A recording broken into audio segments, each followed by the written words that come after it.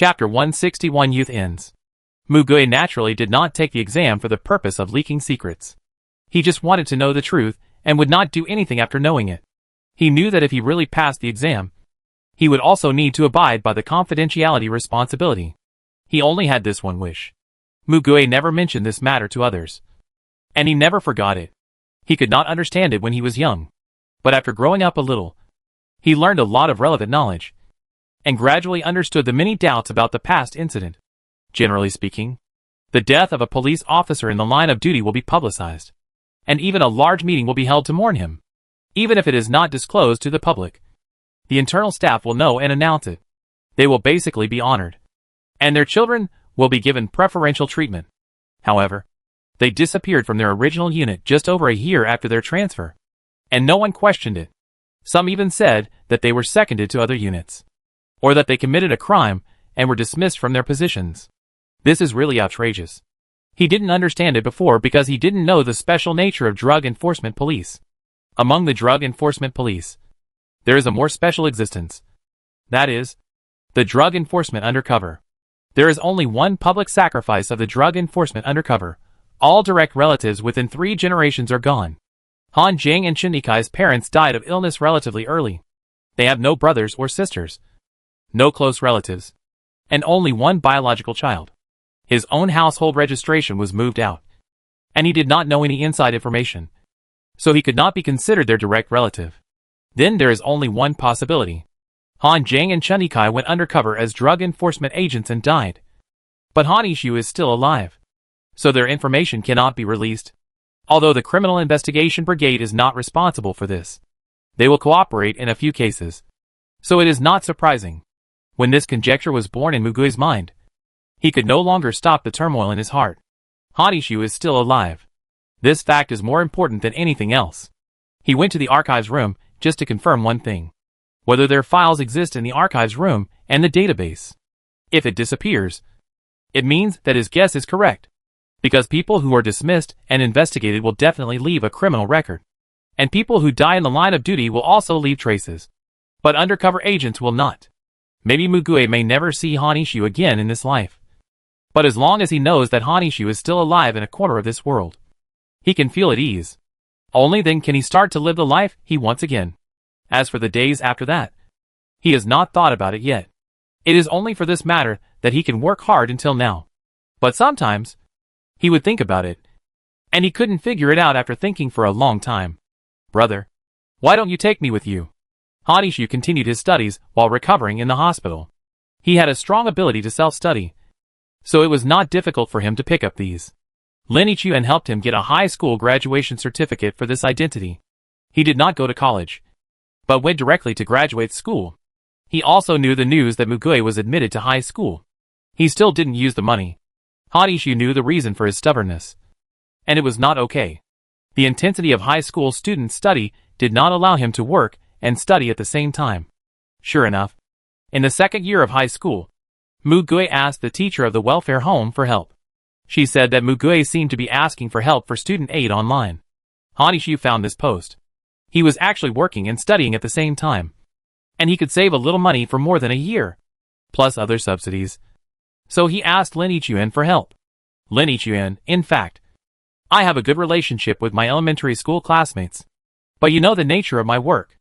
I can't have a meal with the boss of the company, so I dare not contact him more." I said a few words to him, and he was a good person, so I agreed. He also said that he would also give some money to support his study. This amount of money is nothing to him. The money given to you is also transferred through an account opened by him. This is the best. Han Ishu nodded. "Uncle Lin, thank you."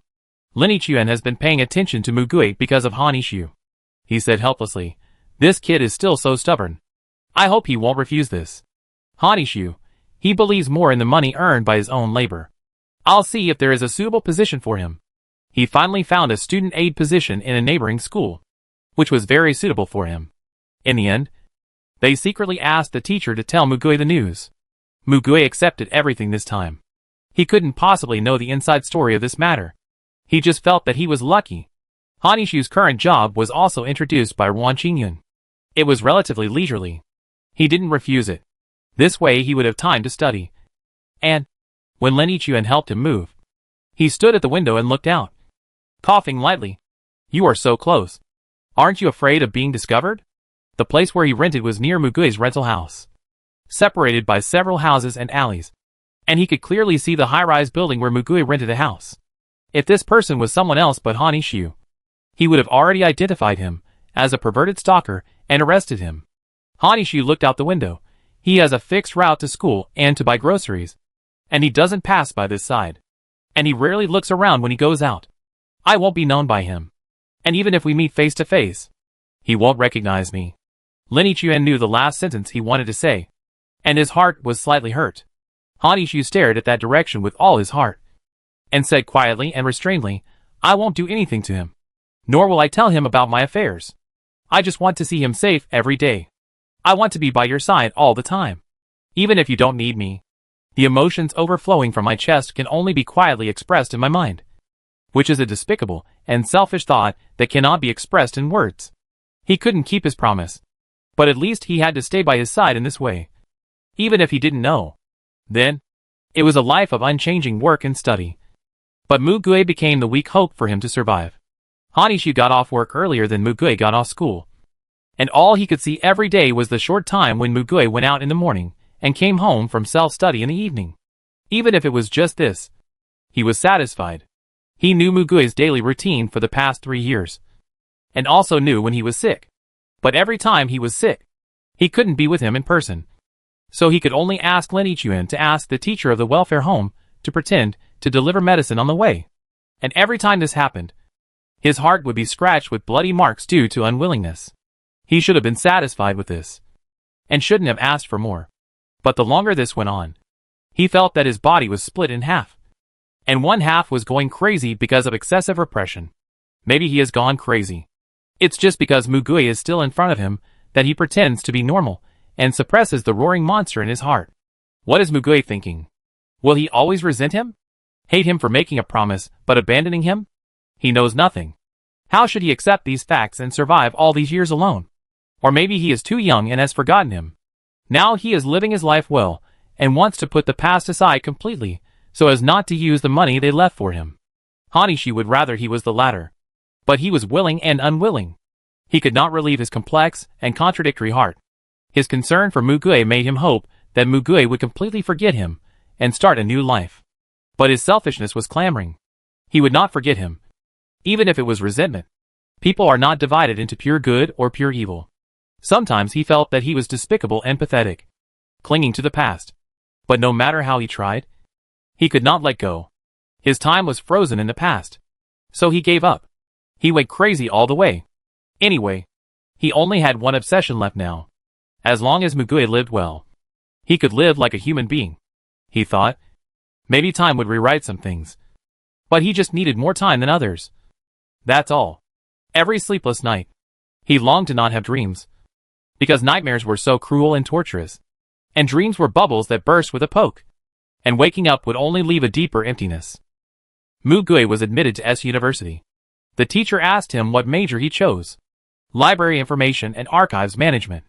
When Han Ishiu heard Lin Yichuan repeat this word to him, he immediately thought of his purpose. Mugui's score was obviously enough to apply for a better major, but he only filled in this one, and every school he applied for was the same. Han Ishiu felt endless bitterness in his chest. He was happy and distressed. Mugui never forgot him for a day. He kept everything in his heart and stubbornly pursued the truth. Lin Yichuan, the police files are all in the archives of the unit, but the undercover files will not be placed together with the files of ordinary police officers. Even if he goes in and can access confidential files, he will probably not find it. Han Ishiu. What he needs is to not be able to find out the fact. Lin Yichuan understood and shut up. Seeing the two children like this, he felt very uncomfortable. But he could do nothing. Lin Yichuan, let him be. If he really comes, I will still be here and take care of him until I retire. For so many years, he has been watching Mugui and Han Ishiu grow up. It is impossible that he has no other feelings except guilt. It's just this secret. Both of them are probably ready to take it into the coffin. Han Ishiu was admitted to a master's program in clinical psychology. He had been admitted to a better school the year before, but he did not go.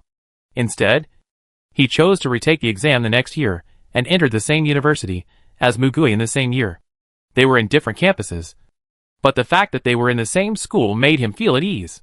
He often went to Mugui's campus, and occasionally he could see him in the corridor or at the entrance of the teaching building when he was off get out of class. Sometimes he could also see Mugui running and exercising on the playground.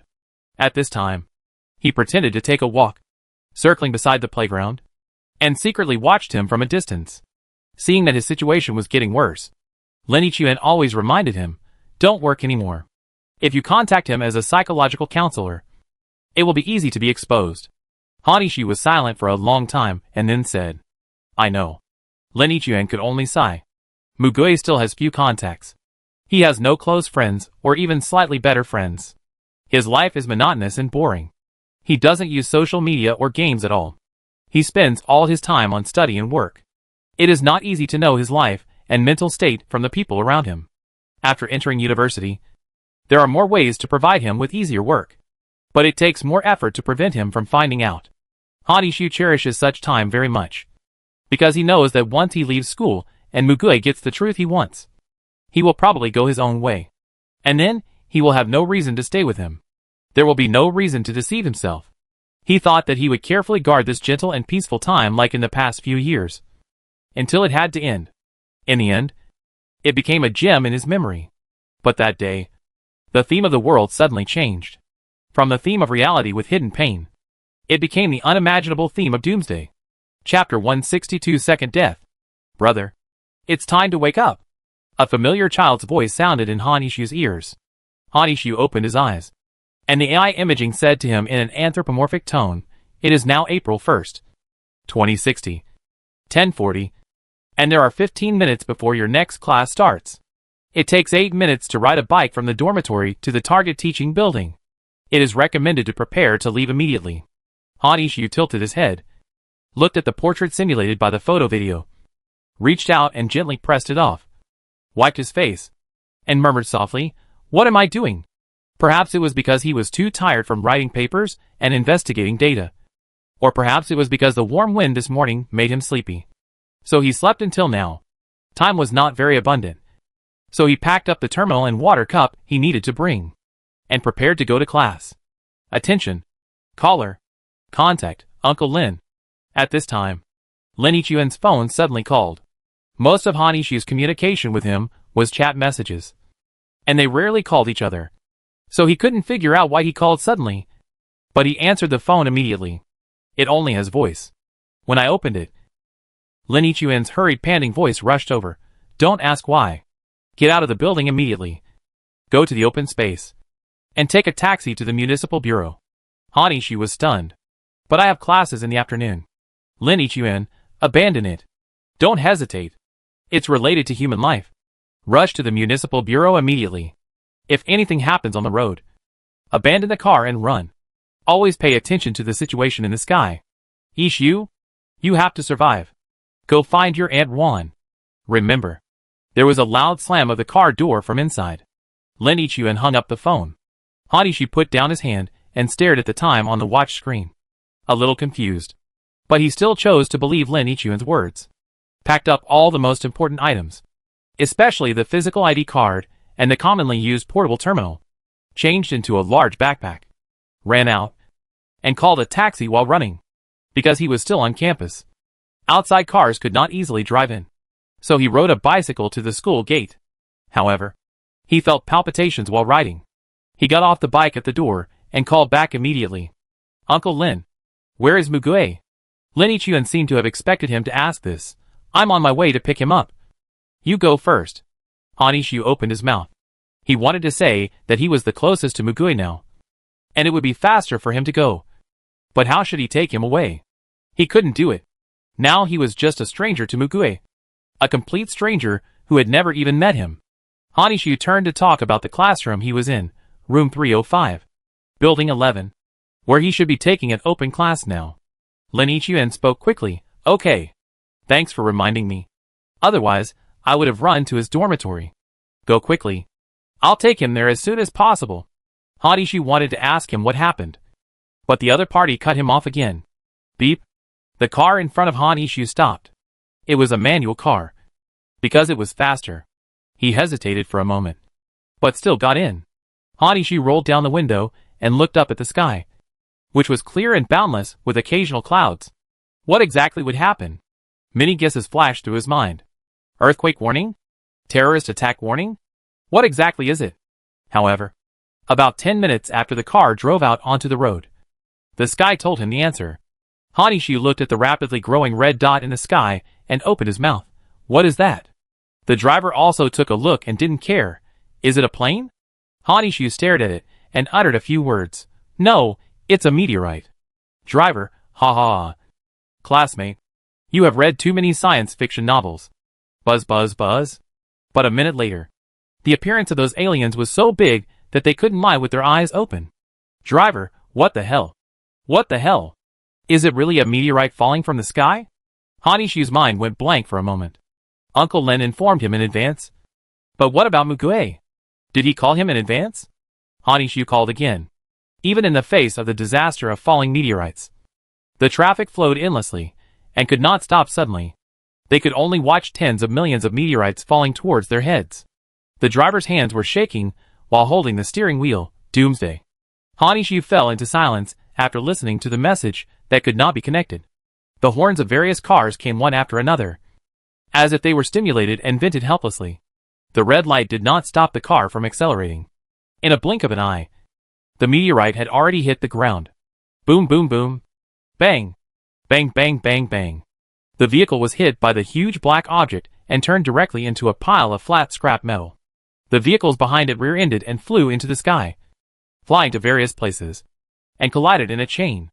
The driver was stimulated, and his physical memory from more than 10 years of work made him subconsciously turn the steering wheel, barely brushing past the chain colliding team, and crashed into the green belt in the middle of the road, stuck on the railing.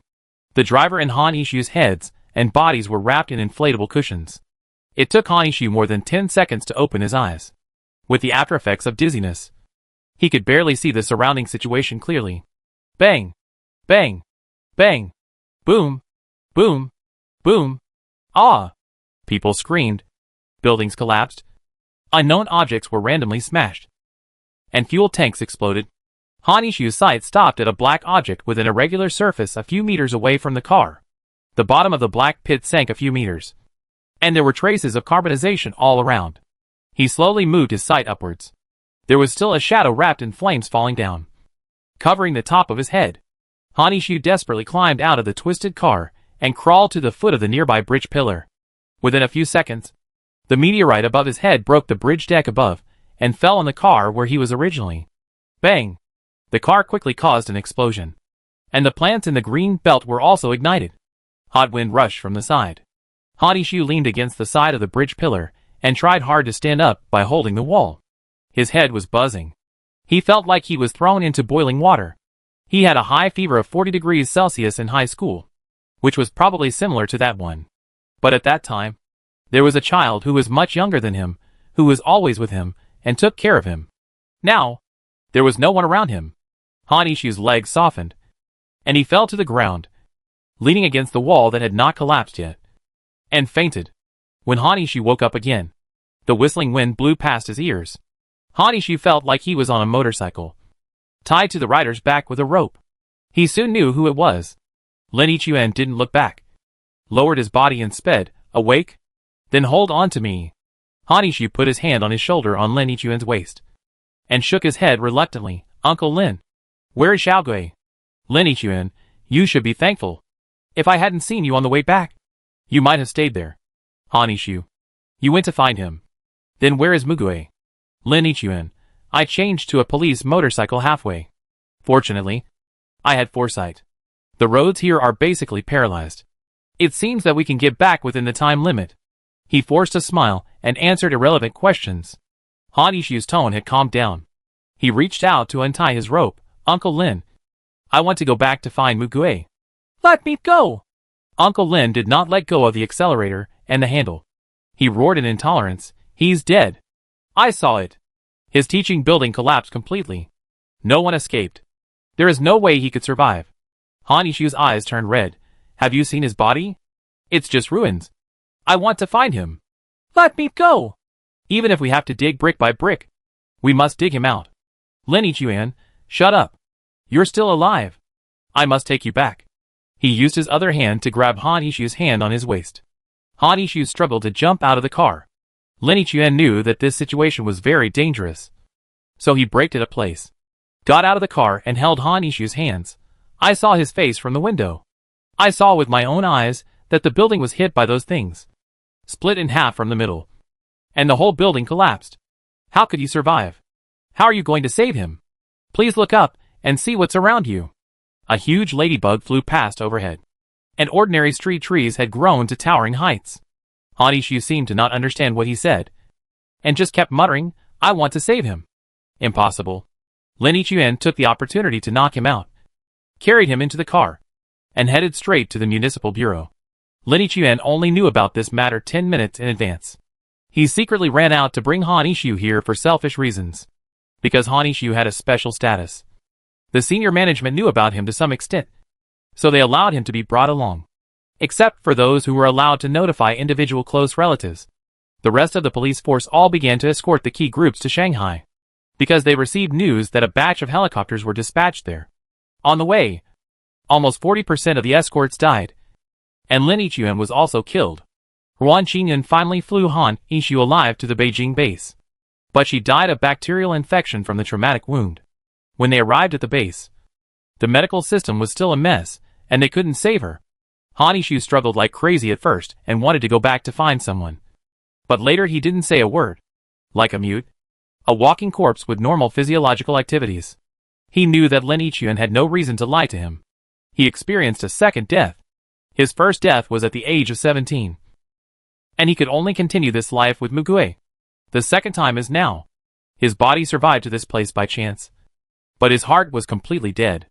When Huan Qingyun was dying on the hospital bed, he grabbed his hand and told him, if that child was still alive, and your parents were still alive, they would definitely want you to live well and not seek death. Yisu, this is a curse. Lock his body in this world. His soul suffered but could not be relieved. However, as he said to Mugui before, live a good life. Even if he was reluctant, he had to do what he said. To be a role model that does not exist. He regarded this as a punishment for himself. In such a world, the one who stays behind is always the one who suffers the most. Until his death, he was willing to accept these punishments. Han Yishu stood up again as Yan Xinxiu. But there was no soul in that body. Among those who went to the Beijing base with him was Lin Yichuan's friend. Lin Yichuan finally entrusted Han Yishu's affairs to him. This friend only knew that Han Yishu was the child of a drug enforcement police officer who died in the line of duty. But he also took up the entrustment well. He later became a middle-level official in the public security system of the Beijing base, and recommended Han Yishu the position of a psychological counselor for superpowers, so that he could at least survive in this base. But not long after, he also died in the execution of a mission. This was a very common thing at the time. The death rate of public officials, especially those in the armed forces, the army, and the public security reached 60%. Only some teams that originally had superpowers were better. It was not until later that the Superpower Disaster Bureau appeared. Director Lan Yuanqing's Superpower Protection Base, and various teams added superpowers, that the situation gradually improved. Han Yishu turned a deaf ear to what was happening outside. He just smiled day after day, listening to the psychological trauma of the superpowers in the small and closed clinic, and healing them diligently like a real psychiatrist. He did a good job, and many people were really completely cured by him. But only he knew in his heart that he was the most mentally abnormal lunatic. But no one saw his problem and gave him treatment.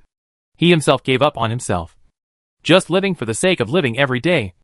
A life without purpose, empty and meaningless. Han Yishu discovered his ability, memory, soon after arriving in Beijing. But this is a power without any offensive ability. He has no intention of using this ability on others. Nor does he tell anyone about his ability, even though some patients are eager to erase their traumatic memories. Until that day, the base required all personnel to undergo ability screening. Qing Jian, the student from S University who came to the Beijing base with him, seems to have the ability to discern the details of other people's abilities. Identification. After many things, Han Yishu didn't want to get involved in various fights or go to the front line, so he didn't want others to know his special ability. even if they said they would keep it secret. He knew the value of his ability. Once they knew how to use his ability, he would be transferred from this rear post to the front line. He just wanted to fulfill his promise to the deceased, and didn't want to cause more trouble. He knew his mental state best. He could survive. But he just survived. Without the belief of fighting and protecting. He would inevitably cause trouble to others if he went to the front line. He might even rebound and cause a big disaster. This situation must be avoided. So that day, Qin Jian sat in front of him, made an assessment for him, and before he wrote down his ability information, Han Yixu rewrote a part of his memory, took away a part of his memory, and then added a part of his memory. The rewritten memory, Qin Jian assessed Yan Xinxiu's ability as a person without ability, saw it very clearly, confirmed it again and again, and did not need to confirm it again. The memory taken away, a small part of his memory when he fell on a reef when he was a child, causing an abnormality in his eye surgery. Added memory, not long ago. In a room, a senior staff member told him that he had learned a top-secret information. But because of his special ability and key position, he had asked a person with memory ability to delete a part of his memory and told him the specific time when the memory fragment was deleted. Of course, he also forgot the identity and appearance of this person. Since then, he has seen himself in the state of amnesia. Because it is top secret, he was told not to explain it to anyone. Even if he saw that he was in a state of amnesia later, he probably wouldn't tell anyone. Han Yixu had already obtained detailed information about his own abilities from Qin Jian's memory, and the addition and rewriting of memories were somewhat vague and inconsistent. If you look into it carefully, there is a certain chance that it will be restored, which is related to the dislocation rate. However, Han Yixu's deletion, insertion and rewriting points were also very subtle, and he tried his best to avoid contradictions and inconsistencies, so it was difficult for Qin Jian to detect the problem. All of this, seen in the surveillance, was just a few seconds of eye contact. At that time, the identification ability was not equipped with one-way glass, and there was only a piece of transparent glass between them. So Han Yixu was able to do it. Qin Jian wrote the words of the powerless person as he wished, and the person outside handed it to Han Yixu. Qin Jian did not use his supernatural power on him again, but pinched his eyebrows and lowered his head. The long-term identification made him exhausted. It was still a bit dangerous. Han Yixu has been more careful since then, sticking to principles, not using his ability on anyone else, and completely avoiding Qin Jian. In fact, there were also people in the state of amnesia among the other people he saw. They all had physiological amnesia due to some reasons in the past, which he could see from the surface. Although he could use his supernatural power to spy on other people's memories and assist in treatment, he did not do so. He did not want to bear other people's memories, which was a burden, and he also hoped to communicate with people through dialogue to treat. He instinctively resisted spying on other people's memories. Qin Jian had no choice that time, and it made him feel uncomfortable, so he never used it again. Chapter 163, Open the Way and Escort. November 1st, 2060. Han Yixu washed his face in the sink after lunch break. He heard his colleagues chatting by the wall. The captain of Team Zero finally came back a few days ago, and brought back thousands of refugees. I heard they escaped from Jincheng. Wow. It's so far. It must be miserable. I heard that Jincheng was completely destroyed, and there were only a few thousand people left out of millions. However, there are a few powerful people who have been recruited into the team. That Team Zero. The Zero team whose members have not been determined yet? Yes. But there is a very strange thing. It seems that one of the members is a powerless person and has no superpowers. Han Yixu didn't care about these things at first. He wiped his face and planned to go back. But their next words made him stay where he was. Ah? You can join the team without superpowers? Aren't all the 10 disaster relief teams only for people with ridiculous superpowers? I have never seen an exception. I don't know. Oh. I saw someone spread his name in the group. Mei. No. Mugui. This name is really hard to pronounce. Ah. Isn't this bad? We are basically powerless. If I were like him, I would be among a group of powerful people all day long. Han Yixu hadn't heard this name for a long time. The moment he heard this voice, he bent down slightly and gasped. Soon he couldn't breathe. All the frontline psychics here are under great mental pressure. You can't join these 10 teams without a strong heart. It's not like we haven't treated people from the 10 teams before. Although we are short of manpower. At least we don't have to go to the front line. Wow. I almost vomited after listening to their descriptions. They don't know that we also have to find other psychologists for psychological treatment regularly. He couldn't hear the rest of their words. Hanishu took a long time to relax. When he heard their footsteps start to click, he rushed out. Yen Shinshio? Ah. You're washing your face. Work starts in the afternoon. Why do you look so bad? Hanishu walked over, grabbed his shoulders and asked him, his voice trembling uncontrollably, Mugue. Which two words are they? Is he really in the base? Where is he now? A colleague was frightened by the red bloodshot in his eyes. Moo. Moo as in shepherding sheep? Gui is the Gui as in rose? He should be in Team 0. Right. Another colleague asked, do you know him? Hanishu looked at their faces, and suddenly realized his abnormality. He took a breath and put down his hand. No. The name doesn't match. It should not be the same person I know. Ah. Hanishu turned around and said to them, I'm taking a leave in the afternoon. And I will suspend the consultation. Colleague, hey! No one will take your leave here. Hanishu, I will inform the person who has an appointment with me that he doesn't need to come in the afternoon. He straightened his back and took a step forward. Hello? Excuse me. Where is Team 0? Is it found? Hanishu was not familiar with anything except the administrative building where he worked and the dormitory. He was completely at a loss when he walked out. But he still asked one by one. Ah? Team 0? You mean the special mobile team? We should be able to see them in the training room? They don't seem to have a fixed office yet. Hanishu rushed to the training room after hearing that. This is a training room for the team members, which is specially modified for the special ability users. There are about 10 of them on 3 floors. And there is also a larger basement.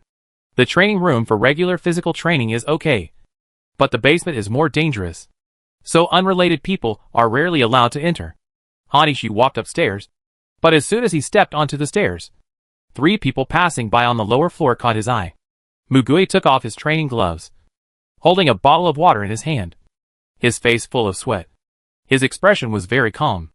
Mugue, you were so reluctant some time ago, but in the end you still come to train with us every day. The blond young man of the same age as him smiled, and put his arm around his shoulder. The other black-haired young man seemed to be a few years older than him, and his eyebrows, with a melancholy aura, seemed to show a little joy. He walked slowly beside him. Mugue lazily said, it's mandatory. Just to deal with the captain and the blue director. At the end, he laughed at himself. Do you really think that I, an incompetent person, can become a combat force? I'm waiting for him to fire me quickly so that I can go to logistics. You are too self-deprecating. Iwi said that you are more talented than the 2 of us. Oh, you listened to his lies. Hanishu walked up a few more steps. His eyes fell on Mugue's face through the gap between the winding stairs, and his hands clenched the railing. Mugue is still alive. This fact made his heart beat again, and time start moving again. Hanishu walked to the corner of the upper floor, leaned against the window, huddled up, and buried his face in his knees. Hey, are you okay? Why are you sitting here? Are you crying? A kind-hearted team member patted Hanishu's shoulder. Hanishu raised his head. The tears on his face were not dry yet. He forced a smile. This time it was not forced, but from the peace of his heart. I'm fine. The team member gave him a pack of tissues and said with a smile, have you finished crying? Wipe it off. Then go wash your face. Everything will be fine. Hanishu took the pack of tissues from him and was helped to stand up by his hand. He saw the other person's face clearly, and he raised his lips with a gentle expression. Thank you. Thank you. Mugue's voice was still ringing not far away. He was still alive, and he had reliable teammates around him. It must not have been easy for him to come here, and he was still living well and strongly. So what reason did he have not to live well? He had not really lived in the past few months or even the past few years. He finally realized how miserable and embarrassing he looked now. He could finally see the faces of some people around him clearly. This was the second time. He was always pulled out of the shadow of death by Mugue again and again. Hanishu had no other desires in his heart, but was full of gratitude. Although they could not recognize each other in person and pass by each other. But he still said softly in his heart, thank you for surviving. Early June 2060. 2 months ago, Mugue and Feng Boming walked out of S University. They followed the main stream of the river all the way to Jiancheng. They were trapped in the mountains for more than 10 days due to heavy rain. They witnessed the tragic scene of people killing each other. If it weren't for Feng Boming's strong ability, they would not be able to deal with a group of mutated monsters and crazy people. Even so, their situation was not good. They were on the road every day, and they couldn't sleep peacefully even if they took turns to keep watch at night. No place was absolutely safe and secure. That day they stayed in a house close to the highway. Mugue used a large plastic bottle he picked up to fill the stream water and licked his dry lips. Feng Boming pressed his shoulder. "There's a fire over there." Mugue nodded. And he each carried a bucket of water over. Ever since he saw someone couldn't help eating the raw meat of wild mutant animals, and their intestines were chewed out by parasites. Mugue established a rule that all water must be boiled before drinking, and all the meat of creatures must be roasted at high temperature before eating. Not to mention how it tasted. It was difficult for them to fill their stomachs. Feng Boming looked at the water slowly heating in the pot, and there was nothing near the fire. He stood up and said, "I'm going hunting."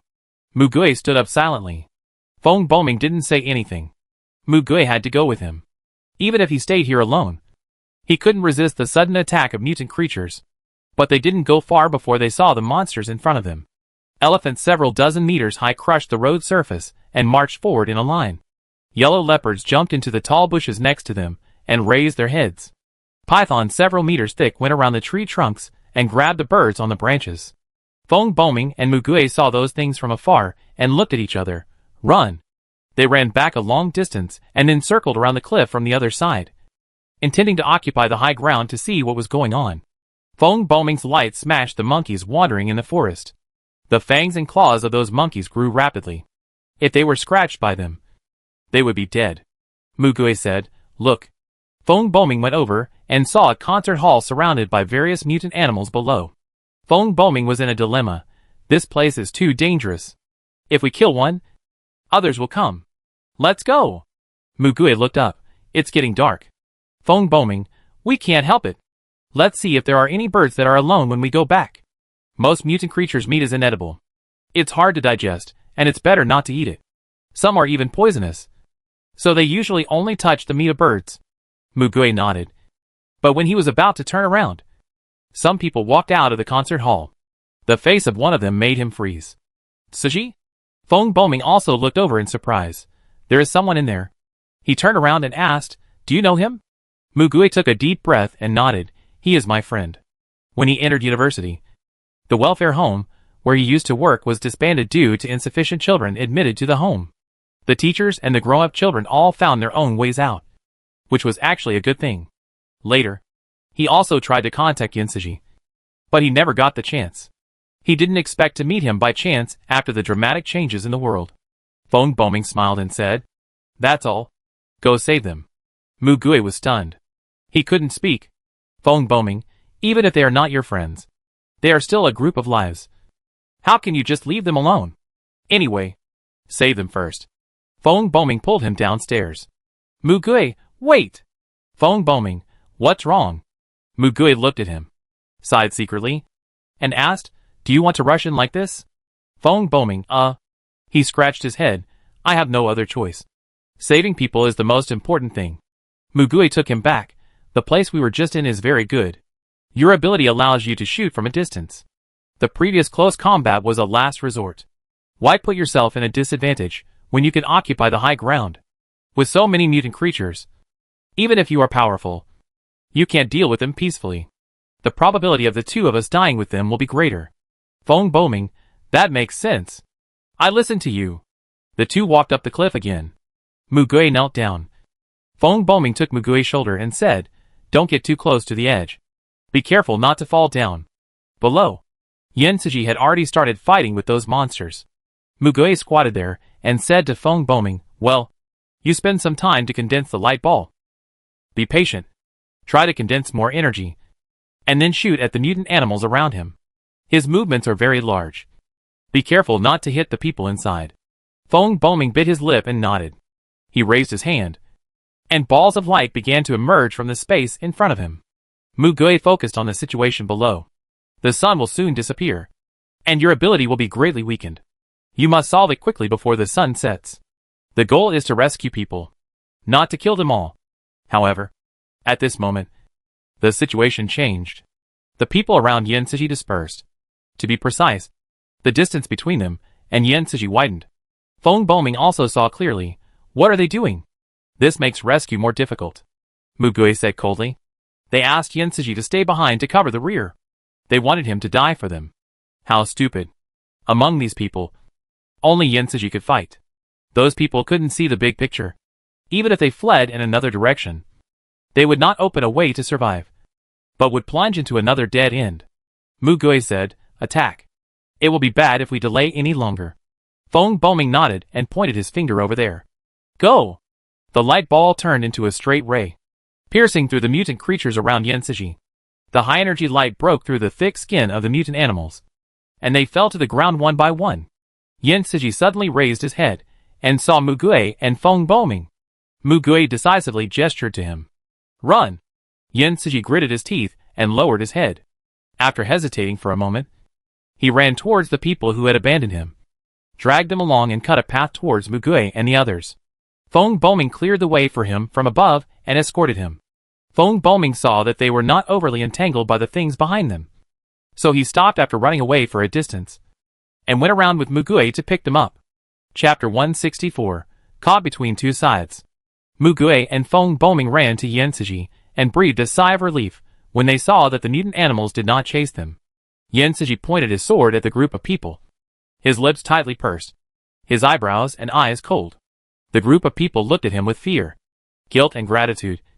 Their faces were like a palette with water splashed on it. Extremely chaotic.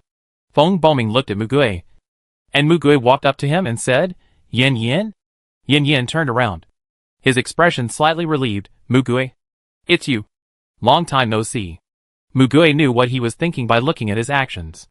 Mu Gui, where is Su Ji? What did he say? Yin Yin grinned. If he agreed, I would have kicked these people into the beast's den. The man opposite him fell to his knees and said to him, we were so scared just now, so we just wanted to run away quickly. In that situation, everyone was only concerned about their own lives. Sorry. Yin Yin sneered. Really? Then I will take a step back and not blame you. After all, survival is a human instinct. Now roll as far as you can.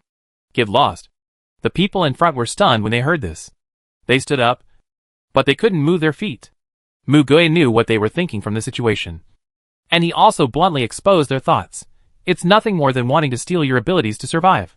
After all, you are the only one among these people who can use superpowers. But when he said this, he remembered that he was in the same situation, and couldn't help but curl his lips in self-mockery. Those people's faces turned pale and blue, and they were trembling and unable to speak. Yin Yin, ha! How long has it been? Huang Zhuang. Let's not talk about what happened just now. You don't even think about the disgusting things you did before. Do you think I don't know? And you? Have you lost your dignity? Even if you die, stay away from me. Huang Zhuang knelt on the ground again. He even cowed out heavily and said with tears, as long as I can survive, my dignity is nothing. As long as you take me with you, I can do anything. Others followed his lead and swore. You think, ah? Yin Yan's tone changed midway. He seemed to have heard something and gritted his teeth. You're planning to forgive them and take them away. Feng Boming looked at him, with a strange look in his eyes. He leaned close to Mu Gui's ear and asked, what's wrong with him? Who is he talking to?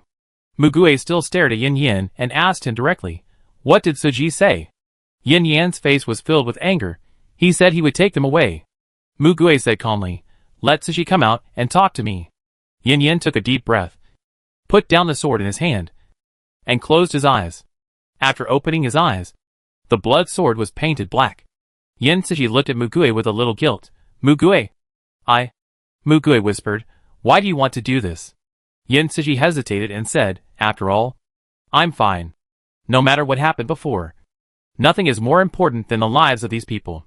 Mu Gui, even if they just planned to abandon you and let you be a scapegoat, they never cared about your life or death.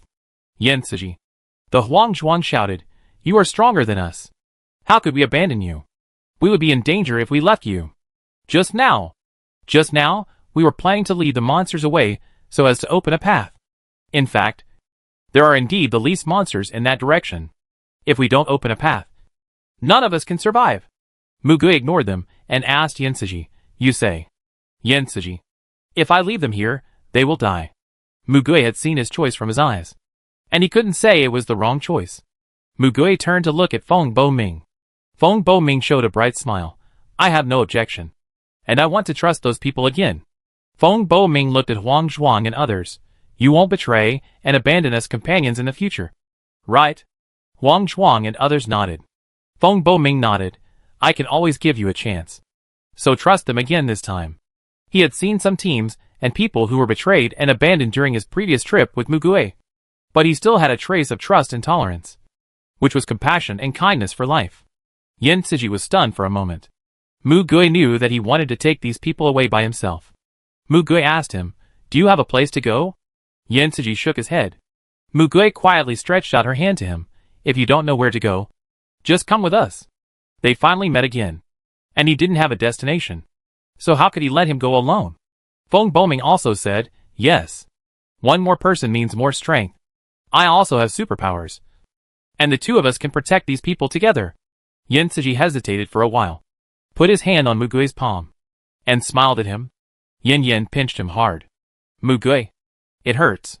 Yin Yin, you deserve it. He quickly let go of his hand. He glared at Feng Bo-ming again. Why are there so many idiots around you? Feng Bo-ming raised his eyebrows strangely. Huh? What's wrong with him? Mugui looked at those people who were full of gratitude. His expressionless face did not fluctuate much, and his eyes quickly passed through darkness. But no one noticed this. You guys are going to Jincheng? Feng Bo-ming smiled. Actually, my home is there. Mugui accompanied me. Mugui, I also have nowhere to go. So I'll follow his lead. I don't have special abilities. But he does. If there's a base built near Jincheng, I might settle there. Yensuji, well, I would too. Mugui, what I said to you before. Renting a house together still counts. Yensuji couldn't help but feel happy. I didn't expect you to remember it. Of course. If you don't mind me being troublesome. Mugui, I'm the one who got the upper hand. Both of you are very capable. Feng Bo-ming, what are you doing? Are you excluding me? Come live at my house. My parents will definitely welcome you. Yensuji, your parents. Feng Bo-ming's smile froze for a moment. Mugui patted his shoulder. We'll find it. Feng Bo-ming nodded heavily. Yes. Huang Zhuang followed them breathlessly and said, can we take a break? Feng Bo-ming saw that the people behind them also looked very tired. So he said, let's find a place to rest. Let's go hunting. Should I go or you go? Yin Yin switched over, stretched his shoulders, and the blood sword appeared in his hand. I'll go. Feng Bo-ming, okay. Then I will stay to protect everyone. Go quickly and come back quickly. Mugui hesitated. Do you want me to go with you? Yensuji glanced at him. Too dangerous. Mugui. Yeah. Feng Bo-ming. It's much easier to have two people take over. They came to a small pavilion to take a short break. The weather was getting hotter. During this short break, Feng Bo-ming was not idle, but was practicing the use of his supernatural powers. He tried to change the light into various shapes. But in the end, he found that the straight line light was the most practical. Mugui looked at him with her chin in her hand, and suddenly said, then try to condense and compress the energy of the light. And I'll keep track of the time. Feng Bo-ming, time? Mugui, because once you encounter any danger, you still need time to gather energy to cause effective damage. Then you will fall into a passive state. This can be regarded as determining the direction of future training. You also need to practice transformation. Although the attack is not as good as straight-line shooting, it may work in some special cases. Feng Bo-ming, that makes sense. He smiled and said, I just give these to you, and you arrange them all for me. Maybe you are suitable to be a coach in the future? Mugui, come on. Which superpowered person would look for a person without superpowers as a coach? That means you will listen to what I say. Feng Bo-ming, I think Suji should listen too. Mugui, using superpowers also consumes energy. If you want to train, you have to eat more. Don't be so kind as to give them your share. Feng Bo-ming didn't know whether to laugh or cry. I'm not such a good person. Am I? He thought for a while and said, it's actually okay during the day. I think it's much easier to train during the day. Mugui, huh? They usually trained at night or in the evening. So he didn't realize this. Mugui, Bo-ming.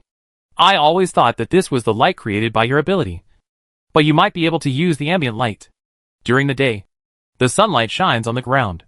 Try to use the sunlight in the environment instead of creating light yourself. Feng Boming was a little dumbfounded. Ah? Use sunlight? How to use it? Mugui left the pavilion and looked up. Today, the sky outside was clear, with few clouds and the sun was shining. Just right. Mugui, just take it. I don't know the details. You use this ability. How do you usually hold the light in your hand? Just follow that feeling. Feng Boming pondered for a moment and said, I'll try. He reached out from the shadows and held it. He held it in vain. But nothing happened. He scratched his head awkwardly. It seems to be useless. Mugui, the sunlight in the environment has not yet condensed to the point where the essence can be seen directly by the naked eye. Of course, it cannot be held.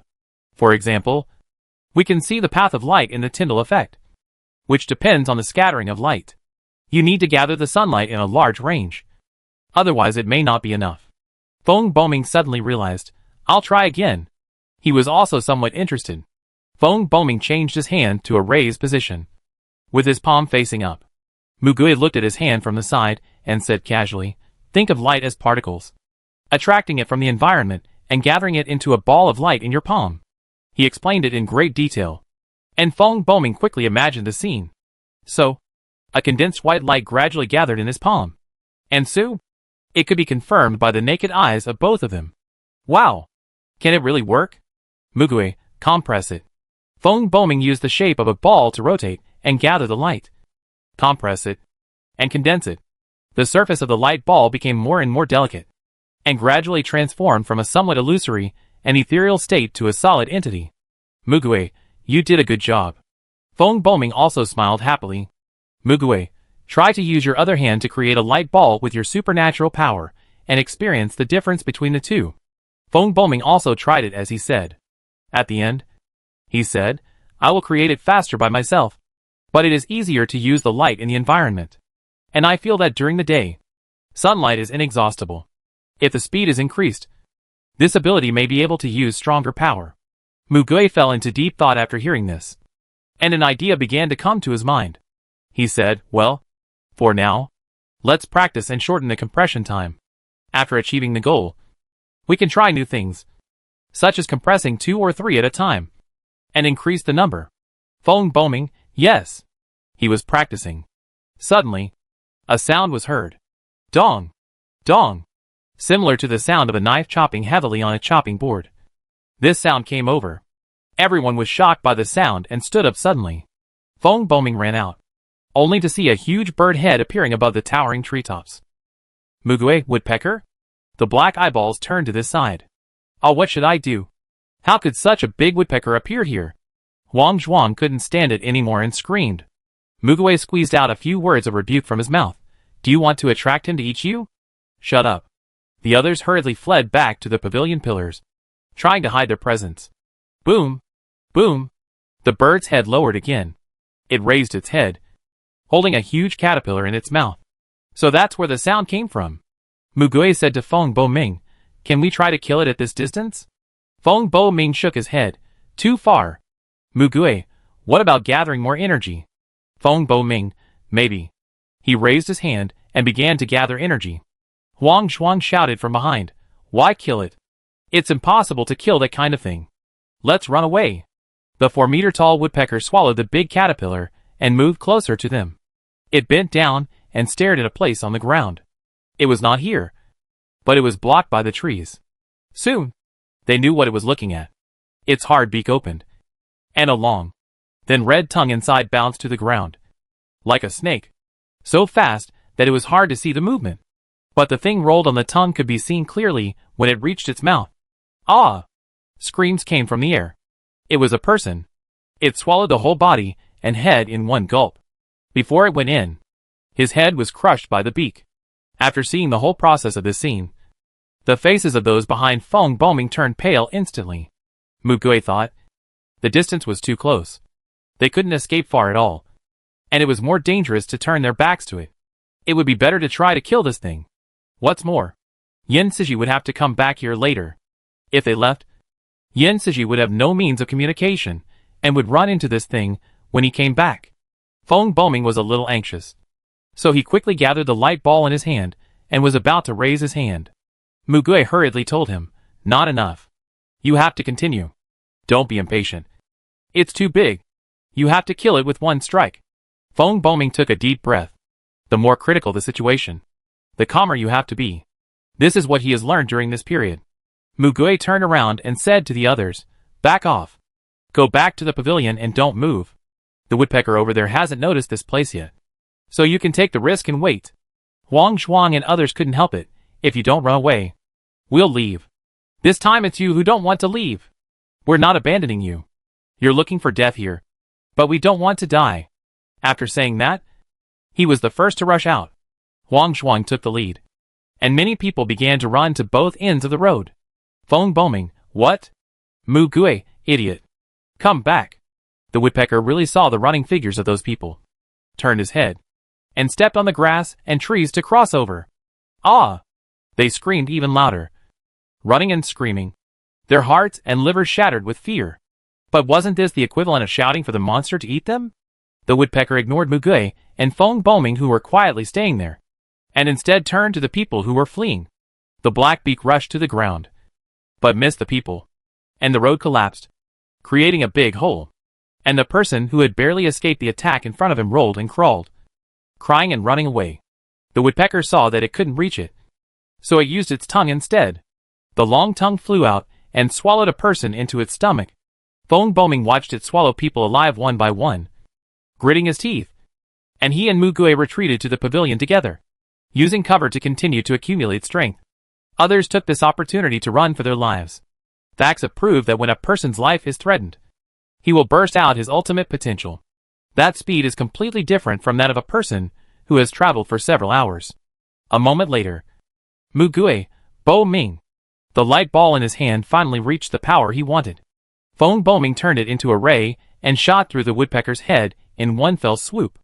No matter how fast it reacted, it couldn't be faster than the speed of light.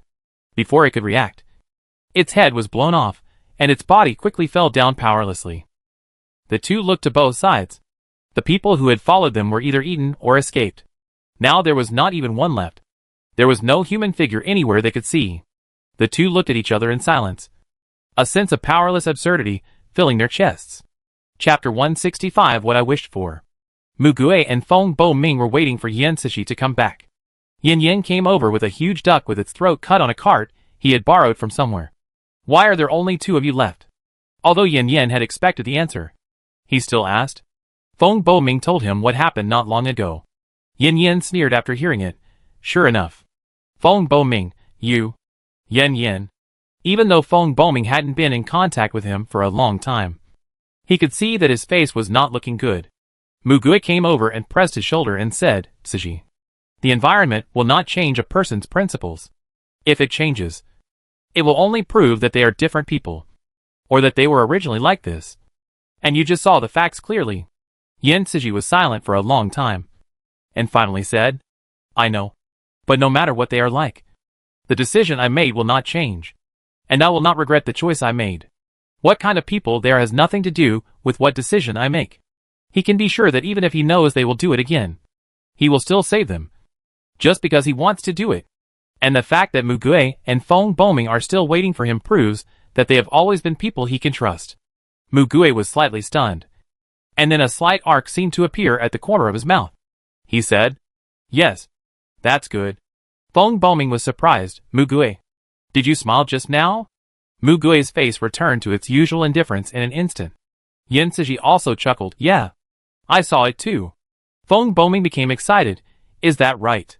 I have never seen him smile during this journey. You are still amazing." Mu Gui. Yin Yin came out again. "Okay, let's get something to eat. The meat goes bad too fast."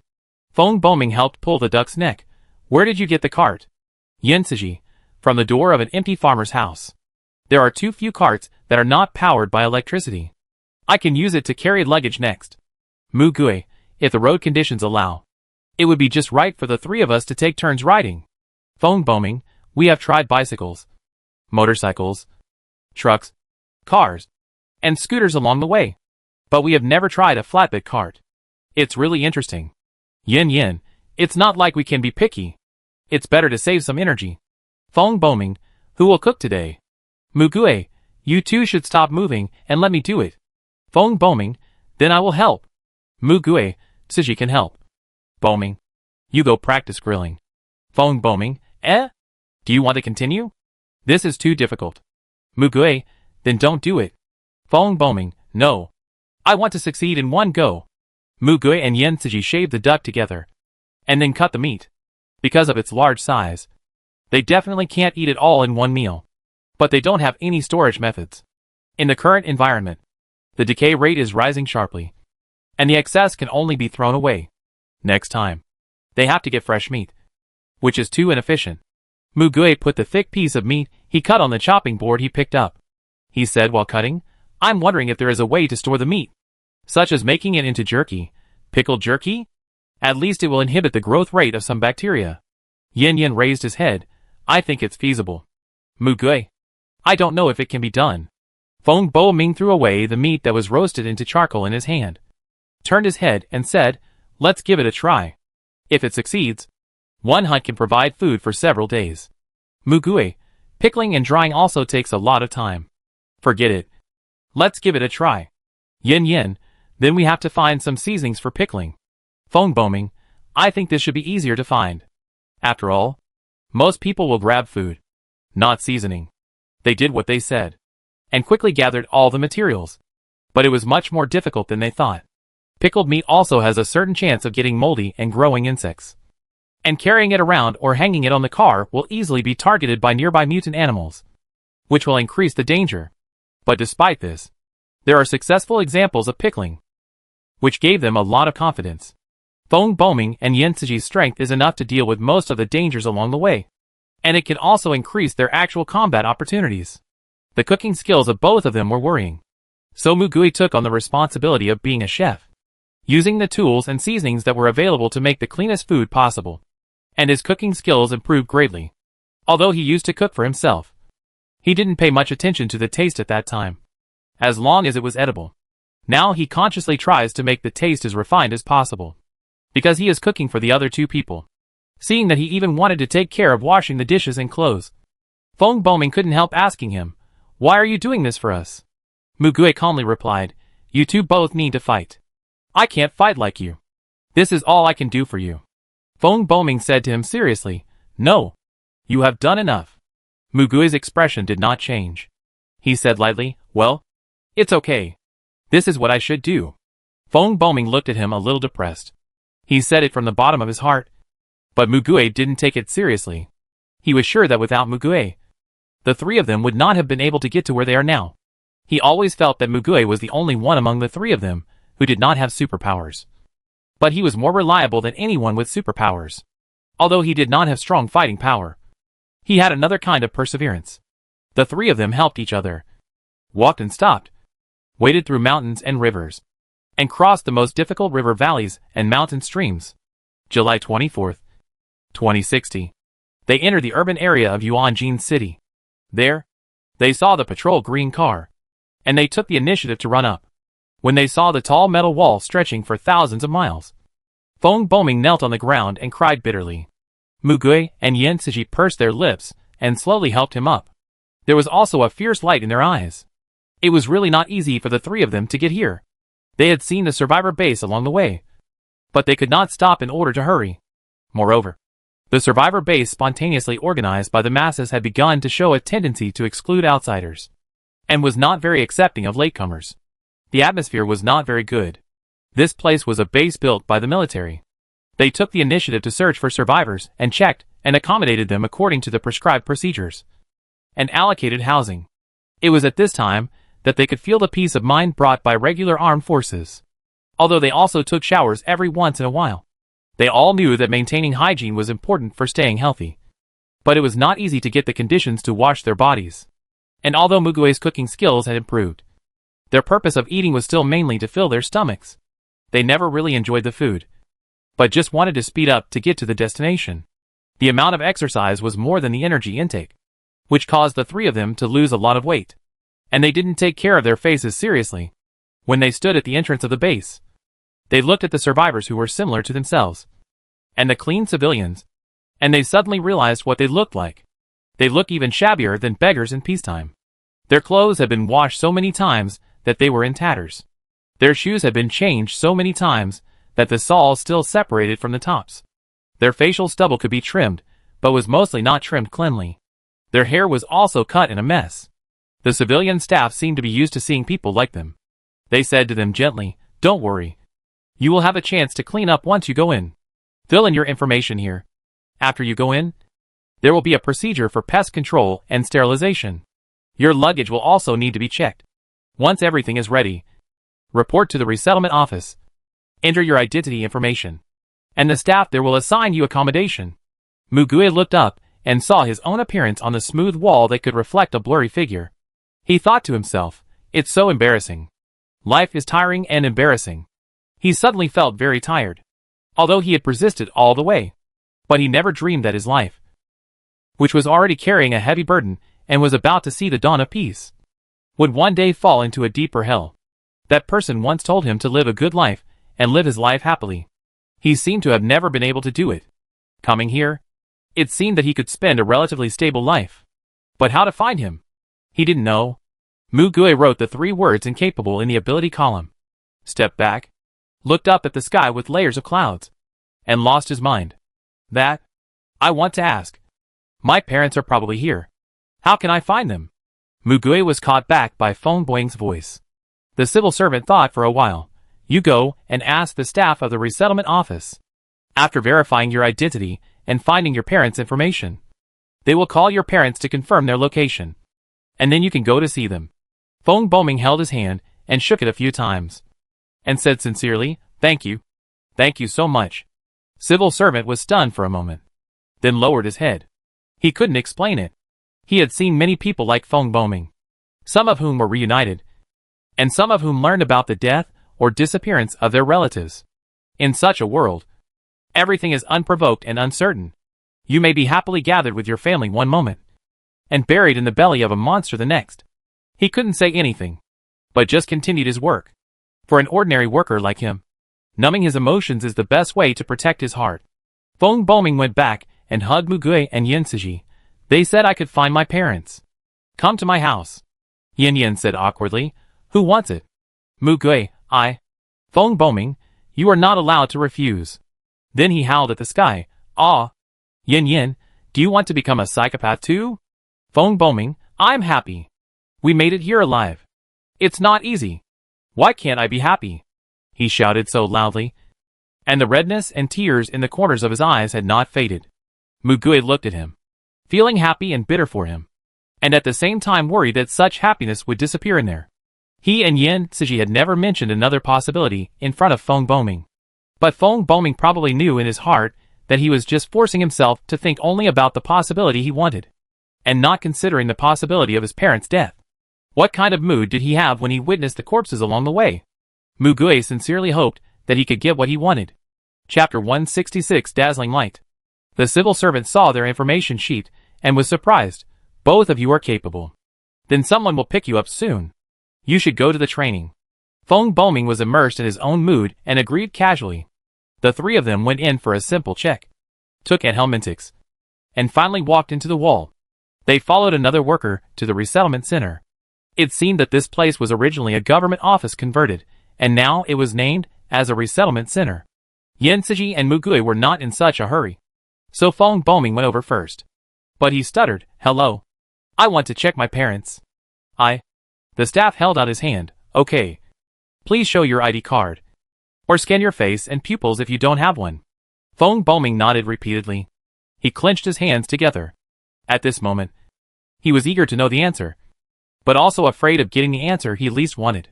Mugue and Yin Siji put their arms around his shoulders from behind. Soon the staff informed the result. The identity verification has passed. Your parents are at. He reported the detailed address of their home. You can't go directly. I'll call them now to inform them to come here to pick you up.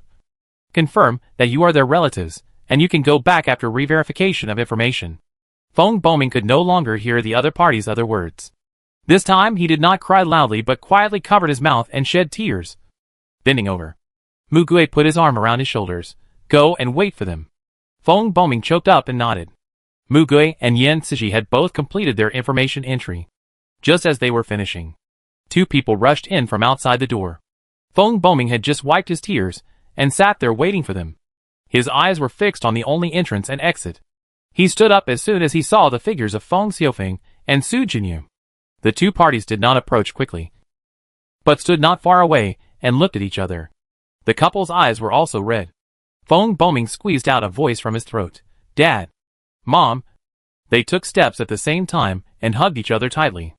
Mu Gui and Yan Cixi looked at each other and seemed to be relieved at the same time. Yan Cixi's eyebrows softened, and he was really happy for Feng Boming. It took them a long time to let go of each other, looking at the familiar faces of their family members. They couldn't say anything else for a while. Su Jinyu touched Feng Boming's face and said distressedly, "You are so thin. You must not have eaten well. You must be very tired. Let's go home." Feng Xiufeng, although the society is very chaotic during this period, your mother and I are lucky. We didn't encounter serious dangers. The base will soon start construction, because we have our own house here. We don't have to live in the assigned house. Here, as long as we work hard, we will have a share of food. And there are also soldiers guarding. The danger is at least less than outside. It's good to go home. It's good to go home. Feng Boming's parents were not the kind of people who loved to cry.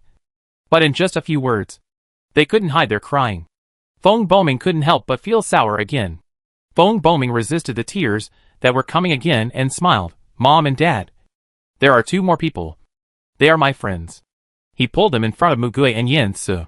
Both of them were actually not good at socializing, and their limbs were a little stiff. They greeted Feng Boming's parents. Feng Boming said, "The three of us walk here together, and Mu Gui came out of school with me. If it weren't for him, I might have died in the ruins of the teaching building, or I might have been crushed to death before that." The two gasped, "Oh my God. Mu Gui." "No. I am." Feng Boming interrupted him, and continued, "Cixi and Mu Gui have known each other since childhood. We started together, and he helped me a lot. They are now my closest friends. Feng Xiufeng, we still have a few empty rooms. Let's clean them up and live together." Su Jinyu held Mu Gui and Yan Cixi's hands. "Thank you. Really. Come to our house. Clean up the house. Take a hot bath. And Auntie will cook for you." Mu Gui thought. They are really from the same family. Breaking through the social distance without any scruples and rushing into the intimate circle. Mu Gui looked at Yan Cixi, who was a little hesitant. Su Jinyu reached out and touched Mu Gui's hair, and said gently like treating a child, "You have worked hard all the way. Don't be stubborn anymore. Come home and have a good rest. Understand? Occasionally, they are also a little tough. But this toughness is also out of goodwill." Mu Gui's heart was slightly touched. Yan Cixi. At this time, he suddenly raised his hand. "I want to go. I haven't taken a hot bath for a long time. I can't stand it." Su Jinyu didn't notice his sudden change of personality and smiled. "Okay." Mu Gui saw that it was Sister Honglan who took over the body and spoke, and was a little speechless.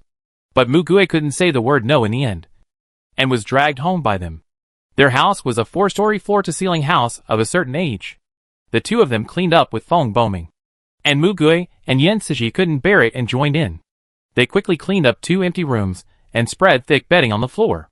Feng Xiufeng looked at the room and clapped his hands, saying, "I'll go to the scrap furniture market tomorrow to see if there are any beds that are not too badly damaged, and bring 2 over. The particularly good ones may not work, and they need to be exchanged for meat or coupons." Mu Gui walked to Su Jinyu's side. "Auntie, let me help you." Su Jinyu was taking out meat and vegetables from the refrigerator.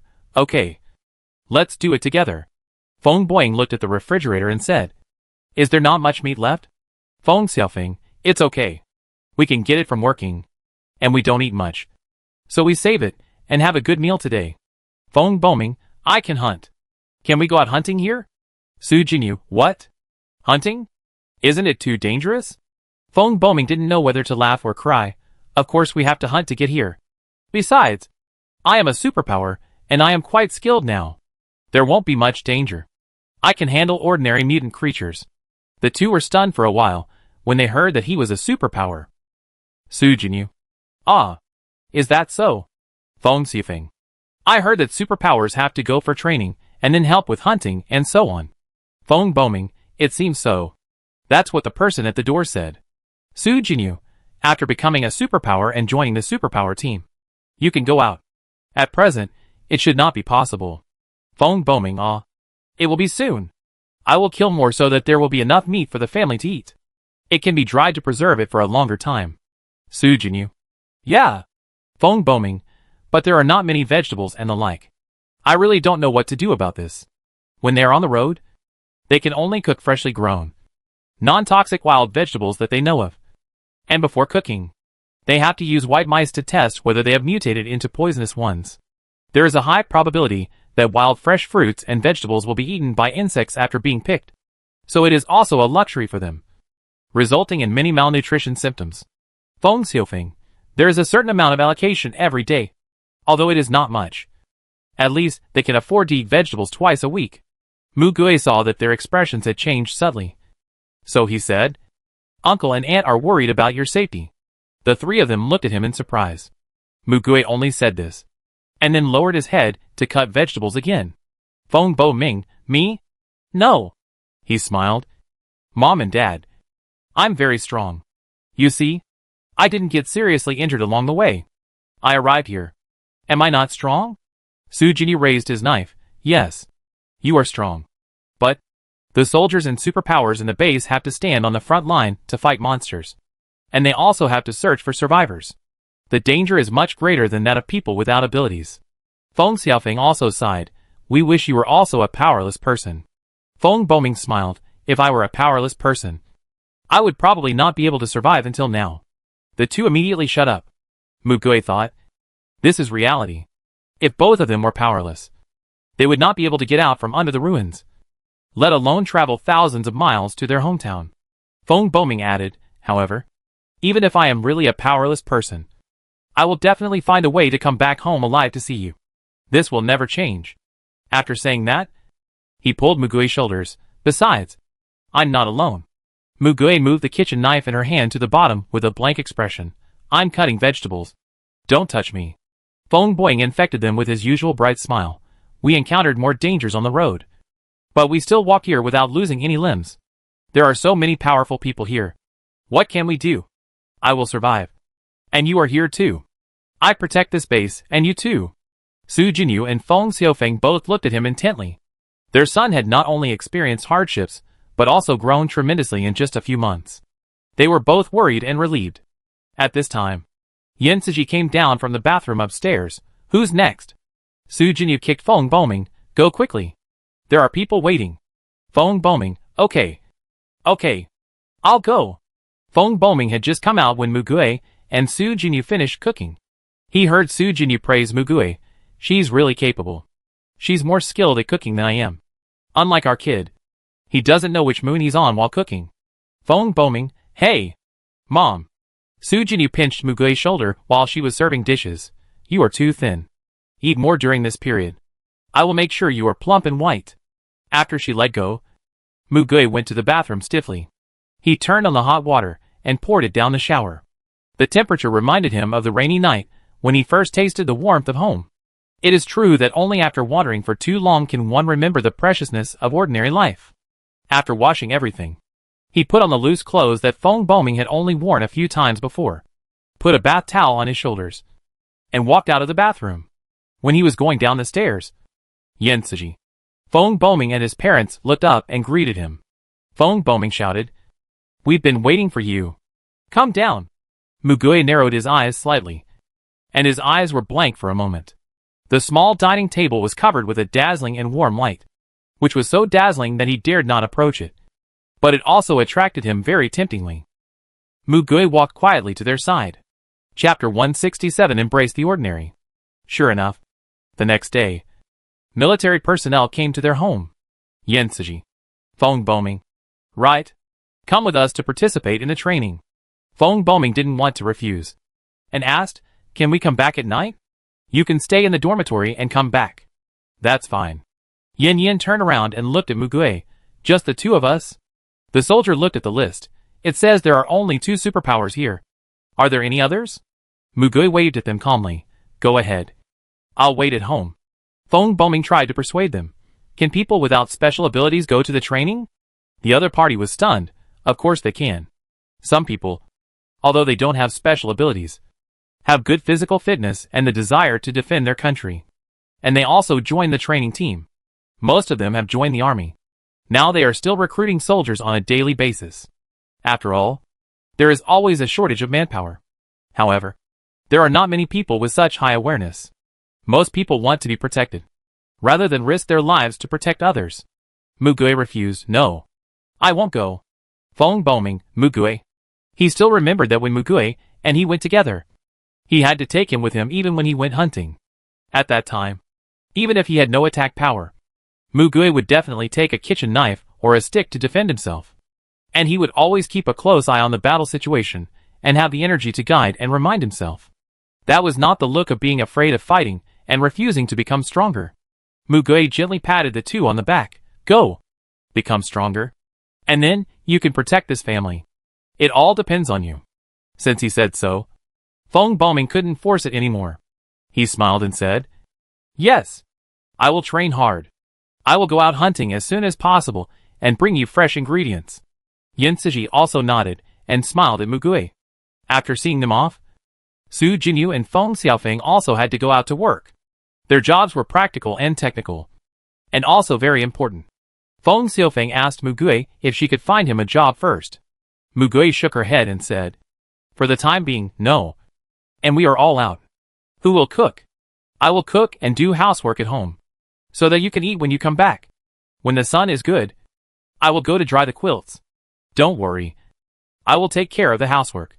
I will be satisfied if I can eat, and let me live here. Su Jinyu's heart melted.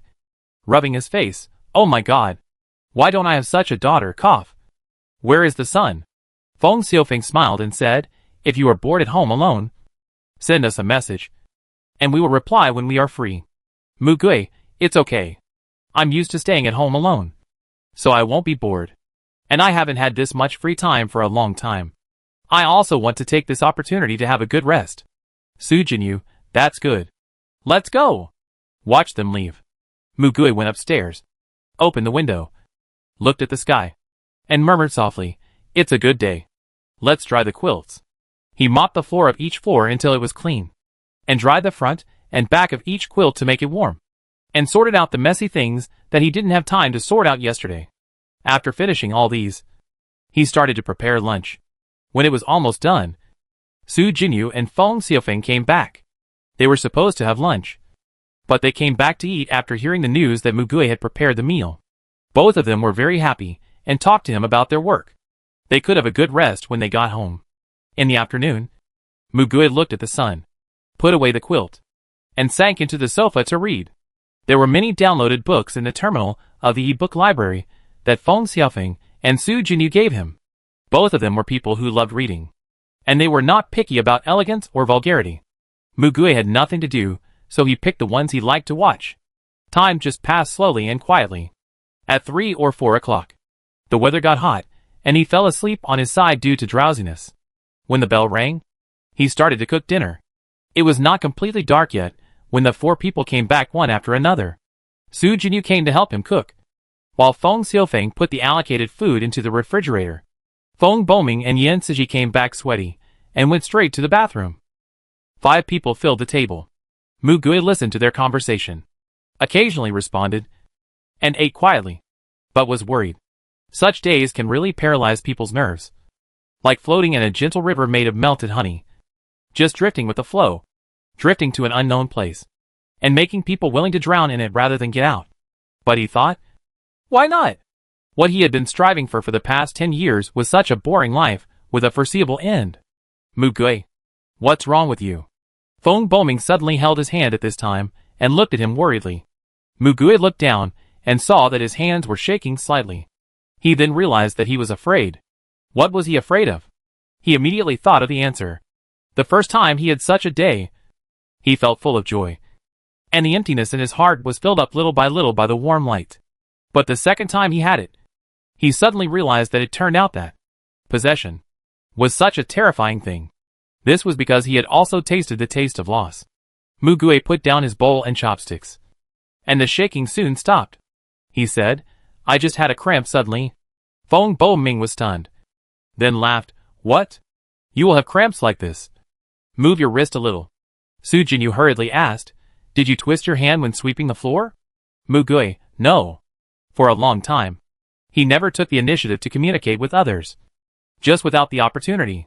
But even if he had tasted the taste of loss, he didn't want to admit that it would be better if he didn't have it in the first place. He didn't want to reject the kindness and warmth of these people, and didn't want to worry about many possibilities that hadn't happened. Yes, everything should be thought in a positive direction. Feng Boming and Yan Siji are really strong and have great potential. He knows them best after traveling with them for a while. He can't help himself because he has no ability.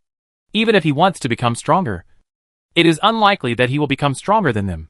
In such a world, the strength of ordinary people has a limit. Admit your mediocrity, and do everything you can to help the real strong. That's all. Mu Gui sorted out her position and calmed down again. This kind of day lasted for more than a week. On August 2nd, Mu Gui heard Feng Boming say that a helicopter from Beijing had landed. They were directly notified in the afternoon to conduct a capability assessment for the entire base. Mu Gui asked, Capability assessment? Is it for people with special abilities? Feng Boming was eating. Yes. I heard that it can identify whether each person has special abilities, as well as the details of the special abilities. And there is also a team of special forces. Mu Gui. Everyone. Yan Siji. Yes. We received advance notice. The armed forces, and those who have discovered superpowers are the first batch. Government-related staff are the second batch. And finally all ordinary people in the base.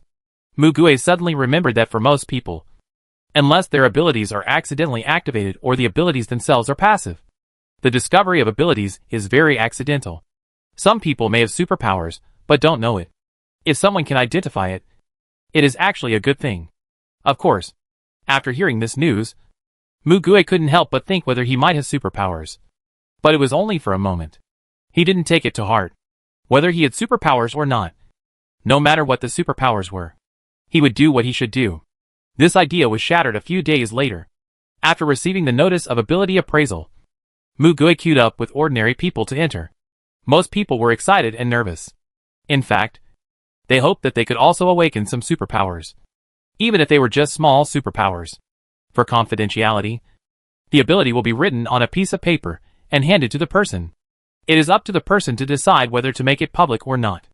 Some people will show it to their friends without hesitation, mostly to show off. Of course, there are more people who just take it and leave. But if a person with very strong abilities appears, the government military will recruit them as soon as possible. Or in other words, force them to recruit. Mu Gui went in with the number paper.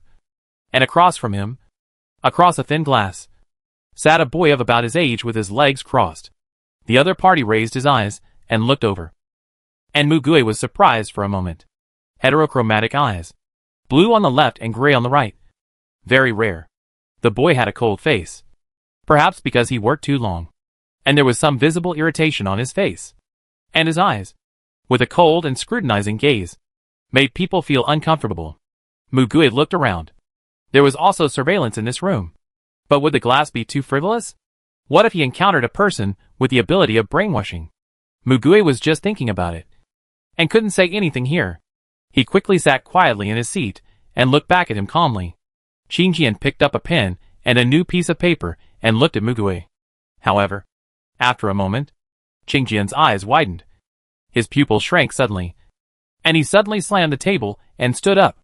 Mu Gui thought it was not good. This situation seemed a little unusual. The surveillance was still going on, and the broadcast said, "What's wrong?" Qingjian. Qingjian calmed down. He sat back and replied, "Nothing." Qingjian wrote roughly on the paper, folded it, and put it aside. Then someone came in and took the paper away. Mu Gui was asked to go out through another door.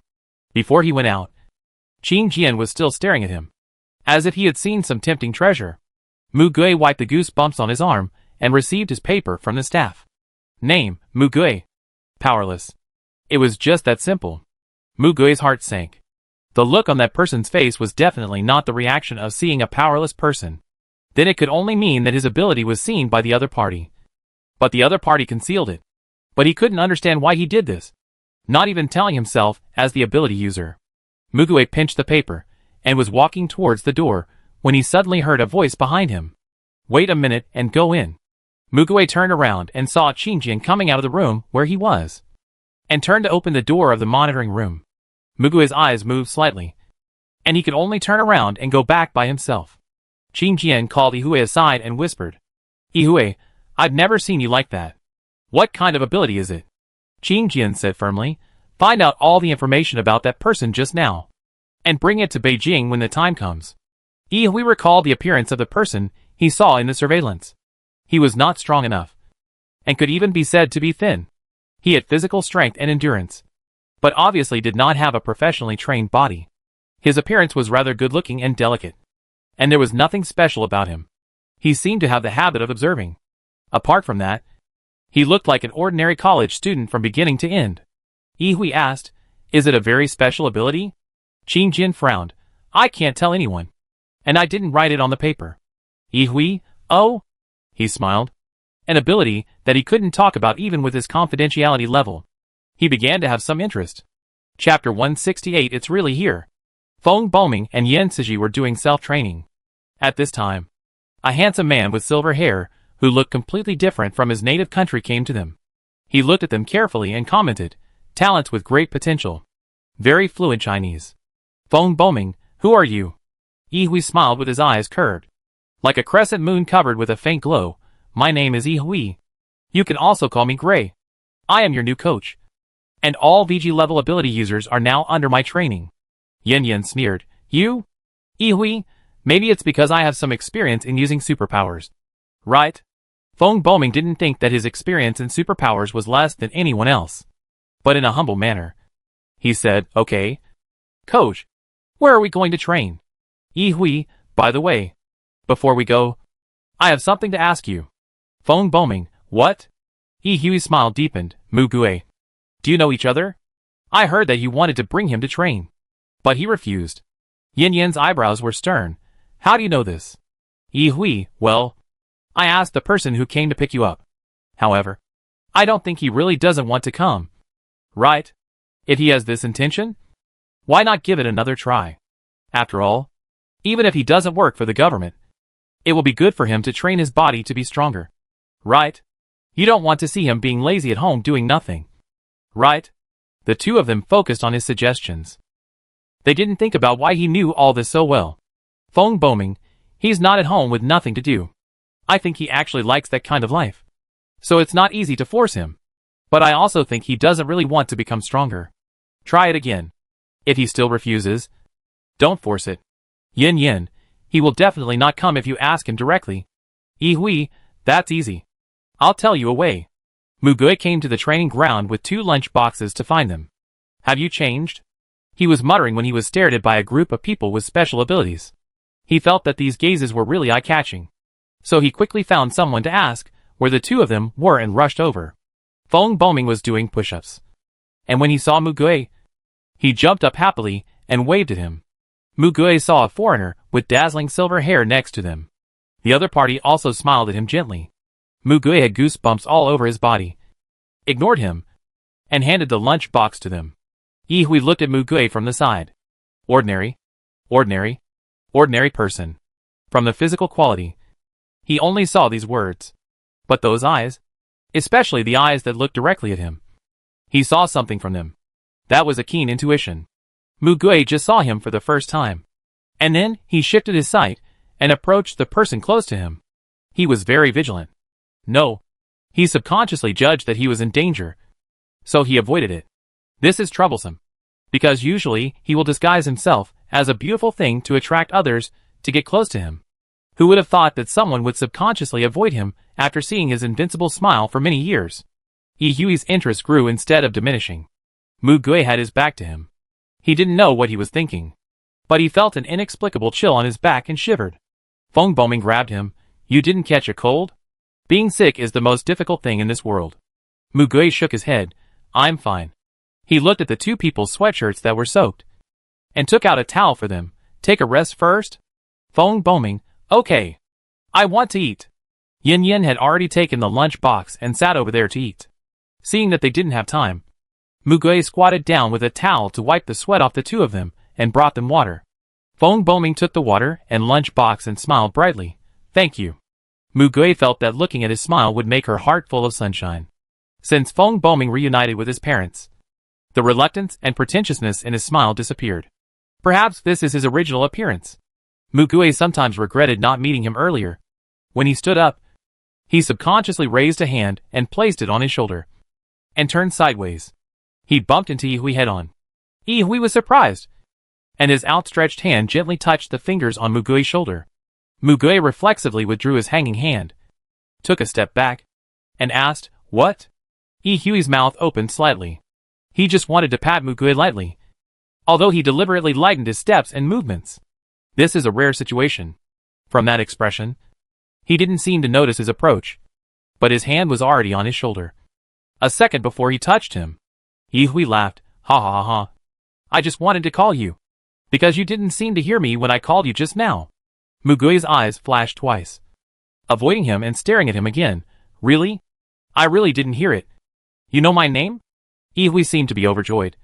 He laughed. In fact, I suggested that the two of them trick you here, and then you really came. Feng Boming and Yan Yan almost spit out their food when they heard this. Mu Gui. He glanced at the two of them. They seemed to have no choice but to lower their heads and drink water.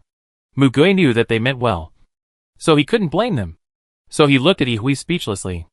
Yihui finished laughing, looked at him, and said lightly, "To be honest, your physical fitness is very average, and you don't have any special abilities.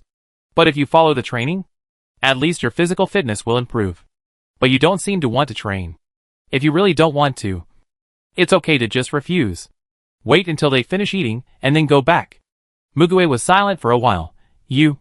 Yihui asked gently. Mu Gui looked up at him quietly, with a subtle light in her dark eyes. Why do you want to provoke me? I don't even know your name. Yihui was surprised. My name is Yihui. You can also call me Gray. Mu Gui looked over. Well, I really don't want to.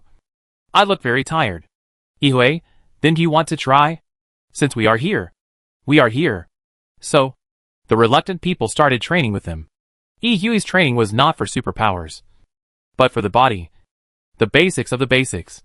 Feng Boming's physical fitness was similar to Yan Siji's, but Feng Boming's physical strength and endurance were slightly better. Mu Gui couldn't compare with him, but he tried again and again. And before he knew it, it was getting dark. Mu Gui even persisted in training longer than them. When Yihui watched him leave, he felt that he would not come the next day, but he guessed wrong. The next day, Mu Gui was forcibly dragged here by two people.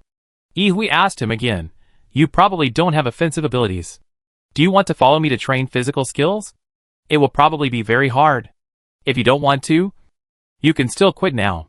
This time it was a sincere question, because yesterday, seeing his arms and legs trembling, but he had to continue to persevere, repeating over and over again actions that he couldn't do at all. It was really a bit unbearable. He never complained yesterday, but it was because Mu Gui never complained that it was like a silent condemnation knocking on his thick face, as if scolding him for designing to force an ordinary person to come here for high-intensity training. He couldn't understand his eyes. Was it indifference or lack of interest? However, until the end of the training, he never gave up trying. Mu Gui said to himself, well, now I don't have superpowers. Yihui? Oh? Mu Gui, nothing. Mu Gui looked at him for a long time before saying, let's start. The only person without abilities mixed in with a bunch of people with abilities and trained with them. There were naturally a lot of rumors at the beginning, but seeing that he caught up with their training progress in just a few days, they also changed their views on him. After teaching the three people the art of physical training, Yihui proposed to take them as apprentices, and they all agreed. But Yihui felt that among the three people, Mu Gui was the most talented in this aspect, because most combat skills do not require strength, but observation, thinking, experience and intuition.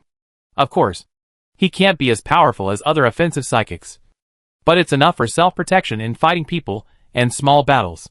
This doesn't mean that Yan Siji and Feng Boming don't have talent. Otherwise, he wouldn't have taken the initiative to ask them to be his apprentices. Gray, when I followed them on patrol 2 days ago, I saw that one side of the city wall hadn't been built yet.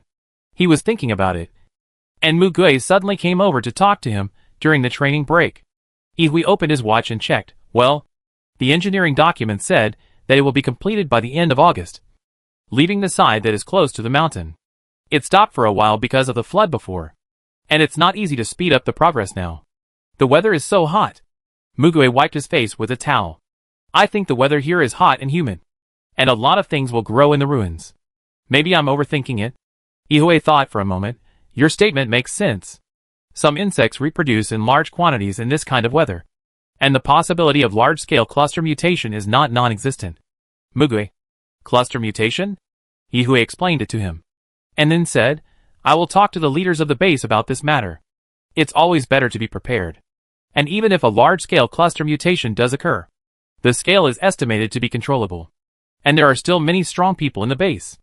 Mugue nodded, yes. He stopped talking here, and went back to continue training. This kind of thing is not something that people of his level should worry about. And he also hoped that he was just worrying too much. Feng Boming was chatting with others over there. I heard from others that a vicious murderer appeared in the residential area. The criminal investigation team has gone to catch him. It is said that the psychics who met him on patrol at the time also went to help. But he still escaped. They said that the guy is an out-and-out lunatic who kills people. I don't know if he has been caught now. Mugue turned his attention to them.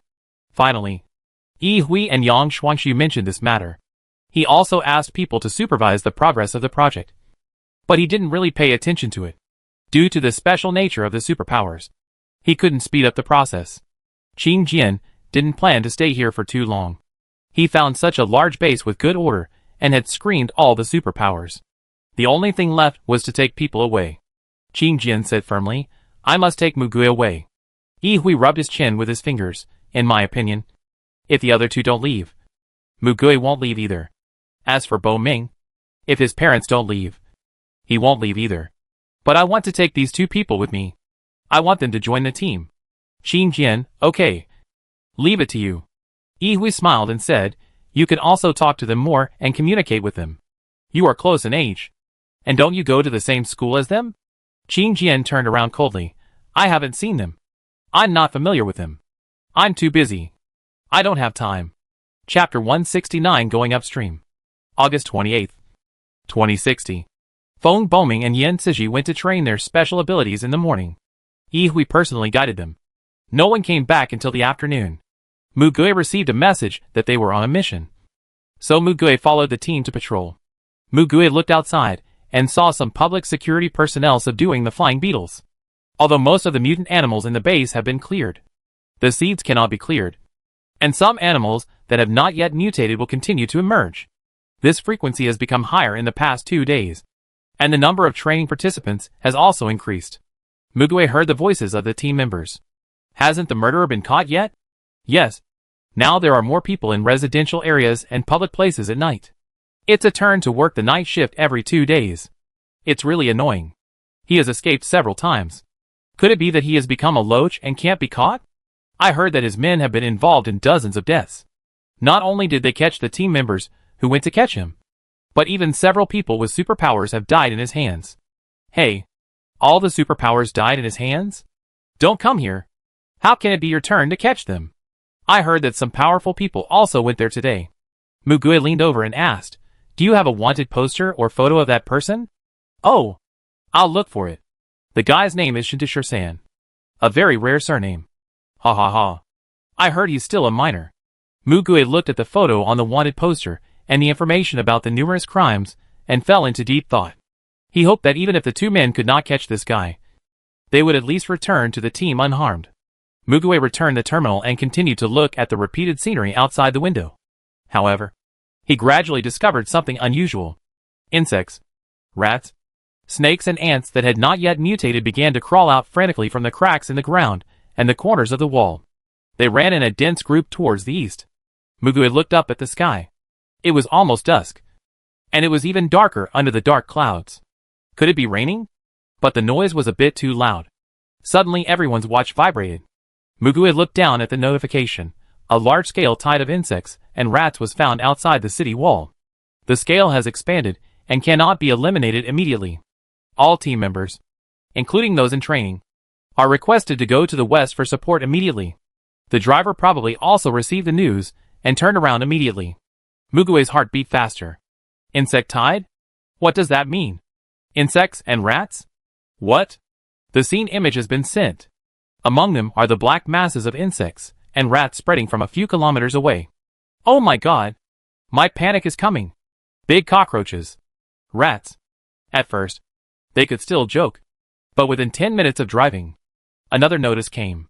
This base will enter the special level I biological disaster response state.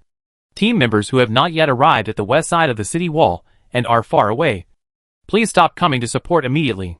The joint detachment will assist the people to evacuate quickly to the east. Mugue called Yensiji and phoned Boming directly. But no one answered after 3 consecutive calls. Then he called Feng Xiaofeng and Su Jinyu, who should have gone home for dinner. Mugue silently said in his heart, "Pick up the phone. Pick up the phone. Pick up the phone. Hello? Uncle and Aunt. Come out now. Whether you are taking a car or riding a bike. Go east. And be quick." Although he mentioned taking a car, now except for official vehicles, most people can no longer afford the oil or electricity for the car. What happened? We only have bicycles here. The 2 voices came separately. Mugue, don't ask why. Just go. His tone unconsciously became heavier. The other side was silent for a moment. Something really happened. Su Jinyu, have you contacted Boming? Mugue's heart sank. Mugue opened his mouth, and he found that he couldn't lie to them.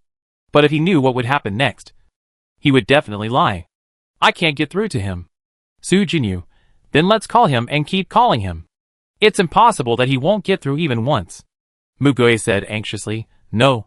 Aunt. He has special abilities. He won't be in danger that easily.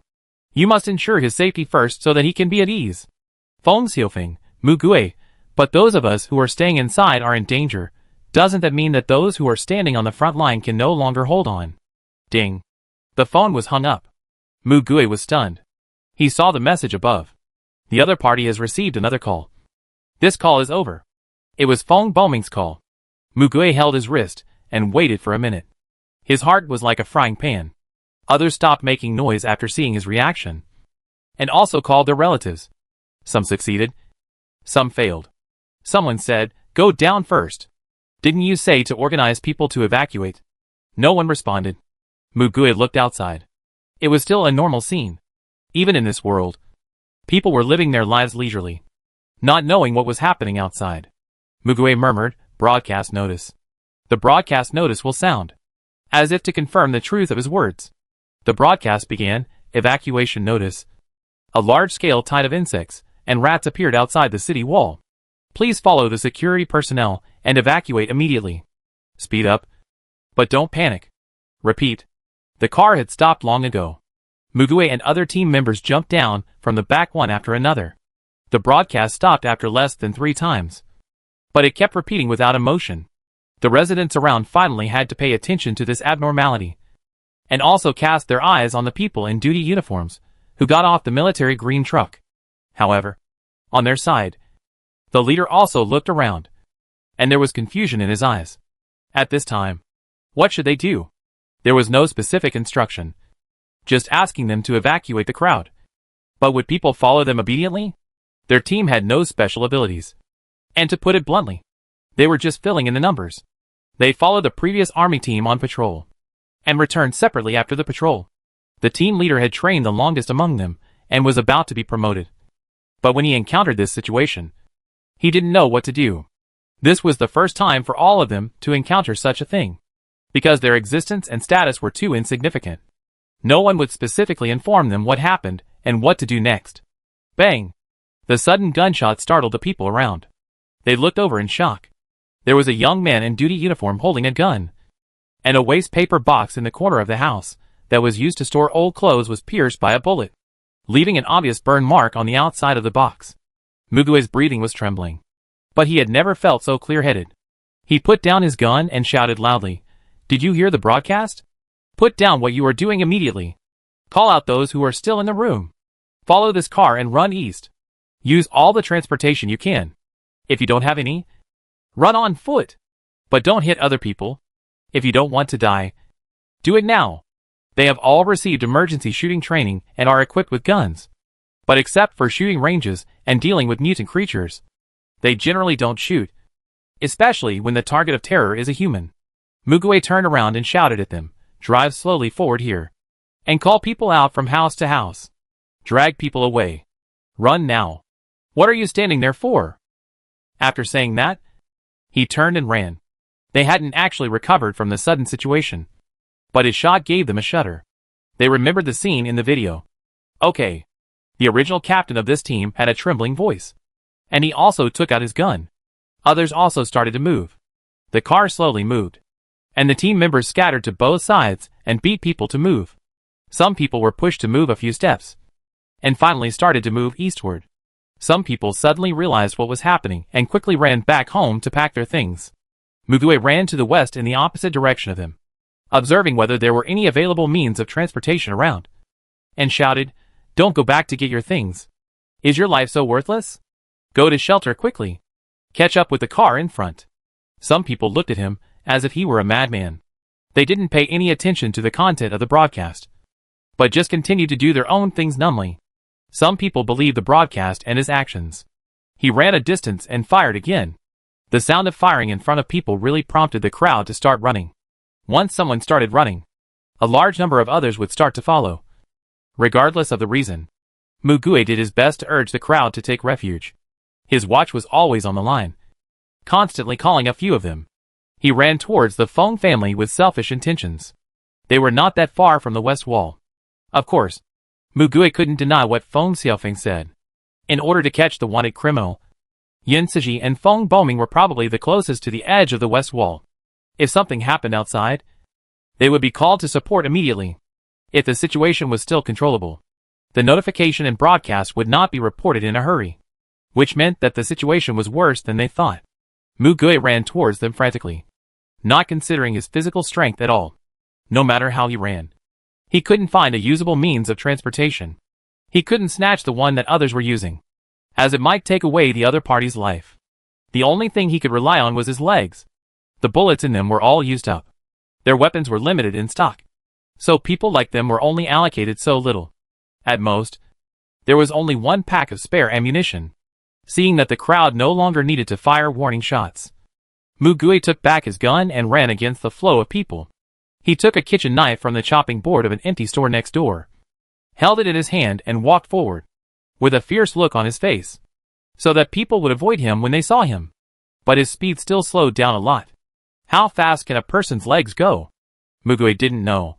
He just ran as hard as he could towards that home, the second home in his mind. When the distance between people was reduced to an uncontrollable level, Mugue wrapped the knife with cloth to avoid hurting people. He was desperately trying to find a gap and move against the tide by sticking to the wall. The signal was completely cut off. Mugue looked at the top of the familiar landmark building and knew that he was very close. But at this moment, the crowd was almost crazy. Ah! There were screams coming from afar. Mugue couldn't hear anything at all, and looked at that direction in a trance. The Feng family was just over there, only 100 meters away, but his body couldn't move forward an inch. He almost wanted to jump up and fly over, but he couldn't do it. He couldn't do it. At that moment, he really wanted to beat all these people away and make a way out, but he couldn't. Once he did that, most people would die by being trampled to death by the crowd. You're looking for death. Everyone is running over there. Why are you running back? Get out of here. After cursing, someone immediately followed the crowd forward.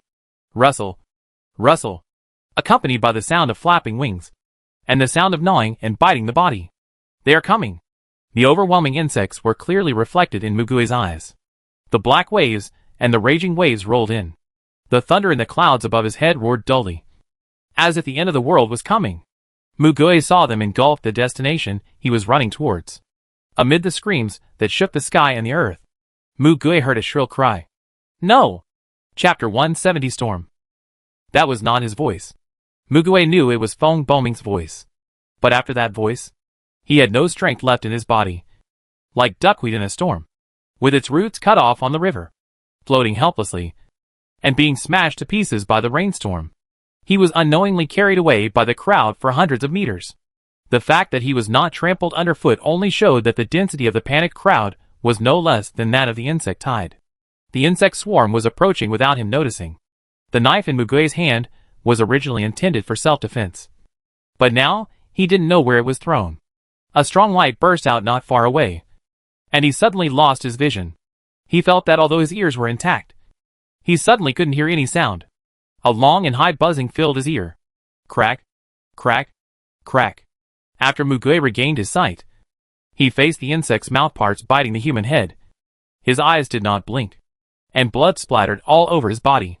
When he came to his senses, there were already 7 or 8 giant cockroaches lying around him, their wings and legs torn to pieces, their chests and abdomens pierced. Mugui's fists were dripping with mixed mucus, and there was also his own blood in it. However, he never stopped breathing. Originally, there were many people around him, but now they have all turned into corpses on the ground. No, corpses. At that moment, the fragments of people and insects were not so clear, and they all turned into mud under his feet. His sides and feet were full of cockroaches that wanted to swallow him. He was now attacking entirely based on his body's reaction. After killing one, there were still 7 or 8 more, all rushing towards him. After killing 7 or 8, there were still hundreds and thousands of them nearby, constantly coming. He had no idea how he killed these things, and he had never known that he had such great strength. But he had only been training for less than a month, and no matter how much he trained, he was still immortal. He only lasted for a dozen seconds. At a certain moment, his body froze helplessly. The bugs didn't care about that. They opened their mouths at all parts of Mugui's body at the same time. Mugui blinked. At the moment of facing life and death for the first time, time seemed to be extremely slow. But he had no time to think about others. Ah, I'm going to die. He had such a simple thought.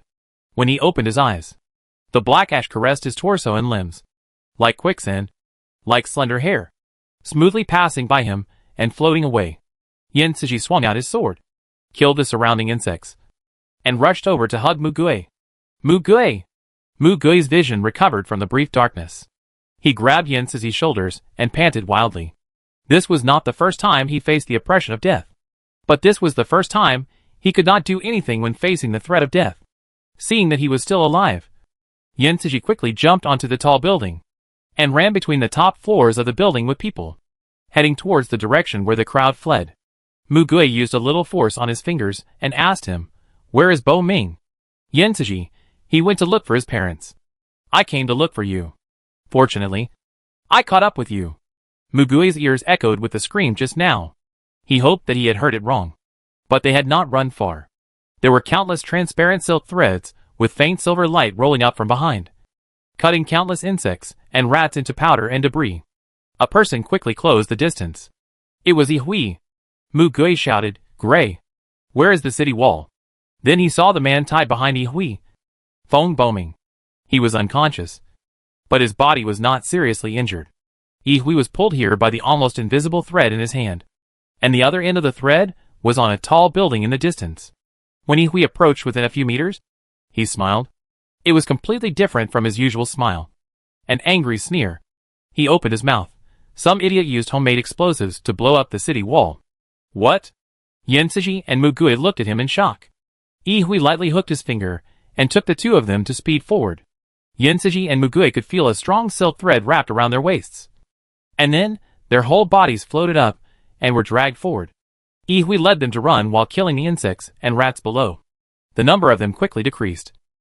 But compared with the full-scale insect tide, it was just a drop in the bucket.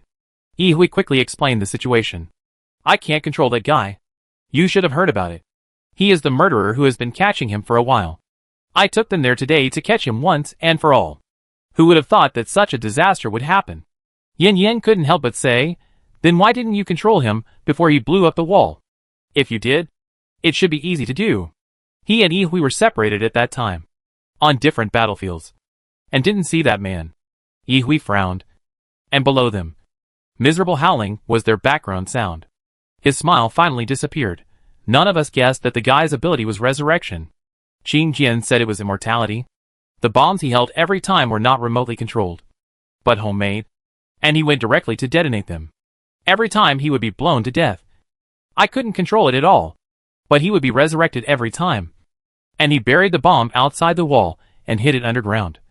In different places. You know. There are so many bugs outside. Mugu had lost his voice for a while. Misfortunes never come alone. It refers to now. Muguay saw Ihui's messy clothes and hair. And saw the face of the unconscious Bo Ming. Gray. Bo Ming. Ihui said bluntly, "This is another thing I want to say." He watched his parents die in front of him. When he wakes up, you have to find a way to comfort him. Otherwise he will definitely die. And at best, he will go crazy. I don't want my new apprentice to die in vain so soon. The insect swarm advanced at a terrifying speed. Everywhere they passed, everything was in ruins. The base they had spent several months building. Their hope of survival was destroyed in an instant. Ihui's eyes flashed with a strange light. At this time, if there is a large-scale attacking mutant, it can at least delay for a while. And the only guy among them who can attack in a wide area is now unconscious on his back. Not long after, a roar came from the sky. Muguay raised his head and saw a military helicopter. The sound of the propellers was mixed with tragic shouts.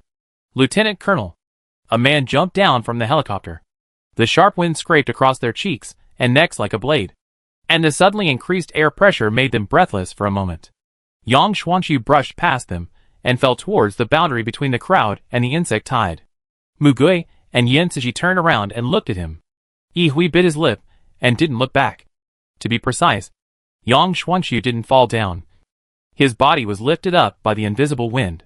At that moment, Muguay saw behind him that almost all the insects that were surging ahead had stopped. The flying cockroaches landed.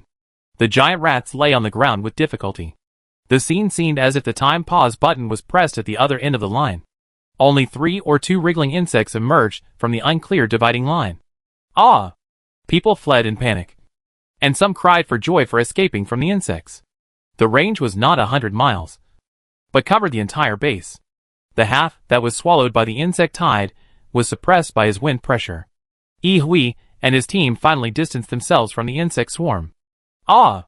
Veins popped out of Yang Xuanxu's neck and forehead, and the roar squeezed out of his throat was not sure whether it was for the hundreds of thousands of lives that had died, or to squeeze out the last bit of strength from his body. And hearing his voice, and seeing what he did, everyone had only one thing in mind. Escape. The remaining available helicopters flew to the front of the crowd to lead the way. Muguay hugged Yan Cixi tightly, watching Yang Xuanxu's back getting smaller and smaller in the field of vision until it disappeared. He understood that the man was the leader of the base. He was determined to cover the rear for everyone. He probably didn't want to live. He was a noble hero. But even at this time, Muguay couldn't help but think, then, who will save him? The only outcome of holding on is death. Who can save him? Muguy's heart beat like a time bomb about to explode. However, after fleeing for an unknown period of time, when even the base became blurred, his chest slowly calmed down again. If there is a miracle, it must not be him. I am just an incompetent person. Just a weak ordinary person. I can't do anything. This is not inferiority. It is an objective fact. In the face of such a huge disaster, his power alone is not enough. Even if there are only 1 or 2 powerful people like Yihui, how can they escape such a disaster? Prevent it in advance? Or crush these insects with powerful attack power? Muguay subconsciously slapped himself. The disaster had already happened. What was the point of him thinking about these ifs and assumptions now? Yihui grabbed his hand, touched his red face, and told him gently and hoarsely, "It is useful, at least in the future, we can avoid."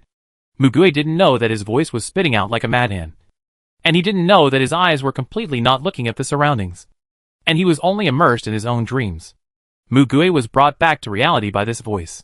He stretched out his arms and caught Yihui with Yan Cixi. Muguay looked at Yan Cixi, who showed a painful expression. He said with tears in his eyes, "He took us to escape for a day and a night." Yihui fainted in their arms. He had to use his ability at a high intensity and take so many people to escape. Muguay could see the crowd around him clearly.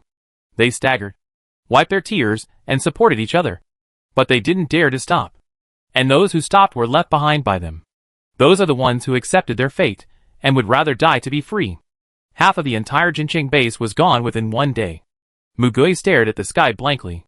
The sky was so good. The dark clouds had dispersed. The thunder did not bring heavy rain. And even the dawn sun was about to come out. But why? The long night has not ended yet? When will it end? Why is the night before dawn so dark? No one answered him. The silk thread lost its binding force. Feng Boming rolled down from behind Yi and woke up. He knelt on the ground and propped himself up. His eyes were hazy at first. And then he grabbed Mugui and Yin Siji and asked, "Where are my parents? Where are they? Why didn't I see them? I just saw them. They were right in front of me, right in front of me." The voice stopped abruptly. Mugui watched a perfect person being torn into pieces by himself in front of him. Ah. Chapter 171, The Beginning of Suffering.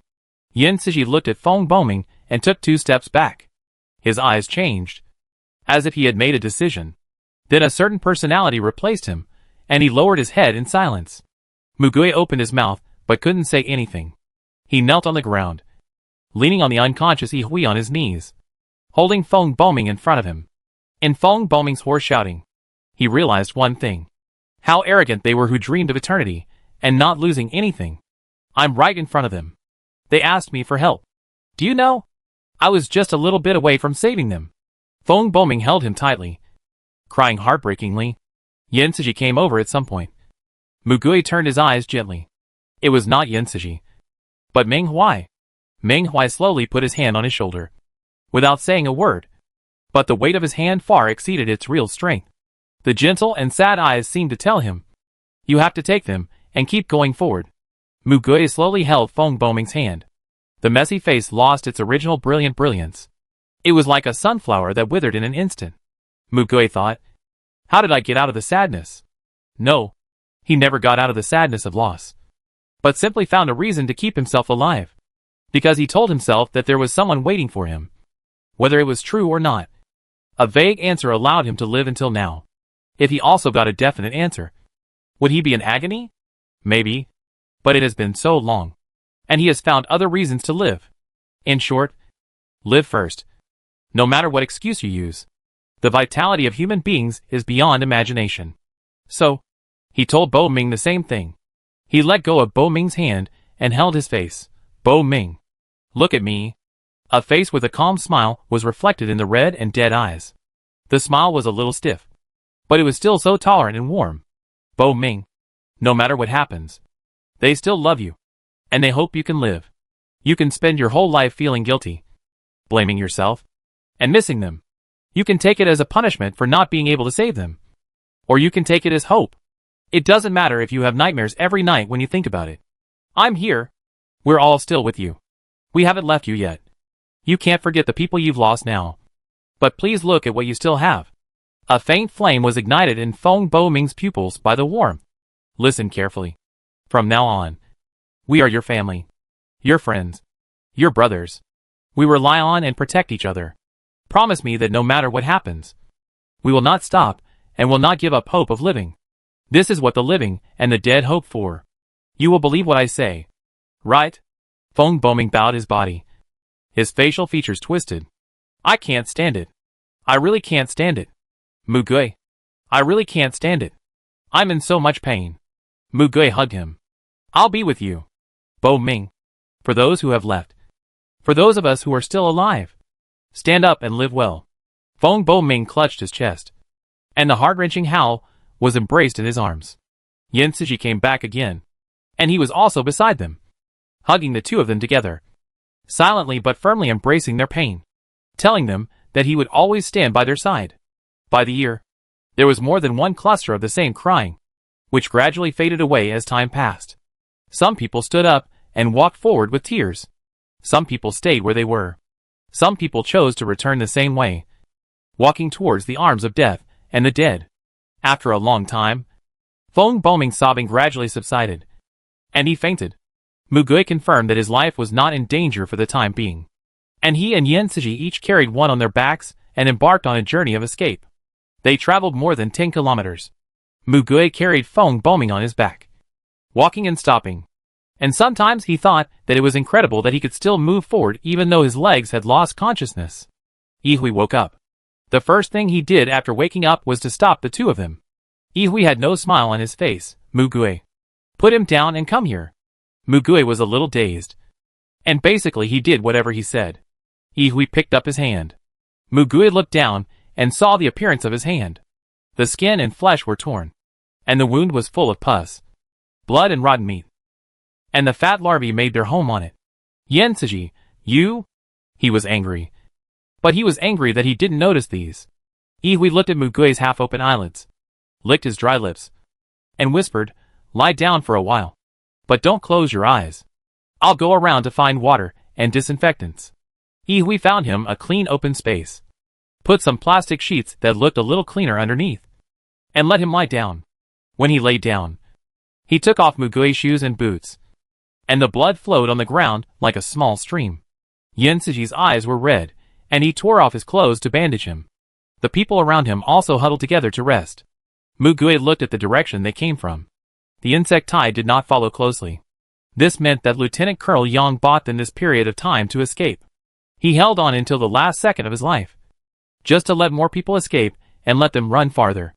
And he could only run away, and keep running away. What a useless, powerless guy. From the past to now, it seems that he has never changed.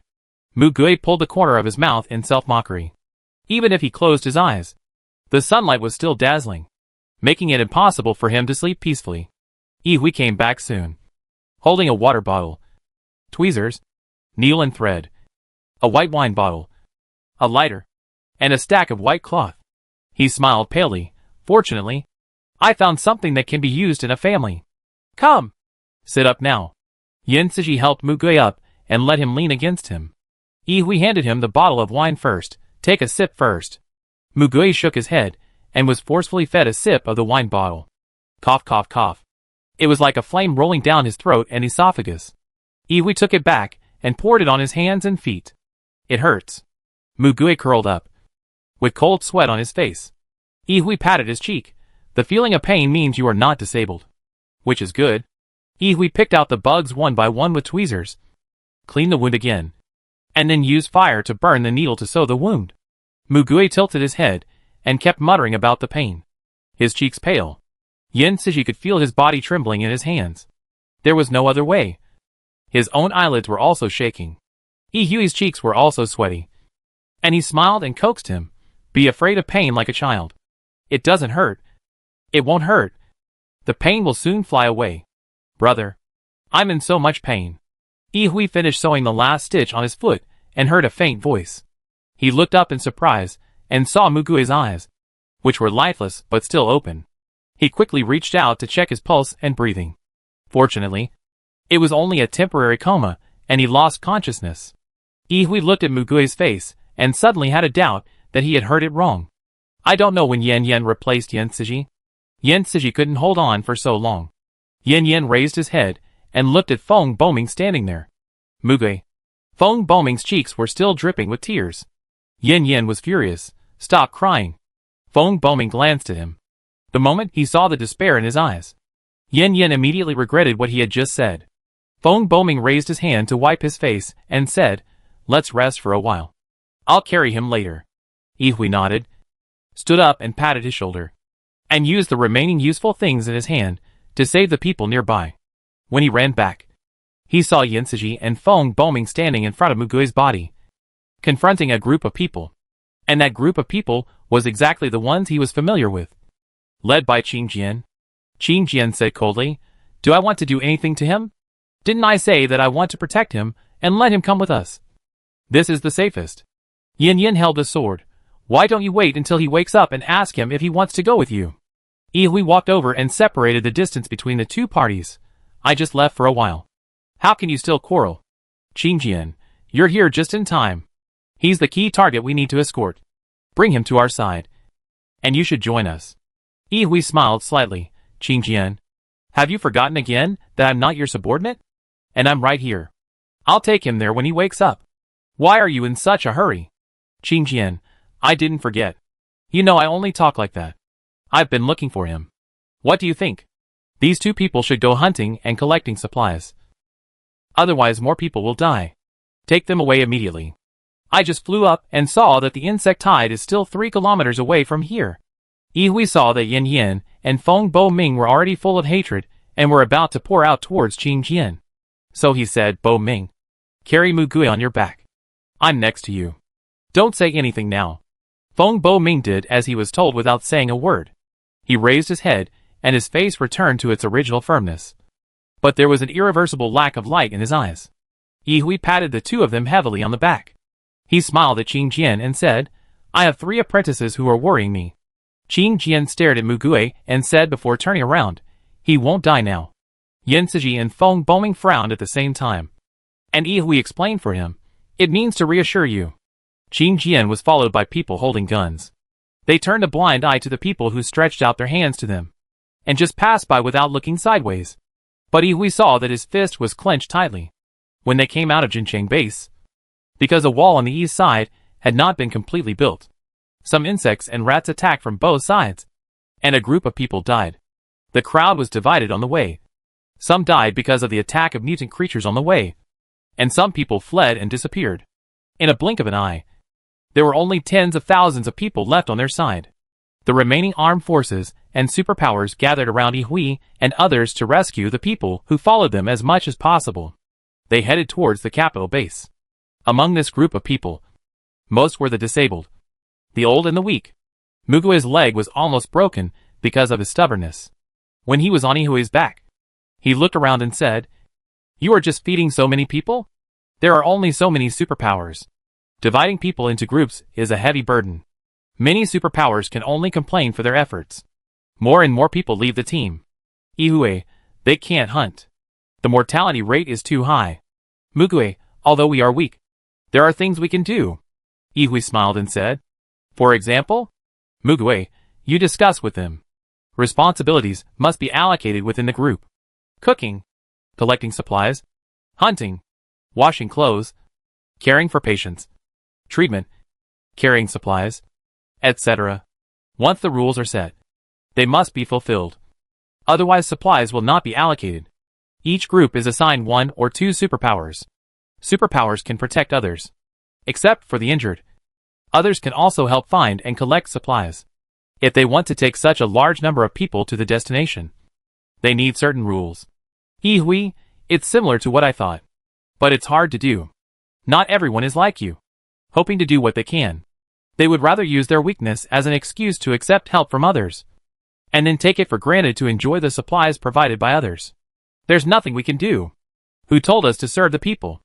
Mugue, but how do you know it can't be done without trying? Yi Hui smiled. It's just difficult.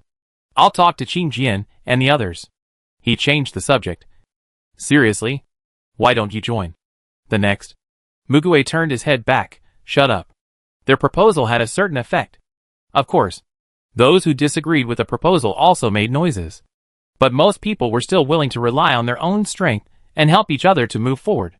Those who just wanted to sit back and enjoy the fruits of others' labor were gradually separated from the team. No one abandoned them, but they fell behind. In addition to ensuring the safety of these people's lives and food supply, Yi Hui and his team also had to maintain order. Even in this situation, there were still many people who took advantage of the chaos to commit evil.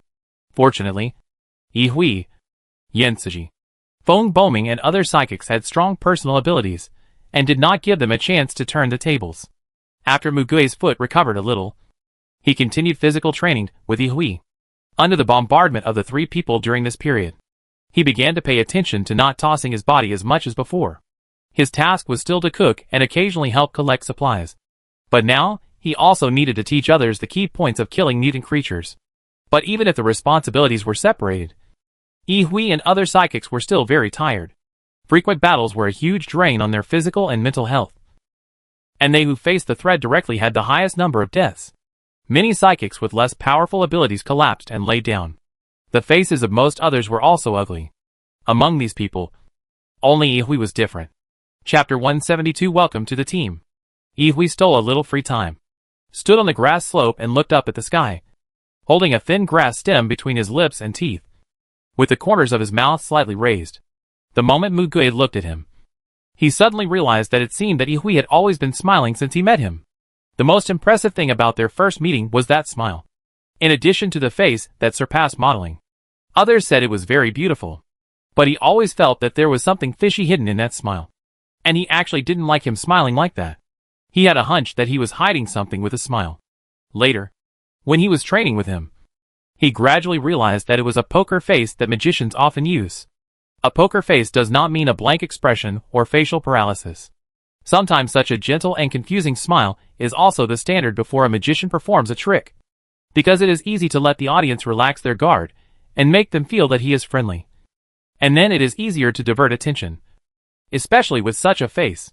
While he was using that smile to divert people's attention, he was observing everyone with his eyes, observing the surrounding environment, and calmly analyzing everything. Instinctively, he felt creepy. He seemed to care nothing, take nothing to heart, and fear nothing. He seemed to be able to laugh easily anytime and anywhere, even at this time, when it was already difficult for people to survive. Such a relaxed smile made him feel disgusted.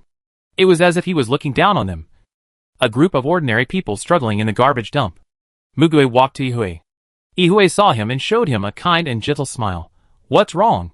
Come and stare blankly with me?" Under the influence of what he saw and heard, Mugue gradually discovered the secret of that smile. He recalled Ihue's smile, and then raised the corner of his mouth. He developed his own characteristics, which made the original version show a rare look of surprise. "Ihue, are you learning from me? Why don't you learn something else? Why do you have to learn this? It's a bit scary. You'd better control your expression management." Mugue. Ihue laughed so hard that he covered his stomach. No. No. No. It's more terrifying to have no expression." Mugue looked at him. With Ihue as a model, he could gradually distinguish the subtle differences between his various smiles. For example, when he looked at the sky just now and now, it was from the heart and relaxed. Mugue no longer forced himself to imitate the smile, and looked at him steadily. "Why can you still smile in this situation and look up to appreciate the scenery like this?" Yes, his posture just now was like the protagonist in those useless idle dramas, standing meaninglessly in the snow and watching the snow falling. It was a behavior that was useless except for beauty. This was not the first time. When he was carrying me on his back, he would stop and ask me to look at the center of a huge daisy on the roadside, as if he had found some treasure. When others were angry, desperate, sighing, sad, and crying, he was the only one smiling.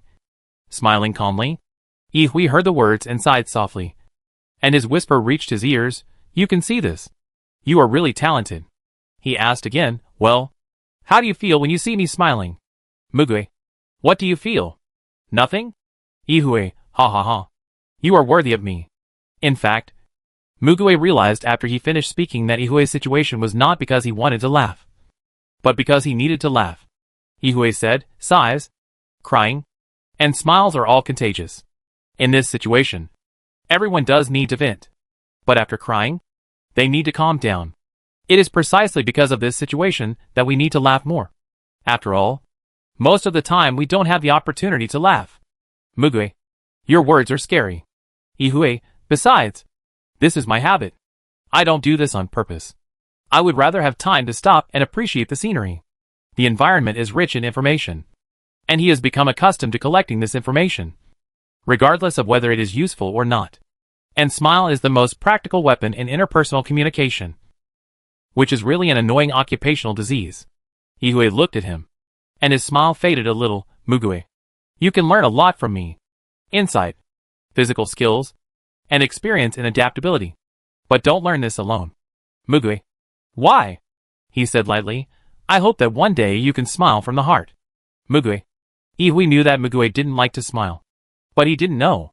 He had seen a smile that was truly from the heart, and he seemed to have had such a smile before. Ihue came over and put his arm around his shoulders. "I mean, don't fake smile like me all day long. It's very tiring. But you are the first person to see it. I thought I pretended pretty well." Mugue lowered her head and thought for a while, then replied, "A fake smile is also a smile. If it is a smile to make others stronger, there is nothing wrong with it. It is indeed a method.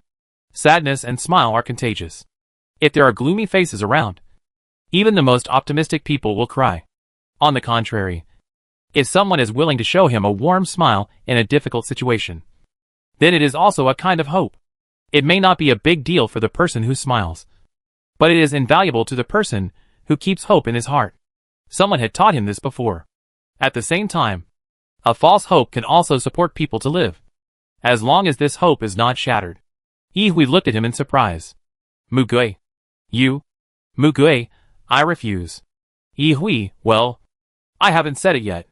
I don't believe in evil. You will join. I will never make a mistake. The 10,000-man team marched northward, and they arrived in Jingzhou in mid-September. There was a base formed by survivors there. They were easier to talk to, and the atmosphere was good. So they took them in for a short time, and there they met a man. Huh? What did you say? The cold-faced young man frowned and asked Qing Jian. Qing Jian wrote down what he saw and handed it to him. Look for yourself. The number on your hand represents the number of lives you need to kill, and the countdown for you to complete this task. If you don't do it within the specified time, you will die. Lei Chen looked down, his face full of absurdity. But he had vaguely guessed something similar before, so it was difficult for him to question it again. He grabbed his hair with his hands. His head hurt. Fuck. Are you crazy? Yi Hui took this opportunity to make their invitation. Well, you are very capable. You can go north with us. If you encounter any mutant creatures on the way, you will have the opportunity to hunt them. At least it can reduce some of your burden. And when you arrive at the Beijing base, you will have more opportunities to assign tasks. Lei Chen raised his eyes. Do you want to hire me? Yi Hui, if you think so. Lei Chen muttered softly. Forget it. I have to go to Beijing anyway. His sister doesn't know what's going on yet. For Qing Jian, Lei Chen must be taken away. The price of his ability is that if he is pushed to the other extreme, he may attack others. So he is also an object that needs to be controlled. Mu Gui learned from Yi Hui that a powerful thunder-type mutant has joined their side. He unconsciously whispered, if he was in Jincheng base earlier, the situation might be better. Yin Yin, Mu Gui. You are thinking about the hypothetical past again. Mu Gui, reviewing past failures is to avoid making mistakes in the future. Yin Yin, okay. You have a point. However, Lei Chen is even more expressionless than him. When he looks over, he always has a cold face, like a lone wolf, and likes to act alone when hunting. Even Feng Boming said, he is too lonely and can't fit in. Yi Hui spread his hands. I think he is simply not used to socializing. Yin Yin sneered. Then he also snatched the prey from me last time. Mu Gui, it should be because of the cost of his ability. He is a little impatient. How many does he need to kill to survive? Yi Hui held up 2 fingers. 20,000? 2 million. They fell silent at the same time. At the same time, Mu Gui's mind sketched out the scene of thunder sweeping away the insect swarm. If he was at Jincheng base at that time, the situation would not be so bad now. This is the way it is. If there are a few key strong superpowers present, the situation will be completely reversed. But at this time, Mu Gui could never have thought that he would actually have a chance to start over. He put these thoughts aside in his mind and continued to move forward. Some of the people who escaped from Jincheng chose to stay in the Jingzhou base, and the base also took them in. Even though they told the people in the base that the insect tide might come, they still chose to stay where they were, and they felt that they had the ability to protect themselves. There were also a few people who chose to go north with them. Perhaps they felt that the capital was safer.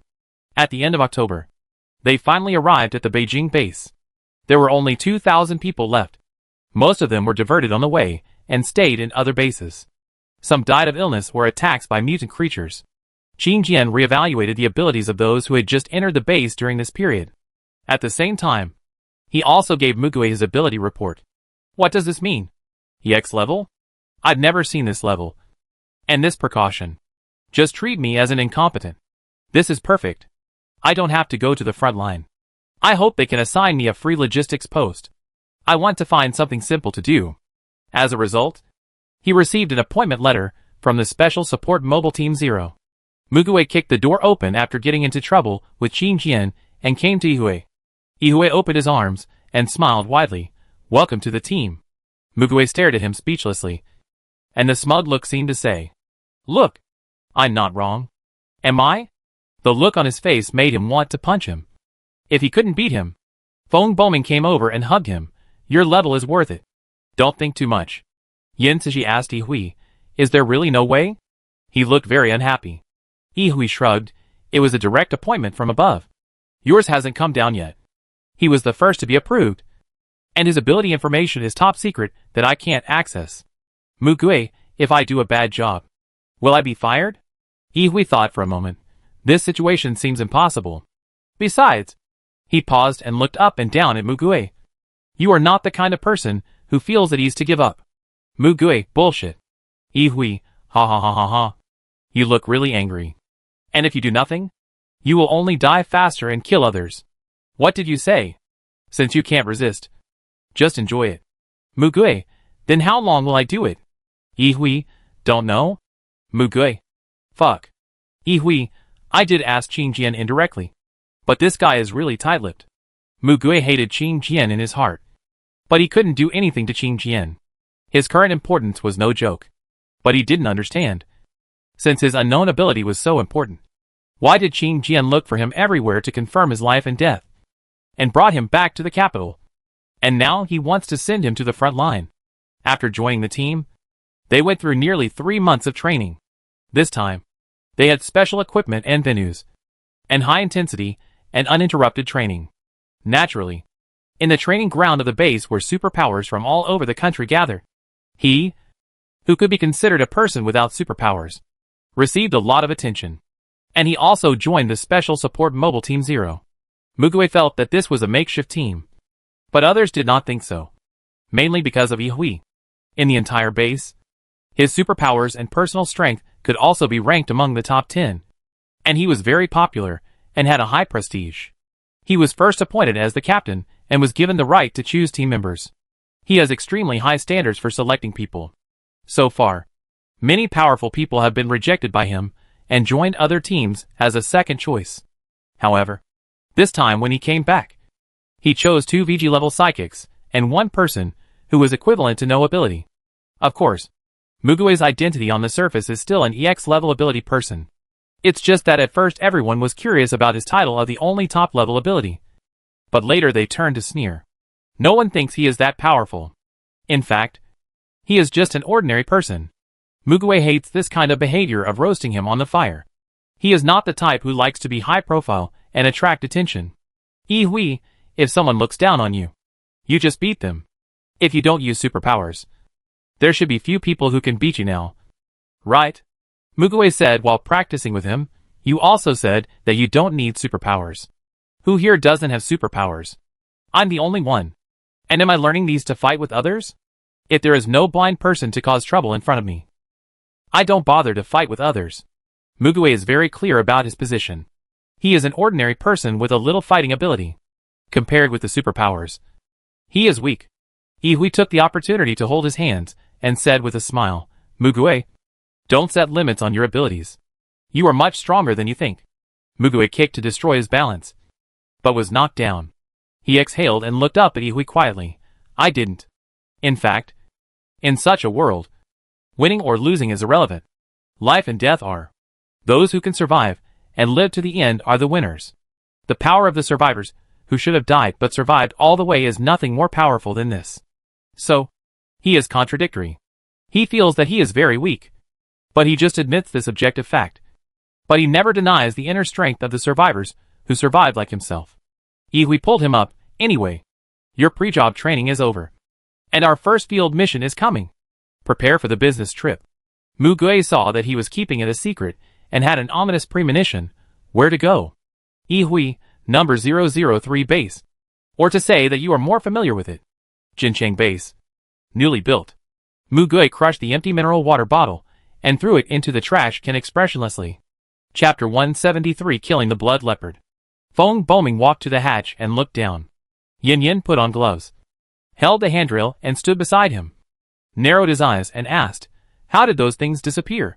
Yi Hui, according to the later report, there was a fire-attributed mutant who burned everything inside and outside the base. The wall did not collapse except for some damage and gaps. So the survivors and newcomers rebuilt the base. However, the situation is very bad. It is now equivalent to an illegal zone. Mu Gui suddenly asked, where is the man who blew up the wall? Did you find him later? Yi Hui, what a coincidence. He is still here. Feng Boming's face tightened instantly. Yin Yin gritted his teeth. Shintisher-san.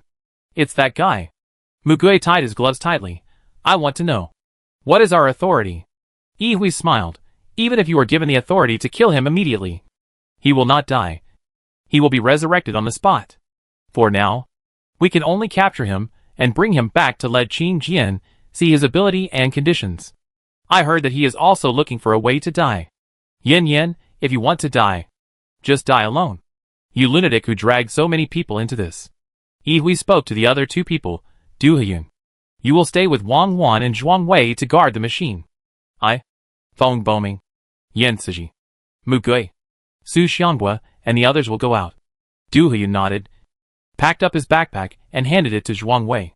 Su Xianghua took off his backpack and expanded his chest strap. And Mu Gui took it from him. Wang Wan, then I will land nearby and not go in. It looks too messy inside. There is no place to park at all. Yi Hui, let's make clear the mission of this operation. Well, capture Shintu Shursan. He is a superpower identified as a high-risk target. In addition to personal vengeance, we also need to determine whether this base can be incorporated. If it can be incorporated, then we will do it, and find a way to establish a new order. If not, well, the higher-ups said that it must be incorporated. No ifs. And we will send people to manage it later.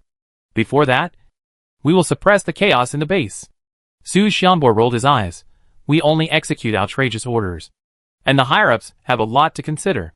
Mu Gui, even in a chaotic area, there should be a powerful force leading the way. First, lock on to this kind of people. Generally speaking, in this situation, fists are used to speak. Yin Yang clenched his fist, beat them into submission. It's simple and rough. I like it. Soon, the helicopter landed, and the five of them got off the helicopter in an open space outside the city wall. Su Xianghua tore off his shirt and pants and threw them to Mu Gui.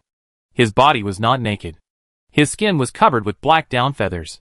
He opened his arms and turned into a huge peregrine falcon. More than a dozen people could sit on his back.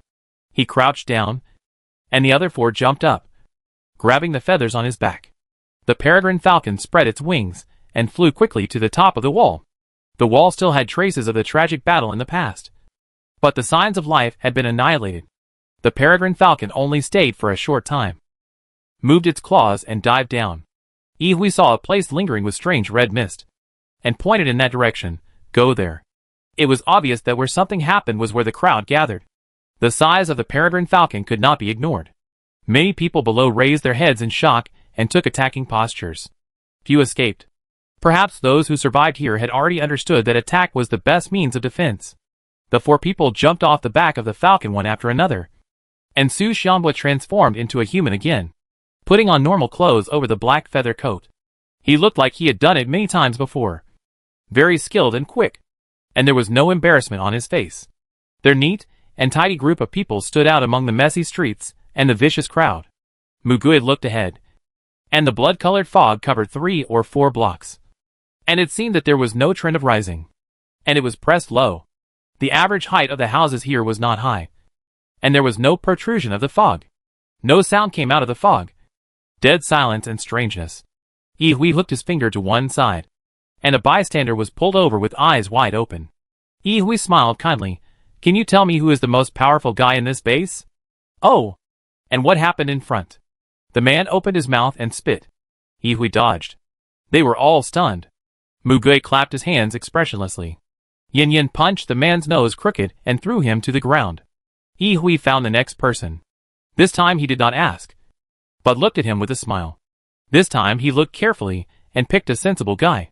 He pointed his finger at Hong Wu and said, It's inside. The person you are looking for is there. Yi Hui, thank you. He looked at the face of the skinny monkey-like guy and narrowed his eyes.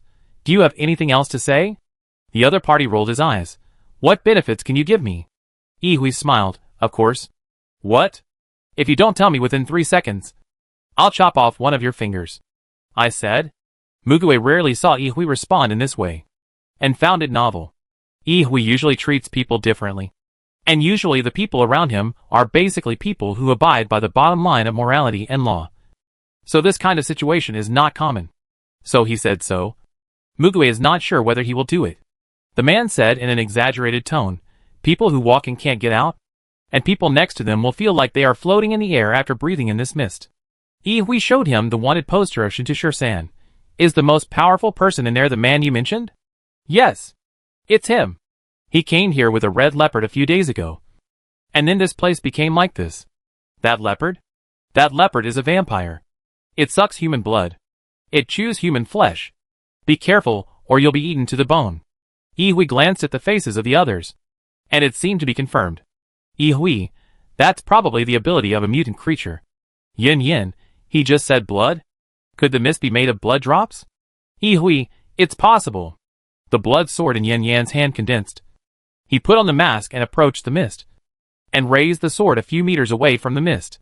The mist with a relatively light edge suddenly condensed into a thin red line along the tip of the blood sword, climbed up the lines in it, and was slowly absorbed by his sword. Yin raised a smile.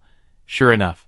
Yi asked the skinny monkey again, can the mask completely protect against this kind of fog?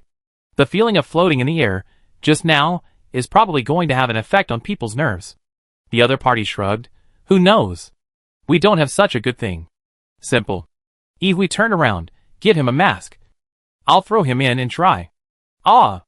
After a while, the guy rolled and crawled with the mask on, out of the range covered by the fog. He lay on the ground, took off the mask, and breathed in fresh air frantically. Yi held the man and observed him for a few minutes, then smiled and said, it seems that it will not penetrate the skin, but through the respiratory tract. He said, don't blame me for not reminding you. Go take a full body bath later. The man looked at him as if he were a demon, and ran away as soon as he let go of his hand. After they were ready, they all wore masks and walked into the fog. At the same time, Yin still held up his sword to absorb the fog, forming a small circle of gaps around them.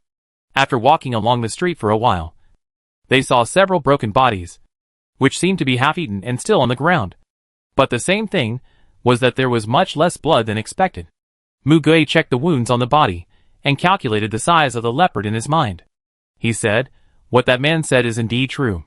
Leopards feed on blood and human flesh. The body length is about 2 meters. It should be young, about 1 year old, and weighs 250 kilograms. Yi, it is similar to ordinary leopards. It has mutated and has superpowers, judging from its hunting method and the form of cooperation with humans. Its IQ should be much higher than that of ordinary leopards. Its strength and speed are not beyond imagination, but they should also be improved. It is about 3 times that of the original type. Everyone, be careful not to be ambushed. After Yi finished speaking, he let the puppet thread go far away to lay the wire. They moved slowly. Suddenly, one of Yi's wires touched something, and there was a slight tremor. He raised his hand, and the other stopped. Yi silently estimated the distance and said, there is something at 12 o'clock, 1,500 meters away. They quickened their pace, but deliberately slowed down their pace, and sped forward. They reached a certain section of the road. Everyone heard the sound of tearing, grinding teeth and swallowing. Yi used the heat source detector to determine the specific direction, and looked at Feng Boming, who raised his hand in the direction of his finger and nodded. Yi's right hand fell, and several beams of light broke through the fog and hit directly. Roar! They heard the roar of the beast. Feng Boming bit his lip and shook his head. He didn't catch it, but his light allowed them to see the true face of the leopard. Like a blood-red leopard that accidentally fell into a cranberry dye vat. A pair of golden eyes glared in their direction, grinning but not moving a step.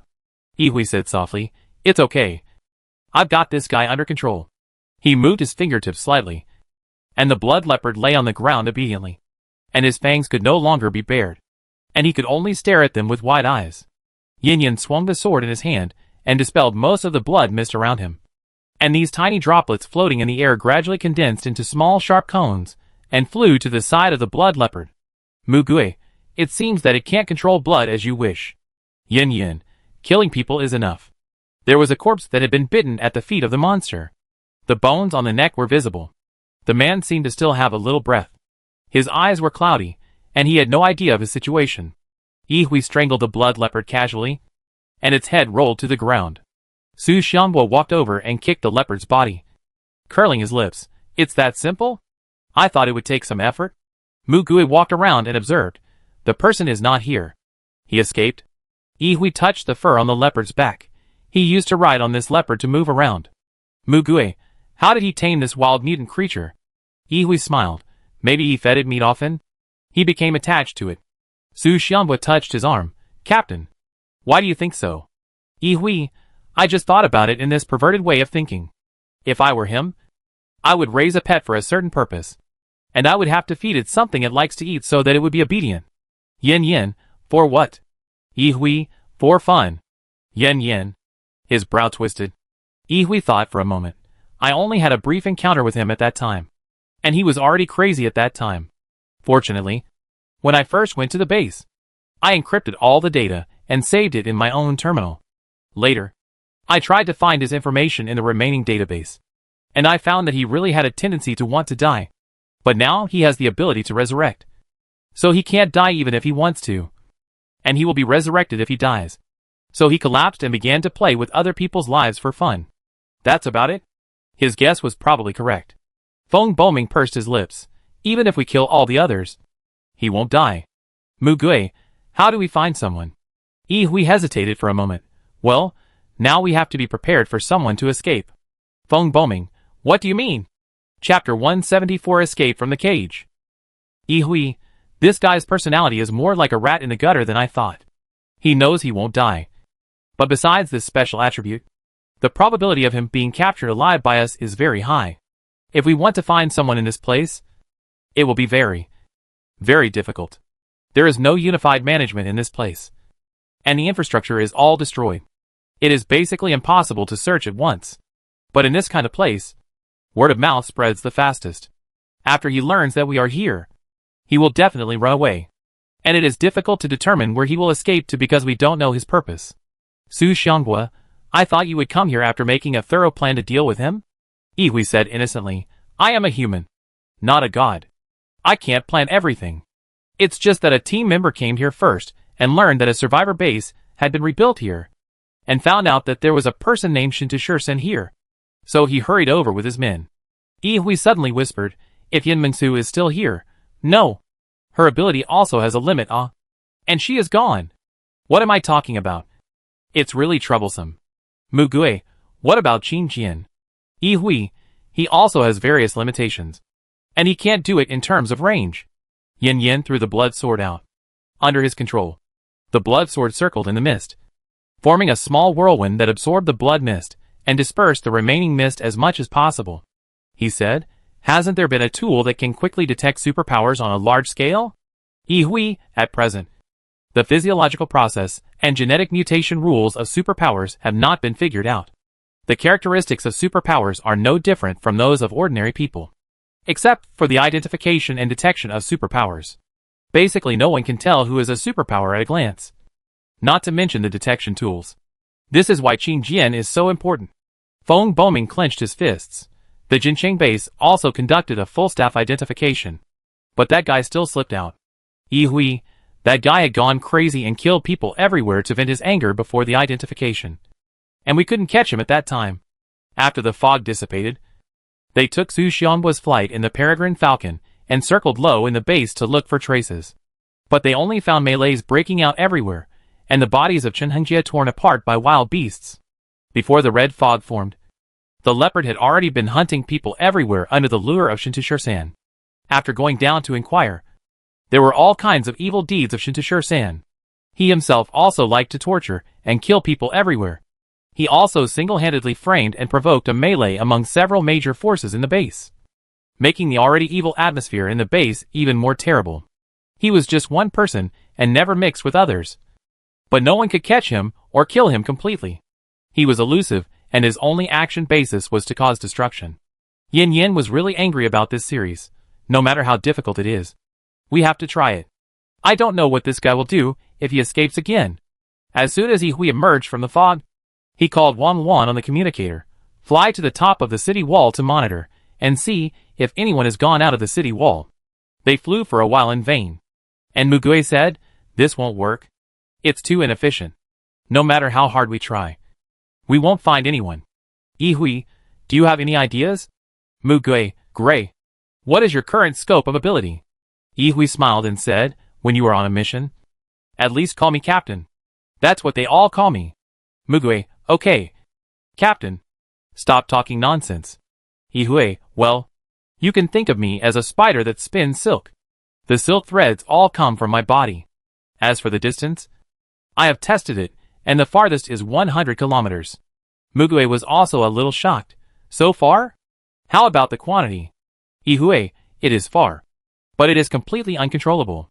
Fine control also requires me to watch directly, which is generally useless. You ask about the distance and the quantity. I think I know what you want to do. Mugue nodded. So, is it feasible? Su Xianbo leaned over. Don't just keep it to yourself. Tell us. Yihui pinched his chin and thought for a moment, looked up at the sky, and finally said, try it? Yin Yin really wanted to hit them both on the head. So what is it? Tell me. Yihui simulated the shape of a cake base for them to see. In short, Mugue wants me to use my ability to create a dense cage and lock people in it, so that they can't get out for the time being. Feng Boming was speechless. Is this such a big base? Yihui, well, although it's outrageous, I'll give it a try? Maybe? Feng Boming hesitated but still said, but if we lock people in there, how long will they be locked in? Will the others not be able to get out? I mean, although most of the people in there deserve to die, but yes, even in such a place, there are still a group of relatively normal people living there, struggling together. Either the plundering party or the plundered party. Even in the stinking ditch, little lives are born every day. Yihui, well, I plan to leave a small cave door, guarded, for people to go out and hunt, and to tidy up the base. The more I think about it, the more I think this is a good idea. Yihui smiled at Mugue, who still looked nonchalant. Su Xianbo asked him, then let's ignore the intact part of the wall. Right? Anyway, there is no way to break through it easily. Yihui, that's not necessarily true. He blew up the wall at the beginning, and he could climb over it and jump down. Su Xianbo replied subconsciously, if you jump down, you will, yes. He died outside, and was resurrected outside at the same time. His situation is too special. Su Xianbo concluded, how despicable. Mugue, can your ability last that long? Yihui, if it doesn't require fine control, I can last longer. I have trained, including not sleeping for several days and nights. Mugue. Yihui smiled and said, so, while I am guarding the gate, the search mission will be handed over to you. They needed to search every corner of the base, as quickly as possible to reduce Yihui's burden. They started immediately after determining the task allocation. Yihui left a doorway on the east side that was only wide enough for one person to pass through. Countless puppet threads flew into the sky, encircling the entire base like a giant birdcage, with only a gap between the threads for a finger to pass through. The puppet threads covered the sky above the base. If a bird intended to fly down from above to grab a person, it would only be cut into neat specimen slices by the hard threads. The helicopter has limited energy, so it doesn't fly up to check frequently. During the 3 days when Yihui was guarding the gate, Mugue and others searched the base in a carpet-style manner. But the result was that they searched the entire base for 3 days and 3 nights. And even the leaders of the major forces were beaten up by them. They used their subordinates to mobilize people to look for them, but they couldn't find them. On the evening of the 3rd day, Mugue and others came out to meet Yihui with dark circles under their eyes. In addition to guarding the gate, Yihui would let some people go out, provided that they were registered. It was up to them if they didn't come back after going out. If they wanted to come back with prey, they had to pass his inspection. He smiled at them gently. It seems that they didn't find it. I don't have it here either. The others took turns to close their eyes and rest for a few hours. But Yihui couldn't do it. He had been guarding here for 3 whole days. He looked cleaner than them, but he was actually very tired. Mugue pursed his lips. I'll go outside the base for a walk. Su Xianbo, bullshit. I'll go. You all stay here and rest. As soon as he finished speaking, he turned into a peregrine falcon and flew out. Mugue, Feng Boming, and Yin Ciji sat next to Yihui and rested, leaning on each other. After a while, Su Xianbo came back. His face was very ugly. Come here. Yihui blocked the cave entrance, followed them, and sat on Su Xianbo's back. They flew to the other side of the wall, which was completely opposite to where Yihui was guarding the gate. It was the cave entrance that Shintushirsen had blown up with a bomb that day. There was a pool of blood there, and the puppet silk was also stained with a lot of it, which had not yet dried. The blood footprints extended outward for dozens of meters, and then disappeared in the bushes. Yihui was a little dazed. Su Xianbo grabbed his hair. How can he get out? Looking at the traces of the damaged metal wall, Feng Boming reached out and touched the puppet thread, and suddenly tightened his fingers. He didn't care even if he cut his hand. His face burst into a thick and dark hatred. Yi sighed. I was careless, and didn't even feel it. Mugui, no. It's not your fault. You can't detect the slightest movement at such a distance. And he was already very tired. Mugui looked at the scene, and held his breath. Su Xianhua didn't believe it. And none of them dared to believe it. Could someone cut himself into pieces just to throw him out of this cage? Even if he had the ability of immortality. Not everyone could do it. This guy was not only cruel to others, but also to himself. He didn't care about his own life at all. As if to mock them. Shintushersen escaped successfully again. Yi could only retract his ability, and fell into a deep sleep. Mugui took the others, and sorted out the things in the base. He focused on supporting one of them. Beat up the strong men from other forces. Locked them up. And threatened the person who stayed behind. Su Xianhua said to Mugui sincerely, You are awesome. You look like the boss of. Mugui, I am just a fox pretending to be a tiger. Borrowing your light. Feng I believe in Mugui's vision. He is a suitable person. His strength and ability are enough to support this base. I hope that this base will be changed when we come next time. Mugui said calmly, It's difficult. Don't hold too high hopes. Let's ask the higher-ups to send more reliable people.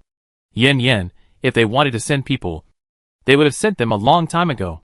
We only have a few people. Do you really think we are octopuses? Su Xianhua stretched his back, and walked back to Zhuangwei. Complaining, Now I have to go back and write a report of tens of thousands of words. It's a headache. Zhuangwei treated their wounds and said, Don't worry about them. Go back and have a good rest. I think you giant pandas need to make up for at least half a month of sleep. Duhayun said softly, We didn't catch him. We'll go again next time. It would be best if you all come back safely. Mugui looked at Yi, who was lying there with his eyes closed, and asked, Why hasn't he woken up yet? Zhuangwei, his physical condition is normal. He may just be lacking sleep. Mugui walked over and gently pushed Yihui's hand. Seeing that he didn't move, he watched quietly for a long time, and could only walk away. But when he turned around, his hand was suddenly grabbed.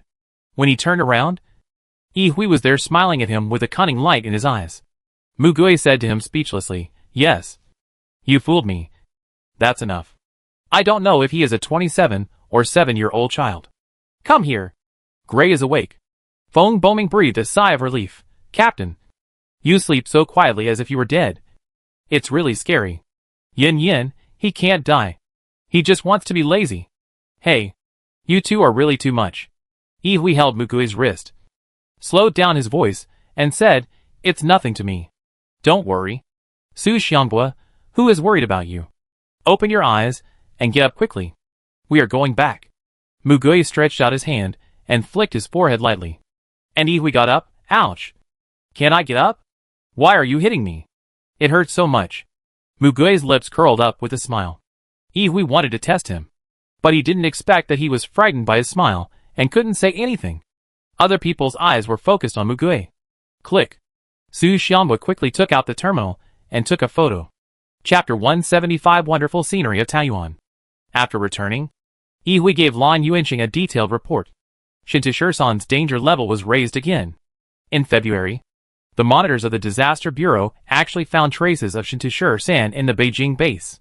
The nearest team rushed over, but he escaped. Later, they received news that he was found in Gusheng base. But soon, this clue was also broken. Feng Boming asked Yihui, How did he get from base 003 to base 001 in such a short time? It's not even a month. And without the help of space power, teleportation power, or flying power, or a helicopter, it's basically impossible to achieve. Yihui proposed a possibility. I guess he was brought here by a bird? Feng Boming, Yihui, I saw that his trace disappeared strangely, and his power couldn't let him fly. So he could only be carried away by a bird outside. And it didn't eat him, but flew to another place with him in its mouth. Or he died once and resurrected in its stomach. And when he came out, he was near the capital. Feng Boming. Su Xianhua laughed. Captain, you are really good at making up stories. Yihui shook his finger. This is called a reasonable guess. When other guesses are not valid, this is the most likely path. Yen Cixi asked Mugui, what are you looking at? Mugui, it's the information uploaded by Gu. Yihui, I've seen this too. It's a bit suspicious. Right? Mugui, it shouldn't disappear so cleanly. They may have lost some key clues during the investigation. Yi Hui. Well, there are other possibilities. I was thinking of applying to go there and look for him. At this time, his phone rang. Hello? Director Lon. Got it. Okay. I'll go meet that person. Yi Hui exhaled and smiled. I'm afraid I can't go there. I have to go out again. This time it's Shijing. There seems to be a perverted killer there too. They first went to meet a man who escaped from Shijing to Beijing. His name was Wen Shufeng. He also had a very convenient superpower. A weapons arsenal. He told them everything he knew about Shijing, so that they had a preliminary understanding of the situation there. Mugue judged, wouldn't it be more appropriate to give this task to the captain of Team 6? Yi Hui, he is on another mission. And we know very little about the supernatural powers of strange objects and fields. And it is not certain that those with space abilities can escape smoothly. Yin Siji asked Wen Shufeng, you said that person specializes in killing people without abilities. Is that right? Has he ever killed a supernatural person? Wen Shufeng clenched his hands. As long as they don't resist him or run away and follow the rules, he said, he won't kill them. But if they resist, they will be killed and hung on a stick for everyone to see. Yi Hui pointed at him, but you left. Wen Shufeng held his head and said with lingering fear, I really don't want to continue living like that. Even if it was transferred from Gao Jianing to Yin Qinju, it would be the same. He would kill if he wanted to. It would be better to die directly than to continue to be tortured and live in fear. Yin Qinju doesn't like to torture people. So when he gave us a choice, let us leave or stay, I chose to leave. In fact, he even had the nerve to refute and ridicule him. But Yin Qinju only told him to leave and never come back. And didn't kill him. Yi Hui gently comforted him. You did a good job and were very brave. So you can come here now. And everything will be fine in the future. Wen Shufeng repeated some words neurotically. I don't know. I don't know why he let me go. It may also be related to the fact that I helped him make weapons from the bodies of some students as a memorial for him. But he is just a lunatic. Talking about protecting children. How could such a person? As for whether there were other people who escaped, he had no idea. The Peach Blossom Spring secret realm was secretive. If he hadn't told him, perhaps no one would know that such things were still happening there. Yi Hui, in essence, he kidnapped a person from the base and locked him in his wonderland. The interior should be controlled by him. And we don't know what kind of danger there will be. Mugue, first of all, no logistics personnel without special abilities can be brought with us. Du Huyun said, I must go in with you this time. She took off the hair band from her lips, tied a neat ponytail, and looked at them calmly. Yi Hui, of course. The reason why Du Huyun was allowed to join the team was because her shield had the attribute of unbreakable. As long as she did not lose consciousness, no means could break the shield she created. Not even the erosion of the black sword owned by Yin Siji. And the spear with the attribute of breaking had not yet appeared. Her ability was also very limited. The time she could maintain continuous consciousness, the range of the shield, and the number of people she could protect were all limited. Other than that, using her ability didn't come at a great cost. Except that if her shield was successfully broken while she was awake, she would surely die. So the cost was the same as if she didn't. Mugue, should I go this time? Yi Hui, nonsense. You're the only top ability user among us. His exaggerated tone made Mugue roll her eyes. In early March 2061, they flew directly to Shijing, according to the address Wen Shufeng told him. With the help of tools, they passed through the thick pink and purple fog and arrived at the gate of Toyuan Hope Middle School. Su Xianghua looked at the dilapidated and mossy school gate and exclaimed, Wow! It feels like I have accidentally entered the set of a horror movie. Zhuangwei lifted her backpack. It should be the Doomsday set. This time, they did not take a helicopter, but took Su Xianghua's flight, because Du Huyun also needed to go in. And they could not leave anyone to protect the helicopter and the pilot. Feng Boming used light to illuminate the surroundings. It's so dark. These fogs must be dealt with. Right? Yi Hui, maybe the people inside can't be dealt with. So they just leave it alone. It just happens to be another layer of barrier. It is so well hidden. Such a large-scale plant cluster mutation is also very rare. Yin Yin, I want to burn all of these. Feng Boming was a little worried. I don't know if my ability will work in there. They knew nothing about each other's abilities. And they didn't know what kind of environment they would be in. Yi Hui, it's impossible for the people inside to live in a completely dark environment. Even if it doesn't work, and you can't use the ambient light, your ability is still very strong. You can think about it in your mind. But don't show cowardice to the enemy.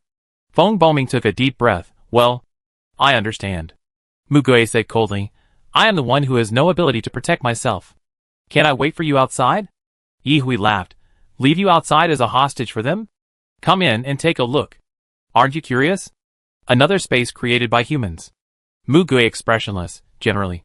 Curious people die faster. Yi Hui, ha ha ha. Yin Yin weighed the sword and said, I will go in first. And then let Suji try to poke a hole in his space. Yi Hui, good idea. As they were chatting, a white vortex appeared in front of the dried-up pool, and the half-remaining statue of an ancient literary giant in the square at the entrance of the school. A man walked out of it. A very young boy. Probably only 13 or 14 years old. Because his face was too immature.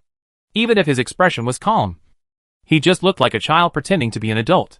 Peng Huai's, wearing casual sportswear, slowly stepped out of the white vortex. He smiled politely at Yi Hui and others. Teacher, please come in and talk. As he said this, he moved aside and led his hand to the vortex behind him. A few pink peach blossom petals floated out of the white vortex and landed at their feet. Yi Hui nodded at him and walked towards the white vortex.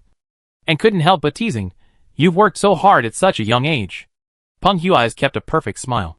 Mu Gui, Feng Boming, Yen Yin, Xuan Wei, Du Heyun, Su Xianbua, and others followed closely behind. They were the first group of superpowers who willingly walked into this Hongmen banquet. After passing the white vortex, the view in front of me suddenly became clear, and the wind blowing on my face was slightly cool and intoxicating. Looking up, there is a clear blue sky with a few lovely cumulus clouds dotted on it. Looking down, there is a green meadow under my feet. And in the distance, there are neat ridges and dirt roads running through it. The fragrance of peach blossoms and green grass lingers on the tip of my nose. And the light pink peach blossom forest spreads out in the valley. Turning around, you can see the peach blossoms in full bloom swaying in the wind. The bright colors are like a new century oil painting. But the unique rural pastoral atmosphere gives people the illusion of being in a light-colored ink painting. Feng Boming looked around in admiration. No wonder the people who came in don't want to leave. Yi Hui smiled and said, we have agreed in advance. I won't stop any of you from staying here.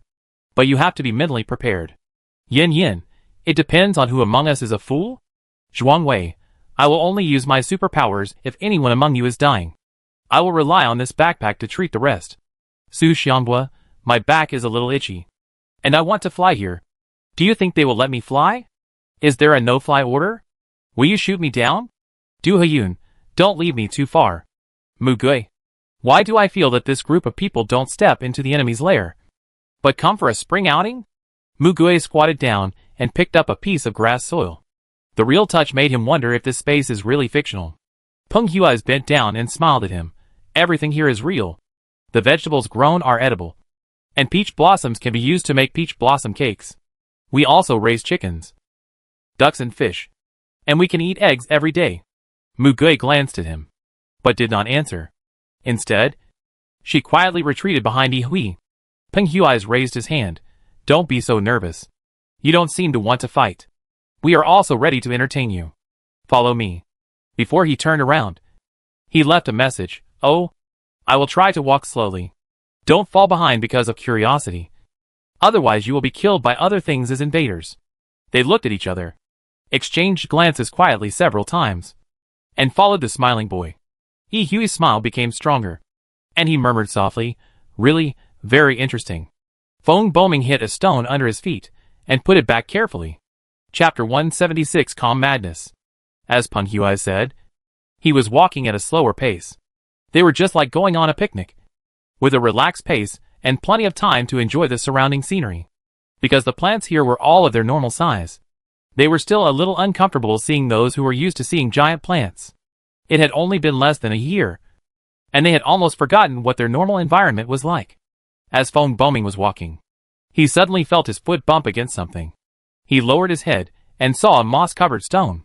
Feng Boming squatted down and moved it from the roadside to the grass nearby. Suddenly, the stone turned over, revealing a pair of big eyes, whose pupils looked like the dark black stones under the water. And the stone blinked. Feng Boming smiled and patted its head. Don't stand in the middle of the road. It's dangerous. He put the stone in place and returned to the back of the team. Then he felt something was wrong and thought about it carefully. Others all looked at him strangely. Feng Boming finally figured it out. And he clapped his hands in a daze. Ah! The stone just now moved. It even had eyes. Feng Boming turned his head again. And the stone spirit had rolled away in front of him. He was stunned. Peng Huai smiled and said, "It's very common here. I was also surprised when I saw it for the first time. But they are generally very docile. Don't be afraid. As long as you don't treat them roughly. But this is just the beginning." They passed through the bamboo forest and turned into the green leaf forest. On the side of the road, they saw a rabbit wearing overalls lying next to a tree stump reading a book. Although these phrases make my brain crash a bit, they are indeed facts I have seen with my own eyes. There is an axe chopping on the stump, and the rabbit holds a dogtail grass in its mouth.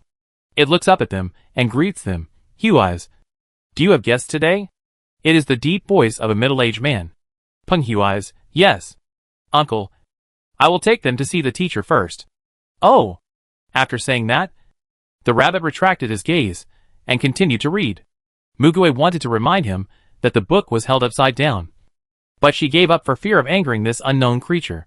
Continuing forward, they walked into the peach forest that surrounded the village and saw a huge drooping peach tree. Under the tree stood a short old man. Shuang Wei. Is it my illusion? That old man looks like Du Heyun. I think so too. Su Xianghua, old land man? Yi Hui, haha. Calling him the land god is more polite. Right? The old man with a cane turned around, with a long beard hanging down to the ground, looking like the land god in the stereotype of traditional mythology. He stroked his beard with a smile. "Hello. Welcome. Welcome." Yi Hui looked up at the peach tree. "It's so beautiful." A gust of wind blew, and the petals were charming. A beautiful girl appeared on the branch, with long black silk-like hair hanging from her waist. Her eyebrows were soft and charming. She was wrapped in a skirt in the shape of peach petals. Her arms and legs were slender, and her skin was white. She smiled at the people below. She raised her hand, with a peach blossom in her palm. She blew softly, and the peach blossom floated down lightly with the wind, just landing in Yi Hui's palm. Yi Hui smiled back at her. The peach blossom elf also gave him a shy smile and raised her hand to greet him. Su Xianghua said speechlessly, "Captain, don't be seduced by her." Yi Hui put the peach blossom in Mugui's palm and said to them, "There are many mysterious views in this place. I like it very much." Mugui took out a small specimen box from his backpack and put the peach blossom in it, successfully gaining the helpless eyes of the people around him. "What's wrong? Can you take some away?" Peng Huai's, "It's okay. Just treat it as a local specialty. We will have radishes, tomatoes, cucumbers and the like later. If you want, take a basket and eat them." Mugui glanced at Yi Hui. Yi Hui smiled and said, "Okay. It's hard to refuse such a kind offer. And these vegetables are also very precious outside." After walking for a distance in the peach forest, the road gradually turned into a stone path. And people saw people.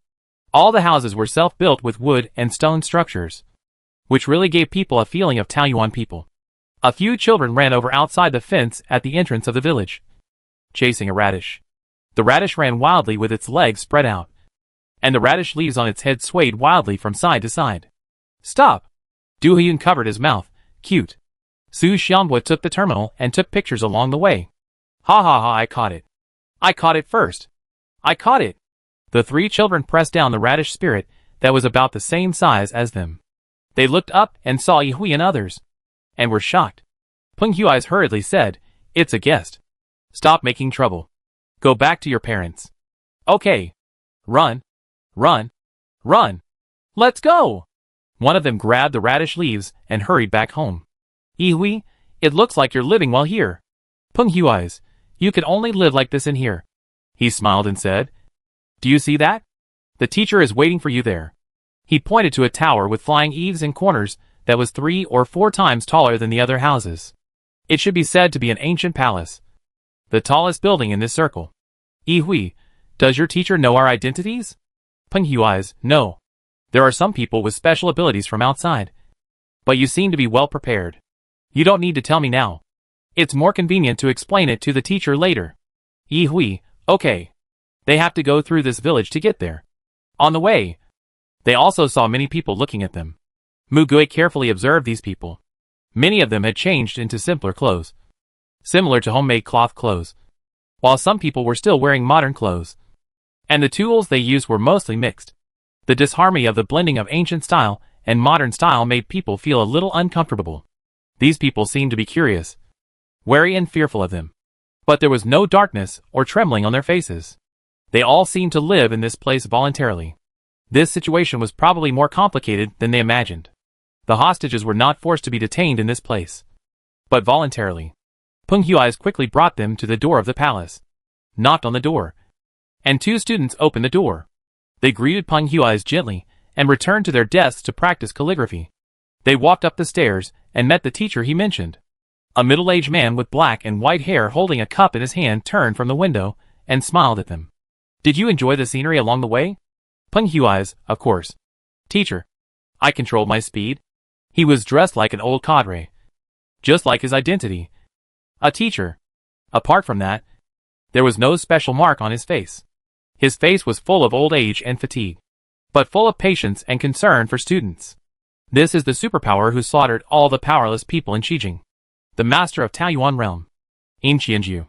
Behind him stood 2 girls and 1 boy. One of the girls had short hair and looked at them unscrupulously with a bad expression. The other girl had her hair tied into 2 small bundles at the back of her head. She was about 11 or 12 years old and looked a little timid. The boy stood with his eyes downcast, looking handsome. Yin Qianju, please sit down. There are many more people than expected. Huai's, please move a few more chairs over. Peng Huai's, okay. I'll be there right away. When he said right away, he wasn't exaggerating. But a few shadows floated over, and the chairs were ready. Everyone except Yihui's eyes suddenly changed. And basically no one could see the boy's movements clearly. That was a speed-related ability. Yin Qianju sat down, poured a few cups of tea on the wooden coffee table, drank 1 cup first, and then pushed the other cups over. Yihui smiled and declined, although it's a bit rude not to accept the tea in this situation.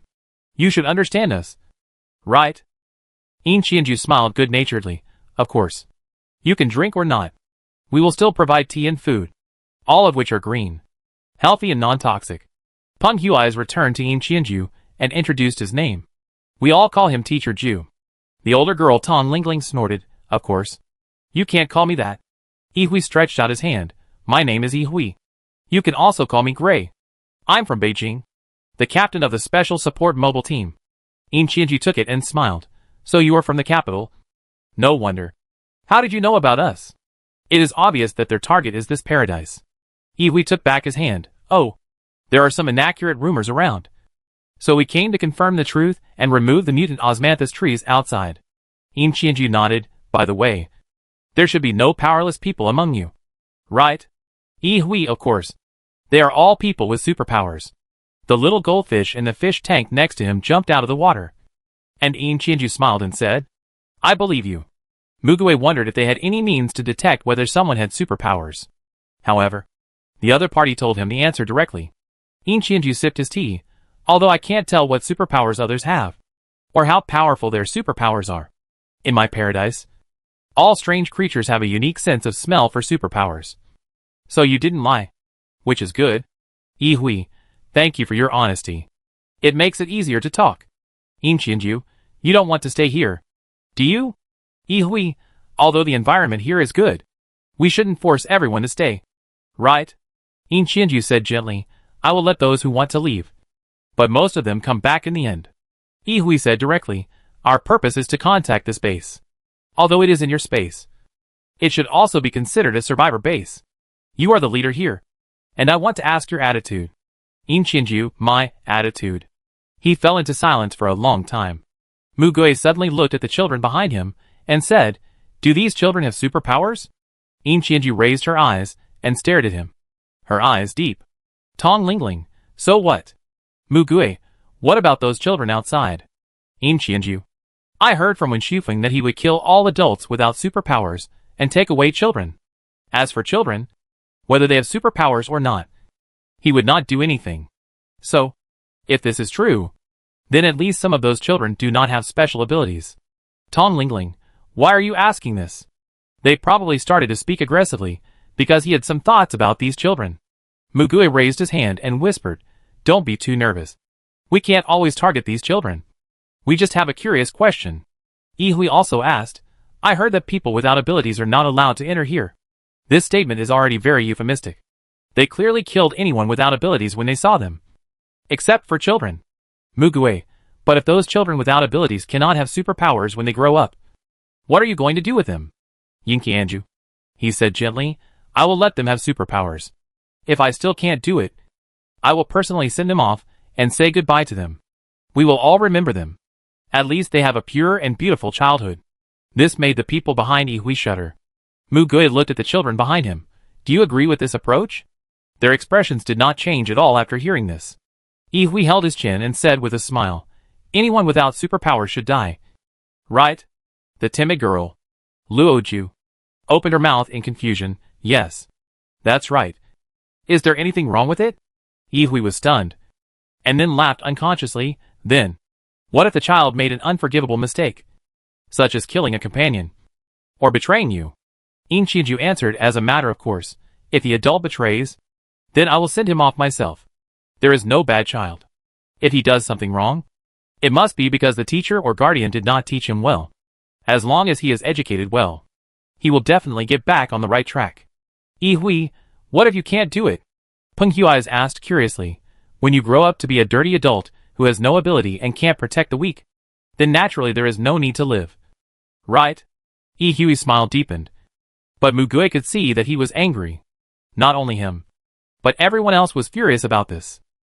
Ihui asked again jokingly, there are still many more people without abilities than people with special abilities in this world. It is better to say that people with special abilities are originally people without abilities. Do you want to kill all the people without abilities in this world? I don't think this is something that can be done. Inchinju calmly put down the teacup. I am planning to do this. Although it is difficult. I know that if I really do it, the world will definitely become more peaceful and stable. Yin Yin laughed. What did you say? Inchinju, you should have seen how peaceful this place is when you came here. Ihui maintained his smile. I saw it. It is indeed an ideal paradise. Inchinju explained very calmly. This proves that my idea is right. He did not want to emphasize his own ideas, but directly put forward the facts he thought were correct. He would not care whether others agreed or not. He just proved that what he did was right, and he would continue to do so. This is the type of opponent that Ihui hates to deal with the most. A madman with faith. Ihui leaned close to Mugui's ear and whispered, a paranoid control freak with mental cleanliness. A superpower racist. Mugui. Chapter 177 Twisted Furnace. Ihui then continued to face Inchinju.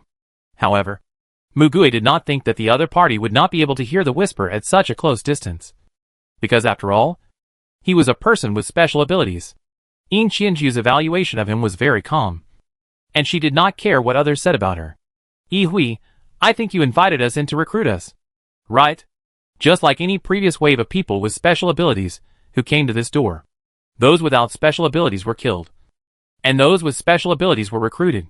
Inchinju said calmly, you are the first group of people who came here on their own initiative and found the entrance to Taoyuan after I closed this place. You are right. I do not deny that I will actively recruit people with special abilities. Ihui, what if the people with special abilities do not agree? Inchinju, I will give them the choice to leave or stay. I never forced them to stay. Is Wen Shufeng the only person with special abilities who escaped to the capital? If what he said is true, then there should be others who left alive. Ihui suddenly chuckled. Have you asked them this question? Will you protect the disabled besides children? Mugui was shocked. It's either black or white. Either this or that. Generally, people who have gone to extremes will not allow the other party to stand in the opposing camp even if the other party does not stand in their own camp. Which is equivalent to forcing them to stand in the opposite camp. Inchinju still had that normal expression. And he said, yes. The child behind him obviously had no objection to this. Ihui smiled deeply. Anyone who answered yes or a neutral answer, you will all consider them to be dead. Kill them all? Inchinju, yes. Mugui had goosebumps all over his body. And those behind Ihui all understood that at this moment. They had better not speak easily, but should give the right to negotiate to Ihui. If they make a mistake, they may have to fight with the other party's controller in the other party's territory. Death may be avoided, But it is more likely that they will never be able to get out of here. This guy is more dangerous than they thought. He didn't know why he became like this. But it seemed that there was no way to change his fundamental character by appealing to reason and persuading him emotionally. Hui didn't show any fear, tension, or anger on his face.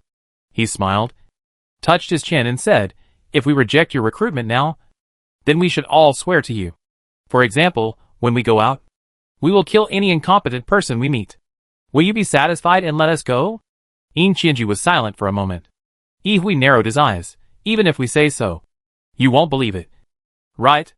And there is no way to confirm the authenticity of our words. That's difficult. We are here only to carry out the task assigned by the superiors.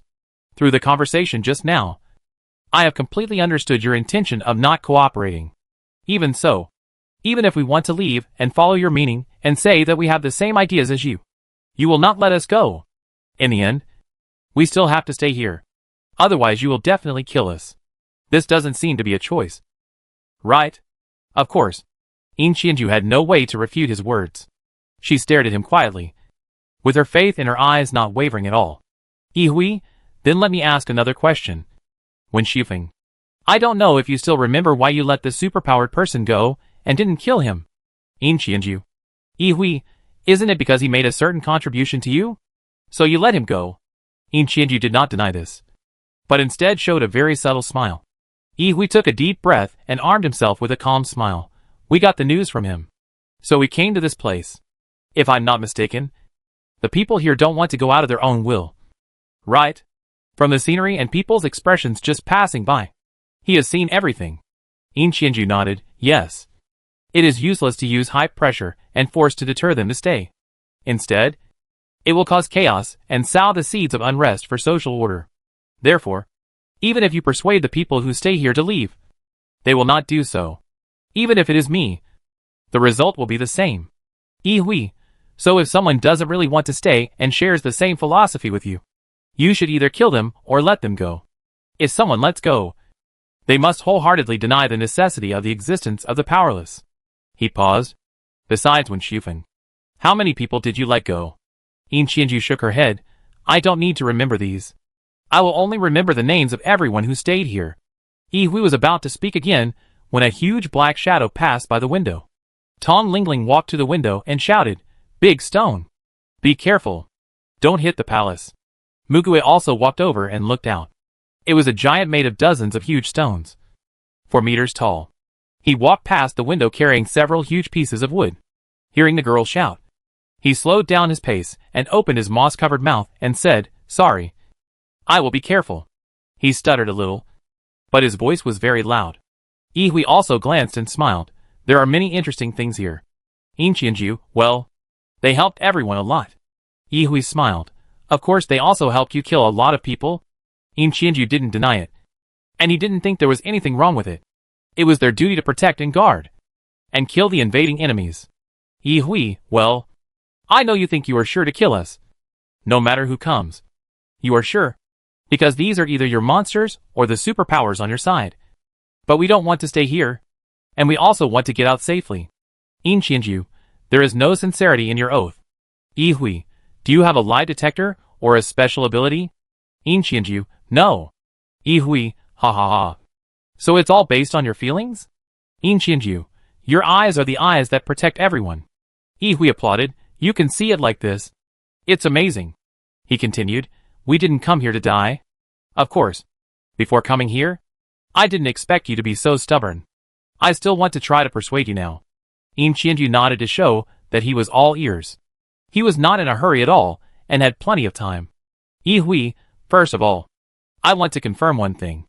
There are still many powerless people outside.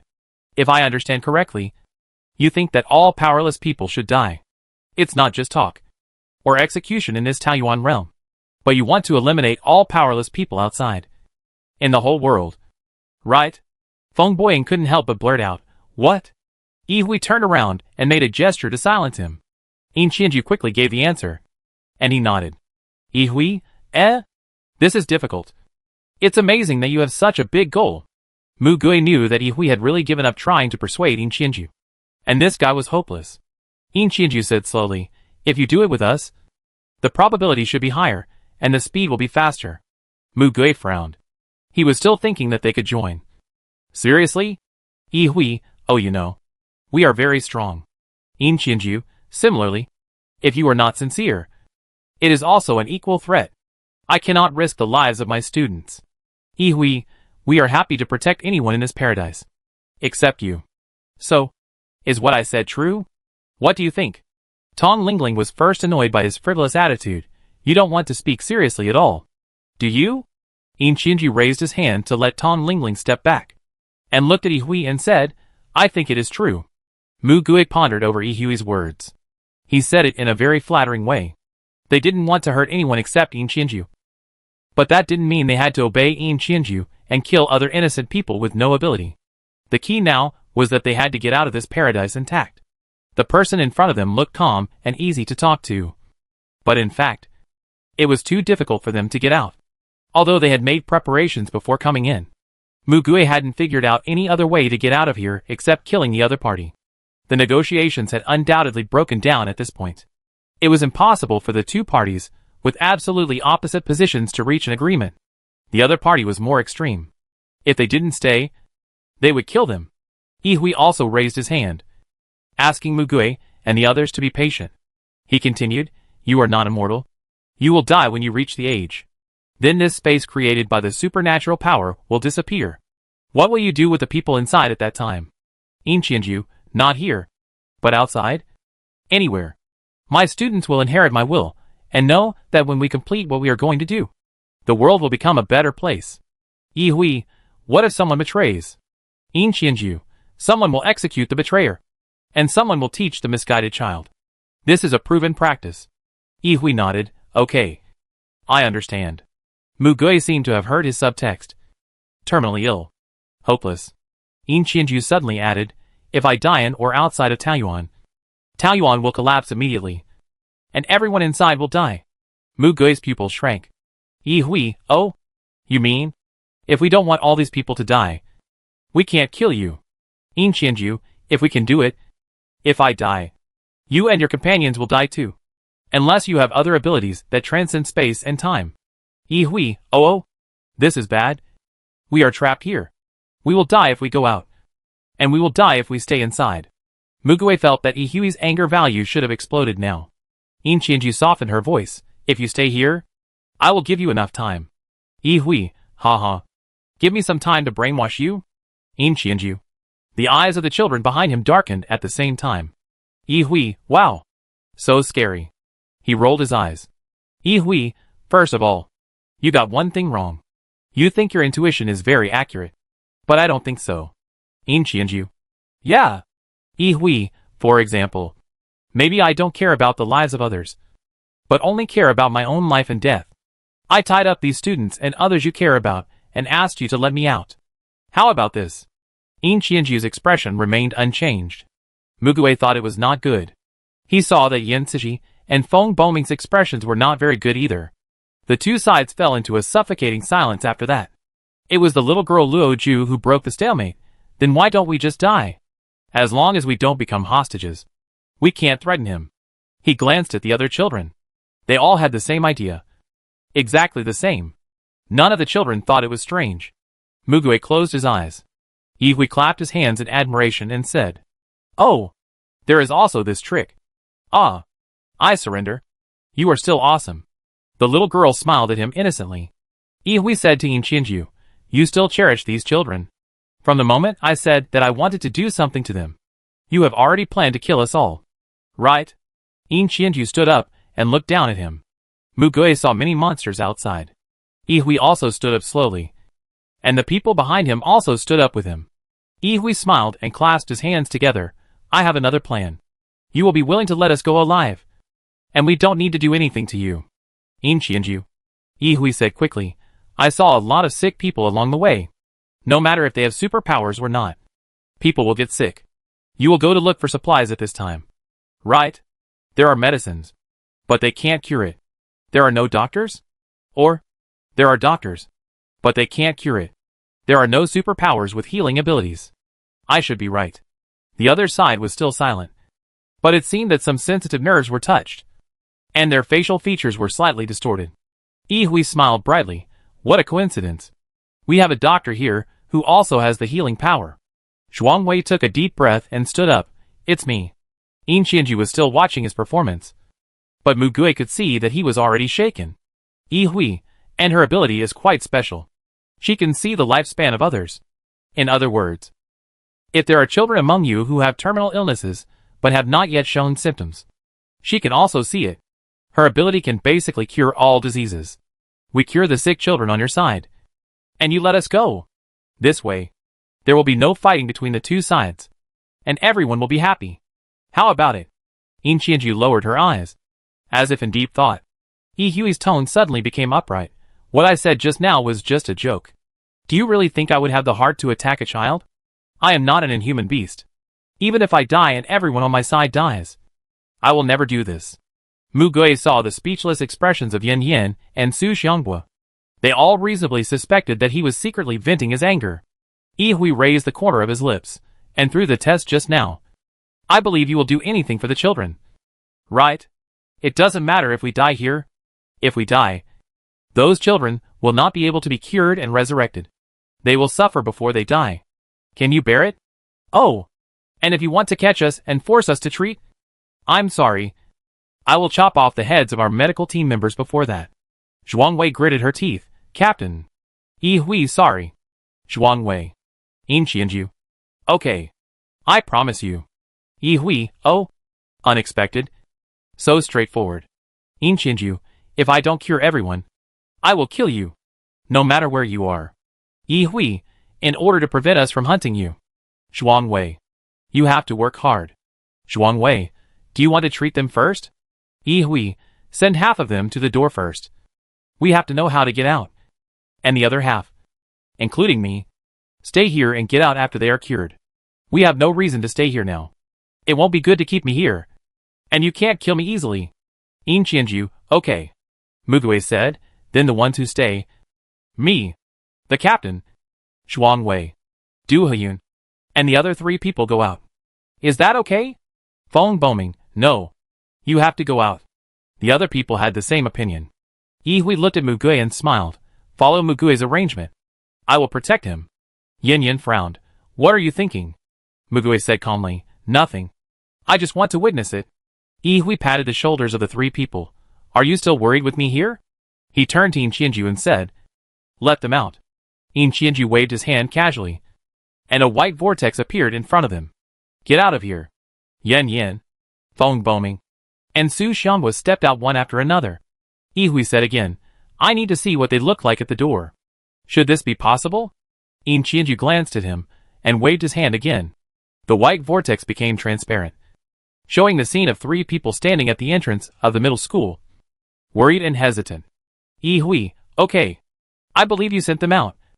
Let's go. Yin Qianju personally took them to visit all the homes of the patients in Taoyuan realm. Zhuang Wei also treated them as instructed. And the effect of the treatment was obvious. They recovered immediately. And even those with broken arms and legs could grow legs and legs again.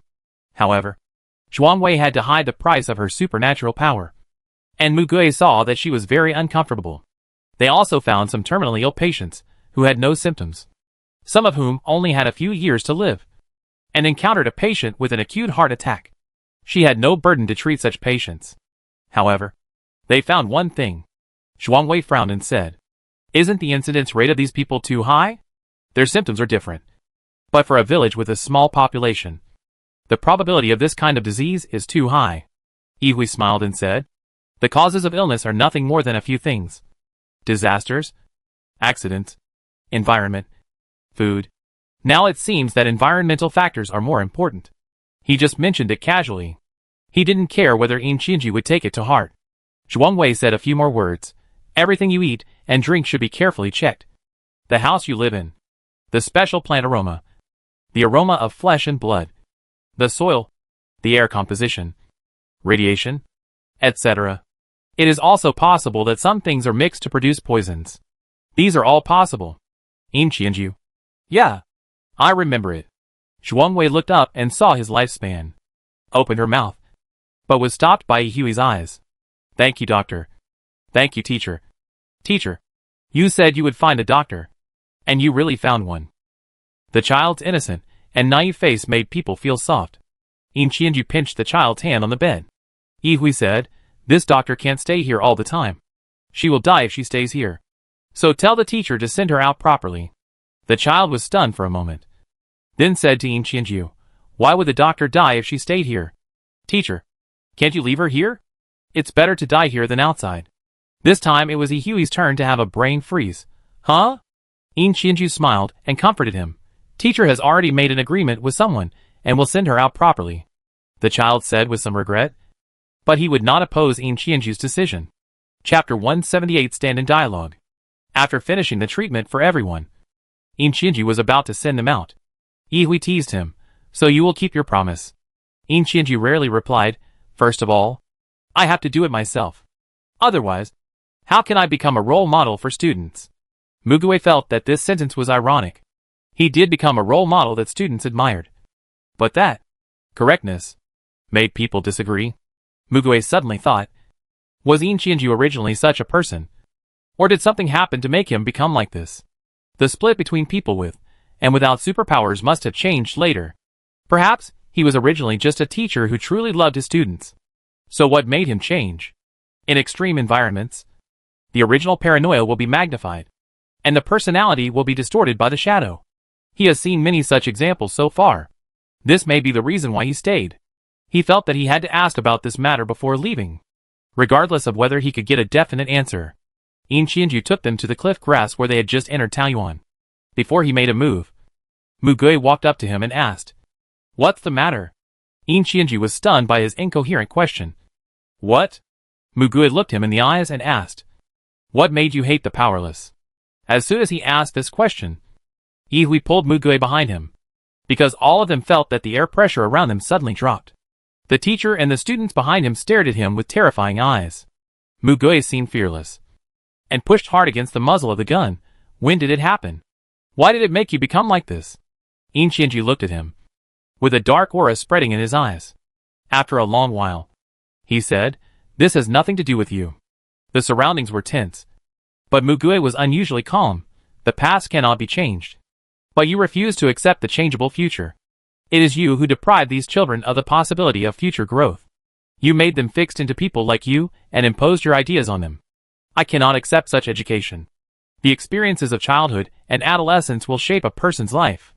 If these children have also experienced painful things, then if the teachers as their educators and guardians do not help them get rid of the shadows, but reinforce the trauma, then they are really lost. Yi Hui is right. This person is nothing more than imposing his own selfish desires on the children, just to control the children, and brainwashing these children whose minds are not yet mature. His heart for the children may be worthy of recognition, but his twisted means and twisted love will only lead to twisted results."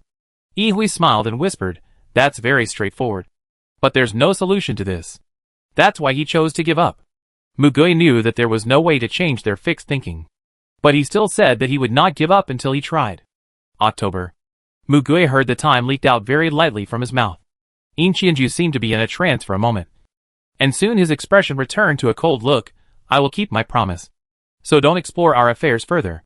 I hope that we will not become enemies when we meet outside in the future." "That's impossible. There are always people with special powers who protect ordinary people." Mugue shut up. He knew where his anger came from. Looking at those young students who took his words as their guiding principles, those children always reminded him of his childhood. If he hadn't met those people, the neighbor woman who called the police for him, the teacher who worked hard for him to go to school, and the Han Ishu family who taught him how to be a man, perhaps he would have taken a different path. Because at that time, in order to survive, he had given up everything: self-esteem, self-love, kindness, compassion, and was full of distrust and malice towards others. This is the way to live like a non-human. However, after that, he was constantly awakened by reality. He always passively accepted help from others. He had no power to change his own situation, nor could he change others. It was the same now.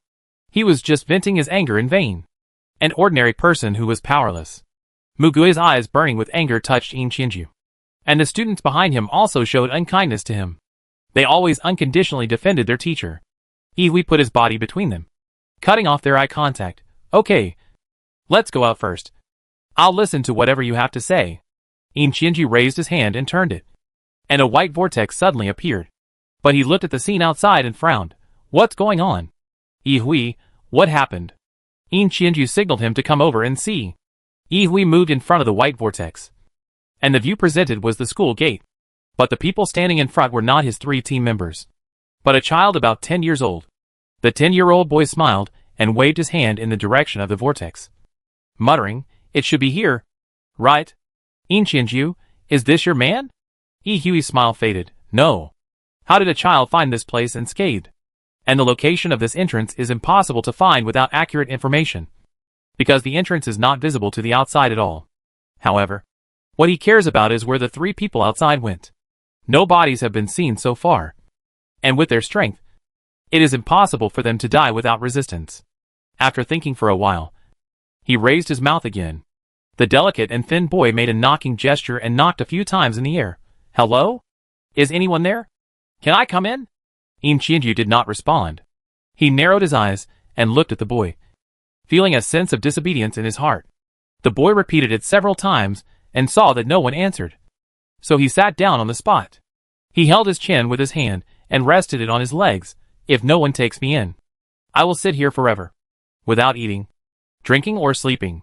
His smile was calm and unhurried. Hui stared at the boy, 20. No, close to 30 years old mentally. What kind of person is this? If it's supernatural power, is it possession? Goddess? He's not afraid of death. Or it doesn't matter if he dies? He's good at hiding, disguising, and his purpose is unclear. No, it's similar to ours? Who is he? Qianju glanced at him. Hui also looked at him. This person knows that you have no way to deal with children, and he threatened you to let him in with his body. At the same time, he doesn't want to hide his purpose. I guess he will tell you when he comes in. The key is where he got this information. There is no one else around him. Either he has another trump card, or he has the ability to kill with one strike, or he is not afraid of death or imprisonment. So he doesn't need to cherish this body. If you want to let him in, you must negotiate with him on the condition that you die or your ability is released. That is, the collapse of this space. And it must be a premise that you cannot escape from the collapsed space by any means. Qianju listened to his words and fell into deep thought. Mugue walked to Hui and looked at him. After their eyes met, they understood each other's meaning. If this person got the information from somewhere else, it would be fine.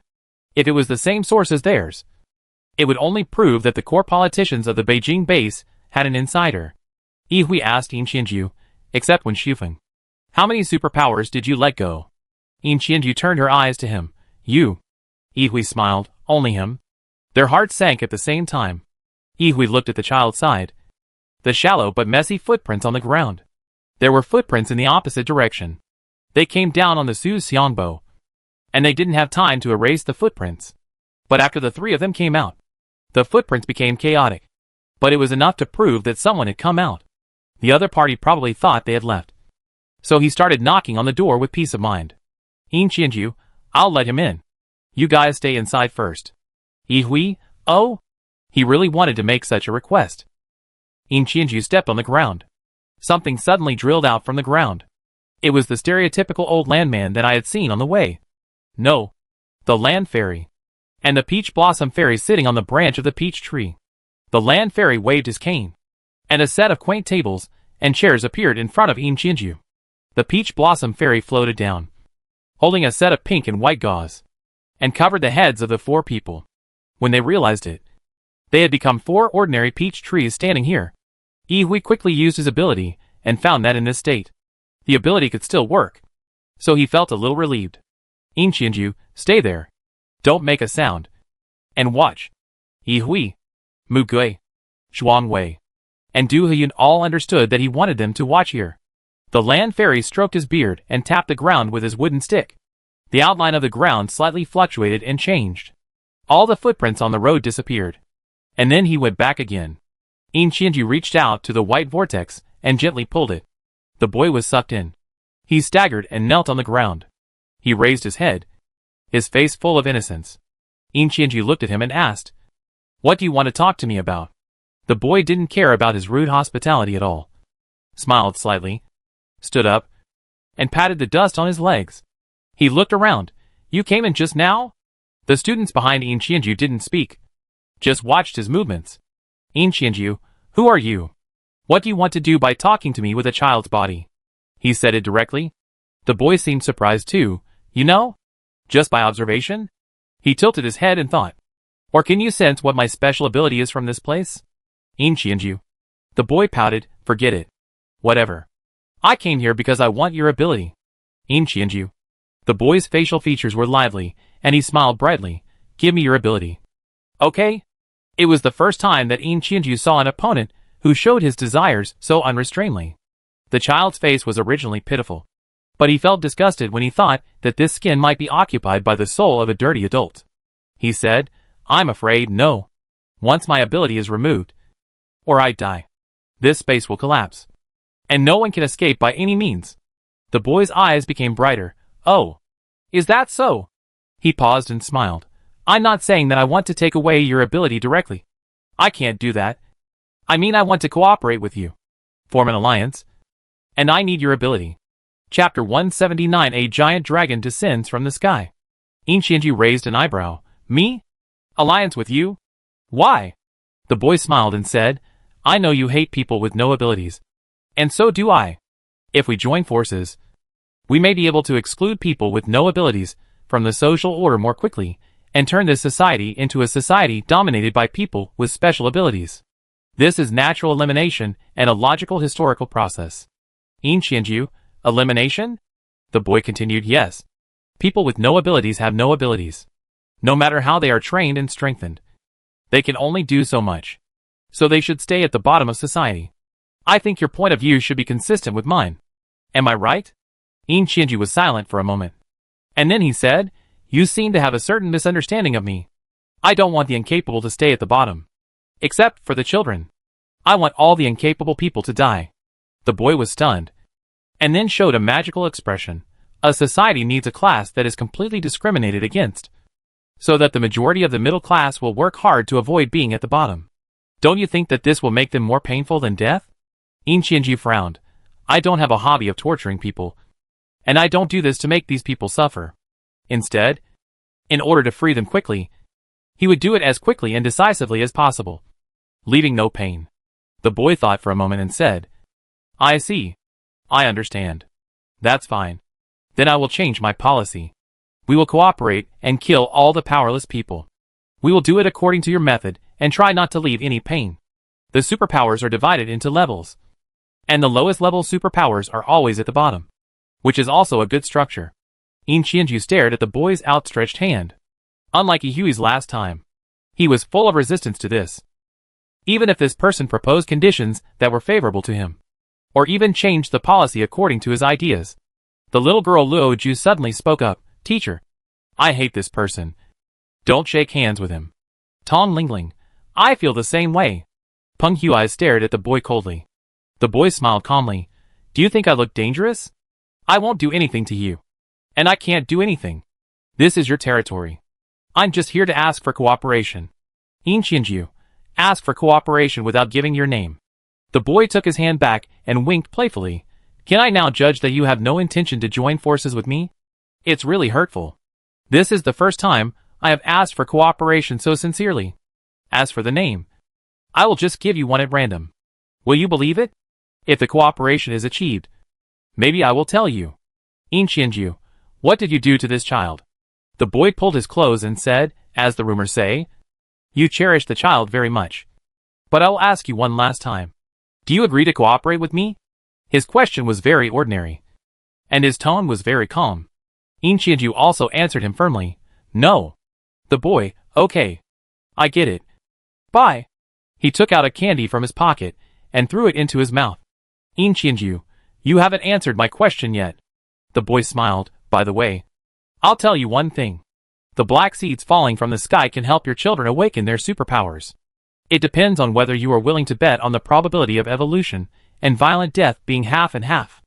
Yin Qianju, what are you saying? Boy, ugh.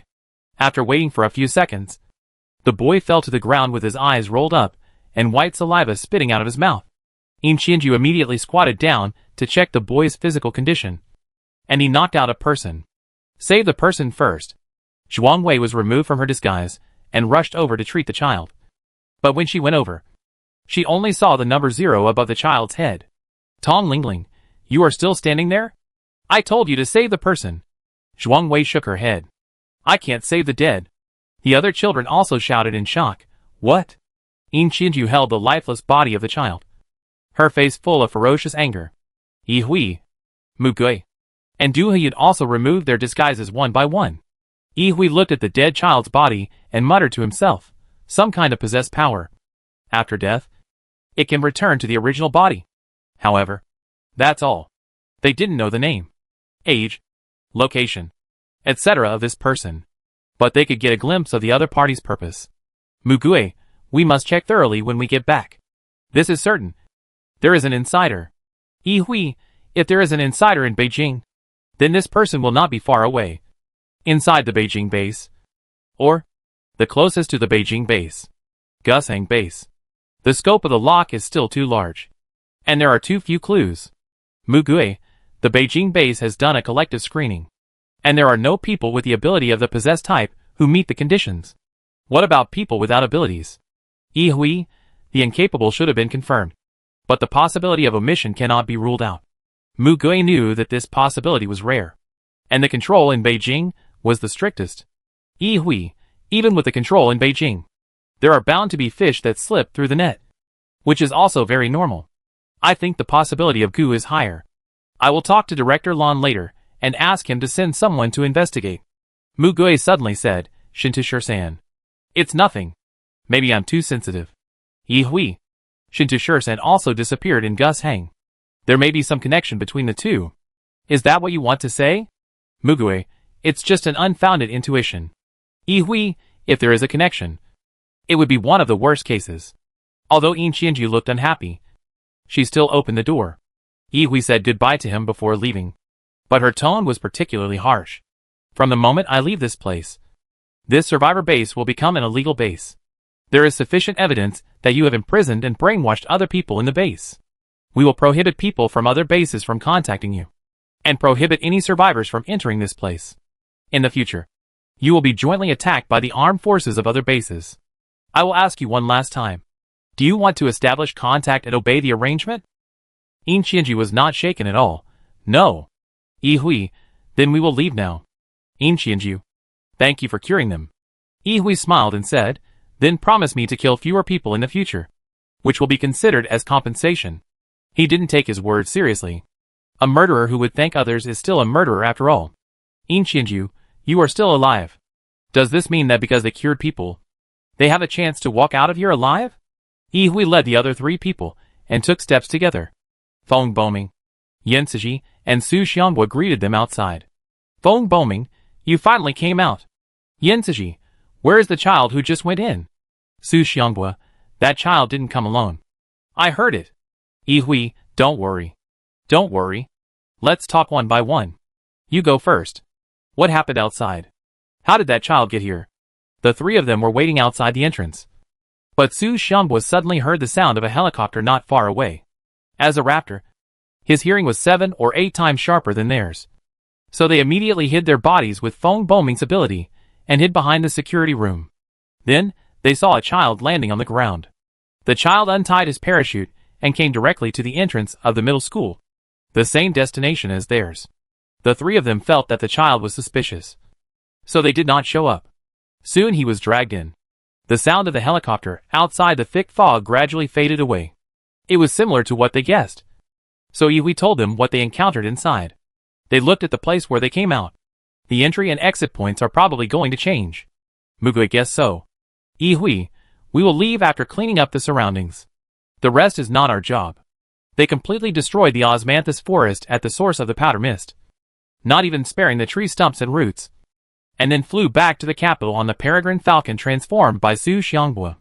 Yi Hui reported the information they got from this trip to Lan Yuanxing, followed his advice, and sent people to Gusheng and Zijingdu. Yi Hui wanted to go to Gusheng by himself, and had this idea before, but they were sent to Shanghai in April. Su Xianghua complained on the helicopter, we are really like bricks. We can be moved wherever we are needed. Du Hui also muttered, I heard that because we have the lowest mortality rate and the best achievement rate, all the most dangerous things are thrown to us. Ihui, being too good is also a sin. Mugue, so when can I be transferred to logistics or civilian work? I basically can't play a big role in this kind of mission. Ihui, others regard transfer as exile. But you like it very much. But you better give up this idea. Mugue, TSK. Here we are. They landed on a slightly vacant highway. There are also medium-sized bases in Shanghai. But the structure is more complicated.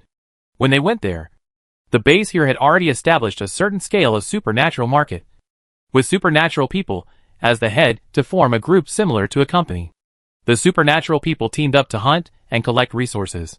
Whether it was mutant animals or mutant plants, they would dismantle them one by one and make the best use of them. The surplus would be circulated into the market to exchange goods and manpower. Of course, the powerful ones are still the main ones. Those without abilities can only help with dismantling, cleaning, counting, and chores. The status gap has begun to appear. Despite this, it has successfully helped many people survive. And most people are still satisfied with the status quo. For Ihui, mediating between the major forces in the base is like a fish in water. And he and his friends are only responsible for supporting his actions. They stayed here for more than 10 days, and almost got it done. This was considered a relatively smooth mission among theirs. But when they were patrolling around the base, they encountered something unexpected. Roar! Mugue looked up blankly. Feng Boming, I seem to see a dragon just now. Am I dazzled? Su Xianghua, my eyes are good. I can prove that you are not dazzled. Yen Siji. I saw it too. A black dragon. Ihui, Xianghua. Why are you standing there? Go up. Su Xianghua, don't be too outrageous. Captain. It's a dragon. Not a bug. I'm not Quimping or Phoenix. How can I catch such a big thing for you? Ihui was very calm. No. I mean if we don't run, we might be hit by that thing. Fly up quickly. Idiot. The black dragon that was originally flying straight into the sky turned around and turned into a huge black shadow in an instant, covering it. Su Xianghua's wings finally brushed against the dragon's claws and flew into the air. The giant dragon's body crushed Lan Ru's exhibition hall to pieces. Chapter 180 No Choice. The exhibition hall had already been pierced with a big hole because of his flying. After the dragon came down and smashed the exhibition hall, its body began to twist, as if it wanted to grind the already shattered building into even finer pieces. The roar in its mouth sounded like it was going crazy or howling. Blood spurted from the dragon's scales, and the dragon was almost covered with wounds. Du Huyun opened the shield and covered them all. She asked, Captain, what should we do? Ihui, this is the first time I've encountered such a situation. I guess that dragon is a human. Let's wait and see how it goes and when it changes back. Feng Boming. He cried so miserably. Yen Siji. Is he locked up? Why are there so many injuries? Zhuang Wei. He is not in danger of death. And as a dragon, his wounds are healing quickly. Although it looks so majestic and huge, it twists like a caterpillar. It rolls around on the ground for a while, making a mess on the ground. And then its body finally starts to shrink rapidly at a certain moment. Ihui saw the right moment. Now you're done. Get down.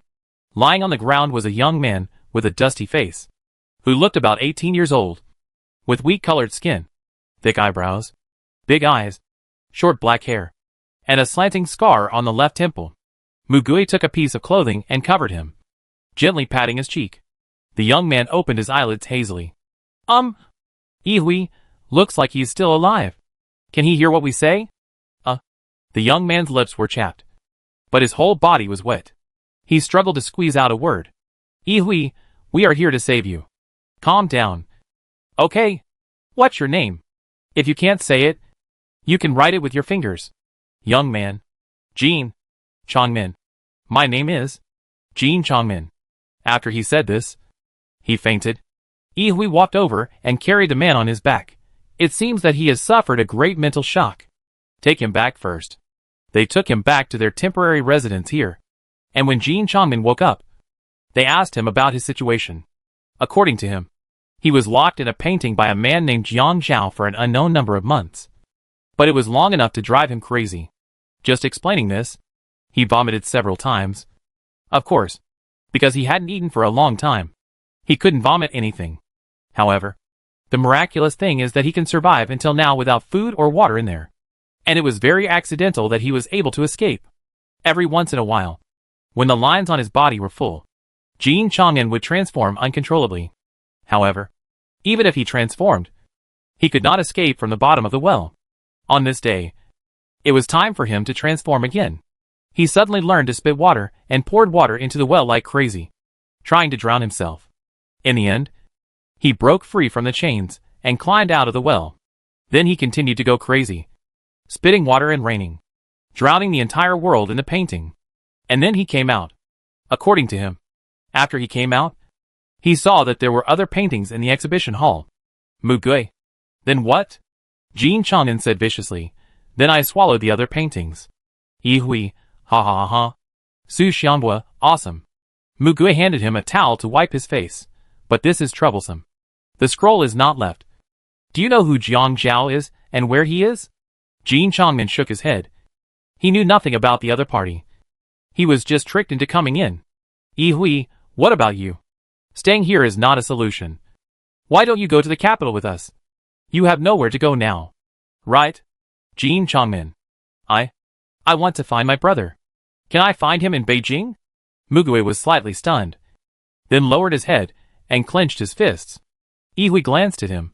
I can't guarantee it. But Beijing has more resources and information than other places. You can also go with a team to perform tasks. The probability of finding your brother is definitely much higher than if you search blindly alone. Jin Chang'an, okay. I'll go with you. This matter was decided, and they took Jin Chang'an back to Beijing.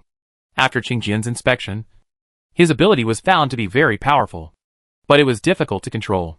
He needed long-term special training before he could officially use it. He became a reserve member until he was assigned to a team one day. Next, they still had no time to investigate the things they suspected before. And the people said by Lan Yuanxing could not find any useful information. The temporary government did find some insiders with the help of Qingjian. But in Yihui's opinion, the possibility of alerting the enemy was relatively high. But at this time, he was also too busy to do anything. His team was basically either on the way to a mission or preparing to go on a mission. But even so, the mission seemed endless. Like an endless mountain of rice and an endless iron chain. And this broken world did not seem to get any better because of their efforts to mend it.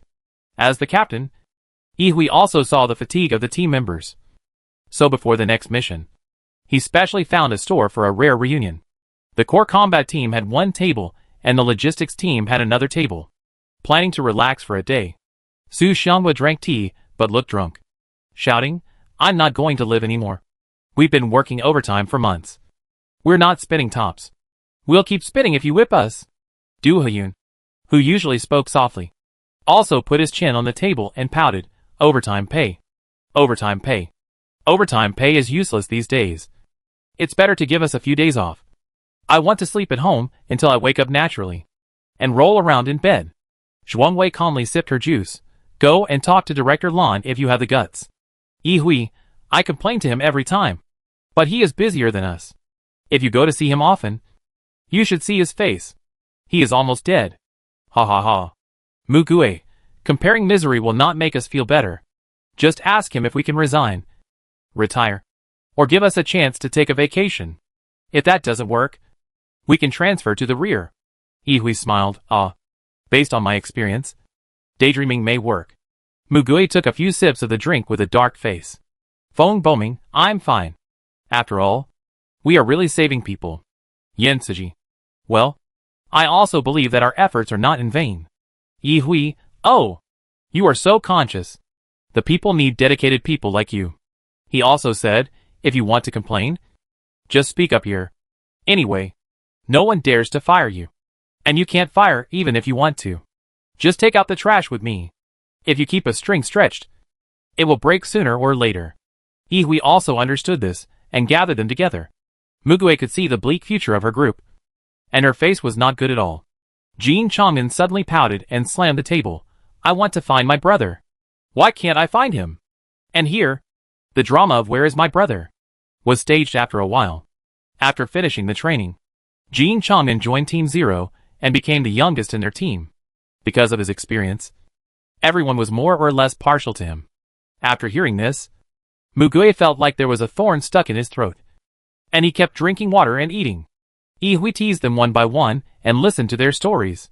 Finally, he came close to Mugue and pulled him aside to whisper.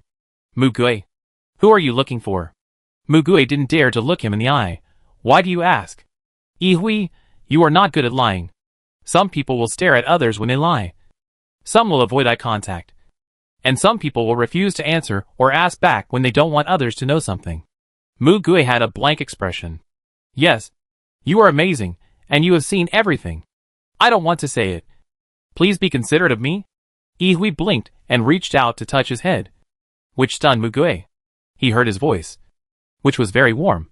I guessed that you were looking for someone. But I couldn't guess who you were looking for. So I never asked. But if you really want to find that person, I should be able to help. I just want to tell you this. Mugue opened his mouth. Of course, he knew that Ihui had good intentions, was concerned, and was the truth. If he helped, the probability of finding the person would be greater. But he just didn't want to say that name. His chest hurt even without saying it. There were thorns in his chest, and the slightest movement would make it full of bloodstains. Mugue finally said, Thank you, but I still can't do it. He considered Ihui's authority. With his current authority, he probably couldn't find these things because the information chain was broken. If Ihui could find it, he would have found it long ago. Revealing his past to others and becoming a burden to others was the only thing he didn't want to do. Some things should be buried in the past. Ihui, are you afraid that the person you are looking for is dead? Mugue's cup hit the table. Ihui looked at his face and turned around. His expression was indescribable. He seemed to be a little bit angry and embarrassed, but more of it was heart-wrenching. Mugue looked at him and squeezed out a few words from his mouth. Captain, you really can see through everything. This was the first time that Ihui saw such rich emotions on Mugue's face. But he couldn't get away with it as usual. He knew that he really touched the wound in Mugue's heart this time. Ihui put down his smile. Sorry. Really. Forgive me for crossing the line. Mugue turned his head. It's not your fault. It's my own problem. Although he knew that this possibility was very small. As long as he didn't find it one day, he would hold on to the hope that the person was still alive and continue to look for him. Deceiving himself and being deeply poisoned. Ihui knew this mentality too well. He had seen many similar examples. Ihui, how about this? As compensation, I will tell you my story. Mugue, He wanted to say he wasn't interested, but he thought of Ihui's attitude, so he changed his words. I want to know. Ihui, really? Mugue, Gray. You don't seem to like this very much. Why do you keep working diligently for the government? From what he had seen along the way, Ihui was a person with a strong sense of responsibility. But he was not a person with a strong sense of justice or a high sense of dedication. He had been taking on the fatigue of others. But what about himself? Who will be his trash can? Who will come to see if he is tired? Ihui, well, the position has changed. It was originally to make amends. How come you are the one who comforts me? Mugue said softly, I will listen. Go ahead. Ihui, it's not that interesting actually. Ihui recounted his past in a light-hearted manner. My parents are both very ordinary northerners. But when I was very young, both of them got seriously ill. ALS? There is still no complete cure for this disease. I need to take care of them both. I studied in elementary school for a while, then went home to study on my own. Primary school is compulsory education. So someone came to my house and learned about my situation. It was mainly because my situation was a bit special. Otherwise they wouldn't care. You know, I'm a genius. Mugue. He regretted it within a minute. So someone from an organization came to me and said they would provide the most advanced treatment for my parents, and also provide me with the best care and learning resources. Our family originally had some money, but my parents couldn't hold on after they got sick. If no one helped, I would have to go to an orphanage when they died. I can't just sit there and do nothing and watch them die. So I signed the contract to sell myself. Well, it's a good thing to have a regular job. At least I don't have to worry about employment. Mugue, it's over. Ihui, yes. It's over. Mugue looked at him speechlessly. Ihui's eyebrows curved. Then what do you want me to say next? Work content? Those are all secrets of the past. Can I say it? The rest is very boring. And you probably won't find it interesting after listening to it. By the way, My parents died when I was 18. So I lived 10 more years. Which is quite a bargain. Mugue stroked the rim of the cup. Gray. Have you ever thought about doing something else? Ihue, I don't know. After all, I have no choice. I don't have the right to choose my own life. And I have never considered other paths. He must repay his debts, repay his gratitude, and devote everything he has to the organization and the country that saved him and his parents. According to the nature of his work, even when he reaches retirement age and leaves his job, he must abide by the confidentiality obligation for the rest of his life and take all the secrets to the grave. If he is sent to perform a more dangerous mission and cannot come back, no one will know his true identity. He can be friends, brothers, and family with anyone, but he can never be open with anyone and can never show his true side to anyone. He never complained. Mugue saw all this. Ihui, but I am not a humanoid machine that performs missions. I also have my own heart and my own dreams. I also want to make my life as colorful as possible. Mugue, what kind of life do you want to live? Ihue, you mean if I am not living like this now? Well, of course. I want to have an ordinary job. Be able to afford food. Afford rent. An average salary is fine. Less overtime. Sleep until noon on weekends. Get up and read a book. I like plants. Maybe plant some to see. The current one is too scary. Just an ordinary one is fine. And then go shopping. Watch movies. Make friends. Do things I like. And save money to travel around the world. Take photos and so on. Very ordinary. But? Mugue, very difficult. Ihue, ha ha ha ha. But if it was Ihue's personal ability, it wouldn't be really difficult. At least, he would live a carefree life. Can't a genius envy the life of ordinary people? He seemed to hear him asking this question. But he liked it. Mugue also thought that such a life was good. And their goals and dreams might be a bit similar. Mugue was silent for a long time and asked him, Gray, are you tired? Ihui smiled faintly. It's tiring. But isn't that what life is all about? Mugue didn't know how to respond to this. Ihui suddenly changed the subject. By the way, do you know what I like and what I hate? Mugue thought about it. And he really didn't know. On the contrary, if Ihui were asked to tell what each of his team members likes and dislikes, he would probably know everything. But they didn't seem to really understand their captain. And no one wanted to understand. The captain just needs to be reliable. Ihui's nature is that he can like anything. Even if he doesn't know how to do it at first. He can learn it. And he can hate anything. Even if he doesn't really hate it. As long as it is necessary. Ihui, I'll tell you one every day until I finish. And I'm definitely not lying this time. However, before he started, the watch rang. Ihui raised his hand. Smiling, this is what I hate right now. Nothing else. Mugue, I agree with this. But when Ihui finished reading the news, he couldn't laugh anymore. The surroundings suddenly became quiet. The noisy noises that were still in his ears seemed to be swallowed by the ancient monsters. In the store, besides them, there were some other armed forces. They all liked to gather here to eat. So almost everyone in the store stood up at the same time. The owner and the waiter stood there in confusion. Super Level 1 Biological Disaster Alert. Everyone report to the airport immediately. Ihui shouted as he walked. The other team members had already dressed up and followed him. July 1st, 2061. Super tsunamis occurred simultaneously in many places along the coast, bringing a super large-scale wave of marine mutant creatures, requesting emergency rescue. Chapter 181 Disaster Relief Operation. Although they rushed to Gushang as soon as possible, the disaster situation was far beyond their expectations. Looking at the place flooded by seawater, Su Xianbua couldn't help but widen his eyes. How could it be so fast? They had seen the sea level rise, and the coastline advance before, but they only thought it was caused by the accelerated melting of glaciers due to the high-temperature weather. Looking down from the helicopter, it was particularly obvious that the original coastal ports and tidal flats and pastures had been completely swallowed up. The seawater spread to the edge of the Gushang base, broke through the vertical walls, and half of the residential areas had become oceans. Ihui glanced at his watch.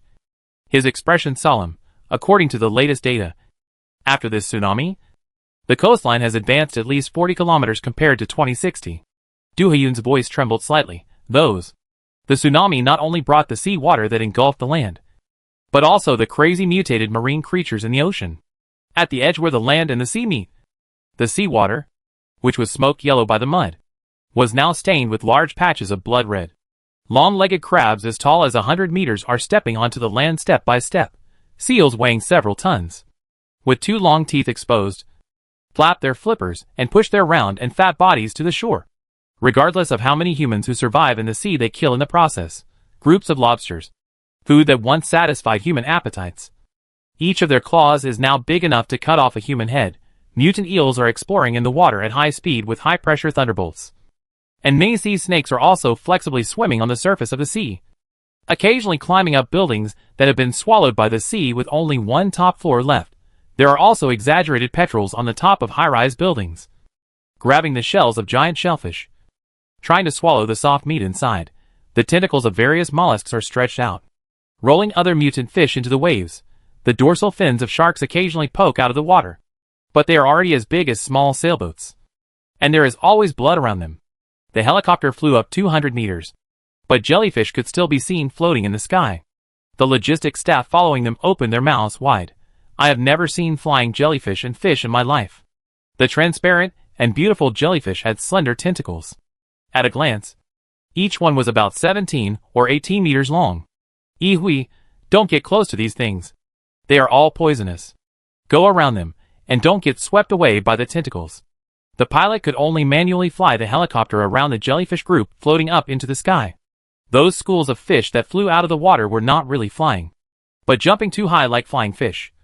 And their purpose of jumping out of the water was to eat prey. Some strange-looking stone fish grew limbs and walked on land. When they saw edible prey, they opened their mouths and swallowed it. Fong Boming shot down several seabirds that tried to approach them, and gritted his teeth and said, "There are too many. Ihui, the first goal is to save people. The rescue team should have arrived. The combatants should kill the mutant marine creatures to buy time for the rescuers. Evacuate and withdraw, and are not allowed to go deep. Escort everyone back." Everyone responded in unison. Ihui looked around and continued, "You must put your own lives first and rescue those who can be rescued. If you determine that someone is dead, give up the rescue immediately without any hesitation." These are the principles of rescue that they have learned before, but he must reiterate them. Everyone's eyes have calmed down, and they just listened to Ihui's words. Ihui began to assign tasks. All logistics personnel will join the evacuation and rescue team. Yensiji, and Chongmin will go to the battlefield below to directly participate in the battle. Chongmin's full dragonization time has not yet arrived, so he will partially transform into a dragon and fight first. Bo Ming, Hiyun, Xiang Bo. Bo Ming will fire from above and concentrate on supporting the places with the largest number of disaster victims. Focus on attacking, and don't think about anything else. Hiyun will protect you. Xiang Bo's mobility is the strongest among these people. You need to go to various places to provide support. Mu Gui stared at Ihui. Ihui, it's up to you to judge. All the team members on the scene, including my command and dispatch, are all in your hands. His going to fight below means that he can't take charge, and he is currently the most important fighting force on the front line. This is a certainty. Ihui did not ask for opinions.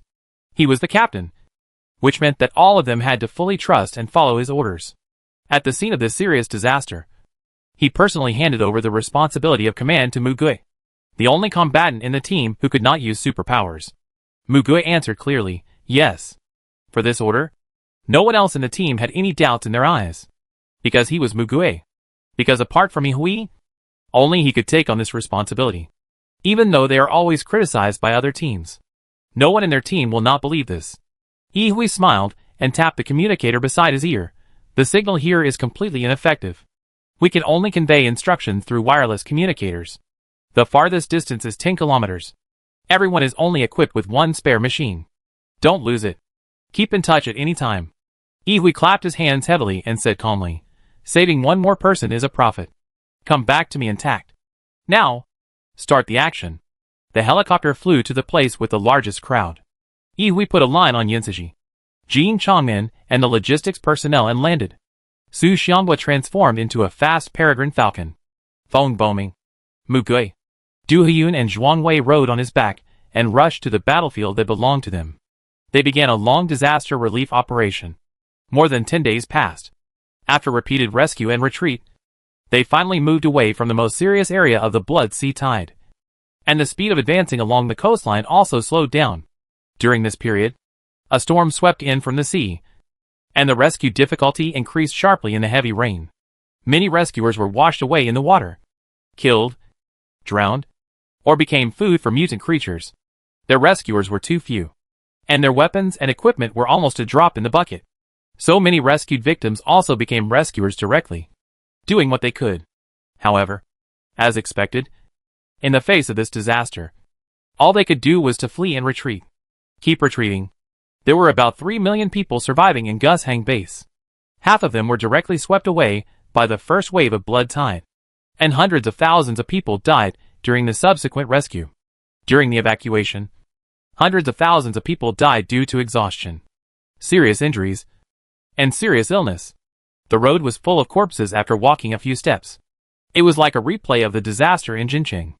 All the public forces that could be mobilized were sent to various places. Although the main force was concentrated in Gus Hang, a large part of them were dispersed to the eastern and southern coastal areas for support. Because this kind of thing did not happen in just one place, but in all coastal areas. Other bases in the inland area that had been contacted also sent support, but not much, and could not change the overall situation.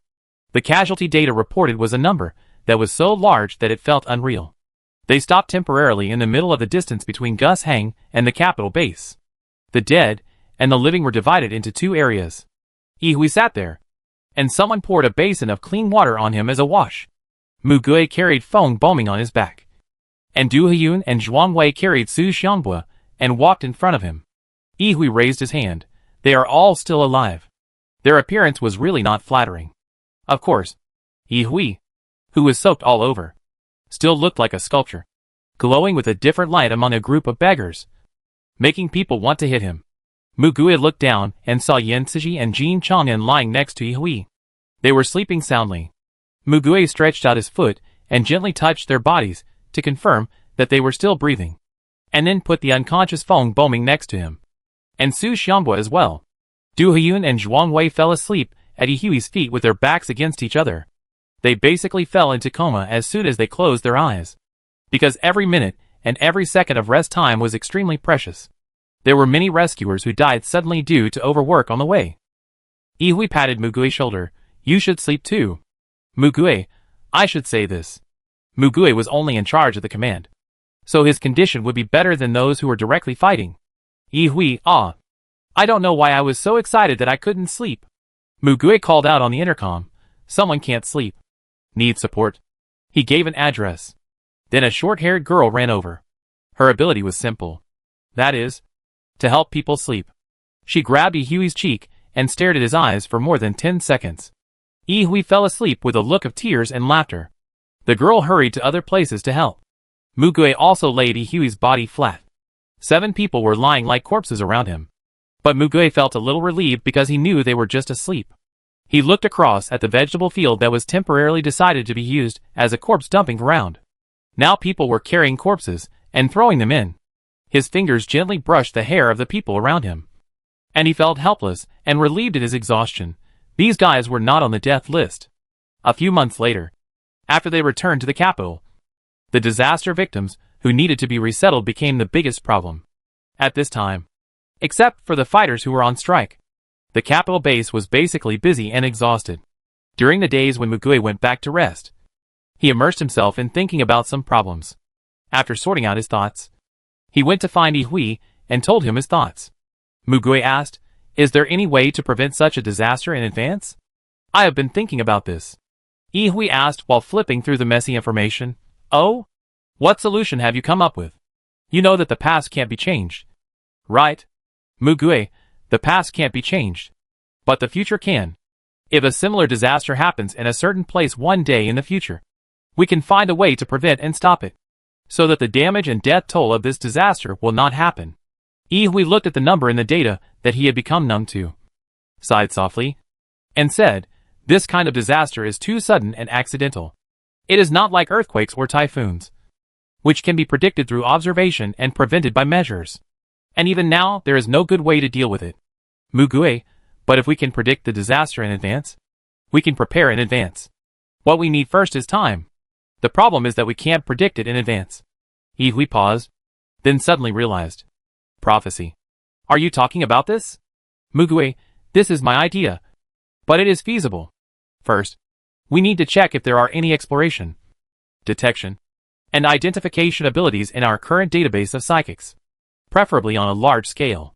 If there are no suitable abilities, we can try to combine multiple abilities, such as strengthening. The country is so large and has such a large population, so the number of psychics cannot be small. We can search all bases one by one and try to find psychic abilities, or even similar ones, or send someone out to search for clues about psychics. Hui pondered for a moment. I understand what you mean, but it is not certain that the information database of superpowers will have everything we need by coincidence. Nor is it certain how long it will take to find this precognitive superpower. It may not exist at all. Mugue calmly admitted, yes. Everything is uncertain. Hui looked at him and smiled, but it is necessary to do it. Right? Mugue, it depends on how to measure the weight of human life and time. Hui, we need to anticipate the reaction time. And then we need powerful forces. Psychics. Mugue, under certain circumstances. Nuclear weapons and the like can also work. But in most cases, there are humans at the disaster site. The only ones who can actually use power are psychics. Hui looked into his bright and clear eyes. You don't just mean VG-level psychics, right? Mugue, each ability has its appropriate place and can play a huge role in different occasions. Of course, the more powerful psychics, the better. Hui, scientific investigations have shown that the proportion of people with special abilities is gradually increasing. But the number of high-level people with special abilities is indeed limited. Mugue, gather more people with special abilities. Reduce the mortality rate of existing people with special abilities as much as possible. Establish institutions dedicated to training people with special abilities. Let them use their abilities more efficiently, and stay in the right position for them. If you have Qing Jian's abilities, this is possible. Hui, this is what Qing Jian is doing now. But it's a little rough. Mugue, not enough. That person rarely goes to the front line.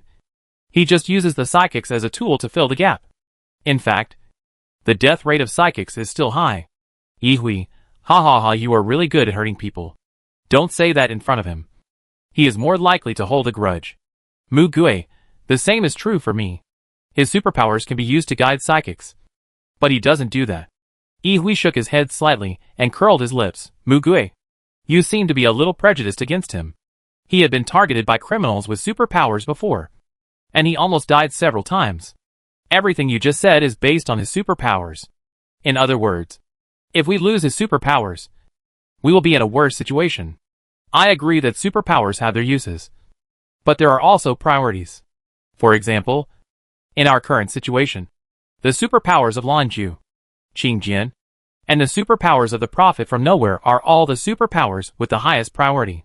Mugue opened her mouth, unable to refute. Hui put aside the things at hand and looked at him with his cheek propped up. You should have thought about whether the outcome would be better if we knew about this before it happened and had enough time to prepare for it. But things that have happened cannot be changed. You can review and formulate better strategies, and even simulate exercises. But everything is uncertain. I am sure that all the decisions we have made now are the most correct decisions at the time. So many people died, and it is not our fault for not coming to rescue them. Mugue's lips moved, and the voice as light as a feather seemed to reach his ears. If there is another chance. Hui laughed. Hey, did I say anything in vain? You are not thinking of resetting time and space. Even if there is a space power. He was halfway through his words when he suddenly couldn't deny this possibility. The power has infinite possibilities. And uncertainty also means that the upper and lower limits cannot be considered with normal human thinking. Hui, I usually don't take into account something as ambiguous as luck. But you seem to be different? Mugue's eyes flashed coldly. No. My luck has always been bad. I don't believe in fate or luck. I only believe in everything I can do. Hui raised his eyebrows. Oh, believing that you can change something big is also a great arrogance. You know? He wants to retreat more than anyone else. But he is more eager to change the status quo than anyone else. If there is no suitable card, go find it. If there is no road, go build it. If there is something blocking the way, find a way to knock it out. Although he was forced to stand on the front line, he never showed any fear. He never gave up thinking about ways to get out of this desperate situation. It was extremely contradictory, but it made people praise him. Hui certainly didn't hate this idea. He said, "You can go with me to talk to Director Lan." Hui then took him directly to Director Lan's office. After listening to the two's explanation, Lan Yuanqing said that he would submit this proposal to his superiors. If he dared to agree to this, he would definitely do it. However, when he submitted it, another proposal was also submitted at the same time. It was a proposal jointly made by Qin Jian and the Research Institute. Hui learned about this from Lan Yuanqing, and he was so shocked that he couldn't speak. Mu Gui asked incredulously, "Then what about the probability of death? Do they just ignore it?" The Research Institute submitted that they would find ways to collect seeds from all over the country. Use the seeds. Build a radiation zone. Use institutional facilities to control the distance and radiation intensity. Use drugs to assist the human body. And conduct experiments to awaken people's superpowers. Some research data they provided prove that this plan has a certain feasibility. But the mortality rate still exists and is not low. Mugue, what's the difference between this and sending people to commit suicide? Hui. Currently, only experimental animals, volunteers and serious criminals can participate in the experiment. Mugue, oh, voluntary? Hui, both Lan and I disagree. But it has been approved. I heard that there are also proposals for test tube babies with dual superpower genes and clones cultivated with superpower genes. They chose the one with the highest predicted success rate in practice. According to Qin Jian, everyone is now bathed in radiation. The most vulnerable group has died. The rest are people with a certain resistance. The mortality rate of close contact must be the highest. So they can only control it by themselves and try to control the mortality rate within a certain range. This is better than letting those seeds fall outside and be used by others. Because even if they don't do it, other forces have already started this attempt. And they are even more disregarding of human life. Before this, they had conducted nearly 1,000 experiments with mutants and ordinary creatures. And the experimental data obtained was also a key factor in the passage of the proposal. Hui, it's useless to say anything now. This matter will be carried out. Not in the way they thought. But it seems to be more feasible. But also more dangerous. Like a perfect meshing gear, put together with the plan they proposed, driving the whole machine to turn. Mugue closed his eyes. It was also from that time. They fell into a desperate cycle of disaster relief in various parts of the country. The joke that they once said, "Move wherever they are needed," has become a reality that is more real than real gold. Chapter 182 Disguise and Inquire. February 2062. Hongdu Base. Mugue lined up in a tattered robe. The people in front and behind him were dressed similarly to him. He pretended to be terrified, looked around, and patted the shoulder of the person in front of him who was chatting with his companions. The man turned around. Mugue changed his voice. "I originally saw that there were many people here, and I thought there was food or something like that. But I saw that the people in front of me didn't take anything? That person, this guy came in without knowing anything? Mugue, it's because the line is so long. I'm curious and want to join the line." The other person laughed. "Yes. There are a lot of people like this. The one in front is registering, not distributing things." Mugue looked over, and of course he knew that the one in front was registering. So the person said, "They are asking you if you want to join the Wings of Redemption." Mugue pretended to be surprised. "Wings of Redemption? The people who come here to line up? Except for people like you who come in without knowing anything. Most of them want to join the Wings of Redemption." The other party continued to talk. There are also people who came from a base farther away after hearing the news. Mugue nodded repeatedly, showing an appearance of listening attentively.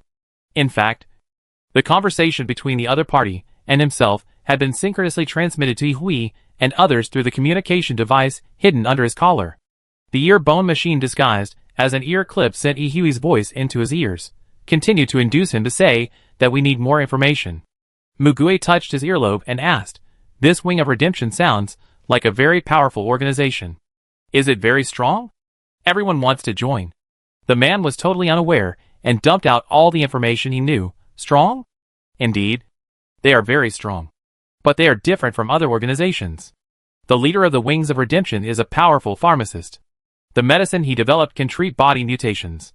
This is the news they got earlier. Mugue, mutation? You mean superpowers? Isn't it said that this is evolution? I heard this from others. The other party curled his lips. For those who have obtained good superpowers without paying a price. Of course they have evolved. They always think that they have become a new superior human being. And look down on ordinary people with their superpowers. Wings of Redemption is different. Mugue, I don't quite understand. Looking at his silly expression. The other party raised his lips. The leader of Wings of Redemption has a kind heart. His goal is to save all mankind from this dire situation. Mugue, ah? He opened his mouth as if asking, how is this possible? The man shook his finger. It's said on the surface. It's more like a religion than an organization. It is said that their leader can make a pill that can reduce the cost of superpowers. If you take it more often, those costs can even disappear from now on if you are lucky. Mugue, this, can you do this? Huey's laughter came from the headset. I will give you the Best Actor award when I come back. The other party laughed, of course. He has saved many people. And he distributes pills for free. As long as you don't cheat them. Abide by the rules.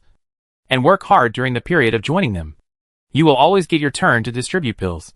Mugue, join? Do you have to join? It seems that there is no such rule. You can leave after getting the pills. They don't seem to force others to stay. It's just that he can only make one pill a day. And will give priority to those who need it most. And then arrange it according to the time of joining the organization. They generally accept everyone. So if you want to get the pills, you will probably have to wait until the end of time. Mugue, you are amazing. You know so much. Of course. My friend is in it. He said the people in this organization are really good. Most of the people who joined the organization stayed. And worked together to build the base. So I came here. And I also have a price to pay. When it came to his personal ability, he stopped. Mugue, well, I seem to have it too. Although it's not a big problem. I see your living conditions are not very good. They will assign you a job after you go in. Even if you don't need treatment. You can still make a living. The other party patted his shoulder. Yeah, that's right. Mugue agreed and asked again, can I join after registering? I think so. My friend didn't tell me the details. At this time, the team had already reached them. Oh, it's my turn. I'll go first. Mugue was just 1 meter behind him. The registration staff smiled and told the person in front, write down your name, age, ability, and the cost of treatment. Whether you want to completely eliminate your ability. Whether you want to join temporarily or permanently after treatment. Be careful. Don't lie. Our leader can see it. The person in front nodded in agreement, covered his back, and wrote down his personal information. Fold your information paper and take it with you. Take the number plate and go to the room inside. The registration staff pointed in a direction. And there was a special direction sign next to it. Everything looked very formal. Huey's voice reached his ears. So, that guy can at least see the cost of other people's superpowers. Isn't that a coincidence? Let him show you. Mugue's guess was the same as his. He estimated that he would see that person in the next room. The target of their trip. Mugue followed the same process as the person before him, filling in something in the columns of ability and cost. He came to the outside of a large warehouse with his number plate and information paper. And there were several people queuing in front of him. The person who had been chatting with him before seemed to be nervous, and didn't even turn his head when it was his turn to go in. Another door was opened. A tall, muscular man walked in, pulling another man's collar like a rooster to be slaughtered. Mugue pretended to be startled and walked over slowly. In the middle of the large warehouse, there was a sofa. The sofa looked very noble, and only one person sat on it. It was a man in a white coat with white blonde hair. His hair was half long and fell on his shoulders. When he looked to the side, he had a gentle smile on his face. Mugue gently scanned him from top to bottom. His hair was dyed, and the roots were slightly faded, not caused by supernatural powers. His smile was fake, but it was disguised very well, and most people probably couldn't tell. He was a little thin and looked like he didn't exercise. Mugue's first impression was that this person was pretending to be a holy father with golden light. Judging from the way people around him looked at him, his image was very successful. There were quite a few people behind him. Probably all of them were superpowers. And they were all willing to stand behind this person. Dr. Liu. I caught a superpower here. The muscular man came over and shouted. Lu Dingmu said helplessly, Wang Yin. You are making too much noise. Bring people here properly, and don't be so rude. Okay? Wang Yin smiled and said, Doctor, you know I have a loud voice. But I have tried my best to control it. If I don't use some strength, this guy might kill me. The man in his hand is still struggling desperately. You are the leader of this CS sect. Lu Dingmu opened his mouth slightly. Wang Yin angrily hit the man's head and beat him to a pulp. Bullshit. Who are you scolding? Lu Dingmu. Forget it. What's the matter? Mu Gui wisely stepped back half a step and stood there to watch them deal with the matter. Wang Yin, this guy insisted on breaking in, saying that we had locked up his sister and brainwashed her sister, asking us to release her. He made a scene there and injured many of us. Lu Dingmu sighed lightly. Can't we just talk about it? If you insist on taking action, it will be more troublesome to treat him. Wang Yin, this guy doesn't listen to me. So I arrested him. A tall and strong woman with a wolf's tail behind Lu Dingmu spoke up. That's how it should be. There should be a limit to unreasonable troubles. A boy wearing a mask coughed twice. What's your sister's name? Let me check if she's here. Lu Dingmu, well, yeah. Check it out. It's better to solve the problem as soon as possible. There are so many people here. The man who was pressed to the ground by Wang Yin shouted, Fan Yuan. Are you here? Fan Yuan. Brother is here to save you. Come out quickly. Kuan Ye glanced at him. Don't shout so loudly. There are so many people here. If your sister is young, she may not be here. He flipped through the terminal, found it. Chen Fan Yuan. 10 years old. Assigned to the logistics team. The treatment is over. But the superpowers are still there. He ordered someone behind him. Bring her to him. Yes. In just a few minutes, the person came. A girl with short braids ran to Lu Dingmu and said with a smile, Dr. Lu, are you looking for me? Lu Dingmu said gently, your brother is here to see you. Fan Yuan. Fan Yuan. Brother? Wang Yan looked at the girl's pleading face and let go of the man. The brother hugged his sister. It was a good scene of a long-lost reunion. Let's go! Brother. I'm glad to see you. But didn't I tell you? I don't want to leave. What? Why do you stay here in a place like this? What are you talking about? Brother? It was Dr. Lu who saved me. If it weren't for him, I would have died of illness now. You said that a drop of water should be repaid with a spring. I have to do something to repay his life-saving grace. This is a cult. You've been brainwashed. Me? No. I want to stay here. The girl turned to Lu Dingmu. Doctor, can I leave? Lu Dingmu, of course. If you want to leave directly with your brother, we won't stop you. Look, but I don't want to leave. I'm living well here. My brothers and sisters are very good to me. I can do something. I have my own job and can support myself. And I hate my ability. The superpower eliminates my cost. So I won't get sick again. But if I want to completely eliminate this superpower, I have to stay here. I need the doctor's pills. In addition, this thing is not addictive. We just need to queue up. And everyone is the same. What are you talking about? Fan Yuan. Wake up. Brother. You should be the one who wakes up. Your ability also has a price. Right? Although it is relatively small. If you are worried, join the Wings of Redemption with me. Then you will understand that what I said is the truth. It is really just a cure. Lu Dingmu saw that their conversation would take a long time. So he said to Wang Yin, take them to another room for a good talk. We can't delay it too long here. I see there are still many people queuing outside. Wang Yin nodded and dragged the man out. Don't touch me. The man resisted fiercely. Wang Yin was impatient and raised his hand to his head. If you say another word of nonsense, it will not only penetrate your feet, but also your head. Brother. Your feet. The others noticed that the man's feet were seriously penetrated, and blood was flowing all over the floor. Lu Dingmu, Wang Yin. Wang Yin, okay. I know. I will find someone to treat him. The doctor is just too kind. He finally took the two away. Mu Gui stepped forward. Lu Dingmu took his paper. Name, Mu Gui. Age, 22. Ability, huge strength. Cost, excessive use will cause diarrhea. Lu Dingmu. Mu Gui was close, and saw that he was trying not to laugh. He just wrote something casually. Was it that funny? But Lu Dingmu raised his head and stared at him seriously for a while. But his pupils suddenly shrank. A secret cold light flashed in Mu Gui's eyes. It seemed that he really saw something unusual. Chapter 183 Wings of Redemption. Mu Gui showed a puzzled expression. Doctor, can my price also be treated? Looting Mu came back to his senses. Oh, yes. But you have to wait for a while. There are still many people in line in front of you. Mu Gui, okay. Mu Gui reached out to take his paper. Yi Hui's voice was in his ear, according to my observation. Among those ability users in front, there are no restraining type or defensive type. All are attacking types, including the one who went out. Feng Boming asked in confusion. Why? Have you noticed where He Yuan and I are standing?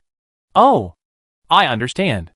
In the blink of an eye, Mu Gui waved his hand, and a thick needle pierced Looting Mu's throat. When the people behind him reacted, he had already grabbed Looting Mu's arm and asked him to block his body in front of him. Wu Qiong and Kuan Ye, as well as the supernatural people behind them, were stunned by this scene and soon became angry. Kuan Ye took off his mask. Wu Qiong raised his hand and turned over the sofa. As they expected, they did not act rashly, because they all had extremely strong attacking abilities, and acting would directly hurt their leader. But if it was Feng Boming who was here, he might have done something else. The ability control of these people was definitely not so fine. At this moment, Mu Gui said calmly and quickly, pierce his throat and artery. He will die if you pull it out. Even if you kill me, he will die within a few minutes.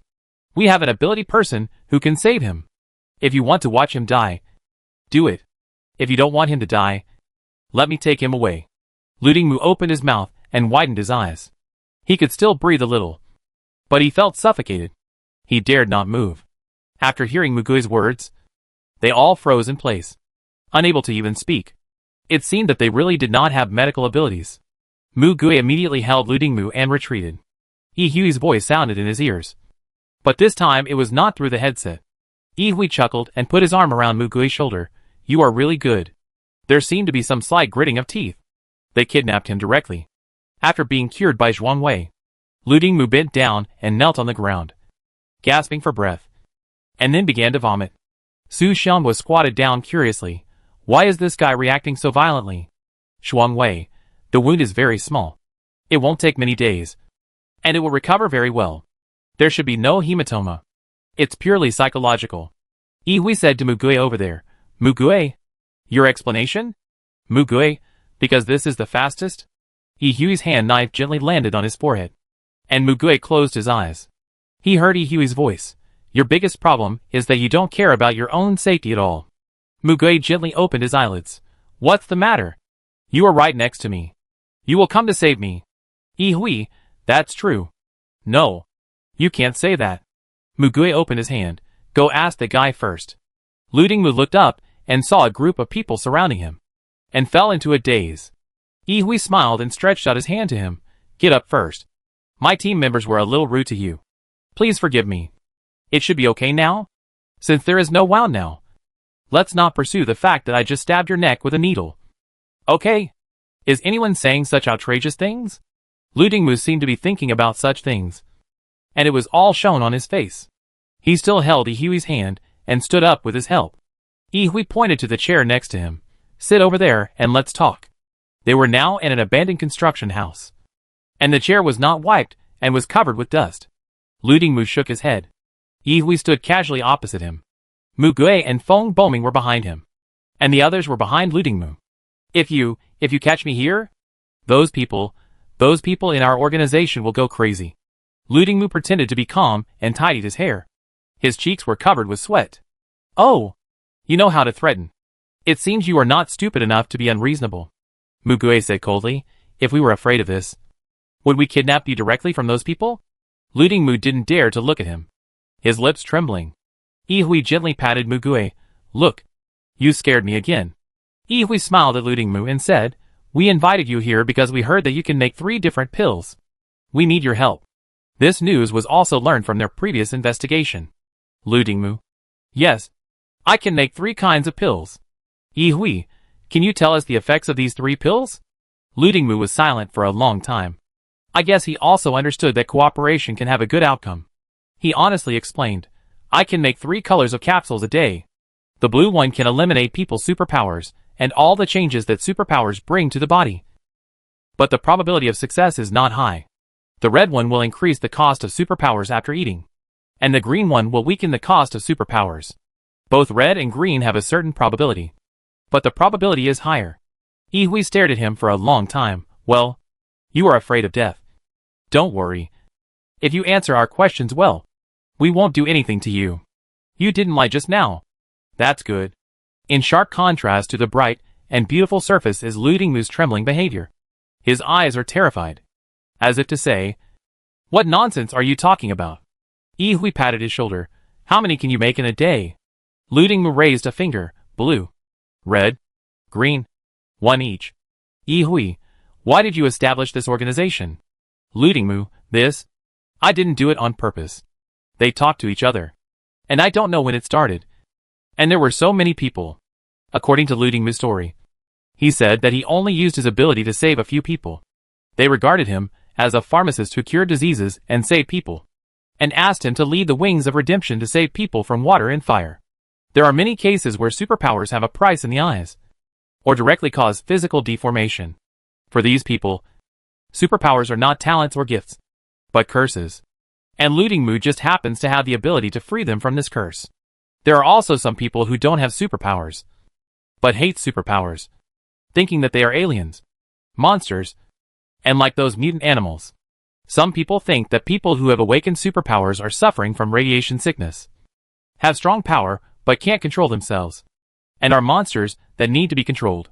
This organization has gathered such a group of people. Their goal is to use his ability to transform all superpowers back into people without abilities, so as to liberate the world. But they need to rely on psychics to hunt for them and protect them. So the current psychics with such ideas, who were once saved by him and were loyal to him, built such an organization and base as the center.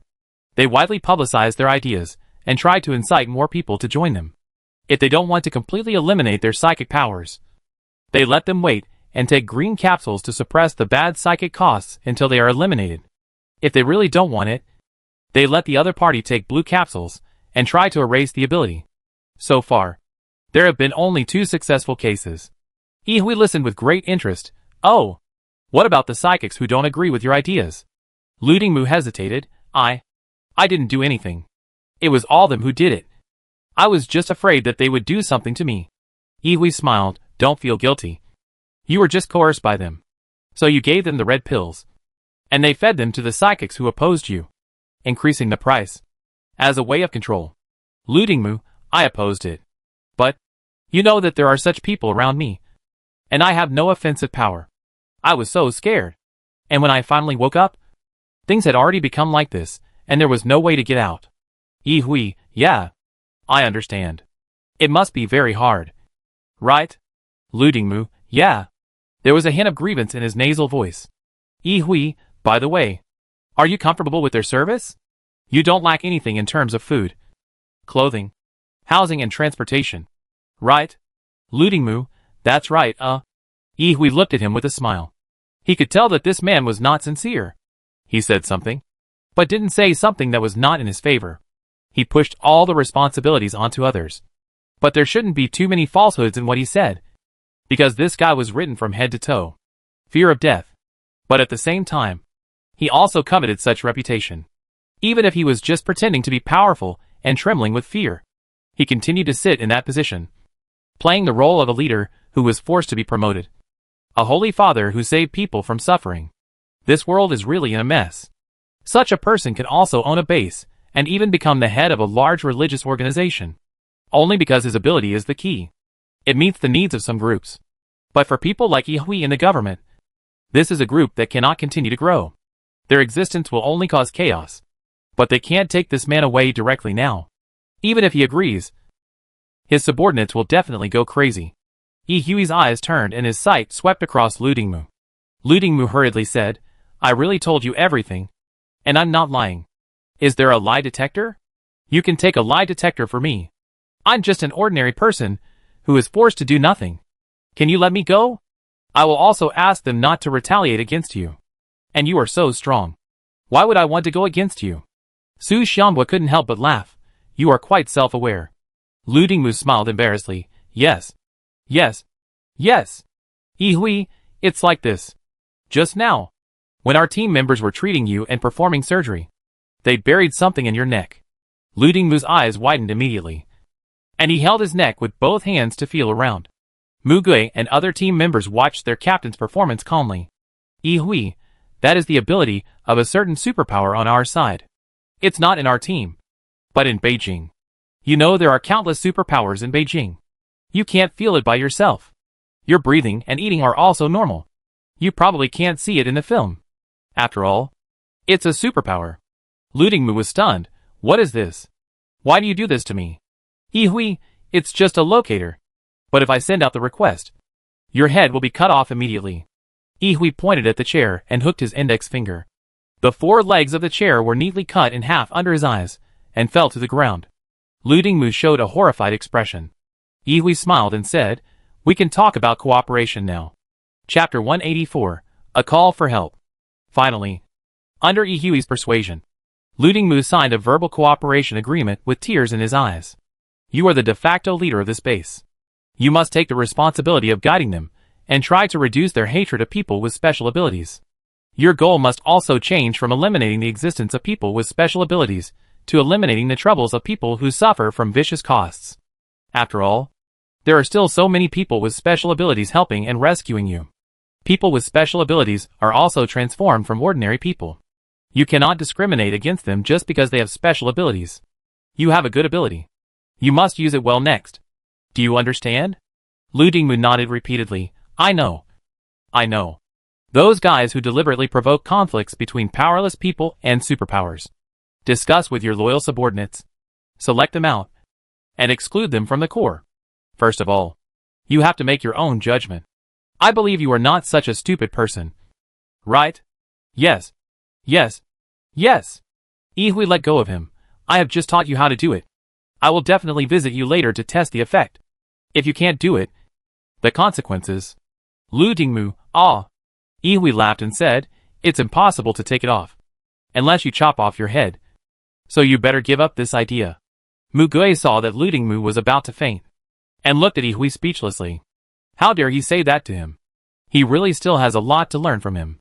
Finally, Hui stretched out his hand to Lu Dingmu. So you shouldn't have used your ability today? 3 pills. Lu Dingmu. Okay. Okay. He obediently conjured up 3 capsules and put them in his hand. After they finished threatening, they knocked Lu Dingmu unconscious and left him here, leaving his location information to the people in their organization and ran away. Mugui looked at the green capsule in his hand. You want to give this to Tsuji, right?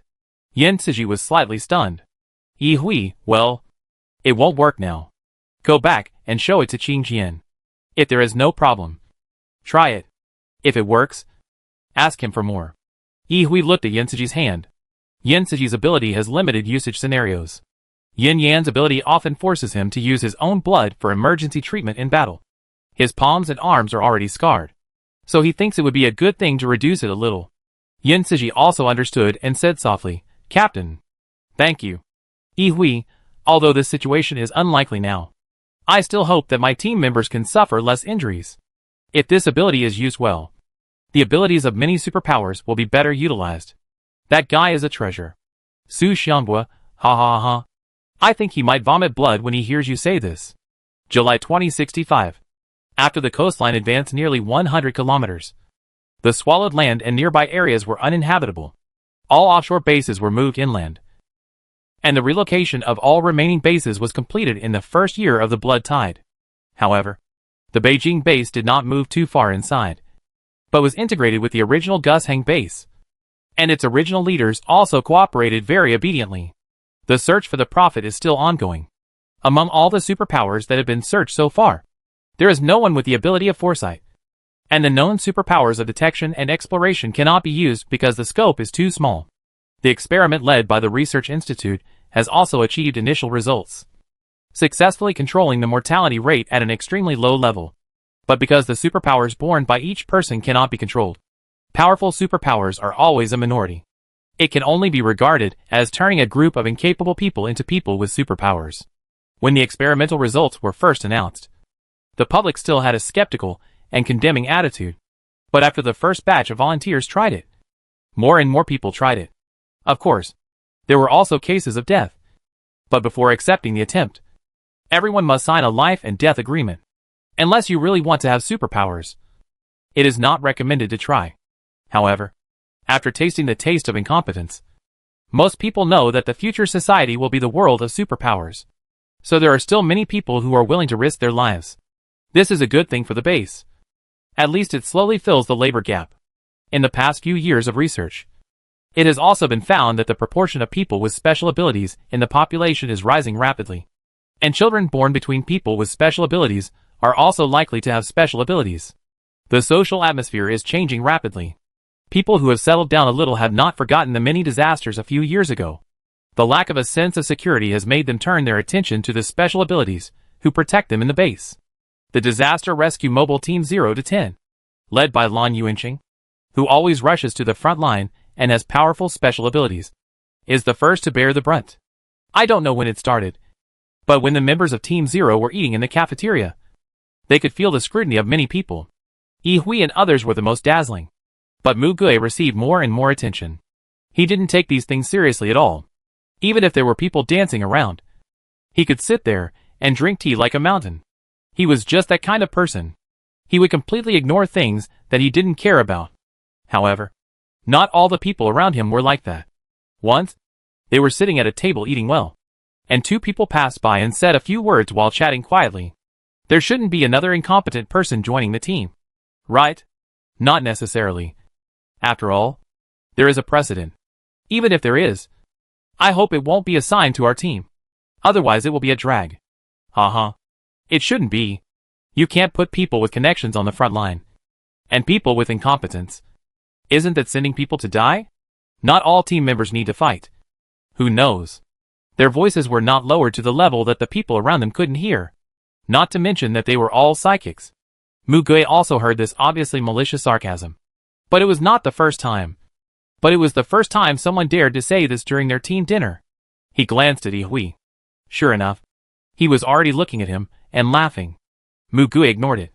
He thought Yi Hui would never do such a thing as covering someone's head with rice soup. After all, wasting food is shameful. But the next second, the sound of a heavy punch hitting the flesh sounded behind him. Bang! Bang!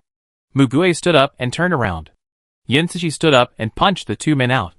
Mu Gui never thought that he would attack. And the person in that body was not Yin, but Yin Cixi.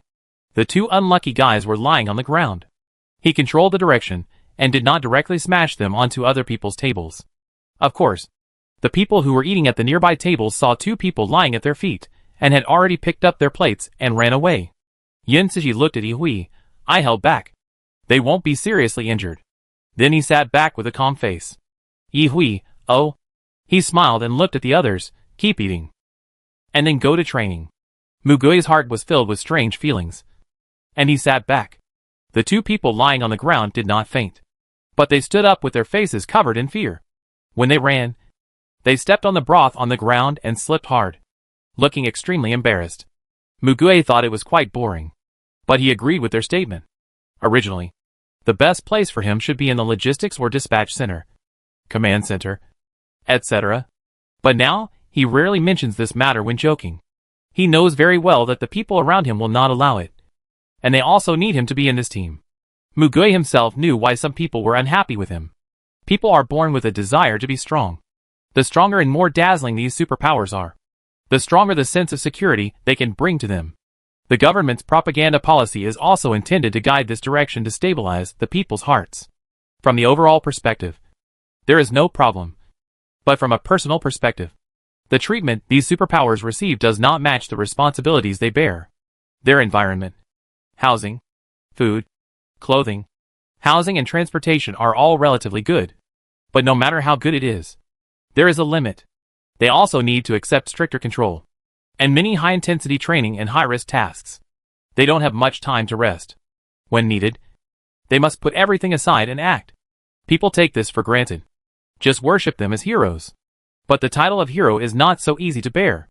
At the same time, the only incompetent person among a group of strong people, his existence is particularly annoying. Incompetent people represent incompetence and weakness. People cannot allow such people to be in the team protecting themselves. He is an uncertain factor that threatens their lives and safety. Maybe there are other reasons. Jealousy. Such a person can do it. He can do it. Then why can't I? Both of these are reasonable.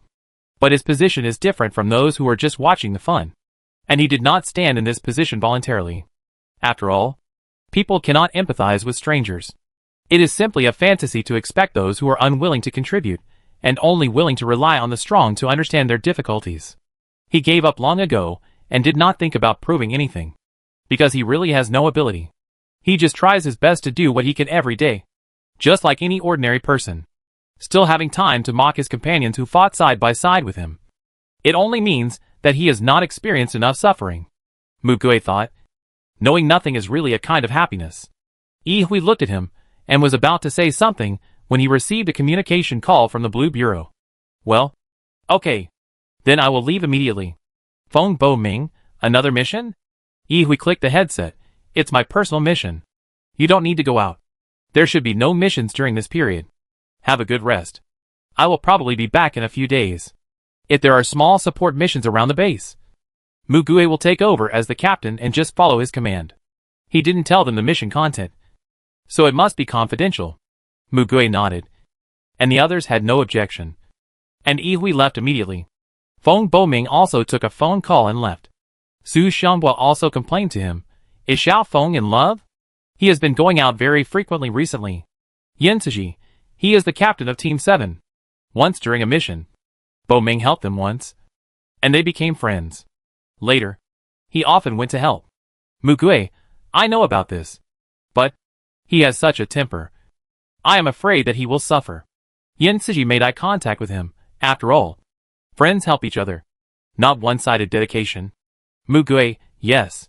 The two of them found a time later to talk to Feng Boming about this. After hearing their serious concerns, Feng Boming laughed. Thank you for worrying about me. I went to find Qin Shan. Although I went to help him a few times. He didn't force me and often invited me to go out to play. But I refused to go out to play. The main reason is that he and I have something to do together. What's the matter? Feng Boming smiled faintly and lowered his eyes. It's the cemetery. Mugue and Yin Cixi fell silent. They suddenly realized that Feng Boming had really come out of that grief. In the past few years, he was the one who went to the psychological counseling room the most. He was also coming out of the pain with his own efforts. They reached out their hands at the same time and placed them on the back of Feng Boming's hands. Feng Boming held their hands back and smiled. I'm fine. Qin Shan actually had many relatives who passed away. And he was the one who came up with this idea. I wanted to do it, too. So we started. For example, cemeteries for civil servants, team members, soldiers, and police officers who died in the line of duty are all built in carefully selected locations. But most ordinary people who have lost their relatives don't have bodies or even relics. Tombstones are actually made for the living. So I want to help promote the establishment of a cemetery for ordinary people who died in disasters. It's still in the application stage. Feng Boming said apologetically, I wanted to tell you after the application was approved. I'm sorry for making you worry. Mugue, if you need any help, come to us. Yin Cixi nodded. Feng Boming clenched his hands tightly. Of course. On the third day after that, Feng Boming's phone rang. Help. Ah! They only had time to inform Lan Yuanqing, and then immediately set out to rescue the place where the signal disappeared. Chapter 185 Wrong Choice. Ihui got off the helicopter and saw Qian Qi waiting for him there. He walked over with a smile. Oh, you are waiting for me. Something happened again? Can't you let me rest for 2 days? He walked in and saw Qian Qi's sullen face, and immediately stopped smiling. What happened? Qian Qi took him directly to the military hospital. There, he saw Feng Boming sitting outside the emergency operating room with his body hunched over. Half of his body was stained with blood, and the blood at his feet had not even dried up. He looked withered, as if a death god had strangled his throat with both hands and pressed on his back, unable to bear the heavy pressure. When Ihui arrived, the door of the operating room opened. Feng Boming also stood up. 5 people were pushed out of the operating room. Yin Cixi, Mugui, Du Huyun, and Zhuang Wei were covered with cloth, and their faces were covered with ventilators. The green cloth was stained with blood. Su Xianghua had lost one hand and was lying on the bed. The doctor ran out and saw Ihui. Knowing that he was the captain, he immediately took off his mask and said, We only saved their lives by surgery and weak self-healing abilities. These 2 people were seriously injured. Is there any way to wake them up? The seriously injured and dying ones are Yensiji and Mugue. Mugue's condition is the most serious. Zhuangwei is slightly less serious than them. She is also in a deep coma. But the doctor seems to know her identity and abilities. If she can wake up briefly, they can save their lives. Yi Hui looked at them in a daze for 2 seconds. Feng Boming walked over, held the rails of the operating table, and knelt on the ground. Yi Hui listened carefully to the doctor's words. He turned on his watch and found Shueyue's number in the contact list. Hello? Fortunately, the call was connected immediately. I need you to come over and save lives. I will send you the location. Okay. Shueyue estimated that there was no mission during this period, so she rushed over within a few minutes. However, within these few minutes, 2 people were sent in for rescue. Yi Hui didn't explain anything to her, only told her what she was going to do, use mental stimulation to wake Zhuangwei up, so that she can at least stay awake for a short time and use her abilities. Shueyu did it without hesitation. Zhuangwei groaned in pain under the mental stimulation. Shueyu pressed her temple. I'm sorry. It was a little rough. Zhuangwei took a breath and suddenly opened her eyes. Shueyu didn't let her go, but calmed her spirit and relieved her pain. Yi Hui supported her. Zhuangwei, save people. The doctor pushed the person over. Although Zhuangwei had just woken up and was in great pain, she still trembled and reached out to them with the support of Yi Hui. Doctor, all the foreign matter and residue in the body have been removed. Zhuangwei. Okay. She bit her lips and bled. The light blue color, like the hazy light of the morning sky, enveloped the 4 people. The wound healed quickly, but the 4 people's mouths began to bleed to varying degrees. The wound can heal, but the blood waste and the like left in the body cannot disappear out of thin air. And Zhuangwei couldn't treat herself. So after the treatment, Shueyue took back her ability, and she fainted. Doctor, let's take him in for another checkup. 1, 2, 3, go! Yi Hui looked at them being pushed into the emergency room again, his expression a little dazed. Shueyue had never seen him like this before, and didn't know how to start for a moment. After a long while, Yi Hui looked down at Feng Boming, who was kneeling on the ground and grabbing his face, walked over, squatted down, and punched him, knocking him out. Shueyue was startled. Ah, you. Yi Hui lifted Feng Boming up and said, if it's not urgent, can you stay with us for a while? Shueyue. Okay. Yi Hui took a deep breath and forced a smile. Thank you. Yi Hui lifted Feng Boming onto an empty bed, sealed the single room, and said to Shueyue, check his memory. I need to know what happened. Shueyue said subconsciously, but he is not awake. Checking memory is a violation of privacy. Generally speaking, they will not do this to their own people unless they are awake and agree voluntarily. Yi Hui said calmly, do you think he can explain what happened in this state? Shueyue. I believe you. Of course. She believed that any action taken by this person was for the safety of his team members. His mental state was not particularly good at the moment, but he had to find out the truth quickly before he could help them. Shueyue put her hand on Feng Boming's forehead. When Mugue woke up, the first thing he saw was Yi Hui turning his head to show him a gentle smile. He pulled out the needle and the respirator, and tried to open his eyelids to look at him. He remembered that they heard the call for help from Team 7 and rushed to support Team 7. When they arrived, Team 7's captain Qin Shan was lying on the ground, holding out his hand, while his team members were confronting a mutant bird. The shape of the bird was like a fledgling whose feathers had not yet grown, but it had 9 heads and opened its mouth like a nest of fledglings begging for food. But they grew on the same body and were estimated to be more than 5 meters high. Judging from the traces at the scene, several team members have died under the bird's claws. Du Huyun opened the shield, and Mugue led the others to Qin Shan. Qin Shan was happy to see them, but then he was stunned. The captain is not here? Mugue, he went out to perform a mission and can't be contacted now. What's the situation here? Qin Shan's eyes flashed with regret, and Mugue even doubted whether he had seen it wrong. Qin Shan gritted his teeth and said, I'm controlling this thing, and it seems to be a little successful. The 9-headed chick over there opened its mouth and rolled its eyes toward the sky, occasionally trembling as if it had received an electric shock. Feng Boming supported Qin Shan. Hold on for a while. We'll deal with that thing. Mugue looked at the 9-headed bird, and countless information flooded into her mind in an instant. The current situation is that Team 7 created time through fighting and allowed Qin Shan to control it for a while. The captain of Team 7, Qin Shan, has the ability to control the mental consciousness of mutant animals and manipulate their bodies. Unlike Shuiyu, his ability cannot be used on people. After he controls the object, he can make it act as if it is possessed by his own consciousness. He should not be able to control animals with slightly stronger mental power for too long. But he can control most of them. It is very effective for some powerful and violent low-intelligence mutant animals. Mugui stopped Yensuji from going forward and turned to Qin Shan and said, "See if you can control it completely." Qin Shan, "Well, I'll try." Mugui shouted, "Others, retreat." The members of Team 7 looked at Qin Shan, who nodded at them. All the members retreated into Du Hyun's barrier. After more than 10 minutes, Qin Shan's face was covered with sweat. But the nine-headed bird slowly lay on the ground, as Mugui expected. Feng Boming also watched this scene with surprise. Qin Shan let out a long breath and held his shaking arm with his other hand. "Mugui, the remaining person needs to chop off its 9 heads one by one." "Feng Boming, I'll go." "Mugui, Boming, don't get close. Kill it from a distance." "Headshot." "Feng Boming, okay." Feng Boming raised his hand. At that moment, the 9-headed bird raised its head again and opened its mouth. When Mugui realized what it was too late.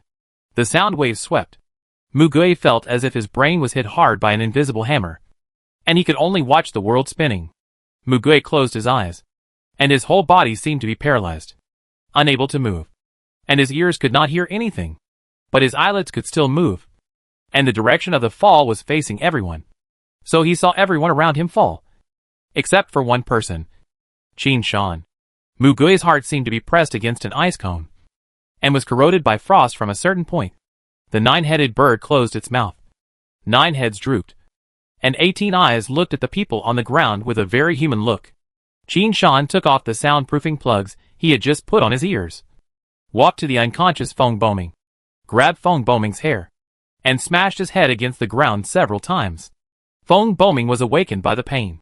His mouth and nose were full of blood, and he looked at Qin Shan blankly. Qin Shan pulled up the corner of his mouth. "You can't escape this time." Feng Boming found that he couldn't open his mouth, and except for a weak thought, he couldn't move his whole body. Qin Shan put his head on the ground and positioned it so that he could see the others clearly. The 9-headed bird swayed and walked over, and the ground shook. It stepped on Du Hyun. One claw crushed the arm of Su Xiangbue, who fell beside him, and the other crushed Zhuang Wei's body. Du Hyun and Zhuang Wei were bleeding in the air and did not wake up. But Su Xiangbue was awakened by the pain. After waking up, he let out an indescribable scream. His arm was completely crushed into rotten meat, and he soon fainted again. The next one was Yensuji.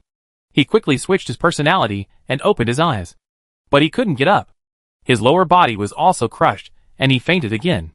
Only the sword that fell beside him played a little role at this moment. The claw that pressed on him turned into powder, and the 9-headed bird lost its balance and fell to the ground. But it was only short-lived. The sword disappeared when Yensuji fainted, and the claw regenerated in a few seconds. Feng Boming watched this scene in a daze, unable to think about anything. He wanted to use his ability, but his defeated spirit made him unable to do anything. What happened? Why did it happen? And what can he do?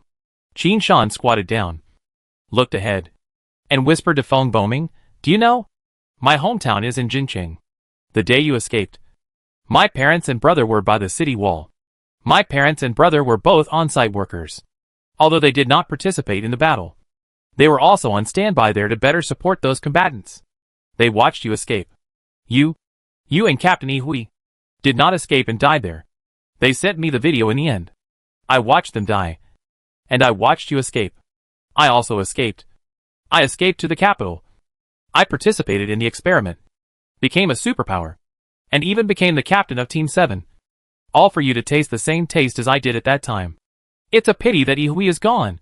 But when he came back and saw his teammates went crazy and died, his face must have been very beautiful. Don't you think?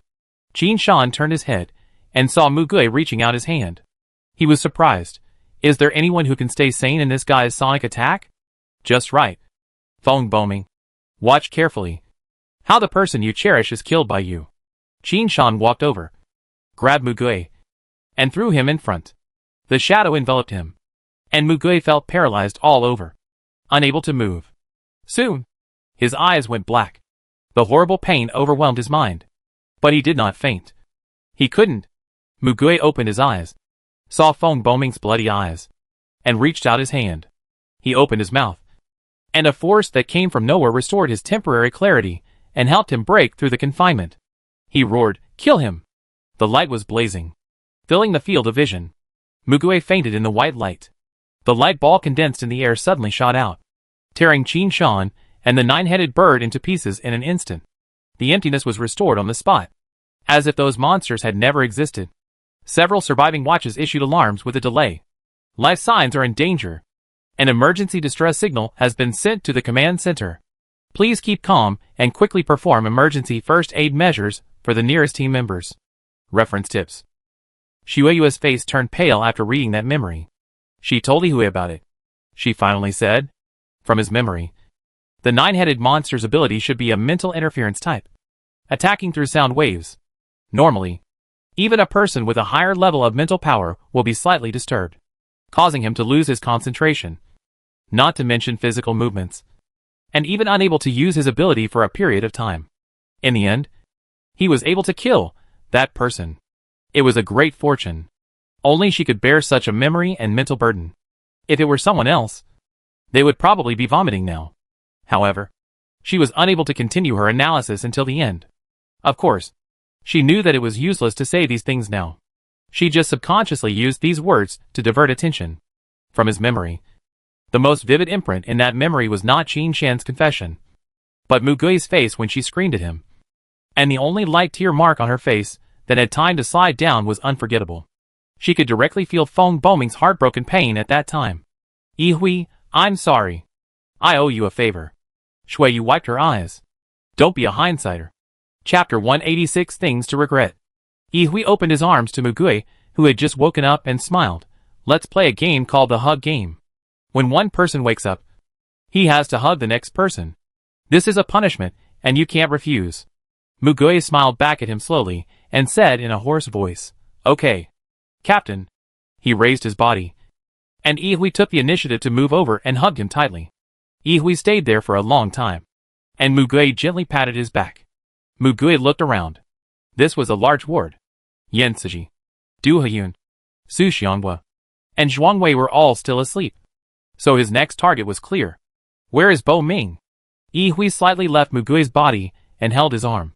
He was taken away and locked up for investigation. Mugui, because he killed the captain of Team 7? Yihui, yes. Mugui, then they should lock me up too. I told him to do it. Yihui, I asked Xueyue to check his memory. Xueyue was just called over. He should be out soon. Mugui stood up. He quickly regained control of his body from the trembling. Then we should go pick him up now. Yihui smiled again. Okay. They waited outside the temporary detention room. The first one to come out was Xueyue in the investigation room, and Qin Jian came out from behind her. She nodded to the two. He will be released soon. Before Yihui could speak, the members of Team 7 rushed over, but were stopped by the members of Team 1. Zuishang leaned over and watched. The member looked at Xueyue and Qin Jian. What do you mean? Why can the murderer be released? Xueyue looked at them with pity. My words have been verified and are true. But you just don't believe it. It was your captain who deliberately murdered the members of Team 0. Bo Ming was just defending himself. Not only that, he didn't care about the members of his team at all. So several people were buried with him. But Xueyue didn't want to say it so clearly. The members of Team 7 all looked at Qin Jian. Qin Jian nodded coldly.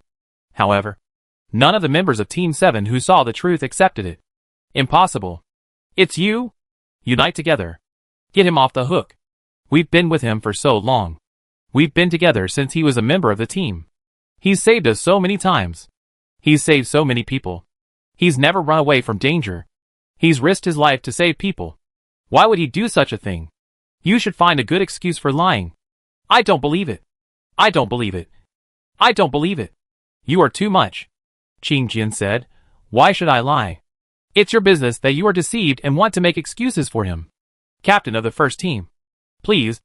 Their mental condition is unstable and needs treatment. Zuishang really wants to do this. But he said to Qin Jian, do you want to go to the hospital too? Qing Jian, thank you for your concern. I have regular physical examinations every month. Qing Jian glanced at Mugui and left, seemingly not caring about anything else. Yi Hui and Mugui did not say much to him. They stood outside the temporary detention room and waited, because Feng Boming had not resisted before being brought in, and there were several captain-level strongmen watching him, so he was used in an ordinary detention room. But he never said a word after entering. After a while, the door opened. Feng Boming walked out slowly, and his handcuffs were unlocked. He looked up, and Mugui walked over, gently held his hand, and hugged him. Feng Boming paused for a few seconds, hugged back, and quickly tightened his arms. Although Mugui felt that he was a little breathless due to the great strength, he did not complain, but said, "This is a punishment game given to us by the captain. You have to hug the next awake team member. Understand?" Feng Boming did not let him go, but lowered his head and whispered in his ear, "Mugui, I'm sorry. I will never trust anyone again in the future. I only trust you." Mugui felt a weak heartbeat. He didn't know how to answer this question. Maybe he shouldn't answer it now. He just swallowed all the bitterness and patted Feng Boming's shoulder. He knew that the purer the person, the more vulnerable he would be to extreme situations, and too serious a setback might cause him to be unable to recover. However, it would be futile for him to say anything now. It would be impossible to put the broken things back together again. He just felt extremely regretful and sad. He could have been as sincere as he was back then. Yi Hui took them both back to the ward, where their friend lay. Feng Boming sat there and told them about his past for the first time. About the friend he had missed because he had not believed in him. Mugui held his hand and saw the light in his eyes dimming little by little. Yi Hui also rarely said anything. They stayed until the second person woke up. After Zhuangwei woke up and saw that Mugui survived, she smiled weakly.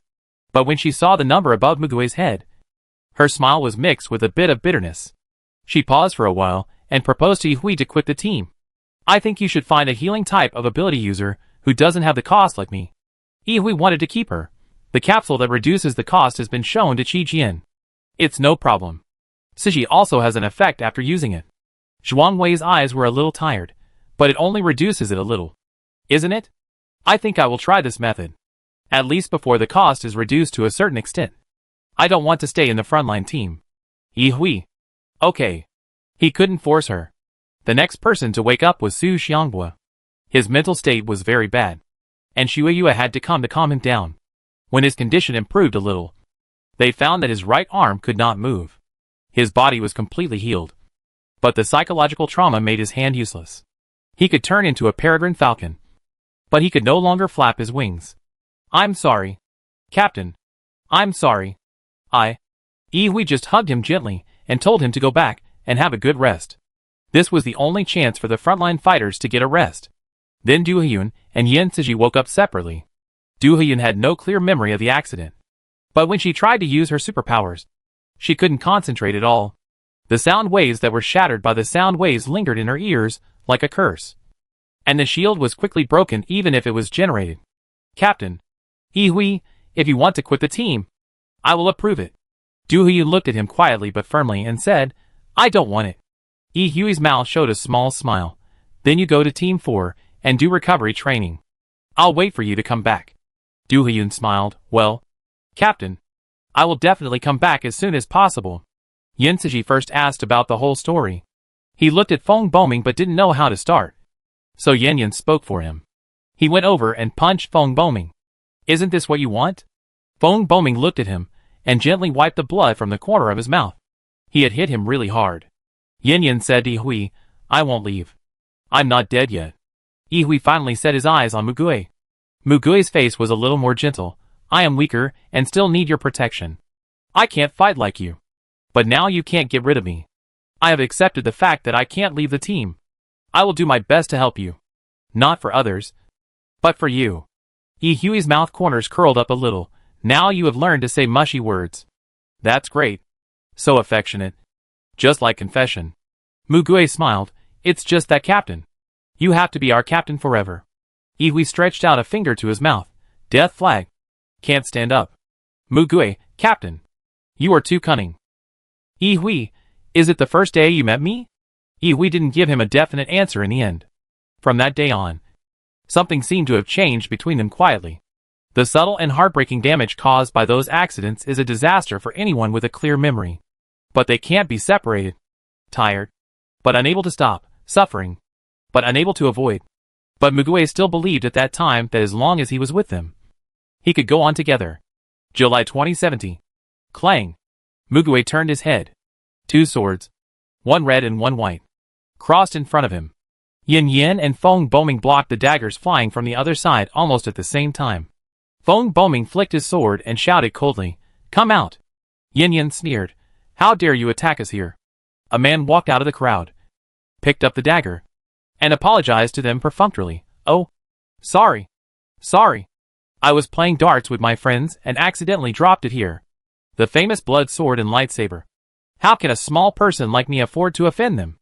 Absolutely not on purpose." Yin Yin grabbed his collar with one hand. The man raised his hands with ease, surrendered, and raised his lips calmly. But his eyes were looking at Mugue. "So, the rumor that you two will get mad if you provoke that powerless person over there is true? It's incredible. What ability does that person have to stay in Team Zero for so long? And make you willingly protect him? Recently, there are more and more hired power users outside the government. This guy probably thought they wouldn't do anything to him. And he was just an ignorant provocation to a newcomer." Mugue glanced at him. "We have an urgent matter. Hang him up and put him here." "What?" Yin Yin immediately cut a big gash on his thigh, and the blood-made rope hung the man upside down on the lamppost in the busy hall. The other party's dagger couldn't cut the blood-made rope, and he struggled like a funny acrobatic clown. They ignored him and rushed to the airport. "Feng Boming, I'll tell the people in the hiring department someday to recruit anyone. Do you think this place is a trash can?" Mugue, "Okay. Your last warning hasn't passed yet. Don't waste time with this kind of people." Yin Yin, "There are more idiots in Beijing in the past 2 years. Is it because we are often on business trips?" They jumped out of the car. Yi Hui stood on the helicopter and waved to them. Du Huyun and Jin Chongman had packed their luggage and were waiting for them. In that incident, Jin Chongman escaped during training. When others notified him later, they had all woken up, and he still followed them to carry out the mission. He didn't understand so many complicated things, so he was still as silly as before. "What's wrong? Why are you so stinky?" Yi Hui smiled and pulled him up. "I stepped on dog shit when I went out," Yin Yin said unhappily. "Then wash your shoes before coming up. Helicopter maintenance is very troublesome." Mugue, "Let's not talk about this. Has the information about the appearance of the prophet been confirmed to be true? They have been looking for 8 years, and finally found a clue." Yi Hui, "Well, the team members of Team 6 found it. Their captain Yan Lu is already there. But he seems to be looking for someone. He asked for support. One is to find the prophet, and the other is because he found that there is a guy with multiple superpowers who is also looking for the prophet. At the same time, he found that the guy can rob others of their superpowers by possessing them. He judged that this person is highly dangerous, and he cannot request a joint attack." Possessed? Mugue thought of the child he had seen in Taoyuan Realm that year. The person possessed by him died. Those people in Taoyuan Realm were encountered several times later, and the government also sent forces to encircle and suppress them. But in the end, they still fled to an unknown place with that convenient ability. "Yi Hui, I think it should be the same person as you, but I am not 100% sure. I have to go and confirm it. Our first goal of this trip is to find the prophet and bring him back alive. And the second is to capture the target alive." "Yes." After Yi Hui arrived, the first thing he did was to meet up with the captain of Team 6. He had already locked down a certain range. Yi Hui was good at this. By checking various details and clues, he found the prophet within 3 days. When Yi Hui found the prophet, she was squatting in the corner with a hood on and eating. Her bright red hair fell a little from her ears. Her eyes were actually golden yellow. She was a woman in her early 20s, with an extremely tall figure, about 1.9 meters tall.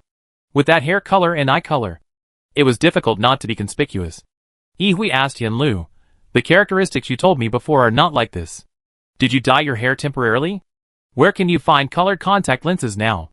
And there is no need for people on the run to make themselves so fancy. Isn't this shouting to others I'm here?" But she is also trying to reduce her presence, which is a contradictory approach. "Yin Lu, I guess her hair and eye color will change automatically. Otherwise we wouldn't have lost her so many times." "Yi Hui, from what I can see now, She is more alert. But apart from the ability to predict, she should have no other abilities. You go over and bring her over, and we will have a good chat with her. The prophet hid in a densely populated area in Linsheng. People in this kind of place were unwilling to work and just got by with relief supplies from the base every day. After she finished eating, she sat on the dirty discarded mat, huddled up, and pulled her hood down a little lower. She half closed her eyelids and fought against sleepiness. Suddenly, the air in front of her changed. A black vortex appeared in front of her, sucking in all the garbage around. Feigning, she suddenly realized that she wanted to retreat. But there was a wall behind her, and she could not retreat. A hand stretched out from inside and pulled her in.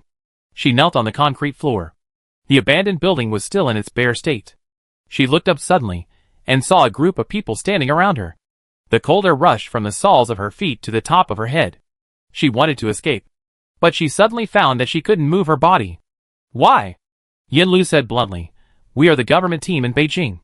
We want to take you back to Beijing. We will protect you. But you have to cooperate with us to survive. Feigning, she looked at Yi Hui, Mu Gui and others, and opened her mouth. But I have already used up the opportunity to predict today. Yi Hui, what do you mean? Feigning, she's eyes widened. I can predict once a day. I choose a time point in the future. I can see 10 minutes of the scene when I see that time. It's not you who will take me away, but someone else. Yi Hui's calmness disappeared. Who is it? Boom. The rough building collapsed in an instant due to the violent earthquake. Chapter 187. Monster knocks on the door. Feigning, she always felt that she should do something. After she saw the prophecy, she took different actions, which basically could change the direction of the future. Although she did not change the death of anyone, she still crawled out of that hell and survived to this day. So, at the moment the floor collapsed, she rushed to Yin Lu. The hand of that person was the hand that pulled her here. He was a space-type superpower. Yi Hui, Changmin. Jin Chengmin's face was already covered with dense lines. When he heard the order, he turned into a long dragon, curling his body to wrap everyone in his arms, blocking the broken concrete blocks for them. Mugui raised his head from the trance of weightlessness by breaking the scales of Yinglong. He saw the captain of the 6th team holding the prophet, and subconsciously shouted, "Take her away!" Although they didn't know who launched the attack, their first goal was to ensure the safety of the prophet. Yin Lu also reacted quickly. He put his arm around the prophet's waist and raised his other hand. A black vortex opened up in front of them and sank towards them. Bang! A flame rushed towards them with a heat wave. A white gold light beam shot straight in from the vertical direction, cutting off the flame's path. It was a flame that could fight Feng Boming's light on equal terms. Yin Lu and the prophet disappeared. The flame no longer continued. They all looked towards the source of the flame. However, their sights unconsciously turned to another direction. The man with silver-dyed hair placed his hands on his chest, gestured, and smiled at them. Mugui found that he could not take his eyes off him no matter what, so he immediately closed his eyes. Then came the tremendous gravity pressing on his body. Mugui felt his internal organs, flesh, and bones being squeezed, and he couldn't breathe. Jin Changmin couldn't stand it and turned back into human form. A clear voice sounded, "What a pity. But since we know which side got it, it's only a matter of time." Stepping on the cracked ground and cutting through the dust, a man with a gentleman's face came over, with mature and handsome eyebrows and a gentle smile. Every strand of hair and the wrinkles of his clothes were clean and neat to the extreme. Du Huyun gritted her teeth and deployed a shield barrier around everyone. After a long period of training, her shield range was wider than before. Mugui, close your eyes. His reminder made everyone close their eyes. Yi Hui spread the puppet silk to sense the surrounding environment. Song Xiaosheng laughed. You guessed the solution so quickly? Then I'll leave. Boss, you can do it yourself next. Jiang Zhao, okay. However, he soon found that his body was bound. Jiang Zhao, oh? The thin silk thread wrapped around his neck, and his head fell to the ground. The pressure on them disappeared instantly. Yi Hui, open your eyes. Go! Mugui felt that he was being hung by a thread and flew out, and suddenly opened his eyes. However, at this moment, Jin Changmin rushed out in the direction of the enemy faster than him. Yi Hui, Changmin. Jin Changmin, brother. Jin Changfeng behind Song Xiaosheng also saw Jin Changmin's face clearly, and a book appeared in front of him. He picked up the pen and shouted, Chongmin. Go! Don't come over. Song Xiaosheng. Oh my god. This happened. Shoot him. The woman behind him stabbed Jin Chongfeng in the chest with one hand. At the critical moment, Yi Hui urgently pulled the man over. Jin Chongfeng stopped writing, tore off the page, and threw it away. A huge monster fell from the sky, and it looked very much like the Taotai mythology. Its big mouth went down, swallowing Song Xiaosheng, Zhong Wenjia and others in one gulp, and its tiger teeth bit the waist of the people fiercely. A sharp and piercing cry, like a baby, exploded. Jin Chongfeng looked at his brother, who he hadn't seen for many years, with red eyes. Let's go. He will be resurrected. Jin Chongmin, I don't want it. I want to take you back. He turned to Hui and said, my brother, and I will cover the rear. Captain, take the others first. In the time it took to say these two sentences, the enemy whose head fell to the ground grew a new head from the severed neck. And the head on the ground was still there. Mu Gui's heart was shocked. At that moment, several clues in his mind were strung together into one line. Mu Gui gritted his teeth. He got Shin Shersan's ability.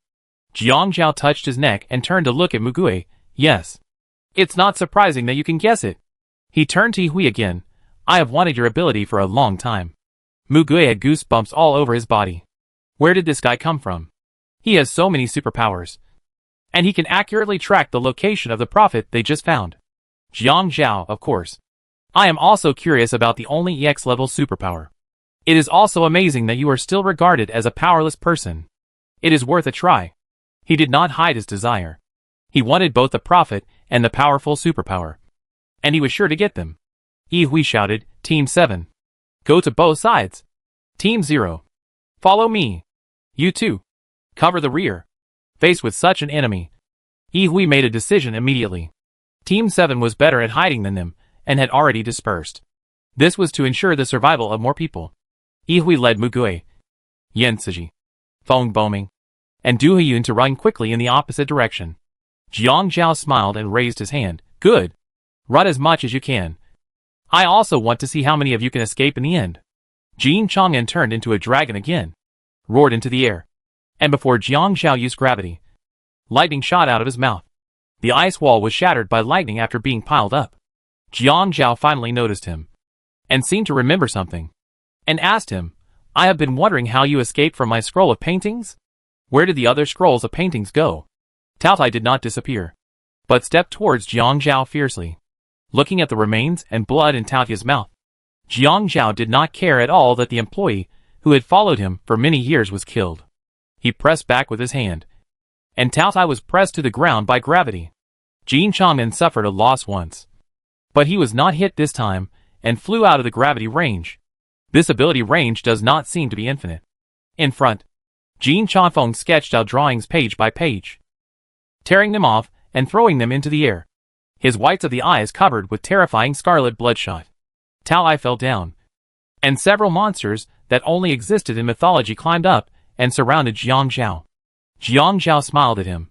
If it weren't for the fatal flaw in your ability, I would have taken it away directly. But unfortunately, you will sleep for a long time this time. Right? Jin Chongfeng ignored his obvious sarcasm. He only knew that if he didn't fight hard now, both of them would die. Jin Chongmin opened his mouth. Jiang Zhao. Want to know how I got your broken painting? It came out when I spit. The other paintings? They were all swallowed by me. Let me see how you take them. Jiang Zhao's smile faded slightly when he heard this. The paintings contained many important abilities he stored, and they all disappeared at once. And for some reason, he couldn't create a new scroll. Even he couldn't let this go easily. This kid obviously wanted to irritate him.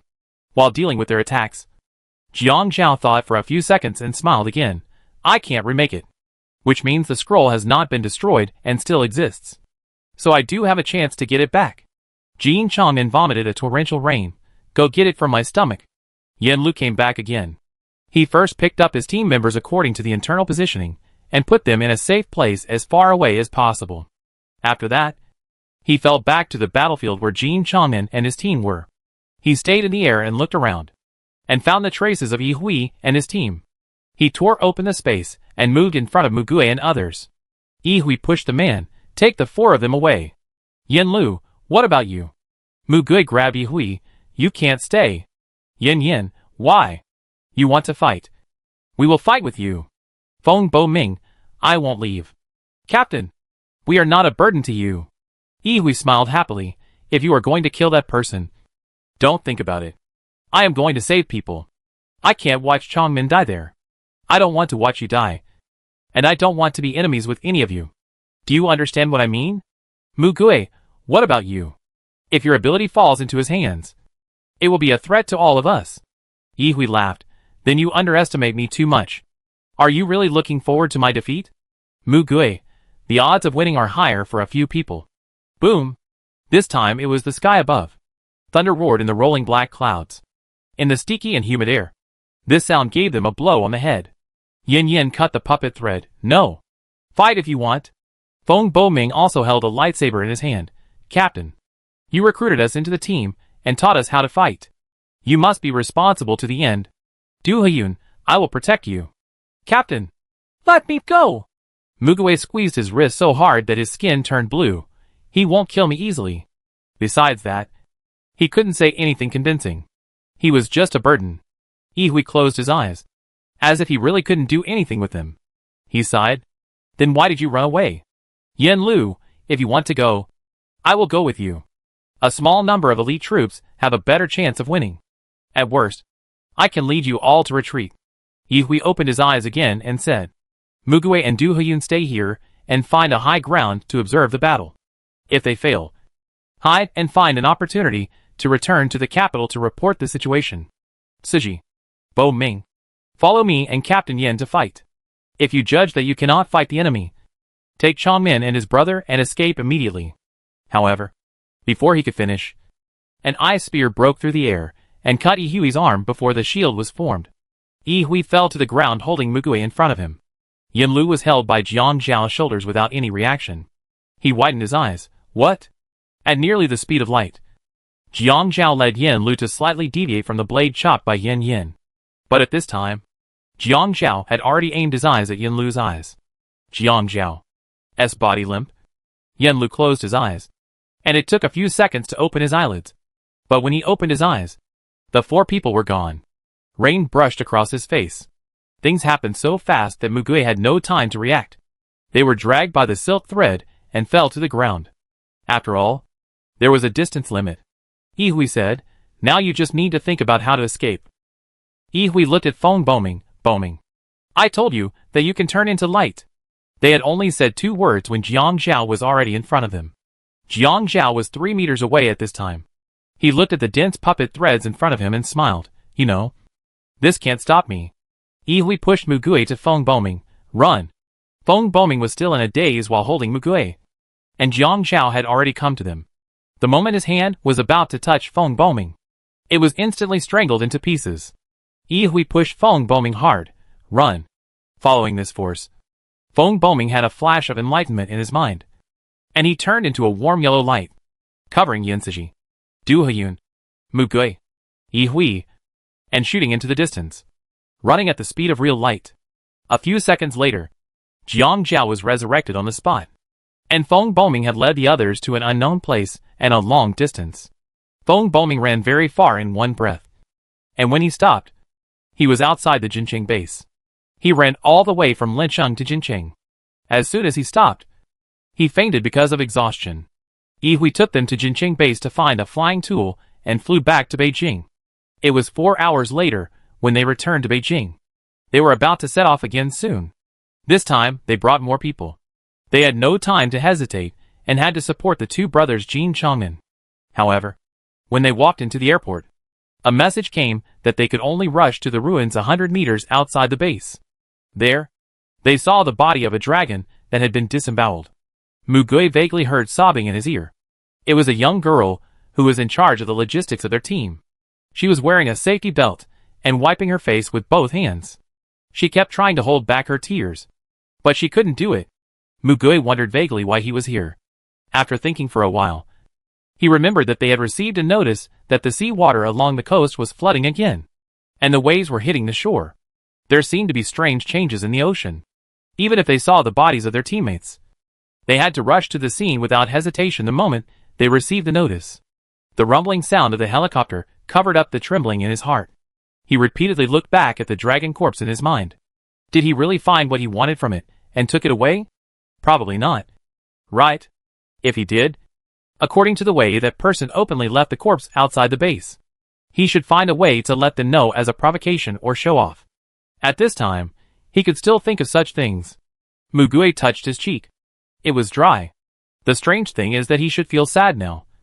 But he can't cry. He just feels angry and unwilling.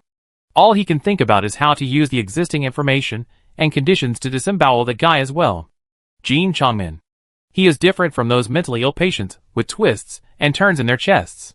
When he is a few years older, he is still the same as when they first met. Stubborn and reckless, but sincere and straightforward, and also well-behaved and obedient. He trains hard and never complains. He has always tried his best to find his brother. He also suffered a lot during those days of imprisonment. But after he came out, he didn't care about those days at all, and didn't show any psychological trauma. He was so heartless that it was enviable. But it was also because of this that they could completely rest assured to treat him as the youngest child and love him. Moreover, in the disaster against the Blood Tide, in the most difficult days after their team was attacked by the captain of the 7th team, he also became everyone's pillar. Jin Changmin's ability is unprecedented. He has extremely strong potential from the beginning. After years of training, his talent and hard work have never let him down. His brother, though only seen in a glimpse, should be quite capable. That's why Yihui asked them to cover the rear. But they died suddenly, just to buy them a chance to survive and time to escape.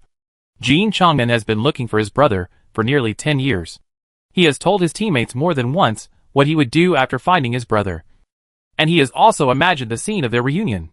After 10 years of begging, this is definitely not the ending he wanted. That person. Where is it? They don't know? How to beat him? They don't know? What is that person's purpose? They don't know? They only know a name. Jiang Zhao. Who they don't know if it's a pseudonym. They know nothing about Jiang Zhao. But the other party knows them very well. His strength is unfathomable. And he has taken away countless superpowers. He can defeat them with one move. Faced with such an enemy, what should he do? Yihui said, "Are you still clear-headed?" He said this to everyone. Feng Boming, Yan Siji, Du Heyun, and Mugue all looked up at him. And none of them spoke. Yihui smiled as usual. But his eyes were not smiling. His deep gaze swept over everyone. "I only have one request for you. To stay alive." No one responded. But those who were still crying wiped their tears. And those who were bowing their heads raised their heads and bodies. No matter how sad and upset they were, they had to abandon their sacrifices, pass by the corpses, and walk to a new battlefield until they could no longer fight. Mugue looked at this scene, and her chest seemed to be pressed by thousands of pieces of gravel, so heavy that she couldn't get air through her lungs. "We're here," the pilot informed them. Yihui looked out from the hatch, and the huge monster surfaced for the first time. The giant monster that crawled out of the deep sea was named Monster Number 0, because the specimens taken from it were determined by researchers to be the first mutated creature since the beginning of this disaster. When the teams received the order to explore, they did not act rashly. Not because they dared not do anything, but because they were powerless. The monster was so huge that the body that stretched out of the water alone was estimated to be 1,000 meters long. Not to mention the part that was hidden underwater. All attacks against it, whether physical or energy, were easily swallowed up. In order to escape from this monster, the mutant creatures in the ocean once again scrambled to escape to farther seas and land. Despite this, all the creatures it touched were left with no bones. It was like a living black hole. The monster crawled out of the deepest trench, surfaced, and turned into two clones, one heading to the west coast of the ocean, and the other heading to the east coast of the ocean. Only 7 days had passed since they discovered the monster's trace, and the monster's furthest tentacles had already extended to the shallows near the eastern sea. Do nothing and let the monster land? Do nothing? How many attempts have we made so far? Which one was successful? Do you have a solution? How to get rid of the monster? How do I know this? Can't the people above come up with a solution? Isn't this their responsibility? We are the ones fighting on the front line. People on the front line will definitely die the fastest. If we don't come up with a solution, we will just have to wait for death. Even if it's just to slow down the approach. This news has not been told to any people in the base. But the fighting team has already quarreled.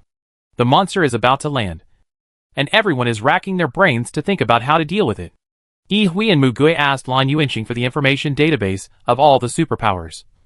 Not only the information of the Beijing base, but also the information of all the superpowers registered in other bases. Their entire team looked at it one by one and searched it. They held deep hope until the last moment. However, not all efforts have results.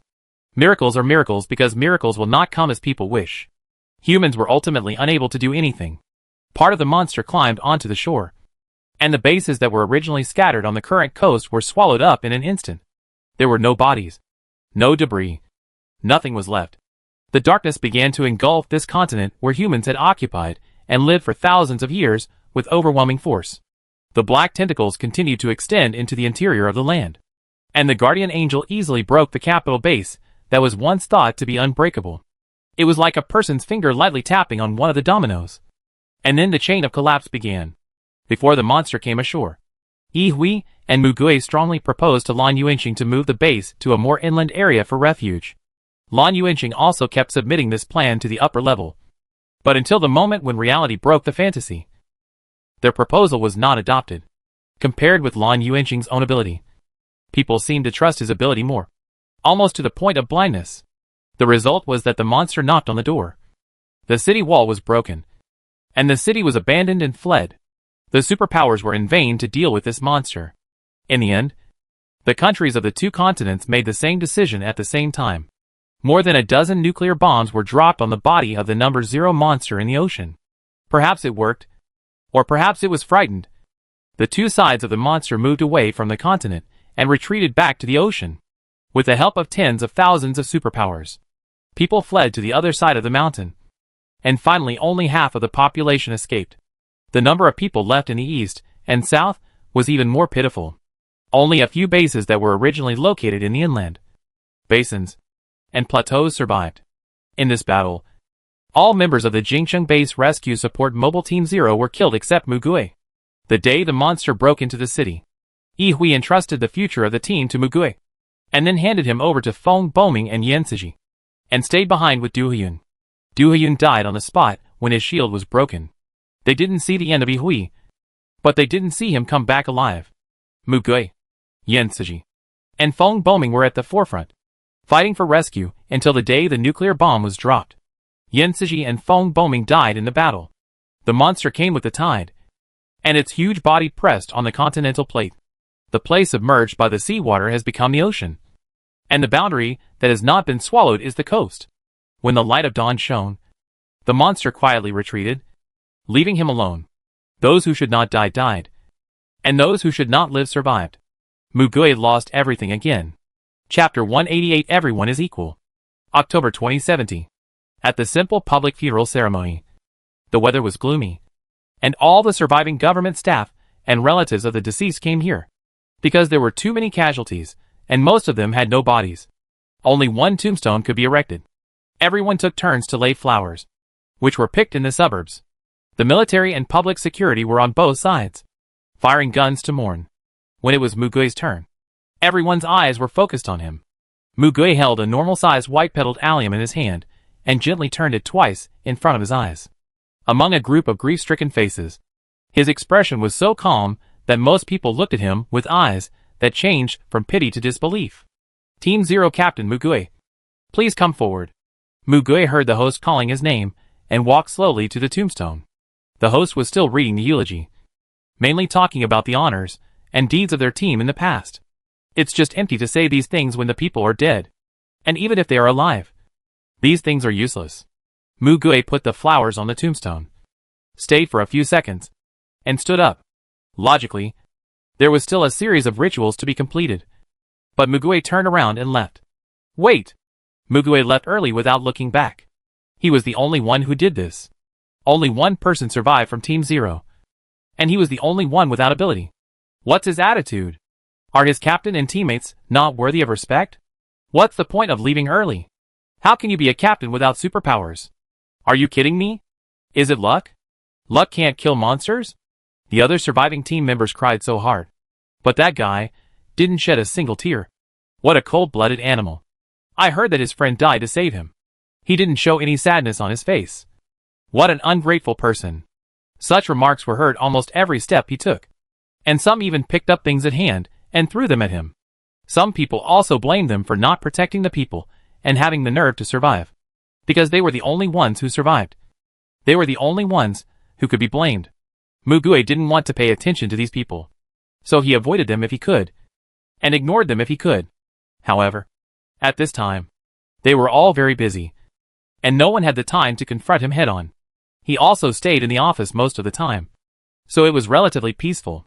He had gone to Lan Yuanxing to refuse the responsibility of succeeding the captain. Lan Yuanxing didn't say that it was a direct order from the superiors and Qin Jian, but blocked him back with one sentence. This is Yi Hui's wish. Yin Siji and Feng Boming had told Lan Yuanxing before they died. Mugue had nothing to say. I'll take it as your agreement. Don't regret it. Mugue gently closed her eyes. It's really too much. They won't let him go even after he dies. Although Lan Yuanxing's ability was destroyed, he is still alive, which only proves that his ability cannot be used to defend against monster number 0. At present, they still rely on his ability to build a base. But now the people in the base are not as confident in his ability as before. Lan Yuanxing stared at him. You should go see a psychologist when you have time. You can't stand this. Mugue replied expressionlessly. I don't need it. Lan Yuanxing sighed. This is not a request for advice, but an order. Everyone in the frontline team must receive psychological treatment. And so do I, believe me. It will be better if I go. Mugue, if I don't go, you can put me in solitary confinement. Suspend me. Or dismiss me. Lan Yuanxing was completely helpless with him. So he said, there will be a ceremony to select the successor captain and additional team members in the afternoon. You have to go and meet the other captains by the way. Mugue stated the facts and said, if I am the captain, no one from Team 0 will come in. Lan Yuanxing. Don't say that. Just look at it. Welcome your new member. Apart from your ability, I also think you are the only one who can be the captain. Mugue, then you are wrong. Lan Yuanxing stood up and bent down. I am really sorry. Mugue left without saying goodbye. In the selection hall of the newly built training building, there were 3 people standing in the captain's seat. To be precise, there is only one captain left from the last batch. The captain of Team 1, Zuishang, and the remaining 2 are the successors of the surviving team members. One is Mugue, and the other is Jin Imo. Jin Imo of Team 8 stood a little far away. He was originally the second strongest psychic in the team. He survived this time, and naturally became the captain. There were several survivors in front of him, most of whom were logistics team members. Zuishang's body was wrapped in gauze everywhere, and it seemed that he was seriously injured. He turned his head, and saw Mugue standing next to him, and said, It's you. Mugue turned his head. What do you mean? Zuishang, I don't mean anything else. I just think it's normal for you to be the captain. Yi Hui has always been training Mugue as his successor, and everyone can see this. Mugue really? He said this lightly, and there was no more. Zuishang also worked with Mugue for a period of time in the battle. He has some experience of his dispatching and commanding ability on the front line. In his heart, he has always admired this captain successor of Team 0, who has no superpowers.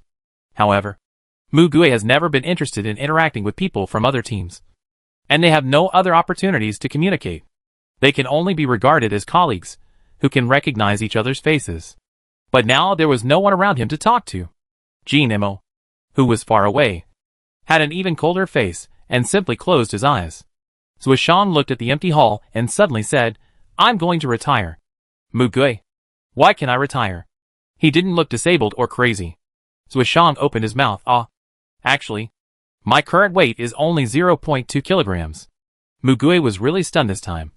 He thought he had heard it wrong. Zuishang looked at him and smiled. It's 200 G. The cost of my ability is this.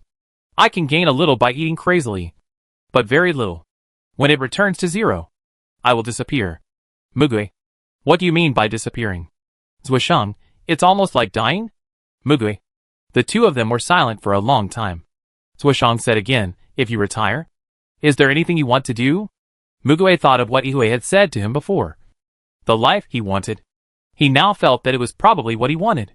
But the environment and conditions required to do this were not available. Zuishang obviously didn't expect him to answer, and said to himself, I want to write novels. Well, I'll write as long as I can live. At least, I want to create something, and leave something behind in my lifetime. I don't know how long I can live, and whether the world will end before then. Mugui, what are you going to write? Zuishang's smile suddenly brightened, and he said excitedly, I want to write a disaster story. No matter which world it is. No matter how great the disaster and sadness are. Everyone will overcome the disaster together and survive. I want to write a happy ending. I want to write a family reunion. In short, no one of the protagonists' relatives and friends can be missing. Everyone lives a happy life in the end. I want to give everyone a perfect ending. Sure enough, he is still a little crazy inside. Mugui, you want to write a fairy tale? Zuishang pulled the corner of his mouth. After all, reality is so fucked up. Why not be bold in fiction? Mugui, you are right. Zuishang, I will publish it when the time comes. Even if no one reads it. It doesn't matter. I guess not many people are interested in reading these now. And no one writes. Mugui, I will read it. You write well and pay attention to your health. Zuishang, oh. Okay. You are a good person. Learn from your captain and speak more. After all, you will be the captain in the future. Mugui. Yeah. Except Zuishang. All the captains of Team 0 to 10 were killed. Mugui and Jin Mo replaced the team leaders. There were not many surviving substitutes in other teams. Only the captain of Team 1 survived. If this was made into a hell joke, no one would be able to laugh. Mugui looked at Zuishang. They had more contact in battle. Zuishang was a straightforward person. He gave orders decisively and made accurate judgments. He was more serious in battle. He was obviously an auxiliary ability user, but became the vanguard of the team. He used all weapons well, but preferred to fight with fists, and was often injured. It was the first time he saw this man in his normal state. He looked relieved. No. Even if all the team members died, he couldn't be relieved. It was more like he had let go of everything and given up completely. He had to give up in his situation. He didn't know if his wish to write a novel could be realized. He was going to die. It was a relief. The moment Mugui felt envious, he suddenly realized why Hui said those words to him before he died. He knew he didn't want to, but forced him to take on this responsibility. He knew that if he really didn't want to, Lan Yuanqing or the orders from above would be helpless against him. So he had to tell him in person. Let him be the captain. Mugui's lips slightly opened into a tragic arc. He raised his head and stretched out his hand to cover his eyes. And the words leaked from his mouth, our captain is really too much. Zuishang, well, our team members are also too much. They said they would live and die together, but they still abandoned the captain, he said softly, trembling and curling his lips. But when the new team members lined up to come in, their faces returned to their original state, standing there like lifeless sculptures. The other teams were basically all newcomers, and the captains had already been selected. Mugui originally thought that there was no one on his side. But a strong and heroic woman walked straight in front of him and saluted straight like a soldier. Zhang Yingtao, the surviving member of the original 9th team, has been transferred to report. Mugui. He matched her face with her ability. The damage feedback needed was of a very high level, with strong combat ability and survival ability. He had forgotten that there were such survivors. Mugui looked at her and told her the truth without emotion. You should be the captain of the 9th team. Zhang Yingtao, if you are asking why I requested to be transferred to the team. In the previous battle, among the people you helped evacuate, there was my father. You saved him and helped him block a wound, so he can live to this day without losing any limbs. Mugui. He couldn't remember. Zhang Yingtao, you've been seriously injured too many times. It's normal that you can't remember. Mugui. Zhang Yingtao, Captain Mu. I will be your shield from now on. Please use me as much as you want. Mugui's eyes fell on the woman's resolute face, and he couldn't think of how to refuse. Her eyes were saying to him, isn't this reason enough? Mugui didn't answer. Zhang Yingtao put down her hand and stood quietly and straight in the first position. Many more people came. Most of them were newly recruited psychics. They were probably stuffed in before they even finished their training. Mugui looked at the dozen people, and his watch had received their personal information. He said calmly, as you can see, I am incompetent. If you don't want to stay in Team 0, I will make the decision to let the Blue Bureau transfer you to other teams. The rookies looked at each other, and after a long time, someone raised his hand. Captain, are we too weak? Don't you want us anymore? Mugui. No. I just think that instead of working under someone like me, you might as well go to other teams to better display your abilities. Don't worry. Go if you want to. The mandatory allocation above is also unreasonable. I will go and tell them. Zhang Yingtao, Captain Mu. Are you saying that my eyesight is not good? This sister is really asking this question seriously. Mugui. The newcomer who asked the question smiled at his companion and turned to answer. Captain. We all volunteered to join Team Zero. Another person said, Captain. You always forget the names of the people you saved. I think I told you that. Ha ha ha. But you are too busy. It is normal. Don't worry. I won't blame you. Many people want to become superpowers because of you. We can get here after fierce competition. Captain. Please don't listen to those people. You have saved so many people. We will all remember you. You are the captain of Team Zero. No one else can do it except you. I hope you can guide us. We will do our best to train and grow up to be able to protect you and everyone one day. Mugui was slightly stunned. Looking at these newcomers. Their eyes were full of light. So pure that he couldn't bear to break it in advance. Mugui was about to speak when another person came in. A familiar face. Somewhat mean and provocative phoenix eyes. Exuding a paralyzed face that exudes an aura of keep away from strangers. Lei Chen. Lei Chen walked towards him. Well, long time no see. They had met several times before when they were doing missions and fighting disasters together. Most of the time, Lei Chen was fighting with others for prey. Knowing the inside story, they would help him persuade other small teams. Lei Chen often disdained to explain or thank him. He came and went alone like a lone wolf. So they didn't have much friendship except going to Beijing together. Mugui. How did you solve your price? Lei Chen. Still alive. Mugui. That's right. According to the time, the 10-year period has expired. If the price was not completed, he should have died. Lei Chen, thank you. Mugui. Lei Chen grabbed his hair. I mean, those places and tasks you found for me before. Only with those can I complete them on time and pay the price. Mugui couldn't remember clearly. What did he do? Lei Chen, didn't I ask you for some tasks of larger quantity before? You integrated all kinds of information and transferred all the tasks to me. It seems that this happened. It's just that Mugui has to help Yue deal with many things over the years. He feels that he has contributed less in combat, so he will help more in dealing with things. Such things may be done casually. Just as work. Lei Chen rarely asks people for help. And it may be only that time that he comes to him to ask for a favor. Lei Chen, more than once. Many times I came to you. And you helped me do it. And didn't ask for anything in return. Now I come to repay you. I applied to join the team. Mugui. Then you should be the captain. Lei Chen, I'm not cut out to be a captain. I can't do it. I only know how to fight monsters. I'll fight wherever you tell me to. I've paid the price anyway. He's very strong. That's a recognized fact. He never joined the team before. And no one could do anything to him. Just because of his superpowers. Pure power. In the disaster after the city was broken. He also fought on the front line with other hired. Solo. Company. And individual superpowers. Saving many people and other superpowers. Lei Chen, it's settled. I'll follow you from now on. He simply stood beside Zhang Yingtao with his hands behind his back. Mugui. He found that his new team members were all acting on their own initiative. And he didn't seem to have much say. Logistics team members were added later. The new Team Zero was successfully formed. Mugui looked at them and realized that no matter how much he said, he couldn't easily change these people's minds. Finally, he said, if you want to leave the team in the future, I won't stop you. Remember to tell me clearly. Don't wait until it's too late. The newcomers all smiled. Mugui was silent for a moment. Then slowly said, I have only one request for you. Stay alive. Yes. Captain.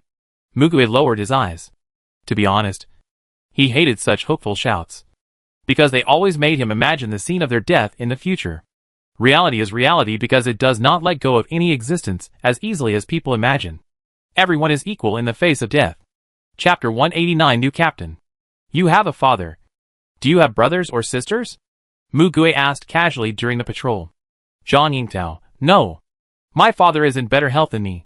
So I don't have to worry about his funeral for the time being. Mugui, it's fine. Lei Chen, I also have a sister who works in the Energy Bureau. Mugui. You didn't come to me because you didn't want to be a generator. Did you? Lei Chen turned his head to the other side to see the scenery. Mugui, okay. It's good to have someone at home. He found that most of his team members now have family members alive. Having family members also means that they will be more concerned about their own lives when fighting, which is a good thing. Zhang Yingtao, by the way. Captain Mu. I saw you stay in the information room after get off work recently to look for something. Do you have other work? Is it a secret that we can't touch? Mu Gui leaned against the car window with his palm supporting his chin. It's my personal matter. In addition to the person he had never given up looking for, he also began to search for clues about Jiang Zhao.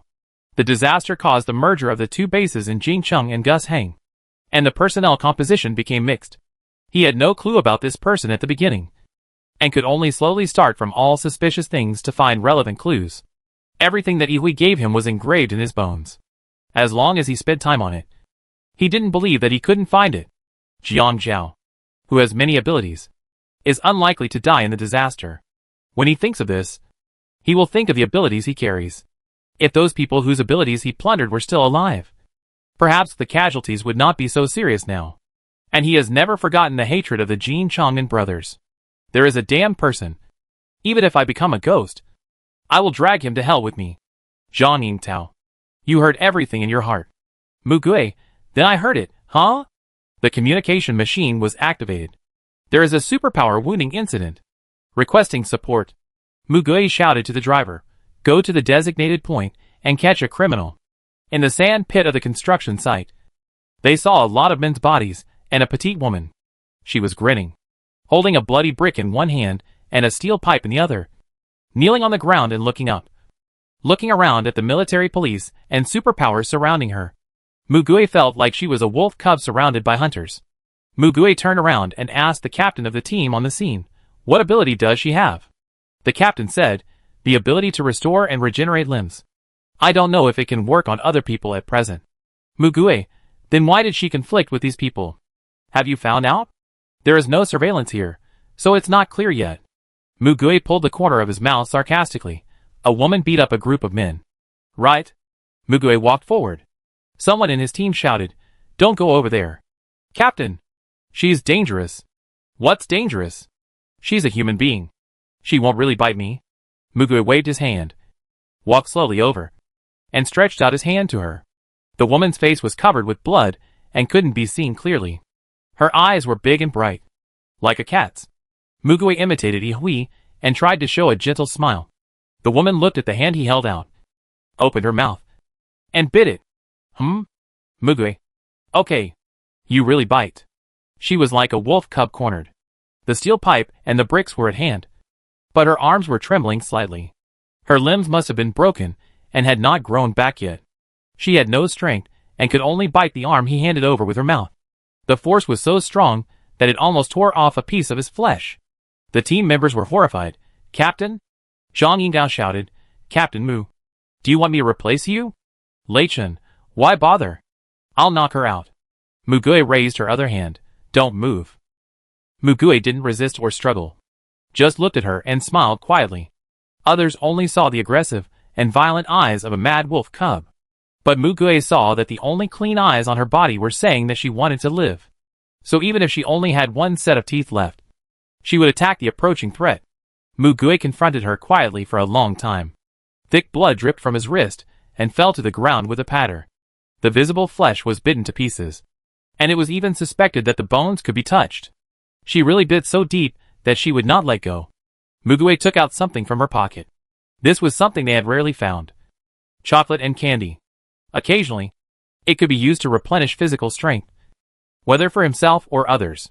He now also developed the habit of carrying some snacks with him. How long do you want to bite? If your jaw is sore, let go and I'll give you something else.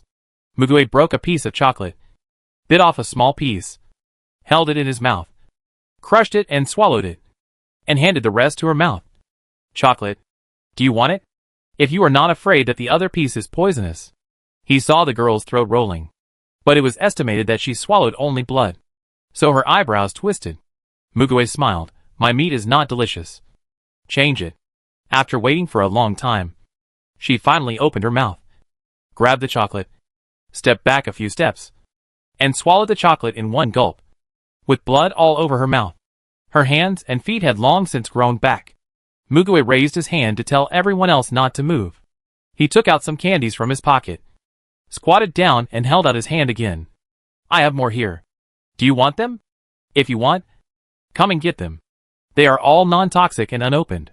She looked over and saw the beautiful and bright rainbow-like packaging of the candies, as well as the fresh teeth marks on Mugue's arm that she had bitten herself.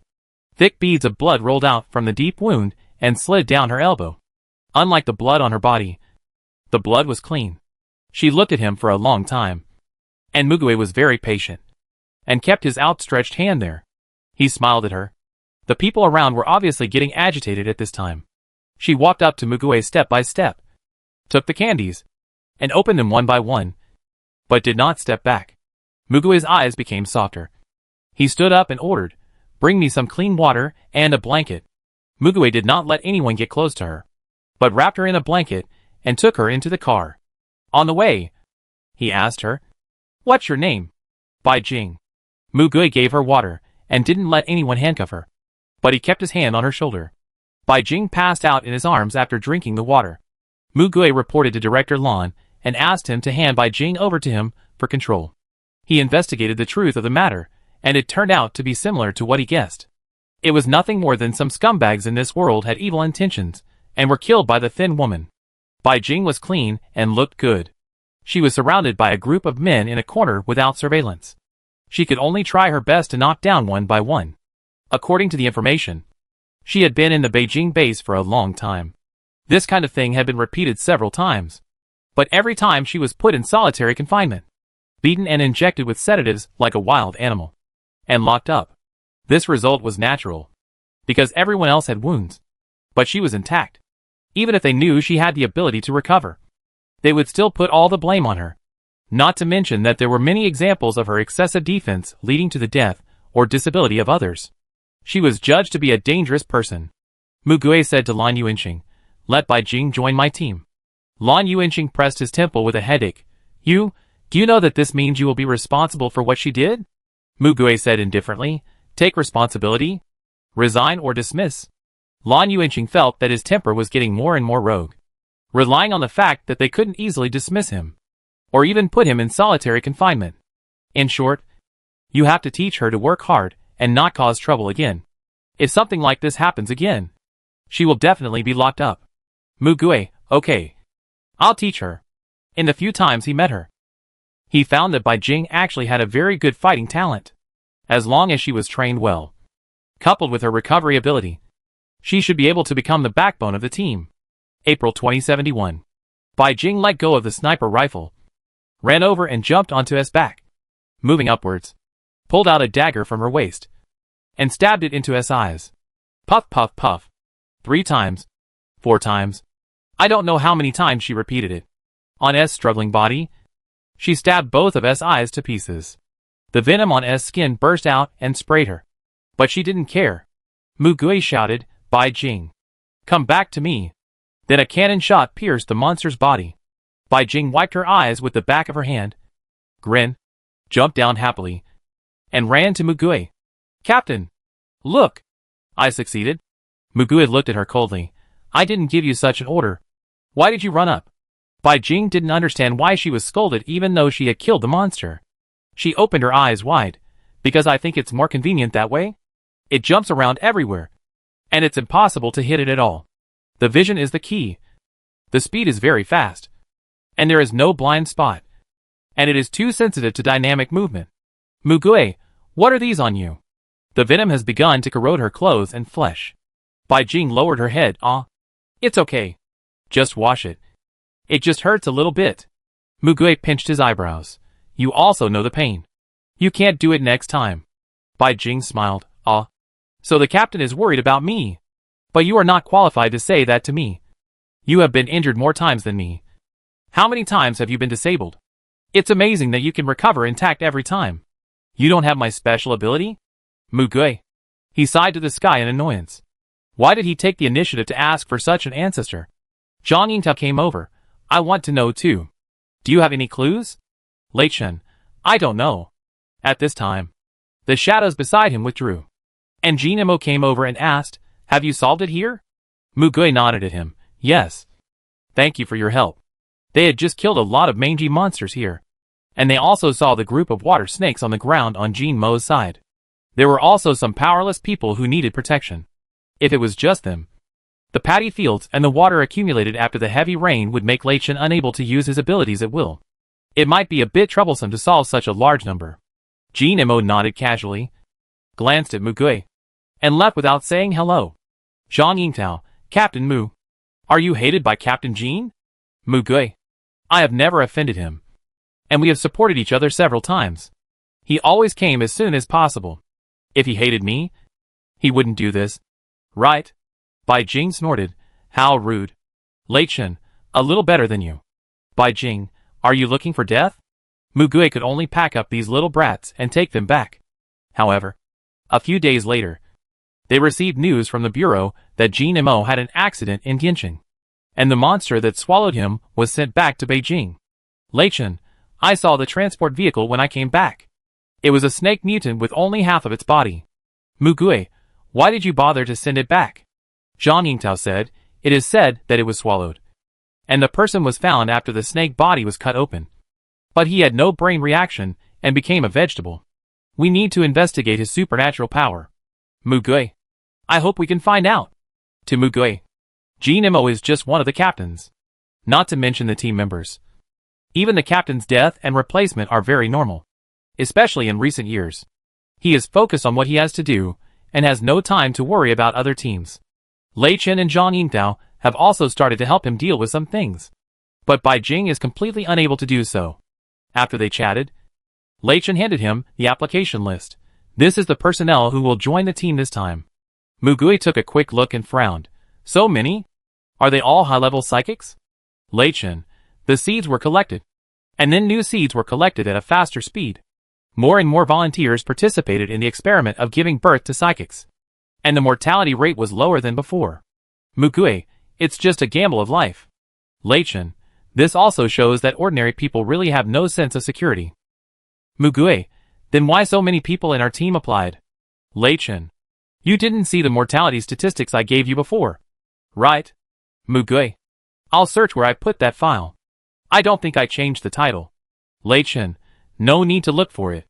Our team has had zero mortality in the past few months since the reorganization." Mugui, "Oh, I see."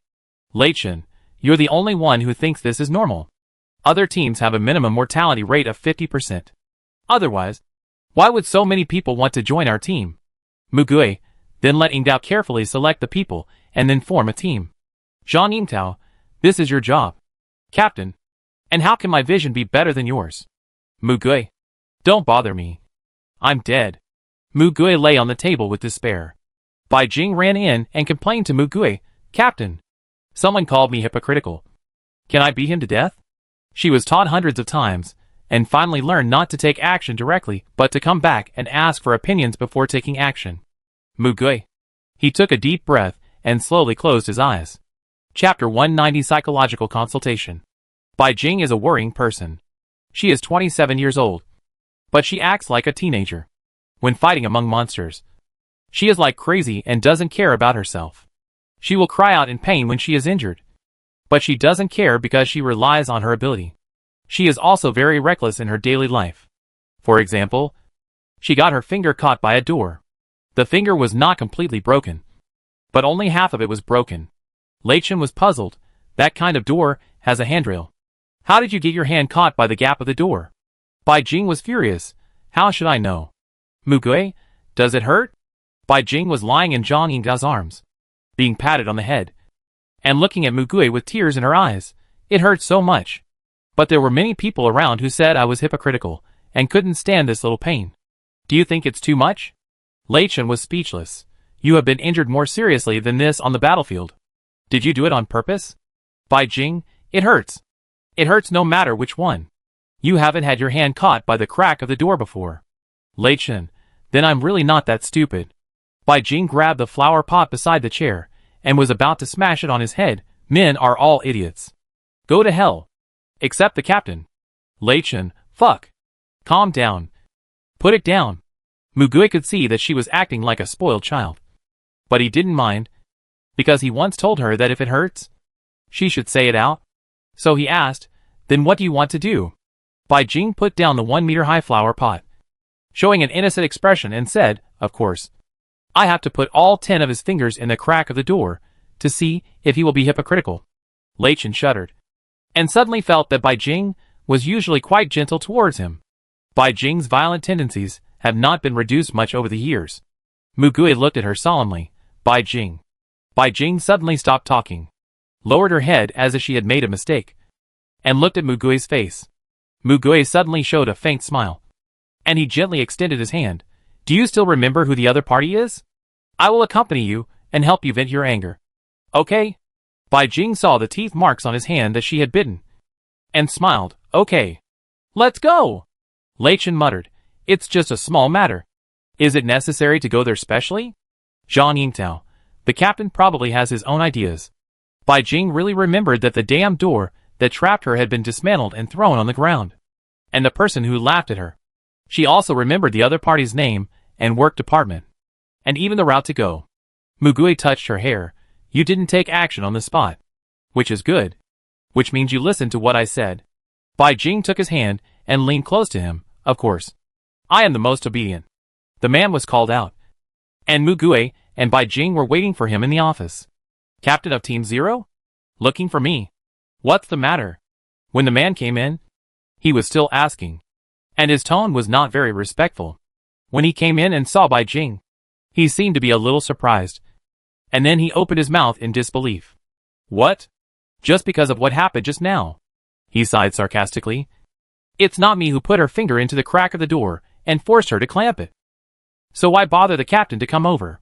Bai Jing's eyes lightly flashed with murderous intent. Mugui knew everything that Bai Jing had experienced in her life.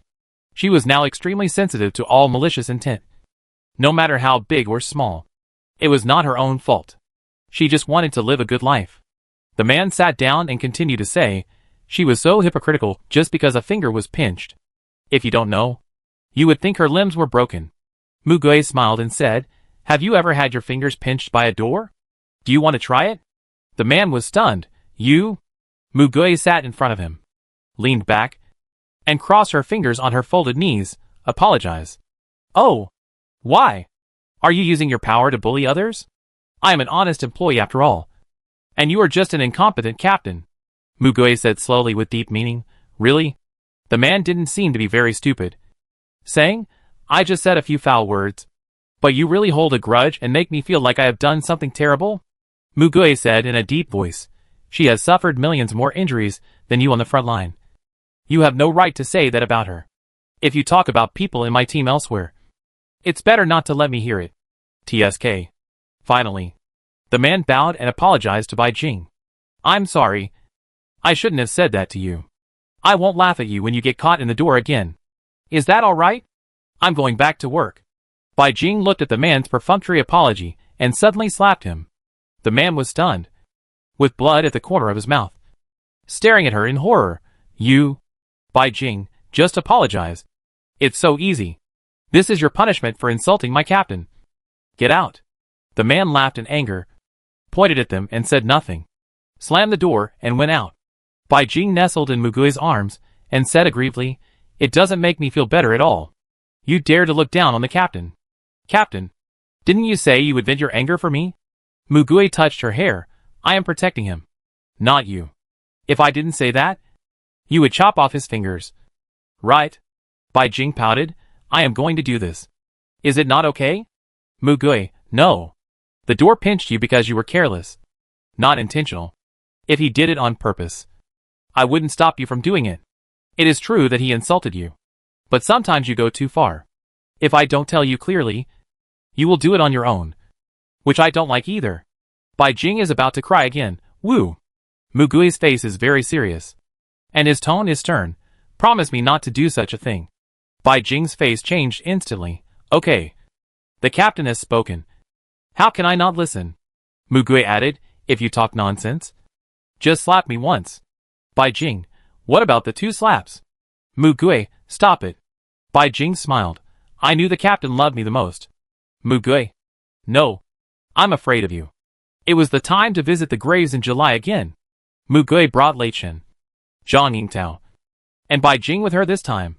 Bai Jing felt bored and ran around the garden. Bai Jing looks a bit like an inn.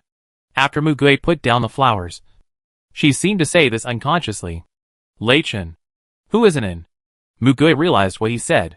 He was stunned for a moment and replied, a friend's sister. Zhang Yingtao looked at him and asked again, Captain Mu, you haven't seen a psychologist this year, right?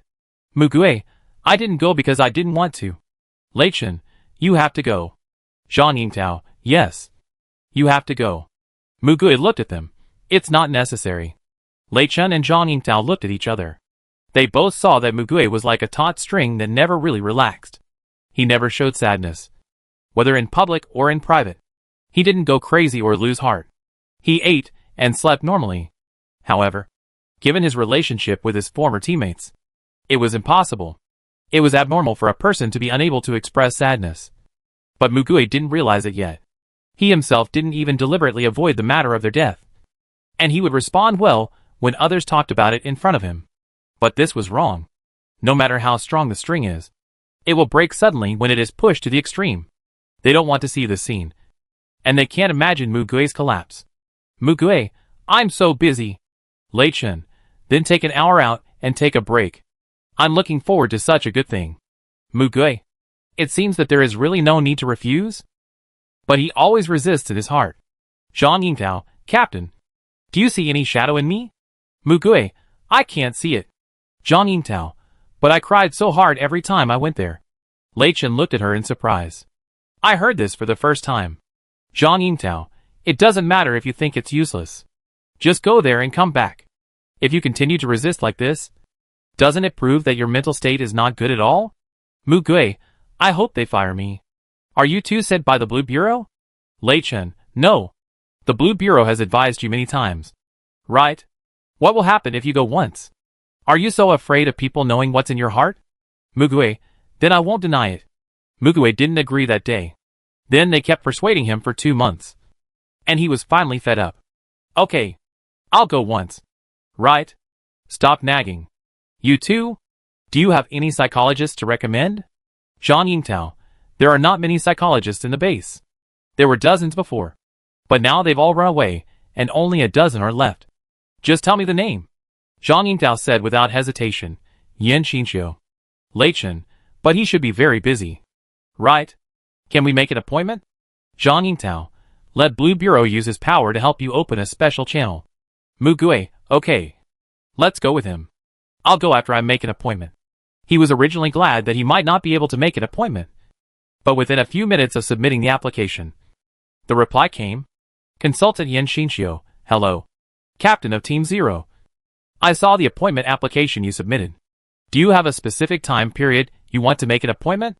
Mu Gui? Zhang Yingtao, I've never seen him reply in person. I thought it was always the human machine AI that replied. Mu Gui hesitated and randomly chose a time to send it to him.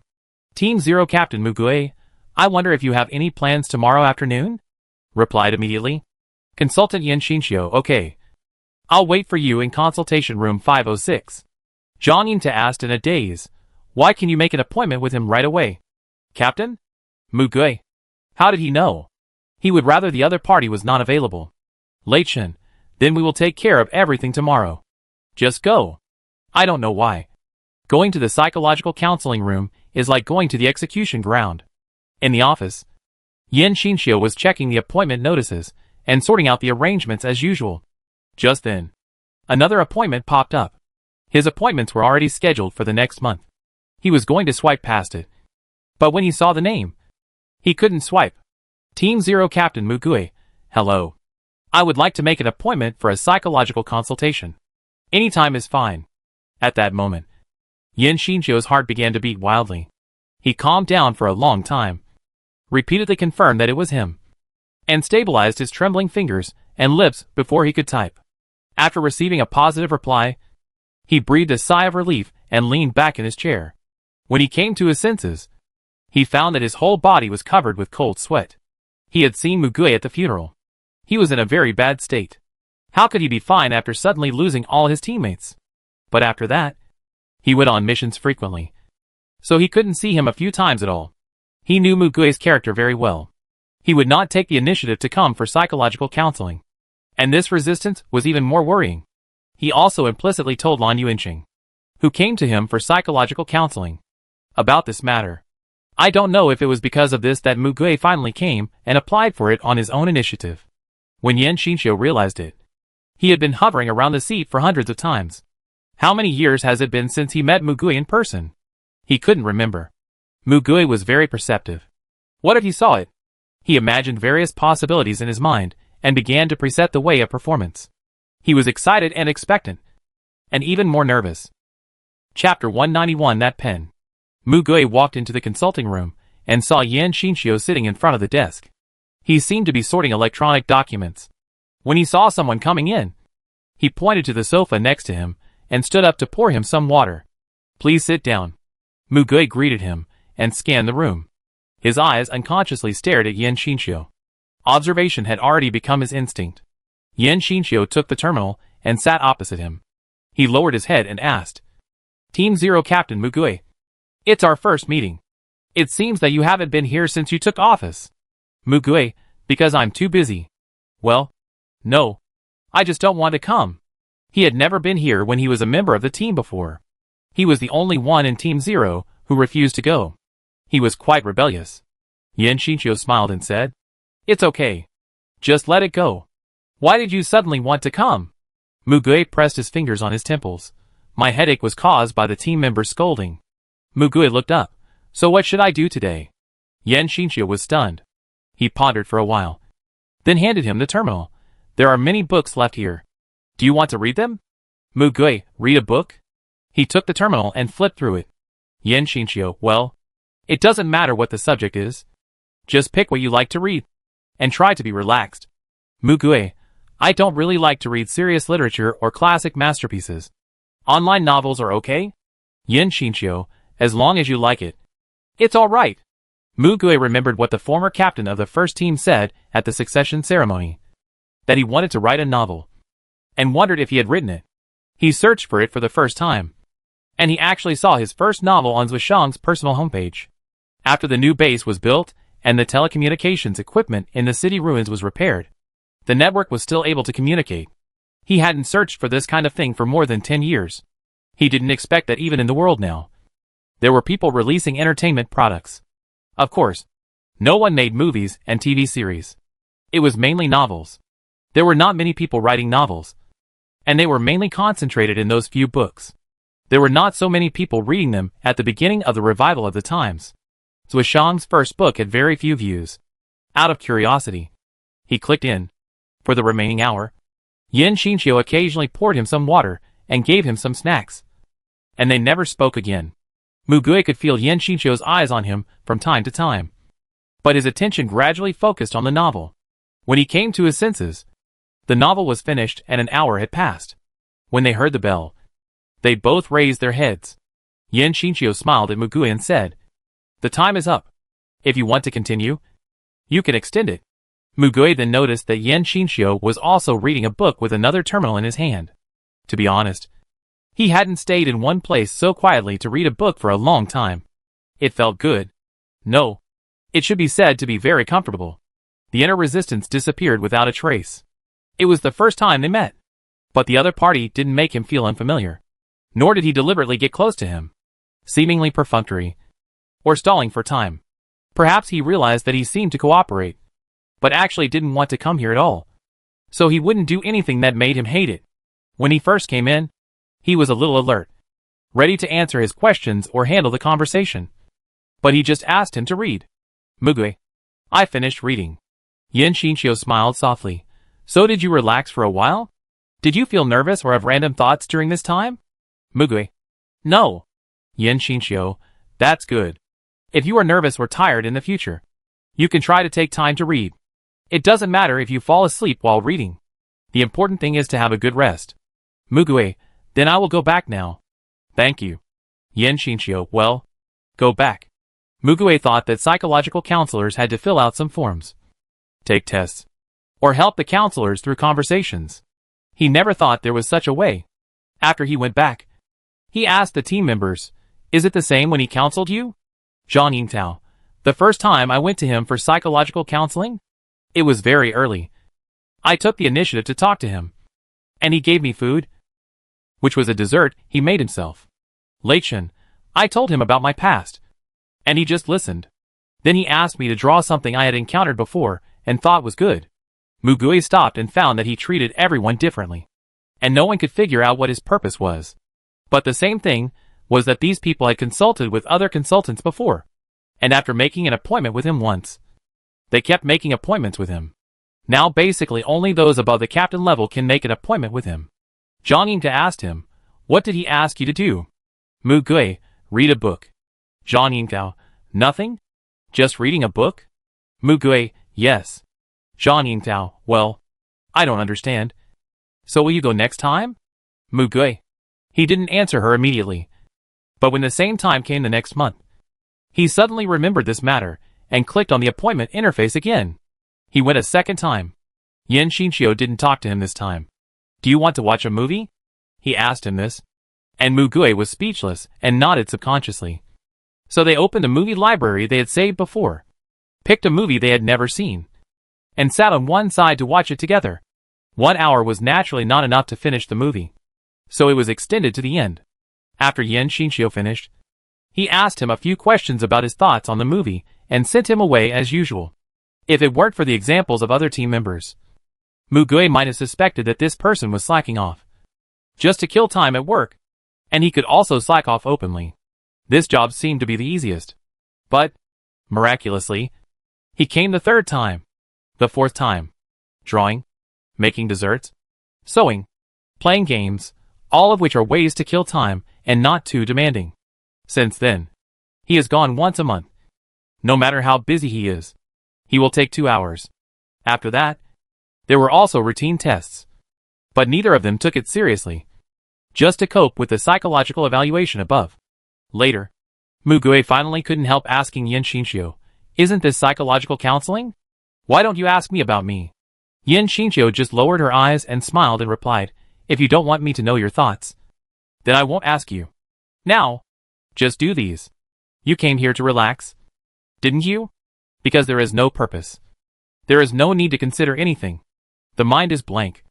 And you only need to do some meaningless things that waste time, without any responsibility. No thought of anyone. And no need to consider the future. That's why he came here." And this person obviously knew that if he didn't want to say what he really thought, it would be useless even if he cooperated on the surface. He could completely judge the false and the true.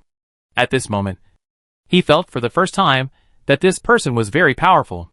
After that, he would still go there regularly. But he still never revealed his past and work. And Yan Xinxiu never showed any attempt to spy on him. Yan Xinxiu was gentle and tolerant, showing him the greatest respect. They kept a proper distance and never contacted each other privately outside of consultation time. But Mugui has always been grateful for the short break he provided for her, as if human power temporarily separated her from this suffocating reality and gave her a breath. Such days lasted for 5 years. As time went by, Mugui would talk to Yan Xinxiu about some trivial things. "Yan Xinxiu, you really like your current teammates." In what Mugui said later, the shadows of his teammates often appeared. The deep scars left on his body have not healed yet, and their existence is like slowly applying healing medicine to his fragile wounds. Yan Xinxiu, who had been watching him, could see that the expressions of Mugui who attended the funeral at that time and Mugui now were different. "Mugui, although there are still many things that need my concern, they help me more, and I have always been grateful to them." After he finished speaking, he saw Yan Xinxiu smiling at him. And then he realized that he might be asking him another question. He didn't mention his former teammates at all. "Mugui, it's useless to dwell on the past. There is no way to change it. I can only look at the present and the future. Yan Xinxiu, are you willing to talk to me about them? This is another question. If you really let it go, why don't you dare to tell anyone about your former teammates? If it were someone else, they might think he was cold-blooded and heartless, leaving his former teammates behind and forgetting them completely." Yan Xinxiu obviously didn't mean this when he asked this question. Mugui sighed, and after waiting for a long time, he said, in order not to repeat the same mistakes, "For revenge, I am still doing what I should do. He searched for 5 years, but still couldn't find the man, nor the monster in the ocean. But he never stopped preparing. Monster number 0 would come back one day, and he would find the enemy no matter how hard he tried. These were things that had to be done, not for the dead, but for himself. Perhaps, when he had done what he should do, he could also talk about his past, the friends he knew, the little things between them, and their ordinary and tragic lives with a smile. Perhaps, on that day, he could also rest well and live the peaceful life he longed for. He fought for the sake of not fighting. He always believed so. Yin Xinqiu asked him, "What if you can't do it?" "Mugue, then keep doing it until I die." He has not forgotten all the people who gave him happiness, so he can't forgive any pain that took away his happiness. Just like he has always done, he will laugh at the disasters that have failed to kill him again and again. Live and persist until one day he can overturn all the suffering. No matter the suffering in the past or the suffering in the future. Suffering is not worth singing about. If you can't ask for a life, fight for it yourself. He doesn't want to live in a miserable and embarrassing way. He wants to live a happier, more relaxed and healthier life than anyone else. He wants everyone around him to live well. He didn't escape or avoid the past. He spent more time than anyone else privately studying why those people died and why they failed. It's not that he thinks he can save the dead and save the defeat, but he hopes to save the people he cherishes next time.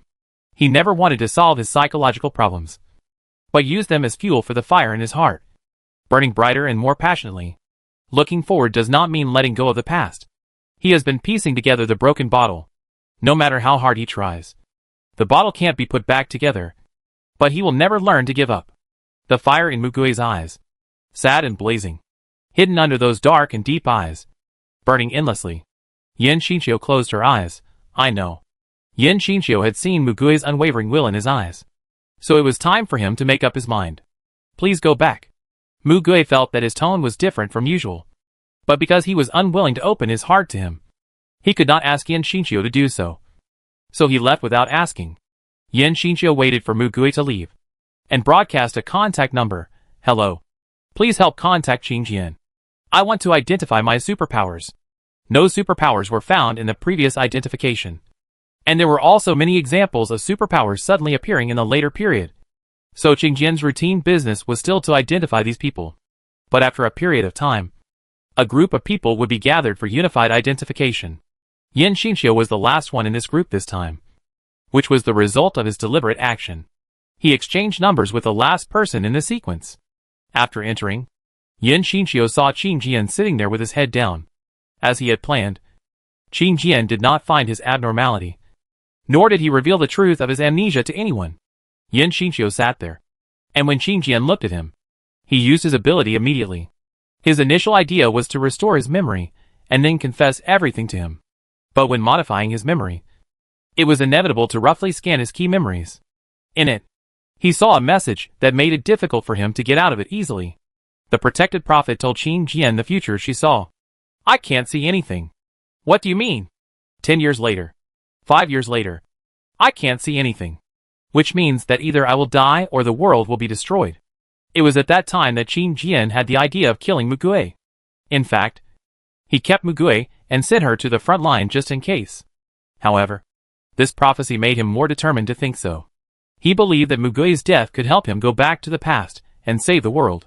The last time Qingjian had peeped into his memory was when he had not yet met Mugui. But this time, Yin Xinqiu had indeed seen Mugui's true ability. Incomplete information about his ability. His mind was violently shaken, and he withdrew directly from the peeping into his memory. Qingjian regained his consciousness, looked at Yin Xinqiu, suddenly widened his eyes, and stood up and said, Memory ability? Then he immediately realized something. You snooped into my memory? Before he took action, Yin Xinqiu probed into his memory again, at least before he was controlled by them, to delete the memory of him wanting to kill Mugui.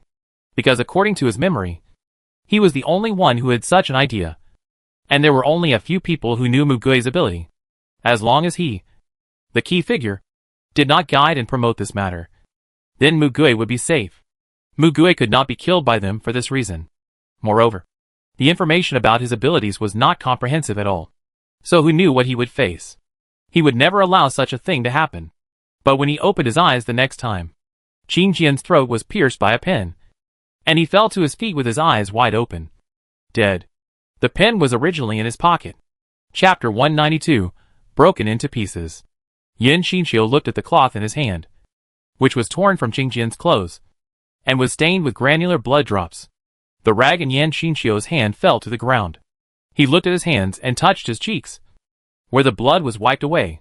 His clothes were black, and the blood was blended into them, and could not be seen clearly. But he could still feel the slippery liquid when he touched it. Yan Xinqiu pinched the fresh blood on his fingertips, clenched his fist, and hid the blood in his palm. He walked out of the door in a trance. There was no one outside the door. The staff should be in the monitoring room next to this room. No one came out to catch him. Why? Yan Xinqiu didn't understand what happened, but he could see the facts. He killed someone. Why didn't anyone come to arrest him? He saw his appearance on the smooth metal wall, which was very clean. It didn't look like he had just killed someone. Next, he walked slowly in the corridor and walked out of the building. It seemed that something was driving this body. He still remembered these things, but he could not figure out how he could walk out of this area with his willpower and find a basement of an abandoned building that he had never been to before and hide in it. He thought that he had to turn himself in and could not run away or hide. But his body was motionless, as if it was frozen by low temperature, hiding in the cold and dark basement, without eating, drinking, or sleeping. 2 days later, the door of the basement was opened. Just when Yan Xinqiu thought he was finally going to be arrested, the man who came and said to him, "Really here? My name is Ji Tianzi. We received your message for help. I will take you to see our boss now." He had no memory of sending the message for help, and didn't know who he was or who he was asking for help. Nevertheless, Yan Xinqiu was taken away for treatment, ate food, drank water, supplemented his sleep, and barely maintained his vital signs. He met the boss Jiang Zhao mentioned by Ji Tianzi, the former leader of the Gusheng base. "You said you would do something for me?" Yan Xinqiu finally nodded without knowing anything. Mugui's enemy was right in front of him. Yan Xinqiu had many doubts. Why did Jiang Zhao find him, but not take away his ability directly? In Qing Jian's memory, he also learned about Jiang Zhao, such as possession, ability seizure, and known multi-ability. But after looking at him, Yan Xinqiu understood. He was taking care of him, and he should do the same. Among the series of abilities known so far, Jiang Zhao's ability must involve the spiritual realm, and his memory is also closely related to spiritual power. The spiritual power levels of the two are difficult to assess.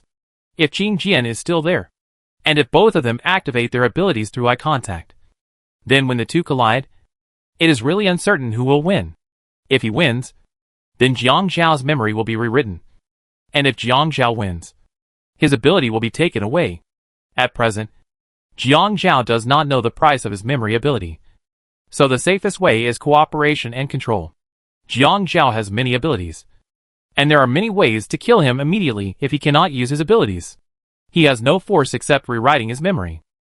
Jiang Zhao narrowed his eyes and smiled. "You are a smart person. You should know what to do." Yan Xinqiu knew that he liked his ability very much. Even if he couldn't get it for a while, he had to keep it by his side and use it well. When the time is right, he will find an opportunity to take it away. If he can't take it away, he will keep using it. Jiang Zhao got into Shirsan's ability, and the body he is using now is not his real body, and he doesn't know where his real body is hidden. It would be extremely difficult for him to kill him alone, but because of his special ability, Jiang Zhao would probably keep him by his side all the time to control him and prevent him from easily attacking his subordinates. Yan Xinqiu could only stay by his side and observe the situation. So he said, "I killed Qing Jian and can't go back. You can ask me to do anything." "Jiang Zhao, how did you kill Qing Jian?" Yan Xinqiu looked at his hands and took a deep breath. "I don't know. He died in a blink of an eye." "Jiang Zhao, oh? You are telling the truth." Yan Xinqiu guessed that Jiang Zhao also had a lie detector ability. "Jiang Zhao, if that's the case, you should have seen Qing Jian's memory. And you should have also seen the location of the prophet and the ability information of the captain of Team Zero." "Right?" Yan Xinqiu. "Yes." Cold sweat broke out on his back. He couldn't lie to Jiang Zhao. He would definitely find out. Jiang Zhao supported his cheek. "Tell me." Yan Xinqiu was silent for a while. And finally he told the location of the prophet. But he also said that because the place was directly guarded by a special ability person, it was extremely difficult to take the prophet away. The ability of the captain of Team Zero is related to reversing time and space. But the information Qing Jian obtained is not complete. Only fragments and a few words. The detailed information and cost of the ability are not available. We only know that it is EX level. Jiang Zhao, very good. Then he immediately decided to capture Mugue. Yan Xinxiu's heartbeat stopped for a moment. He gently bit his teeth and forced himself to calm down. EX level ability user. And his mental power level is very high. He might fail. Even so, is it worth trying? Jiang Zhao smiled. This level, this type of ability, is worth the risk. Besides, even if I fail, he can't do anything to me, and I won't die. At most, I will suffer some mental trauma. Yan Xinxiu didn't even have the opportunity and time to find a way to notify Mugue. Jiang Zhao immediately took action. Jiang Zhao, you just arrived, so don't participate in this operation. Cover your eyes. Find a white blindfold. And don't use your ability unless you get my permission. Yan Xinxiu was locked in a room. Someone would provide him with food, but he was not allowed to have visual contact with him. He was almost in a panic in there alone. But he was afraid that there was hidden surveillance. So he didn't dare to show it. He racked his brains in there, thinking about how to help Mugue. How to save him. He couldn't think of it. But he kept thinking that he couldn't watch Mugue fall into Jiang Zhao's hands. 3 days later, he walked out of the room. And Jiang Zhao came back. And he brought back 3 people. Mugue, Lei Chen, and Bai Jing. He brought 2 of them to him. Lei Chen and Bai Jing. Jiang Zhao took off the white cloth covering his eyes. Take a look at the memories of these 2 and see if there is anything important. Lei Chen and Bai Jing became furious when they saw his face. But they could do nothing because they were controlled by Jiang Zhao. Yan Xinxiu finally reached out to them. From their memories, he saw the many hardships they had experienced in the past, as well as the moments they had spent with Mugue. When Yan Xinxiu opened his eyes, he saw his hand shaking. Jiang Zhao held his palm. Are you okay? Yan Xinxiu, it's just, there are some bad contents. I can't stand it. Bai Jing's memory has a lot of deep and cruel things, but she suppressed them under her subconscious. Jiang Zhao let him go. It's just someone else's memory. Just delete it after reading it. Is there anything? Her recovery ability is very strong. It's hard to kill her. His ability comes at a high price. But he has already paid it back. I don't know if you will need to pay it back again after you take away his ability. Jiang Zhao, Tell me about it. In 10 years, kill 2 million lives. Jiang Zhao laughed after hearing this. That's it? Jiang Zhao turned around and grabbed Lei Chen's neck. Yan Xinxiu, aren't you going to threaten their captain with them? Jiang Zhao, well, you're right. Come on. Lock him up in the warehouse outside first. He looked at Bai Jing, who was grinning, and said, as for her, I'm already immortal, so this kind of recovery is useless to me. But I have something I want to try, so I'll take her with me. Then Yan Xinxiu watched him put Bai Jing's lower body into the cement, and after it solidified, he threw her into the sea. His hands and feet were so cold that he couldn't say a word. Jiang Zhao tilted his head and smiled. I wonder if she'll be alive or dead when she's pulled out after a while. The next day, Jiang Zhao took him to Mugue again. At this time, he tied his white cloth again, with 3 layers, under the light. Although he couldn't use his ability, he could still vaguely see some of the situation outside. He was far away from Mugue, so Mugue probably couldn't tell who he was. Jiang Zhao started to attack Mugue directly. He controlled Mugue's body with puppet silk, and he had no way to resist. Yan Xinxiu didn't care about hiding at all at this time, and clenched his fists. Finally, when Jiang Zhao's eyes met Mugue's, he pulled off the white cloth. However, at that moment, no one paid attention to his situation, but focused on Jiang Zhao. Just a second later, Jiang Zhao fell to the ground as if he had suffered a heavy blow. Hey, boss! Mugue desperately took this opportunity to break free from the restraints, and did not even look at this side. Yan Xinxiu was about to take a step forward, but quickly took it back. With his current face, Mugue would not believe him. Jiang Zhao probably failed to possess him. Maybe he did not expect that the backlash of failure would make him lose consciousness directly. But this is his only chance. Yan Xinxiu took a step back and bumped into the psychic, who was guarding him. The other party also stared at him fiercely. However, his reaction was still a step slow. By the time he realized the ability of Yan Xinxiu, who was warned, Yan Xinxiu had already entered his memory. This was the first time he used his ability to control people. It was very simple to use. Soon, the look of the psychic changed when he looked at Mu Gui, and he was very anxious. How can I save him? Yan Xinxiu whispered a few words in his ear. He already trusted him completely. The guard walked over, knocked Mu Gui unconscious, and then carried Jiang Zhao. Yan Xinxiu walked straight over and looked at the people following Jiang Zhao. They panicked because of Jiang Zhao's matter, and their first reaction, when they saw the person suddenly approaching, was to look over. Yan Xinxiu rewrote their memories at the same time, and then the memories of other guards in the hall. He never knew that his ability could do such a thing. But he succeeded, and when he did all this, he was very calm. He was ready to die, as long as Mu Gui could be rescued. Mu Gui, Lei Chen, and Bai Jing were kidnapped during the mission. Everything happened too fast, and they had no time to react. Then, he came face to face with Jiang Zhao. Jiang Zhao did not explain anything, showing his frank grief for his ability. In another person's body, he used the ability he got from Yi Hui to control his body, and he could not resist it all. But when he came to his senses, Jiang Zhao fell down. His body was still fixed by the hard metal, and he couldn't get out no matter how hard he struggled. Then, he was knocked unconscious. When Mu Gui woke up, he saw the strange man who knocked her unconscious, pressing her shoulder and saying, Bai Jing is fixed in the cement and sinking near the coast. Lei Chen should be locked in the warehouse now. He then told the detailed addresses of the two places. He helped Mu Gui up and sent her to the helicopter. Go back. Go save people. The pilot seemed to be one of theirs, but he had no problem with it. Come up quickly. The big man said to him, Jiang Zhao is mentally injured and can't wake up yet. Time is very tight. Don't hesitate. Mu Gui didn't know all this, but he knew that the first thing he had to do was to save people. After being sent back to the Beijing base, he rushed to Lan Yuanqing. Lan Yuanqing immediately contacted several captains, who could be mobilized immediately to rescue people in the two places he mentioned. Finally, they salvaged Bai Jing from the offshore. Her lower body was buried in cement, and her upper body skin was horribly congested and swollen. She was in a state of fainting.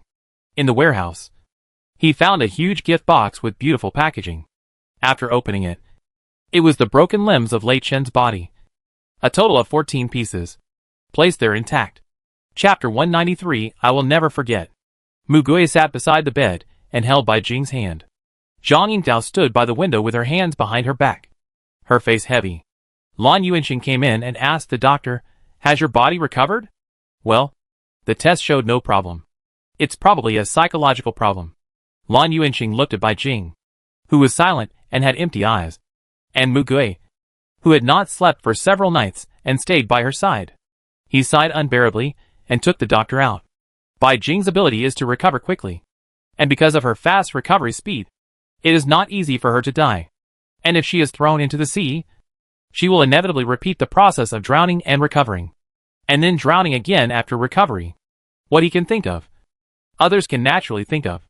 When Bai Jing just woke up, she breathed with a horrible face, and alkali poisoning shocked her again and fainted.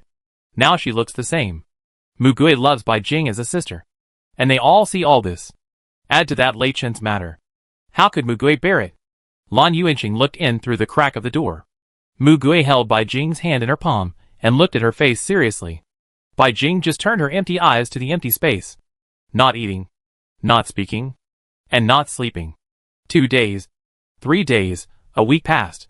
Bai Jing was still like this, like a lifeless puppet. But Mu Gui and Zhang Yingdao stayed by her side every day, never leaving her for a moment. The two of them started talking to her in the next few days. Even if they had nothing to say, they would make up some stories to tell her. Bai Jing was indifferent to this. But on the 7th night, Zhang Yingdao went out. She didn't say what happened, and Lan Yuanqing took her away. Mu Gui was guarding Bai Jing, and there were people guarding outside the door at all times. When the night was dark, the moonlight shone in from the window. Mu Gui suddenly heard a voice. It's so bright. Mu Gui turned to the person who was talking, and Bai Jing smiled at him. Captain, the moonlight is so bright. Mu Gui hugged her. Mu Gui finally knelt beside the bed. Bai Jing stroked his hair and said, "Captain, you've worked hard. I won't be willful anymore. Close your eyes and have a good rest. I'll coax you to sleep. Okay?" Mu Gui rested his head on her knees and fell asleep with her gentle voice. The next day, when Zhang Yingta rushed back to the ward, she saw the person at the door was knocked to the ground for some reason. When she walked in, Mu Gui was standing beside the bed. "Captain Mu, what's wrong?" Her voice stopped abruptly. Her pupils dilated, and in her vision, the white bed was covered with splattered blood. Bai Jing lay there peacefully with her eyes closed. She was dead. Next to her was a pistol, probably taken from the guard. Zhang Yingdao's legs softened, and she knelt on the ground. The blood-stained paper in Mu Gui's hand fell to the ground. There was a line of crooked words written on it. "Captain, I'm sorry. Suicide was one of the ways to kill her directly. But he never thought that she would end her life in such a decisive way. And she had to do it in front of him. She had been through so much and had survived till now. This time it must be very painful." He looked at her body, but was thinking of a question. "Does she hate me?" Zhang Yingdao got up tremblingly, walked over and hugged him tightly. He waited for 7 days in total. Yan Xinxiu didn't expect Jiang Zhao to be hit so hard and sleep for 7 days. Yan Xinxiu didn't dare to kill him, because once he was killed, he would immediately come back to life and get up. He took this opportunity to control all his subordinates step by step, and used the ability to control memory into an ability that was equivalent to brainwashing. However, no matter how he searched for these people's memories, he could not find Jiang Zhao's real body, nor did he know how to deal with the immortal power. Jiang Zhao was too cautious. He never let anyone except himself know where his real body was. Yan Xinxiu had been guarding Jiang Zhao, and only asked people to go outside to inquire about the situation. Naturally, he also knew the news that Lei Chen was dead and Bai Jingbai was salvaged. He felt that he had become a complete madman in the past few days. He hadn't figured out why he had killed someone and then ran away, and was thrown into Jiang Zhao's territory. And now the situation had become like this. The only thing he could do now was to keep an eye on Jiang Zhao, wait for him to wake up, and then fight him head-on with his abilities, betting on life and death. Fortunately, on the 7th night, he waited. The moment Jiang Zhao rubbed his head and got up, Yan Xinxiu was sitting opposite him, looking at him quietly. Jiang Zhao seemed to have spent a few seconds sorting out the situation, and smiled. "You?" Yan Xinxiu stared into his eyes, and activated her ability. Jiang Zhao raised his hand, and wanted to activate his ability. But he suddenly stopped moving, and widened his eyes. Yan Xinxiu followed this gap, and probed into his memory, and learned that just now, Jiang Zhao found that all his abilities, except for the ability to possess a body, had disappeared. Yan Xinxiu understood everything. The price of Jiang Zhao's ability to possess a body is that if he fails, he will lose all the abilities he had previously acquired. He made the right bet. Jiang Zhao tried to possess his body, but he failed. His turbulent spirit could not beat him. Yan Xinxiu crushed him, and the spiritual image of Jiang Zhao was like seeing a monster, and was finally swallowed up in a daze. Yan Xinxiu reviewed all of Jiang Zhao's memories, modified them according to his own ideas, and then he withdrew. Jiang Zhao sat there with his eyes downcast, his body trembling slightly as if instinctively, as if he had accepted his fate. Yan Xinxiu said, "Tomorrow morning?" The next morning, at the entrance of the government's current office building, a corpse that had been cut into pieces appeared. The neck of the corpse was hung on a street lamp, and it was hideous and terrifying. Another body was lying quietly on the ground, sitting at the office window. Mu Gui looked down, and could see the scene clearly. Zhang Yingdao's voice came from outside the door. "Captain, can I come in?" She knocked on the door impatiently. Then, without waiting for Mu Gui's response, she kicked the door and rushed in. She saw Mu Gui's back sitting by the window and stopped. The office was a mess, as if it had experienced an earthquake. Anyway, nothing was intact. Zhang Yingta looked at him, choked up, and could not continue. "Captain, did you see it? Below is Jiang Zhao's body. His real body." In the morning, a group of his subordinates came to surrender. They didn't know why they surrendered, but they explained everything about Jiang Zhao, and they confirmed that the body was Jiang Zhao. Mu Gui lowered his head. He saw it clearly, but he felt it was meaningless. He didn't have any ideas, and he didn't have any desire to vent his anger. He sat sideways on the windowsill and looked up at the sky. But the shoulders that had always been strong and upright, able to support the sky, collapsed in an instant. Mugue looked out the window tiredly and absent-mindedly. His eyes were hard to focus. Looking at him like that, Zhang Yingdao couldn't pull herself away. Zhang Yingdao just stood there, tears pouring down from her fingers. Before this, she didn't think she was a sentimental person, but she didn't know how many times she cried in the past few days. Mugue heard the tears and sobs. So he turned around, frowned slightly, and forced a smile at the corners of his mouth. He asked, "Why are you crying?" There was a sadness and pain that could not be expressed between his eyebrows. It seemed like she was crying and laughing, but she was neither crying nor laughing, and there were no tears. Seeing Mugue like this, Zhang Yingdao's heart was broken, and her chest seemed to be pierced by countless bayonets. Every breath she took was filled with unbearable pain. She just didn't know how to stop crying. She couldn't understand why fate was so cruel to them. Zhang Yingdao cried so hard that her lungs ached. She bent over, vomited a ball of blood, and fainted on the ground. Zhang Yingdao was sent to the ward. Mugue learned from Lan Yuanxing that she was diagnosed with stomach cancer. According to the latest information handed over by those who surrendered this morning, there is a superpower among them who can worsen the disease. Under Jiang Zhao's instructions, he gave Zhang Yingdao a pill made by superpowers, so her serious illness got out of control. Her damage feedback does not include the diseases and toxins that spread and grow in her body. There is no way to resolve this superpower. It can only be treated with means of treating symptoms, or with special healing superpowers. When she was diagnosed, her body was already in the terminal stage, and under the influence of superpowers, her physical condition deteriorated rapidly, and the spread of cancer was extremely terrifying.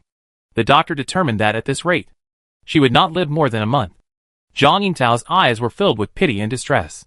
Mugue stared at her, and there was a long buzzing in his ears. When he regained consciousness, Zhuangwei was already standing beside him. Zhuangwei treated Zhang Yingdao, and Zhang Yingdao woke up soon after her body recovered. Zhuangwei had no expression on her face, and only said, 23 years. Zhang Yingdao, you mean I can live another 23 years? Zhuangwei, yes. Zhang Yingdao smiled palely, then I'm lucky. However, a week later, she had symptoms again. This time it was lung cancer, and when it was discovered, it was still in the terminal stage. Zhuangwei cured her again and said, 10 years. Zhang Yingdao looked at her and understood. This disease cannot be cured. She entered a sterile room, where she could not contact any outside air, and nutrition was injected. However, she fell ill for the third time. 3 serious illnesses weakened Zhang Yingdao's body to a skeleton, and Zhuangwei no longer came. Her father sat outside the sterile room glass, looking up at where his daughter was. His strong body all his life could not bear the grief of seeing his son die. At this time, the doctor suddenly opened the door and called them in. The patient said he wanted to talk to you. They all knew that this meant a last word. They finally disinfected their whole bodies, changed their clothes, went in, and sat by the bed. Zhang Yingdao's proud muscles shrank like a balloon, leaving only a piece of skin wrapped around her bones. Her eye sockets sunken, and the skeletons in the medical school were probably similar to her now. She was wearing a hat, and her beautiful hair was gone. Zhang Yingdao smiled at them. Dad, can you adopt Mugue? Mugue stood there stiffly. Her father nodded. Zhang Yingdao was very happy, and her voice was full of joy. As if she had returned to her childhood, this way I will have a younger brother. She blinked at Mugue. Next, I will ask you to take care of my father for me. Zhang Yingdao stretched out her hand to him, which was originally strong and slender, but now only had thin bones. Don't regret it if you promise me. Okay? Mugue heard her own voice. You decide for yourself. Zhang Yingdao put her finger on his lips. Shh. You have to forgive me this time. And this is not a spur of the moment. She began to talk about her past. I have wanted a brother or sister for a long time. Of course, a sister is better.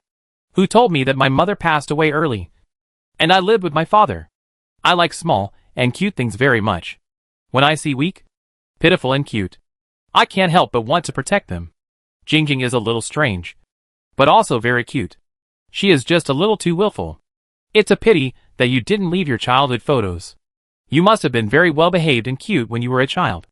It would be great if we grew up together, so that I could bully you, and then protect you in front of others, and hug you when you are in pain. Mugui's lips trembled. Stop. Don't say any more. Zhang Yingtao looked at him. I must say. Mugui, you have to live well with our share. Jingjing doesn't hate you. She likes you the most. Lycan is a dead Sundara. He has told me many times that he respects you very much. We all feel sorry for you. If you are tired, go to the team members for help. They will all become your strength. And remember, we will always be with you. Mugui, you lied. Zhang Yingtao, you know I never lie. She said to her father, Dad, I'm asking you to take care of this weak brother. You are still strong and I believe you can handle it. Zhang Yuan touched her cheek and said lovingly, My little princess. I will listen to you. How could I not do what she said? Zhang Yingtao forced a smile with tears in her eyes. Mugui knelt beside the bed. Yingtao. Thank you. Zhang Yingtao, this is what I want to hear. Mugui. Don't forget us. Mugui looked into her eyes. I will never forget you. The father hugged the daughter he had cherished all his life. Zhang Yingtao said to him the cheesy and intimate words that he had never dared to say in his life. They watched Zhang Yingtao close her eyes in peace. For some reason, that scene overlapped with Bai Jing lying on the hospital bed.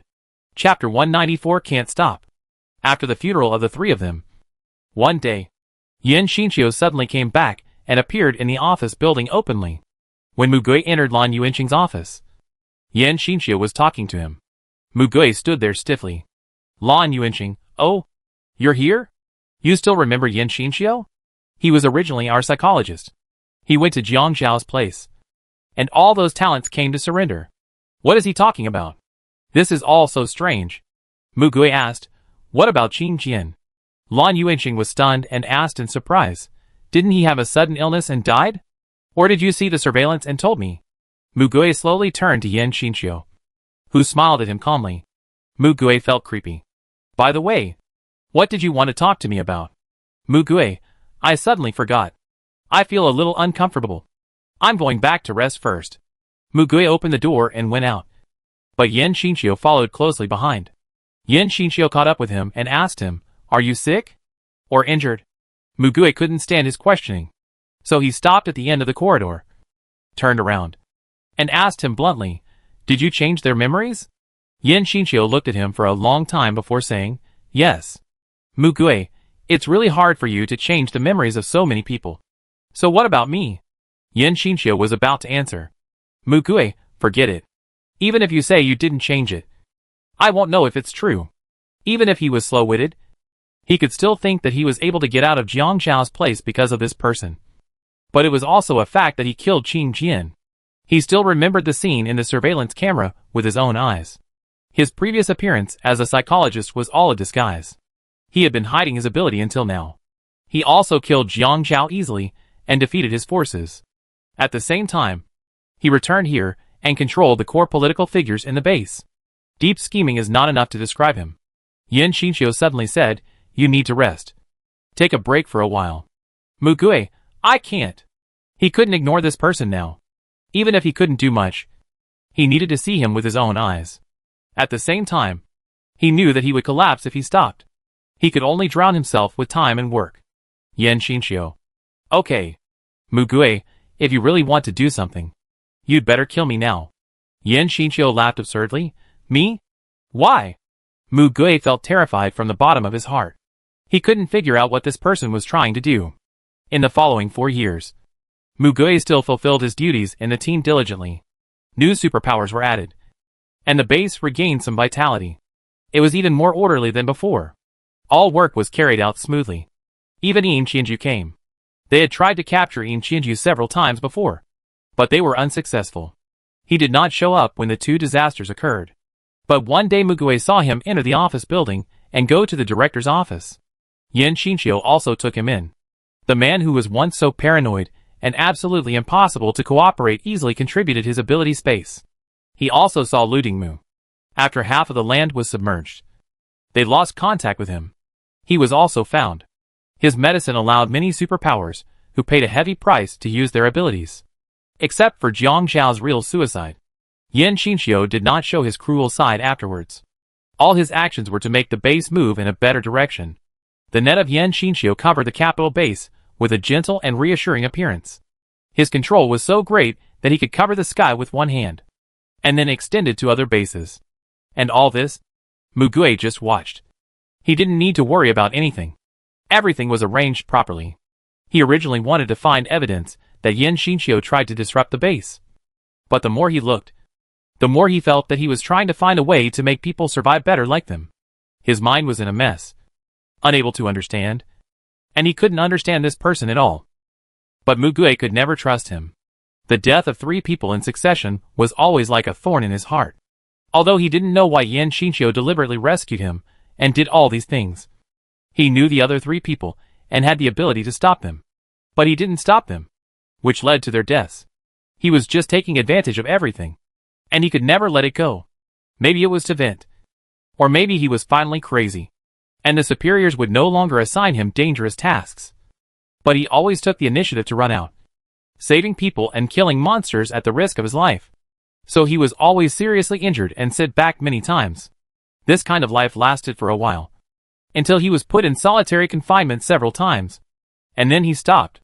Since then, he just wasted time meaninglessly. December 23, 2079. Mugue threw the resignation letter in front of Lan Yuanqing. I want to resign. Lan Yuanqing opened his mouth. No. Mugue seemed to have expected him to say this. He took out the attached paper in the envelope. Well, take a look at this first. It was the treatment reports that Zhuangwei had given him, and the critical illness notice she personally issued. He only had 1 year left to live. Lan Yuanqing's chest tightened. From more than a decade ago, since the formation of Team Zero, Mugue has been injured countless times, but he didn't expect it to be so serious. Lan Yuanqing held the stack of treatment reports. I'm sorry. Mugue asked again expressionlessly. Can I resign now? Lan Yuanqing. Well, I will arrange your retirement procedures, you. He was about to say something, but Mugue interrupted him. Thank you. Then he turned around and left without any regrets. Mugue called his team members over and said, I called you here today to tell you something. What? Is there another level 1 disaster? Or is the world going to end? The faces and names of the team members matched in his mind. He could clearly call out everyone's name and ability, and he could command them well. People changed, but he seemed to no longer be able to remember anyone deeply. Mugue said, I'm going to resign. There was a brief silence. It's even worse than the end of the world. Someone murmured. Mugue ignored them and said to himself, then, I'll explain the handover of the next work. Someone raised his hand and asked him, Captain, can I ask why you resign? In this case, is it really okay for him to resign? Can this team continue to operate without him? Looking at the team members with bright eyes and full of energy, Mugue opened his mouth and closed it again. And when he opened it again, he sighed from the bottom of his heart. Because of this, I can't go on in class anymore. What a reasonable reason. The first time they heard him say this, the team members were shocked. Wow. Captain. Okay. It makes so much sense that I can't refute it. I'll say this again when I resign. Mugue. This reaction seems different from what he imagined. Finally, the team members smiled and said to him in unison, Captain, you've worked hard all these years. They have seen it all these years. It was Mugue who held up this team that had been broken many times, because he always kept a distance from the team members. They thought he was a difficult person to get along with at first. In fact, after a long time, they found that this captain was very accustomed to taking care of people. Although he was not good at smiling, he always rushed to the front more than any of them, bearing the most dangers and injuries for them, which made people angry and distressed. It was just a pity that until the captain resigned, they were not able to get closer to him or do anything for him. Well, you are welcome to do whatever you want. Go back to your family while you still have a chance. He not only wants to resign, but also encourages others to resign. They couldn't help but laugh. You are quite happy that I resigned. No, Captain. You usually look so unapproachable. But you actually have this side. I am just that kind of person. Captain, put down your work and take a rest. You are too tired. Please leave the rest to us. Mugue. Okay. With only 1 year left in his life, he packed up his things and went to the house assigned to him to enjoy his short retirement life. Lan Yuanqing gave him the best conditions, which was somewhat like hospice care. He finally achieved his ultimate dream in life, but not in an ideal way. However, Mugue did not live an easy and idle life in the remaining days. The 4-year buffer time allowed him to slowly come out of the chaos. Apart from regularly meeting with Zhang Yingtao's father and Lei Chen's sister Lei Yi to pay tribute to his former captain and teammates, he rarely left his house. Lan Yuanqing did not remove his highest authority. Mu Gui opened all the data, including combat records, personnel information, and supernatural research data, anything within his authority. Less than a year of life. What can he do with this time? He didn't know. So far, he has not succeeded. Not even once. He has been failing constantly, witnessing the death of people around him, and can do nothing. But this does not mean that he will give up. Why fall? To stand up again. Continue to fall. Even if you fall with a broken head, you must take a step forward and run. The most terrifying thing is to run a long distance without seeing the end. You don't know where your end is. Or you know that you will never reach the end. But you have to keep running forever. He was afraid, desperate, and shouting, not daring to stop. Many people wondered why. After all, his closest teammates died one after another. He had no sadness or tears. He just pretended that he was not sad. He pretended very well. He had no tears because his heart was dry. It was burned dry by the fire. Some people would let go of their tears in the long river of time and move towards the future after crying. But he was different. He did not cry. He was stubborn and would never learn to let go. Many people think he is broken. He is indeed exhausted and scarred. But there is still light in his eyes. He is not sober at all. He just trapped himself in reality and expectations, paranoidly looking for an impossible ending. He just feels that he can't stop until the moment he takes his last breath. Chapter 195, Waiting for One. His life is very simple. It is an addition and subtraction within 10. He had no family at first, but later he had one. And finally he lost it. He had no friends at first, but later he had one. And finally he lost it. They passed through his life one by one in a dazzling manner, brushed past him, and left him alone. He was a person with nothing. He had it, and lost it. In the end, he who had nothing became the last survivor. The one who left first was happy, and the one who stayed behind was not strong. He often hated why he was the one who survived. Sometimes, he was glad that he was the only one who survived. He had to bear the deep pain, and the sorrow of the farewell alone. In the end, the only thing he had left was his most precious thing, his life, which he would lose in a year. But there was nothing wrong with this. For him at this time, there was no difference between dying in 50 years and dying in a year. Now think about it. Everyone is like this. But he went through this process for a shorter time and more intensely than ordinary people. It's just returning to the original state, back to the starting point. It's the starting point and the end point. Life is ultimately a person's path. The people who accompany you will eventually go their separate ways at a certain point in time. It's just that they left so unexpectedly. He didn't even say goodbye to them properly. What's left is regret, and the scars that can be seen when you stretch out your hand. He has lived in a very difficult situation all his life. Whether before or after the disaster, it just went from being very difficult to being even more difficult. Sometimes he felt that everyone's life was very difficult. The reality was so suffocating that it seemed that good things would never happen, or that good things that happened would eventually be ruthlessly taken away. Good days can never last from one day to the end. Everyone just didn't have a good ending. This was just a biased conclusion he got from the endings of so many people around him that he witnessed. Later, someone told him he had too high expectations for life. He thought, I don't ask for great wealth, a happy family, or friends and relatives. I don't even ask for a successful career or lifelong health. I just want to live a peaceful and ordinary life. Listening to those eulogies, sacrificed heroes, and meaningless tombstones, he couldn't understand why he would rather those people stand beside him and be criticized by thousands of people than to see them lying in the ground with a reputation passed down for generations. Why? Is it so difficult? When a person has too high expectations for the reality he lives in, and the reality cannot meet such expectations, he will find it hard to stand such reality. The reality that comes in waves is deeply engraved in his mind. He feels wronged and indignant about the tragedies that happen to him and those around him. Why does suffering always happen to him? Lament the injustice of fate. Fate makes suffering equal and falls on everyone randomly. Fate is equal to everyone, but it is more equal to some people. Some people are destined to endure more suffering. A person cannot change the world, but can only change his attitude and ideas.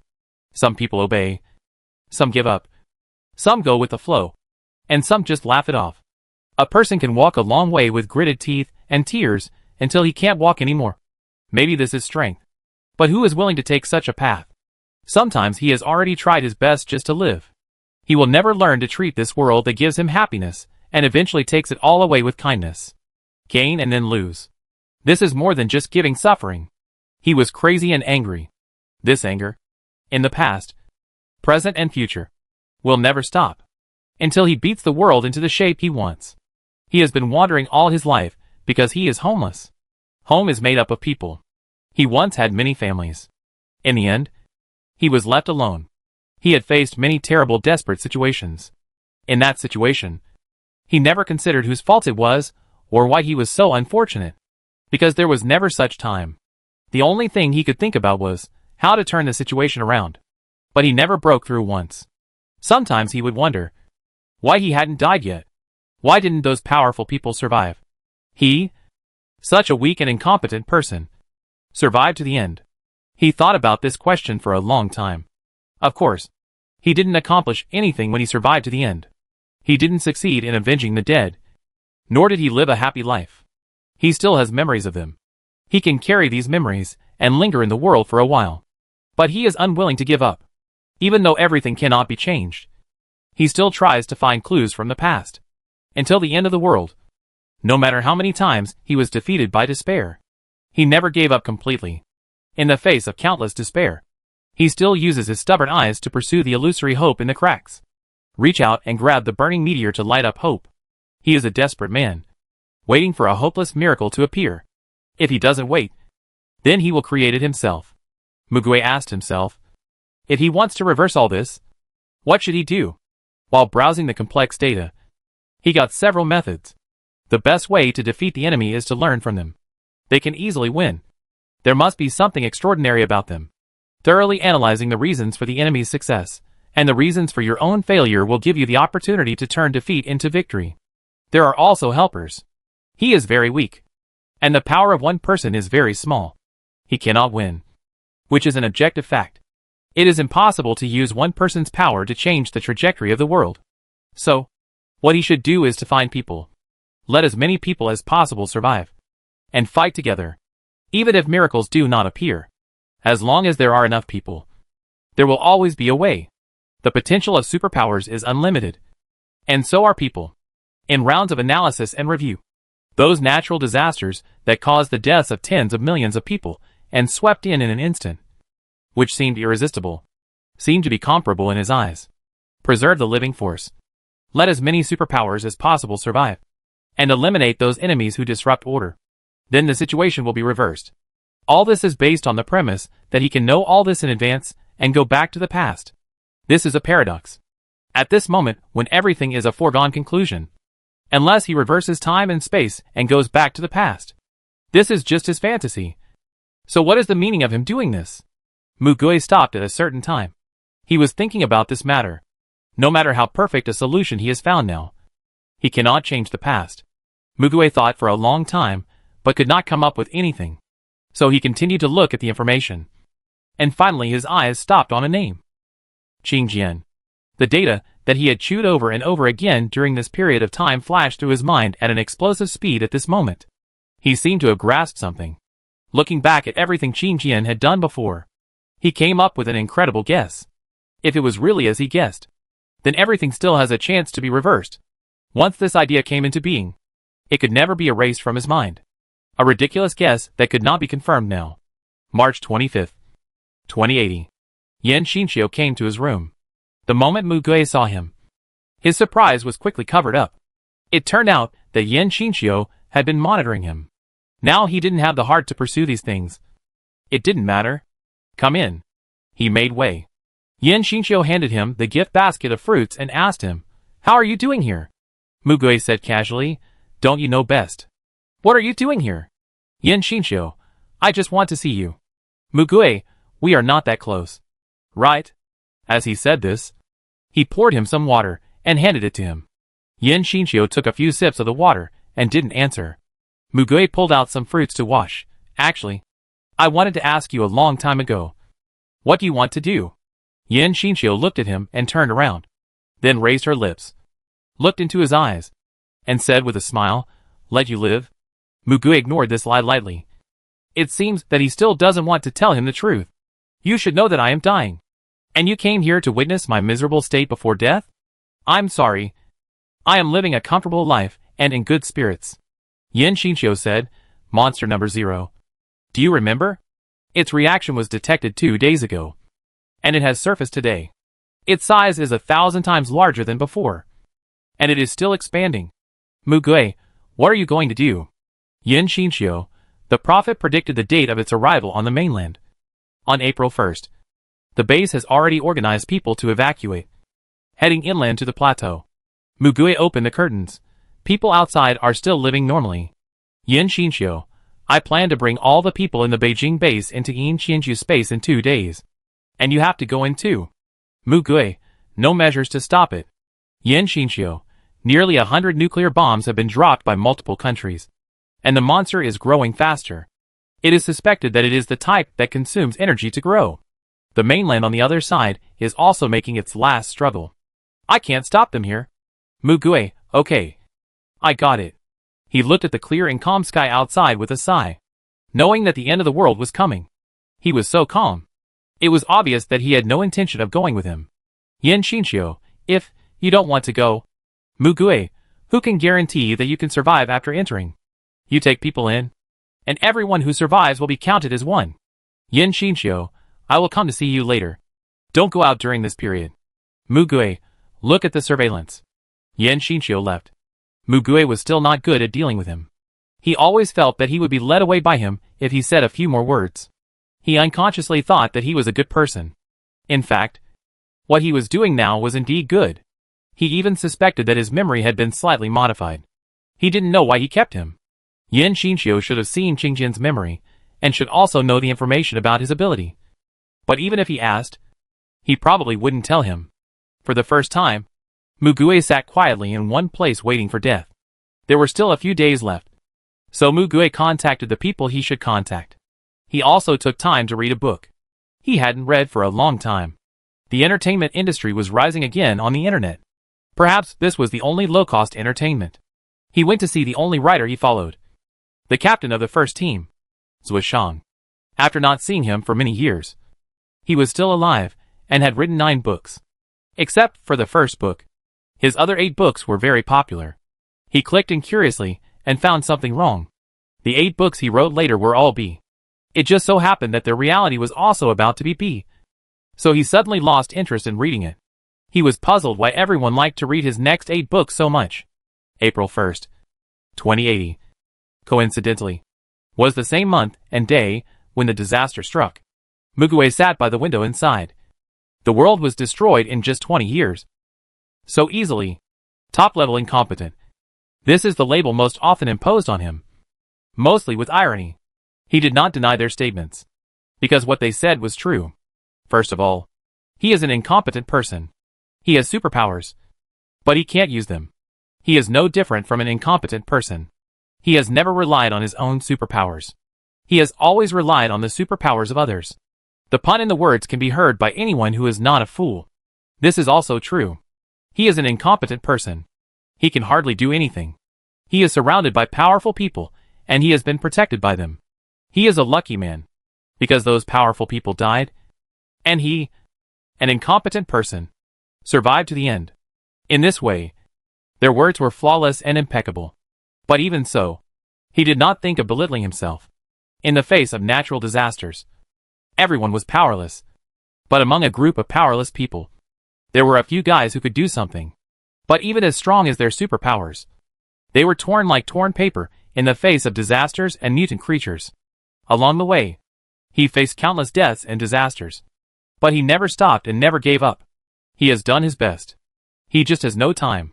If he still has time, or a miracle happens, he plans to fight this damn fate for another 500 rounds. He has overdrawn his future.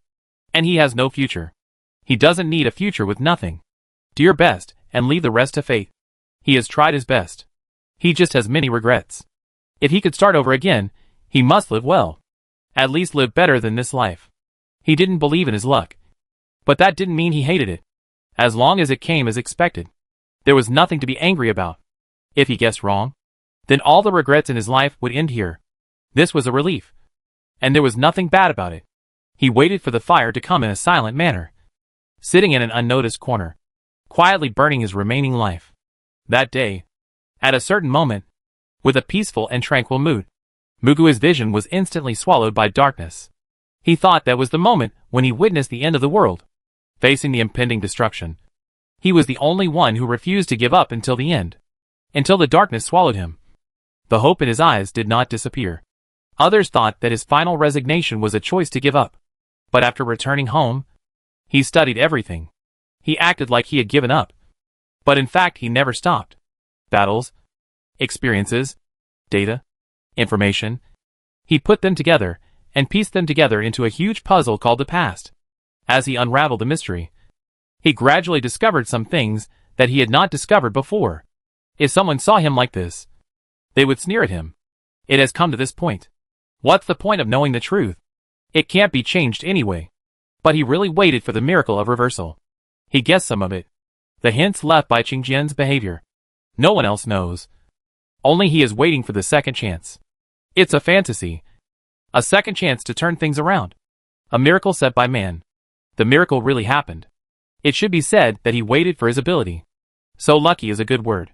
If you believe, people will at least be lucky once. Chapter 196, Second Week. Hanishi watched Mugui grow up.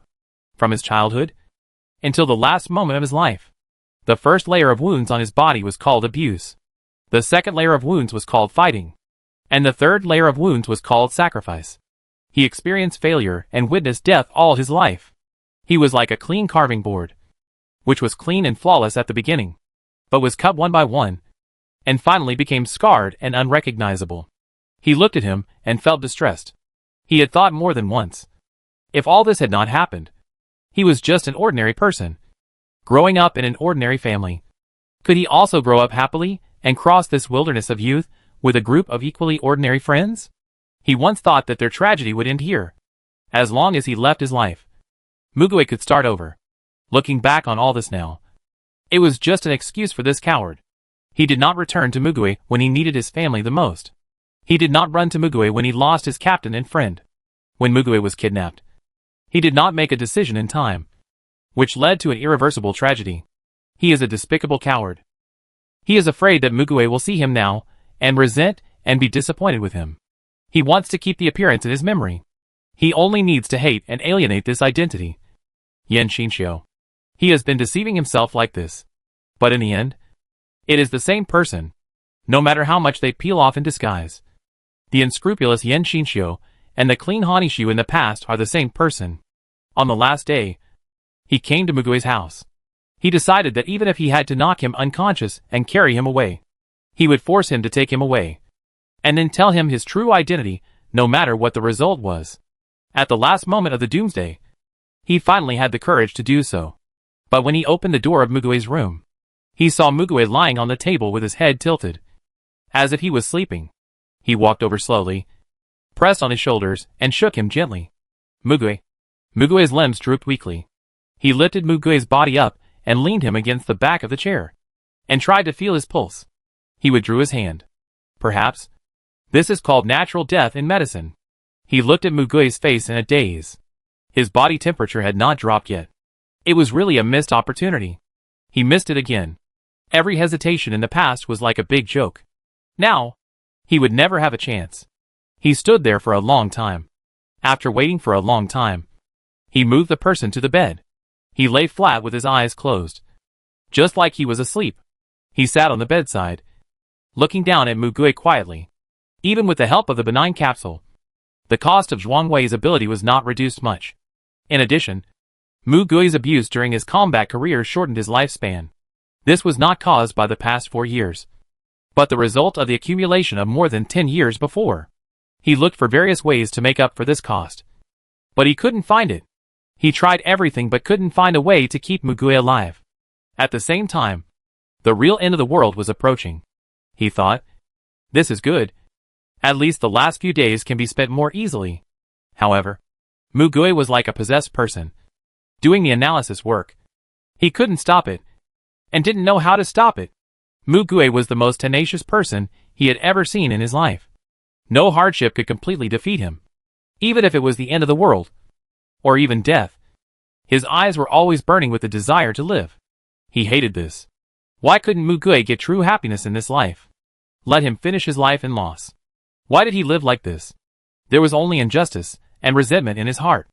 Hanishu turned to the window with the curtains drawn, held Mugui's hand, and did not move. He watched the darkness outside spread. Mugui was not the one who witnessed the end of the world. He was. Hanishu opened his eyes, and felt something strange in his body. He blinked, turned his head, and saw a person. Mugui fell asleep with his head tilted. He subconsciously reached out his hand to touch his face, but his hand went through it. It was nothingness. Hanishu looked at his palm. A translucent virtual body. He became a ghost? Or was this an illusion? Memory?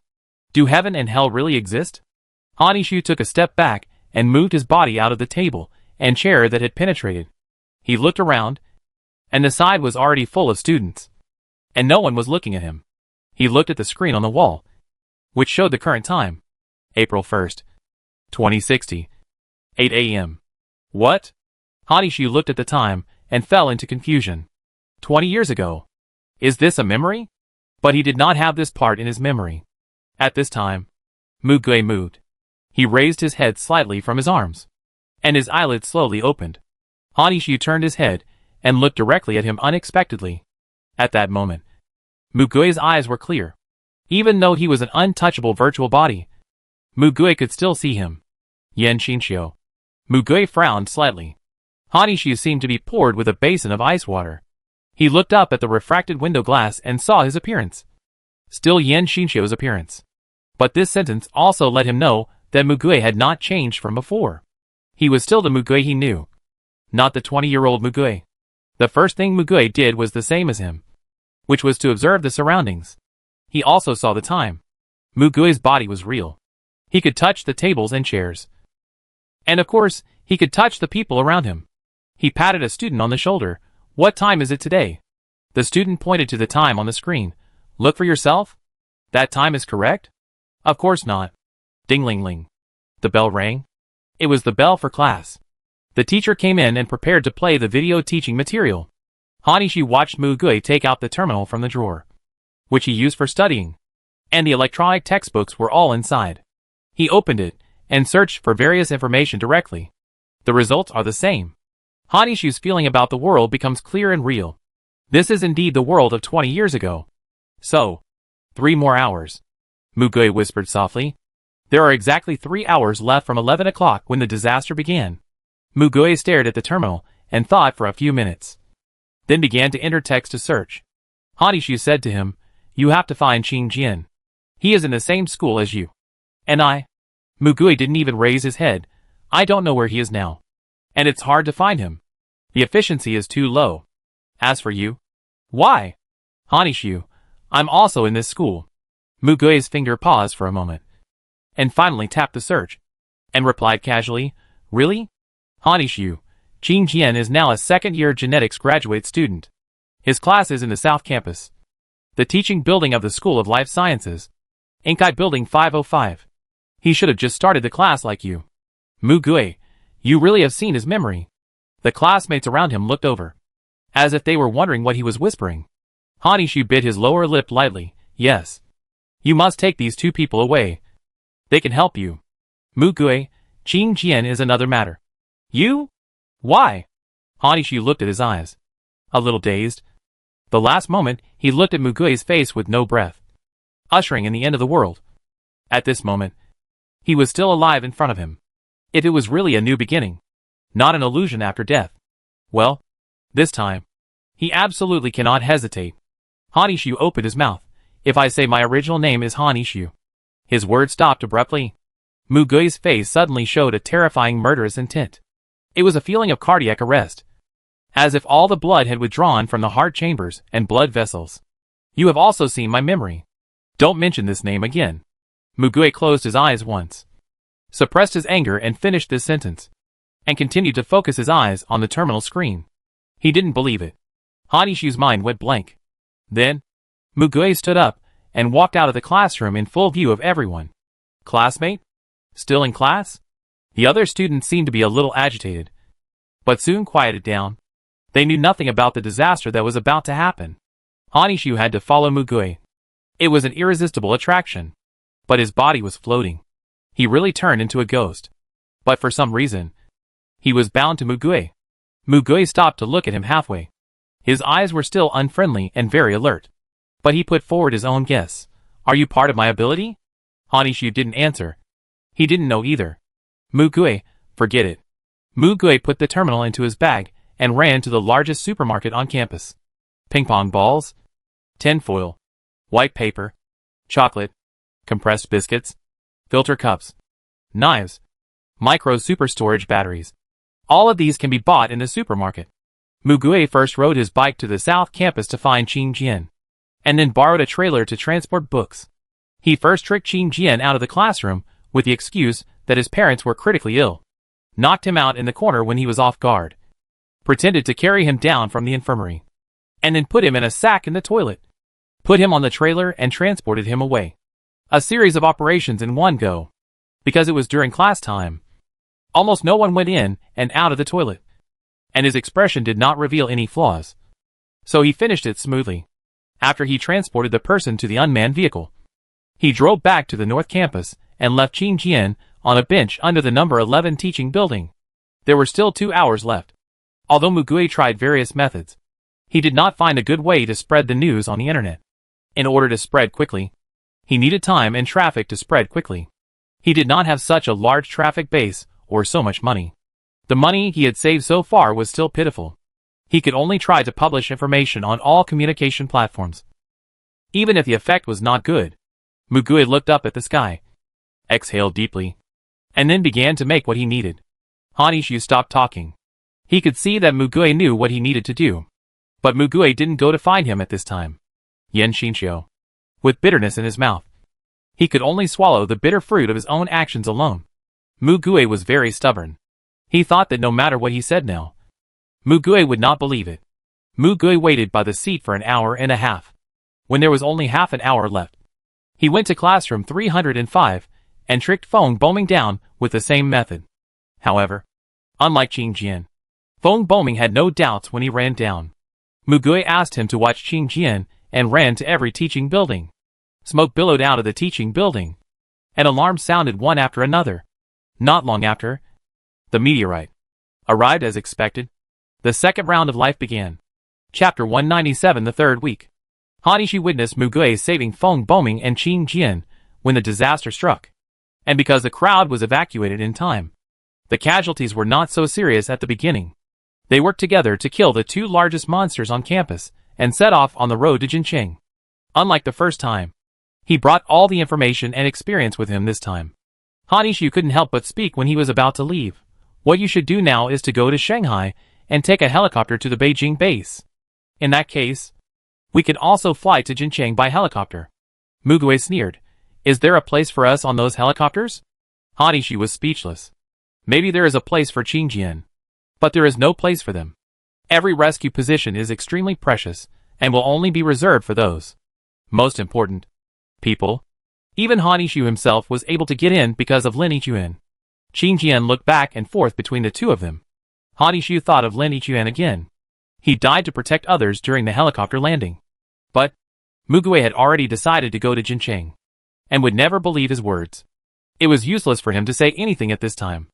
Hanishu clutched his chest, and the feeling of being unable to breathe enveloped him intermittently. Why? He had become a ghost, and still felt such pain? He thought that as long as he stripped off his identity, he could endure it. But every time he saw Mugue ignoring him, looking coldly at him, mocking him, and hating him, he felt like a knife was cutting his heart. Mugue ignored him, and focused on what he should do. Hanishu watched him rescue Yensiji, and watched them travel all the way to Jincheng. The time was much earlier. Mugue lied that he was a prophet, but he gained the trust of the leader of the base.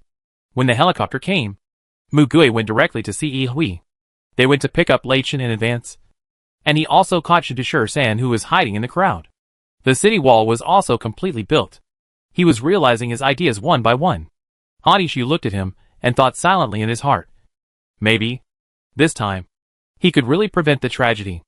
At that time, he just threw all his thoughts aside. As long as Mugue could change all the regrets according to his ideas, that would be the best. However, when they made all preparations and stood in front of the battle, the city wall was not blown up by Shidashir-san this time, but was melted by a capable person. The metal melted like water. When it was discovered, it was too late to manipulate it to become solid again. The swarm of insects and rats rushed in, and their original preparations and advantages collapsed in an instant. Mugue had seen the abilities of every person in the base, and Hanishu had memorized all of them. They were not people in the Jinqing base. Although the instigator was killed, it was irreversible, and the same mistake would happen again. Hanishu looked at the overwhelming swarm of insects and rats beside him. He couldn't help shouting to Mugue, "Run! Mugue! Stay alive!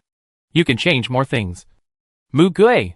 Qin Jian showed Mugue the ability for the second time, but still couldn't see the subsequent content of the ability. The time of the world has indeed been retraced and reversed. The only thing that has not changed is that he is a powerless person. However, Mugue ignored his words and resolutely stood at the forefront with other superpowers. Without power, he used his limbs, weapons, and brains to kill one by one. He proved his determination with his actions. Feng Boming and Yen Cixi stood beside him, and they did not retreat this time. As a ghost without a physical body, Hanishu could not do anything this time. He looked at the tide of insects and rats approaching in despair, and asked Mugue the last question, "Why? Why not run away? What's wrong with living?" They could have run away with others, and they had done so before. Hanishu just didn't want to see Mugue die in front of him again. Why didn't Mugue run away this time? He couldn't figure it out. Mugue held a long knife and a gun in his hands, facing the death in front of him. His face was very calm. Perhaps because Yen Xinxiu was the only one who shared his past memories with him at this time.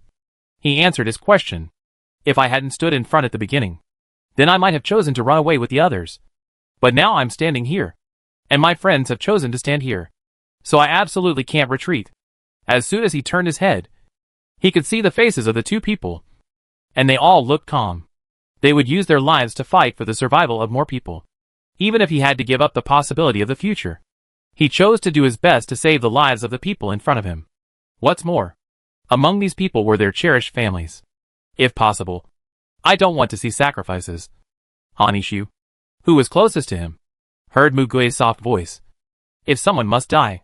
Hanishu watched with his own eyes as a giant rat tore off his head in the chaotic battle. The last scene left in Hanishu's vision was the scene of the front line being devoured by the tide of insects and rats. Sacrifice does not necessarily bring victory, nor does it necessarily save more lives. It is just in vain. But he could not blame them for their stupid choice after all. Hanishu closed his eyes. He who lost his ability also dissipated without stopping.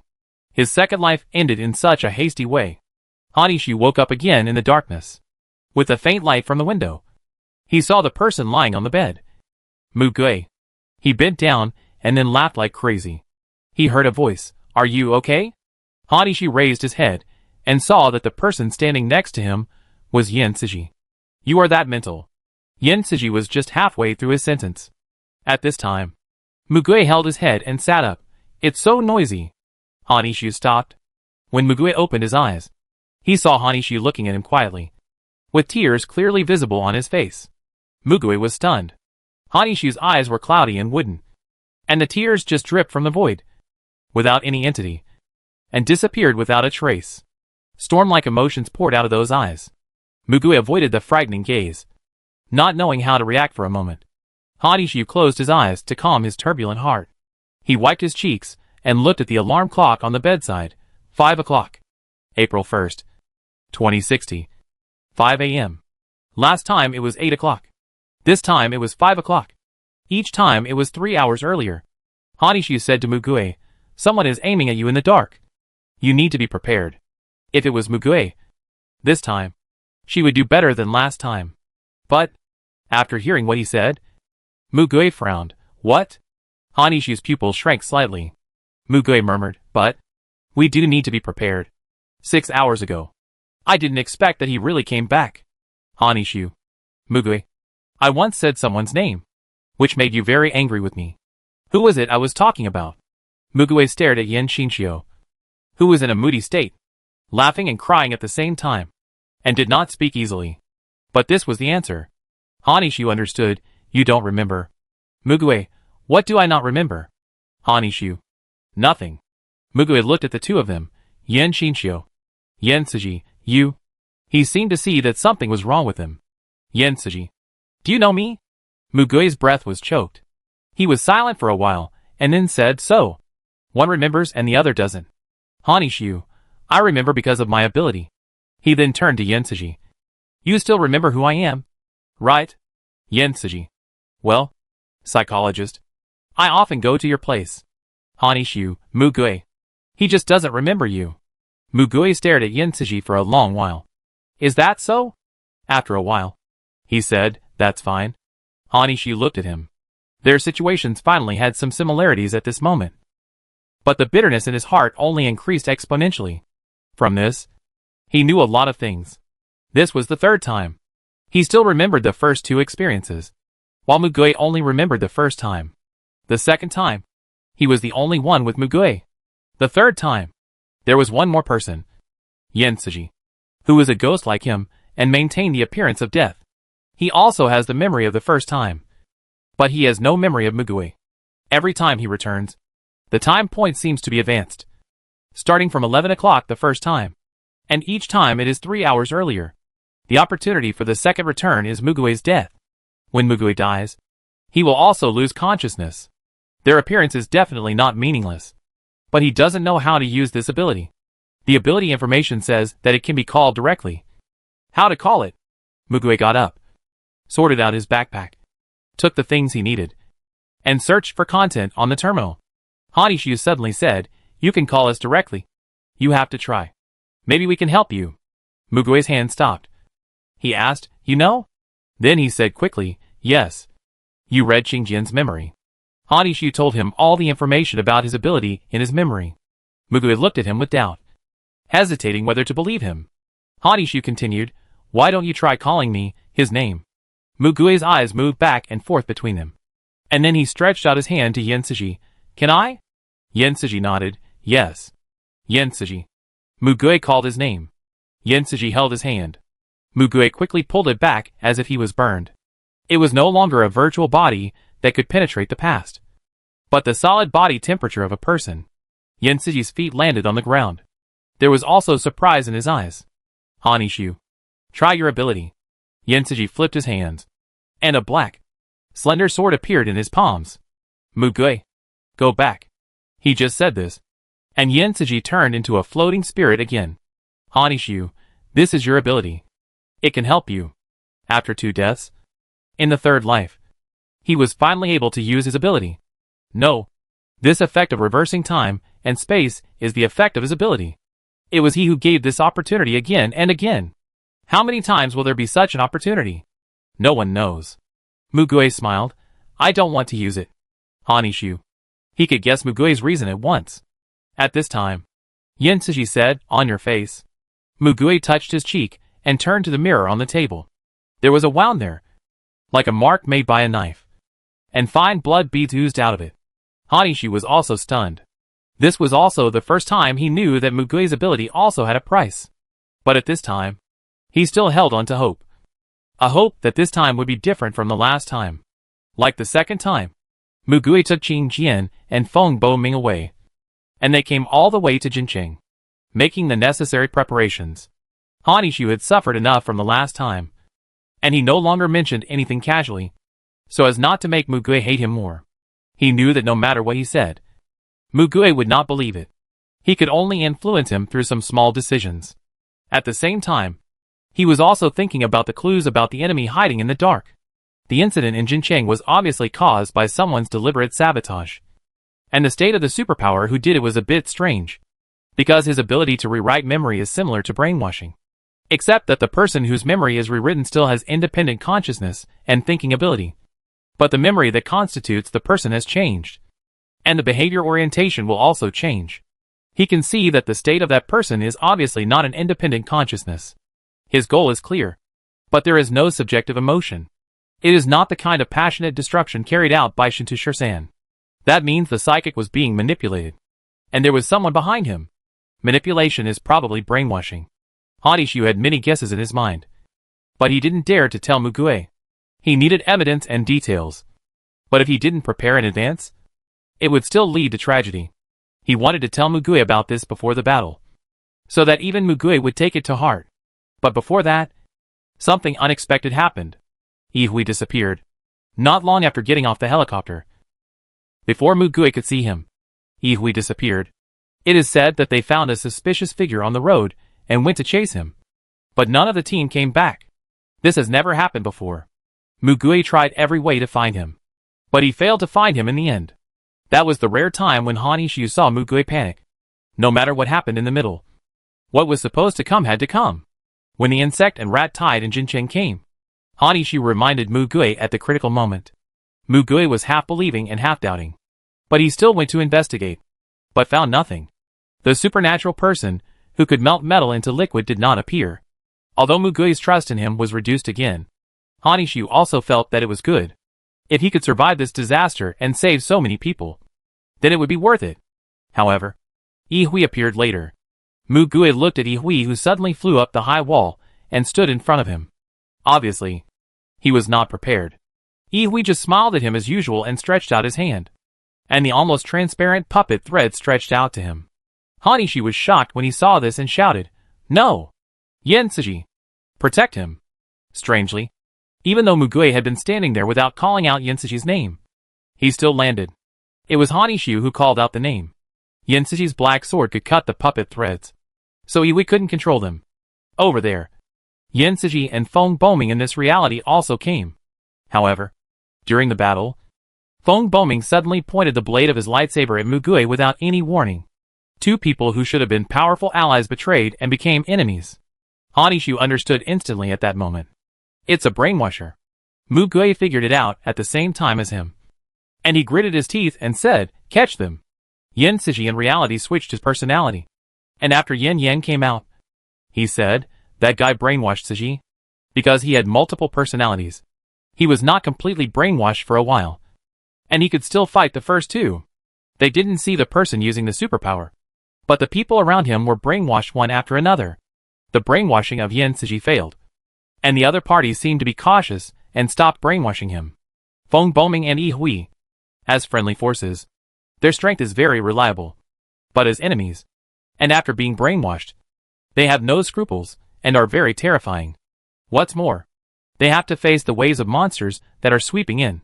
With the help of the two Yensetsus, Mugue barely supported himself and then escaped. He could only call for reinforcements for help. However, when the two of them failed to capture Mugue directly and were about to let him escape, Feng Boming and Ihui suddenly stood in place. They cut off their own heads and committed suicide in front of Mugue. Chapter 198, the fourth episode. After Feng Boming and Ihui died, Mugue returned to the battle. The person with the ability, who was hiding in the dark, did not come out to cause trouble again. The remaining people worked together to eliminate 90% of the monsters outside the city wall. And they barely survived the difficult time. However, Hanishu could see that Mugue had no idea what he was doing during that time, and just relied on instinct to let Yin Yin fight. After the battle, Yensuji returned as a ghost.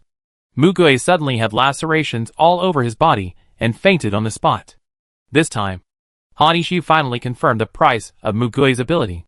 Just like the first and second time, when Mugue was injured and died, Hanishu could only watch and could do nothing. When Mugue woke up, Yin Yen was with him. Mugue asked, "Where is Sushi?" Yin Yan's face was not good either. He said in a deep voice, "I can't let him out. He wants to kill you." Mugue bit his lips lightly and closed his eyes. Hanishu said at this time, "Mugue, go to the capital. Find Shueyue. Maybe you can give it a try." Mugue looked at him and didn't respond. But Hanishu knew that he listened. But he asked again later, "Did you know it would be like this?" Hanishu was stunned for a while, before realizing that he was referring to his first sentence this time. Hanishu could only say, "I know there is someone aiming at you in the dark. But I don't know who he is. Nor do I know what his purpose is. Mugue, you must be more careful next time." This was something he really didn't need to remind her of. This failure was extremely painful for Mugue. Hanishu could hardly look him in the eye. However, for Mugue, this was his second time. And for Hanishu, this was the third time. They had been destroyed by this man twice. An enemy whose background was completely unknown. Mugue went to Shijing afterwards. But when they arrived, Yin Qianju had gone crazy. They were just one step away. He killed all the adults on the spot, and took the children into his own space. Mugue had no choice but to give up on him, and go to the capital, where he picked up by Jing and Zhang Yingtao. He went to Shanghai to find Jin Changmin and rescued him. At the same time, he got the information in several other scrolls, and rescued the people imprisoned inside. Just when Hanishu thought that this time, he could finally prevent the subsequent tragedy. Because Mugue could not find where the prophet was now. The higher-ups did not believe his words, and did not move the base. Mugue died in the rescue operation against the Blood Tide. The third round ended here, and Hanishu could not see what would happen next.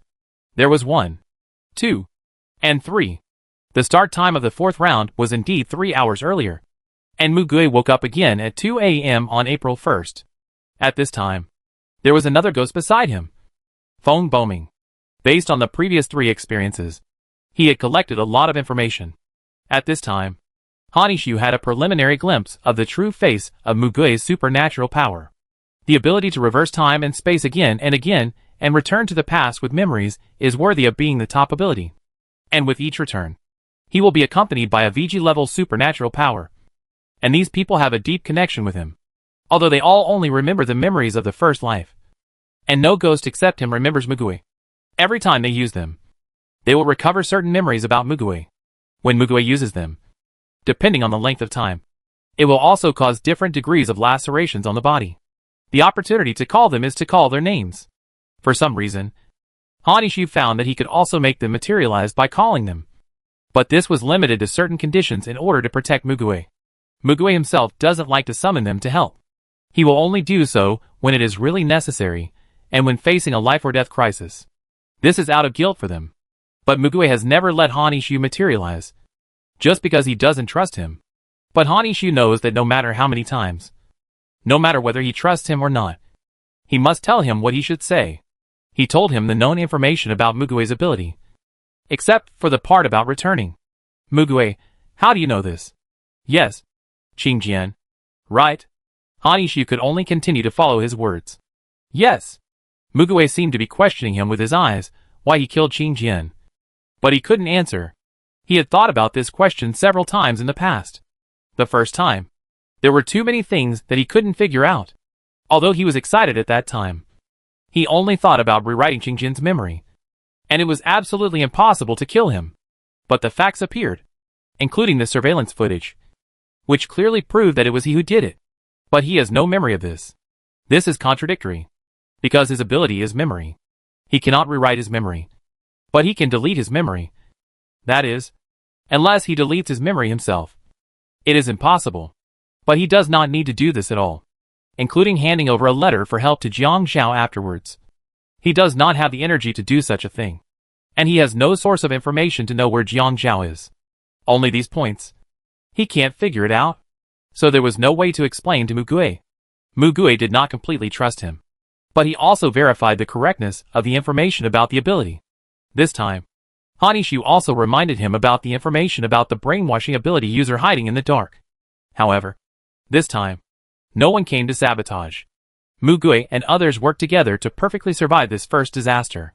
Afterwards, Mugue arrived in Shijing in advance, saved Yin Qianju, came to the capital, and with the help of Yi Hui and Lan Yuanqing, moved the base and resisted the Blood Tide.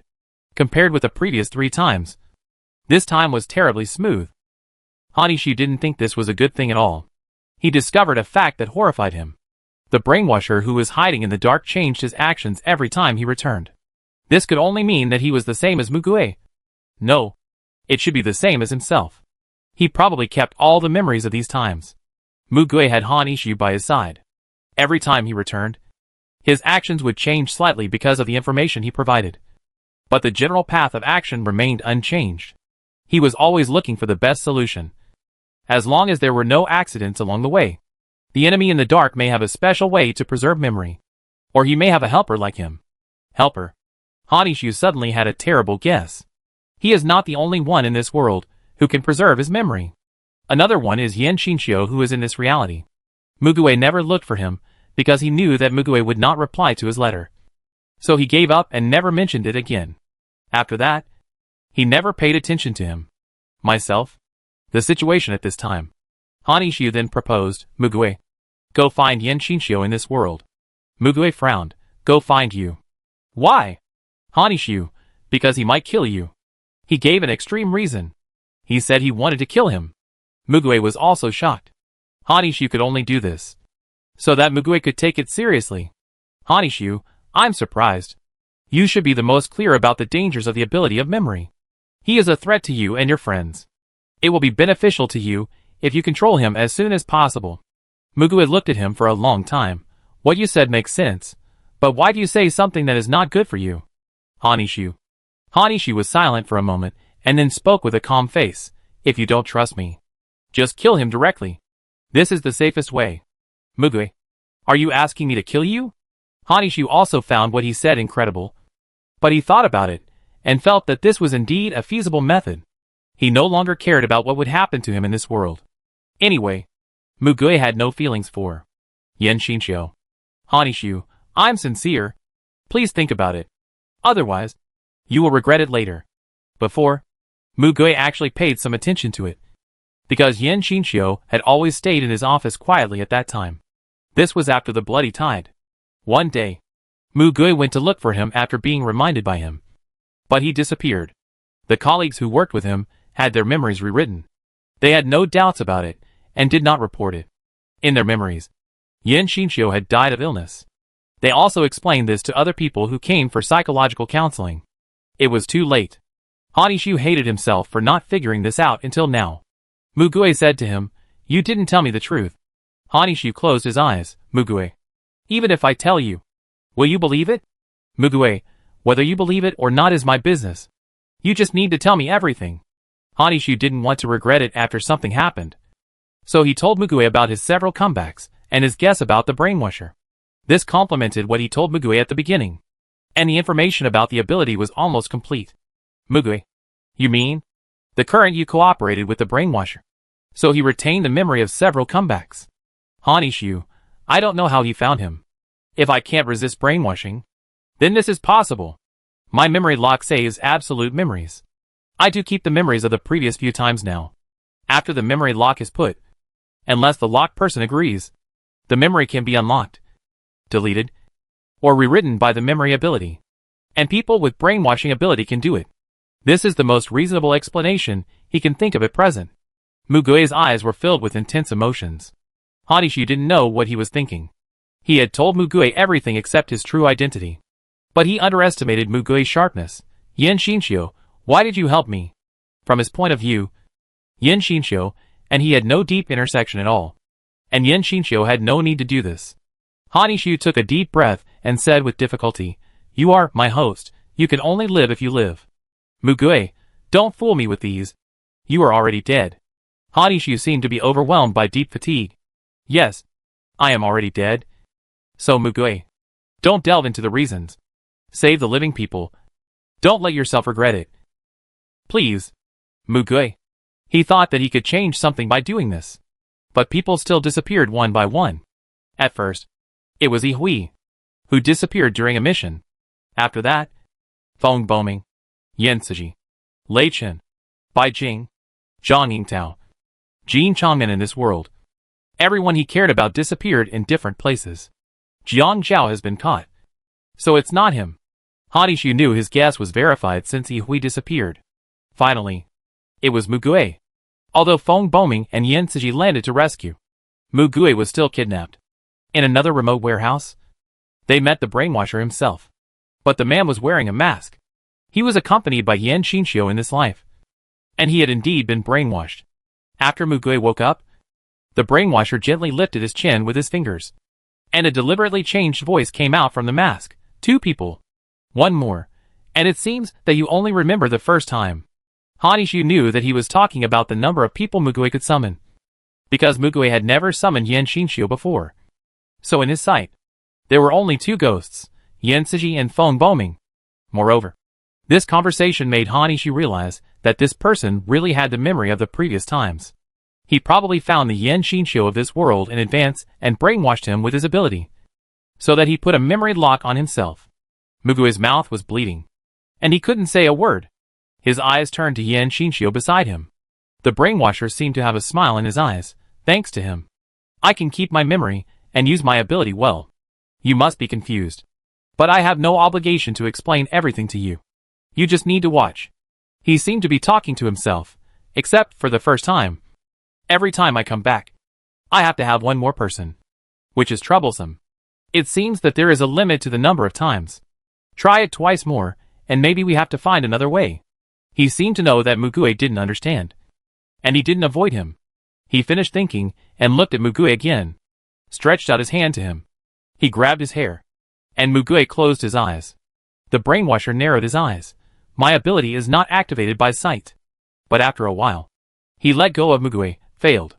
He had never tried to brainwash Mugui before, and he was higher than him. So he failed. This result was not unexpected. After he failed, he was not angry, but gave orders to all his missing teammates in front of him. Try not to be killed by others. Go kill people. Kill anyone you see.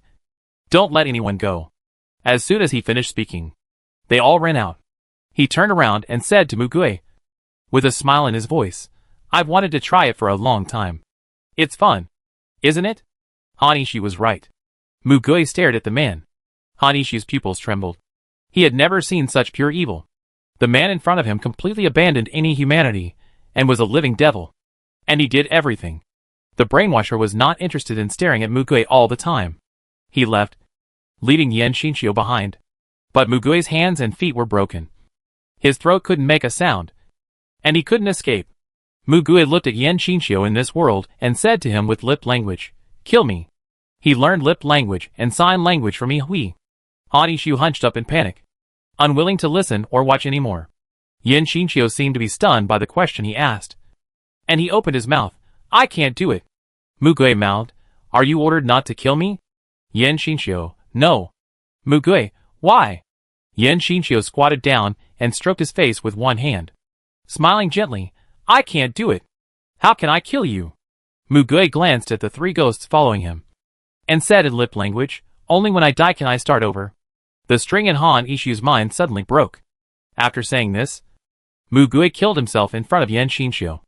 There was blood splashing at Yen Shinshio's feet, as if he was dazed and motionless. Chapter 199-5. 6. 7. Hanishu didn't know if there would be a next time every time.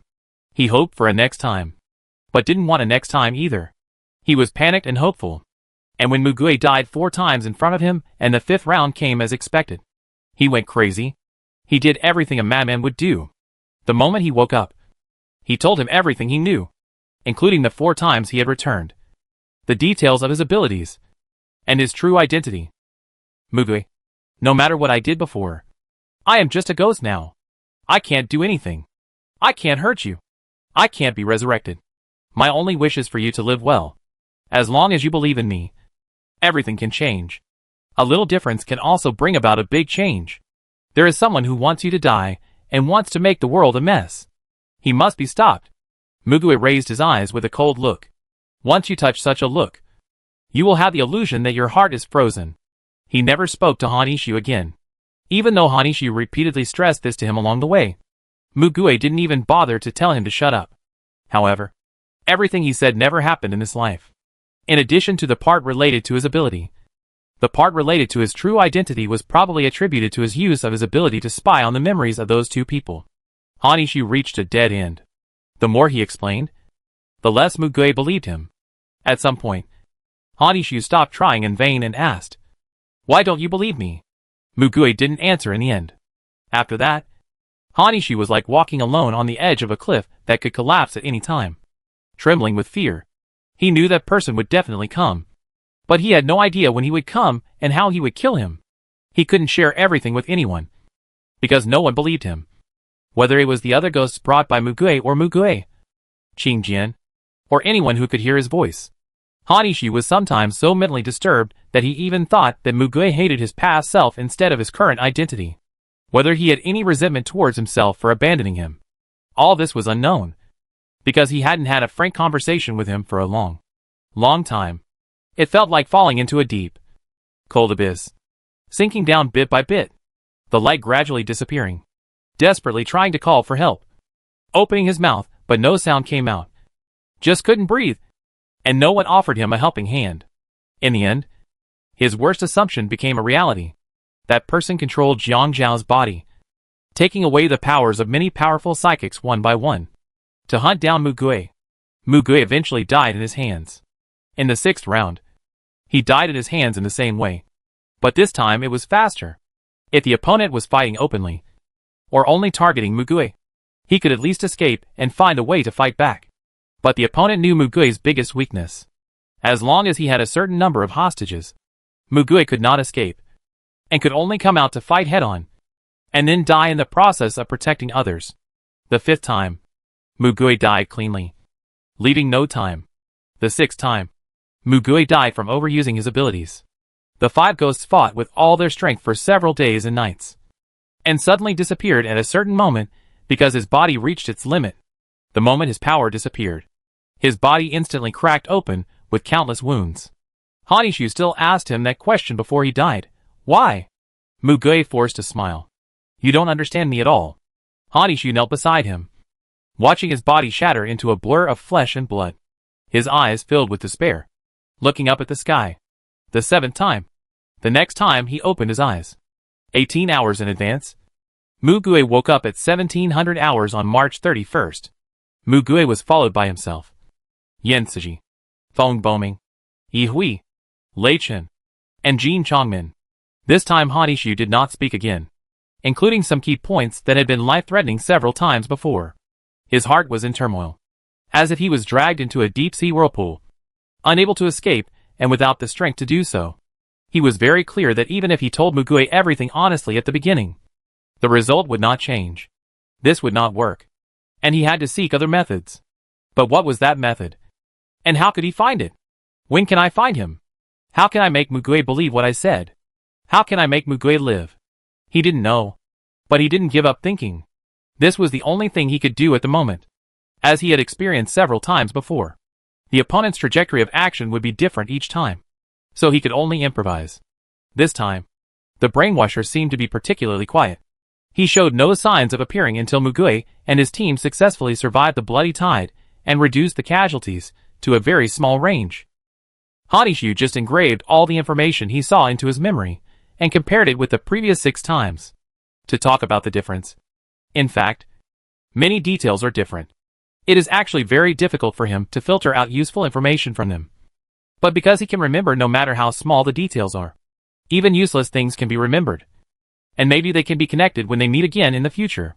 This time Mu Gui survived for a long time, and the brainwashing ability person did not come out to interfere. It seems that he gave up, or died in an accident somewhere along the way. The latter was what he expected the most, and was the least likely. How could such a man who was so calculating, cruel, and even transcended time and space die by accident? Among them, he noticed a change in an event. That is, Jin Imo survived. In the previous 6 times, he did not survive before 2071. Either he died in 2070 fighting against monster number 0, or Mu Gui himself did not live to that time.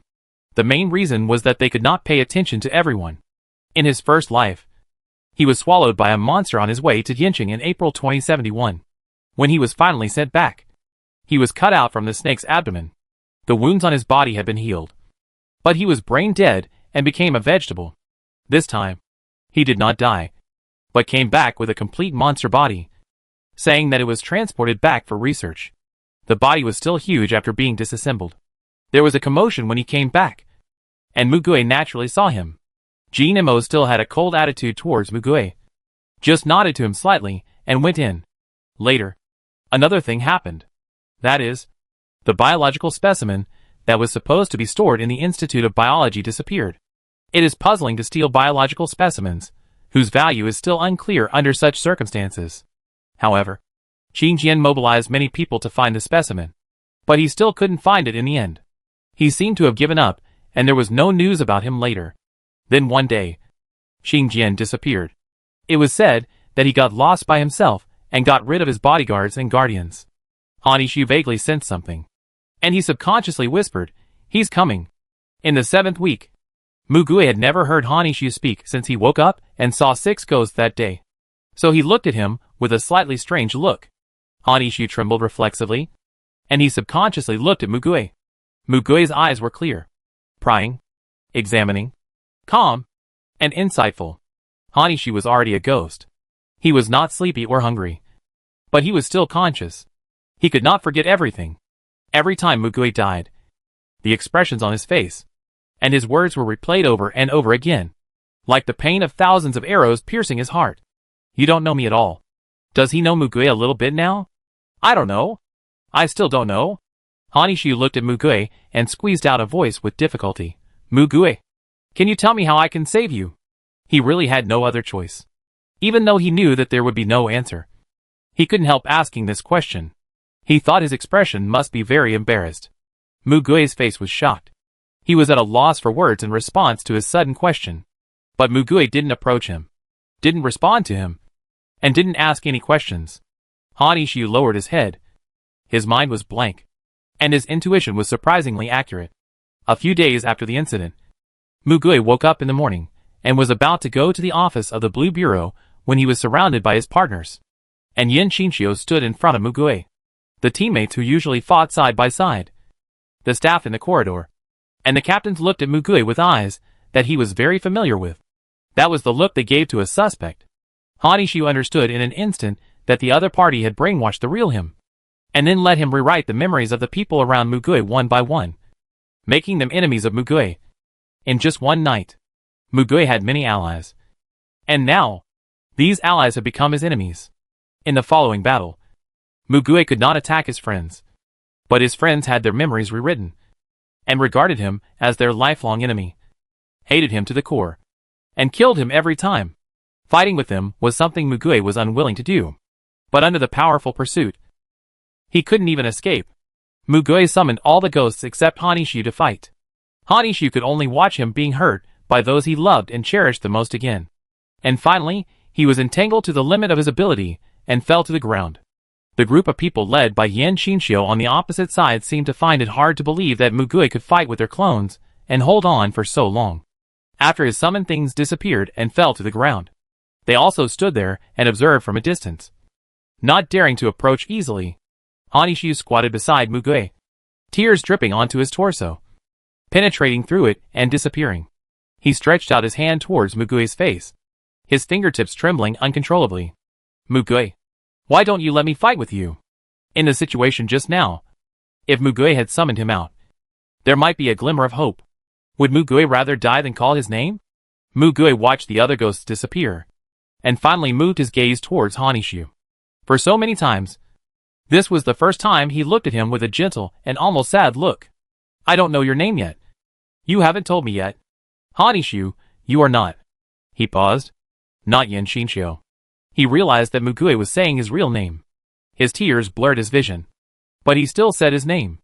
A tear slipped from the corner of Mugue's eye. There didn't seem to be so many surprises on his face. He closed his eyes and pursed his bloody mouth into a line. Hanishu was suddenly swallowed by the bitterness and could no longer see anything in front of him. But he heard the call with a trembling and crying voice. "Brother." Hanishu's fingers touched his face, and his tears fell on him. This time they were no longer false. He watched the life flow out of Mugue's body, and watched him being broken into pieces again that he could not recognize. "Mugue. Xiaogue. I can't save you." 7 times. 7 times. "I can't do anything. What should I do to make you believe me?" His choked words could not form a complete sentence. Mugue forced himself to open his eyes. His skin tore at a terrifying speed, but he still opened his mouth and said the last words. "I am no longer the child I used to be. Know who I am now, not who I was in the past." He held back his tears and raised his lips. "It's not too late. You brought me the most precious thing, which is hope. All your memories will become our chance to turn the tables. Brother, please, don't give up. Brother, if there is a next time, please save the foolish me." His expression was so sad, but his eyes could not help but lose their vitality. He died in front of him 7 times. The 7th time, and finally, He heard him calling him like this again. The tears that fell. The gradually cold body temperature in the palm of his hand. The familiar call from the bloody mouth. And finally disappeared. He was in so much pain that his heart was broken. The grief was stuck in his throat, sucking out the air, crushing the screams, leaving only the vacuum and silence. No matter how many times. He could not accept the fact that Xiaogui died in front of him. With Mugui's death, his body also dissipated. Before losing his vision, Hanishu looked in the direction of Yan Xinxiu and stood up. Past self, present self. He gnashed his teeth and patted his heart. After the grief, there was reluctance, anger and obsession. No matter how many times he came back, he must save him. Chapter 200. It's called regret. Before the vision reappeared, consciousness had already returned. Hanishu silently made a promise in his heart. Xiaogui, you are the child I watched grow up. I really want to know you again. Xiaogui, if we meet again, it doesn't matter if you don't recognize me. I will tell you my name. No matter how difficult it is, I will not give up. Hanishu felt the mechanical sound. He opened his eyes and saw the person lying on the hospital bed. A different face. A different skin. He was absolutely sure that it was Mugui. He couldn't help but laugh. The two of them always sympathized with each other when it was unnecessary. After Mugui woke up, he once again confirmed that the person in this body was Mugui. He was very familiar with his way of speaking and every subtle habitual movement. But when he saw his original body, he felt very distressed. He really wanted to ask Mugui, what would it feel like to see his own corpse? Even if he asked him, Mugui would probably answer him with the 3 words, I don't know. Right? Looking at Mugui like this, Hanishu slowly understood what Mugui said to him for the 7th time. Get to know me now. Not me in the past. He really didn't understand Mugui. When Mugui grew up, he thought he had watched him grow up. But in fact, he had only watched him from afar. How could he understand the deep meaning of every word he said? What kind of smile he had? What kind of connection he had with others? Why he took various actions? He should look at everything about him again. In the first 7 times, he seemed to be looking at Mugui.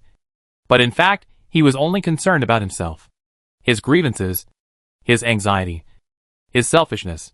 He only saw Mugui. And he only wanted Mugui to survive. But Mugui didn't want that. Mugui was more greedy than him. Mugui wanted everyone to live in peace. At least not to survive as hard as now. Mugui's greed was so grand and so difficult. But even so, he still had to do it.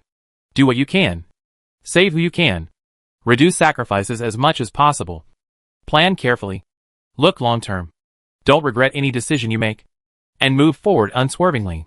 No matter which time. He did it. He felt a little sorry. Why did he finally see this point for the 8th time? Mugui was like a sponge since he was a child. Absorbing everything he learned perfectly.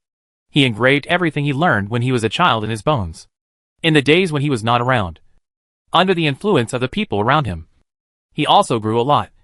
From a person with a tough nature and a fragile appearance, to a person who was strong inside and out and wrapped in softness and warmth.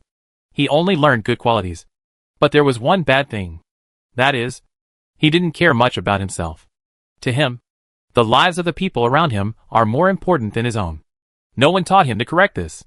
However, he has also tasted the taste of losing the people he cherishes again and again. In this regard, they are the same. It's just that Mugui has many people he cherishes. He only has Mugui left. This is also the root of their previous differences in ideas. So this time, he will not only look at Mugui, but also look at the others around him. What Mugui wants to protect is also what he will protect. He tried to use his own way to pry into Mugui's heart, but kept a little distance in his behavior, and pointed out information at the right time to help him.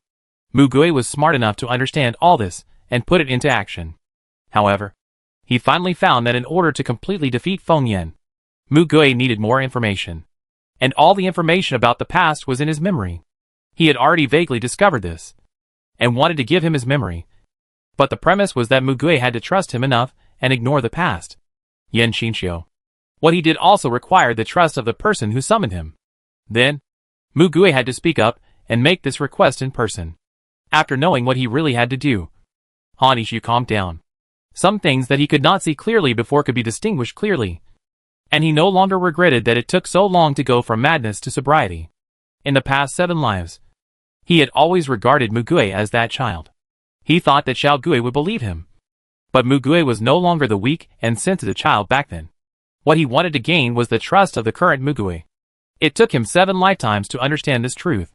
He watched him act, truly understood him now, and gained his trust. What he did to protect him was actually wrong. So he had no trust in him. And it was extremely difficult to rebuild the broken trust. But fortunately, he did it. No matter what happened in the future, he never regretted their meeting. Mugue found Yin Xinxiu, or Han Ishu. Brother. It was so quiet. He couldn't even hear his breathing. There was only the beating of his heart. It was deafening. Mugue stared at Yin Xinxiu, and at the same time Han Ishu, with a blank look in his eyes for a while. He gently reached out his hand and held his collar. He opened his mouth, but no wailing could be heard. All his sobs seemed to be swallowed into the vacuum, and tears fell silently. It was too tragic, and he couldn't even cry out. That was a face that was in extreme pain. Han Ishu's eyes were blurred. He thought he wouldn't cry, but that was just a delusion. All the sadness and heartache poured into his body. With just one glance, he felt the same pain as the person in front of him. He felt the same pain as him. He was the other person in the world who understood all his feelings best. He hugged him tightly. He wanted to comfort him, but he couldn't say a word. He knew that there was no better knife than words of comfort. If he said it, it would be stabbed in his heart again and again. Mugue gently pushed his chest twice with her backhand. But because she was weak, she didn't move at all. Han Ishu didn't look away. There was no blame or resentment in her eyes. Only concern and pity. Mugue's shoulders almost collapsed at that moment. He lowered his head and put his head on his chest. Countless sobs turned into twitching and spasms all over his body. The voices and the memories surged like the tide, fading and chasing, intermittently, continuously, making it impossible to hide. He once thought that there was no more desperate reality than what he had experienced. And now he realized that there really was. If he had the opportunity to be cut into pieces 1,000 times, he would be very happy to be the sinner who surrendered. But even if he redeemed his sins for thousands of lifetimes, what he had done could not be undone. This fact tore him apart completely. He couldn't let himself go. If there is an extreme punishment in the world, it must be like this now. No one could hear Mugue's silent and heart-wrenching sobs, except Han Ishu. The only thing he could do was to hold him tightly and tell him over and over again, "I'm here. Xiaogui. Do you know? I succeeded. I succeeded." He was trying to put each word together, but the trembling voice, to Mugue's ears, was just heartbreaking. "Xiaogui. I didn't give up. I succeeded. You should also be happy for me." Mugue's tears soaked his chest, and he finally began to gasp terribly. Han Ishu was so distressed that he put on the ventilator mask on the bedside. But Mugue took it off and threw it aside. When Mugue regained consciousness, he opened his eyes and saw Han Ishu, who was like a drowning man grabbing a floating log on the river, pulling him over tightly and refusing to let go. The way he pulled his chest was like a willful child who was about to take action. But which impulsive child would have such an embarrassed and pitiful face? But Han Ishu just hugged his body back in grief. He knew what a child on the verge of death looked like. Han Ishu stroked Mugue's back and slowly guided him.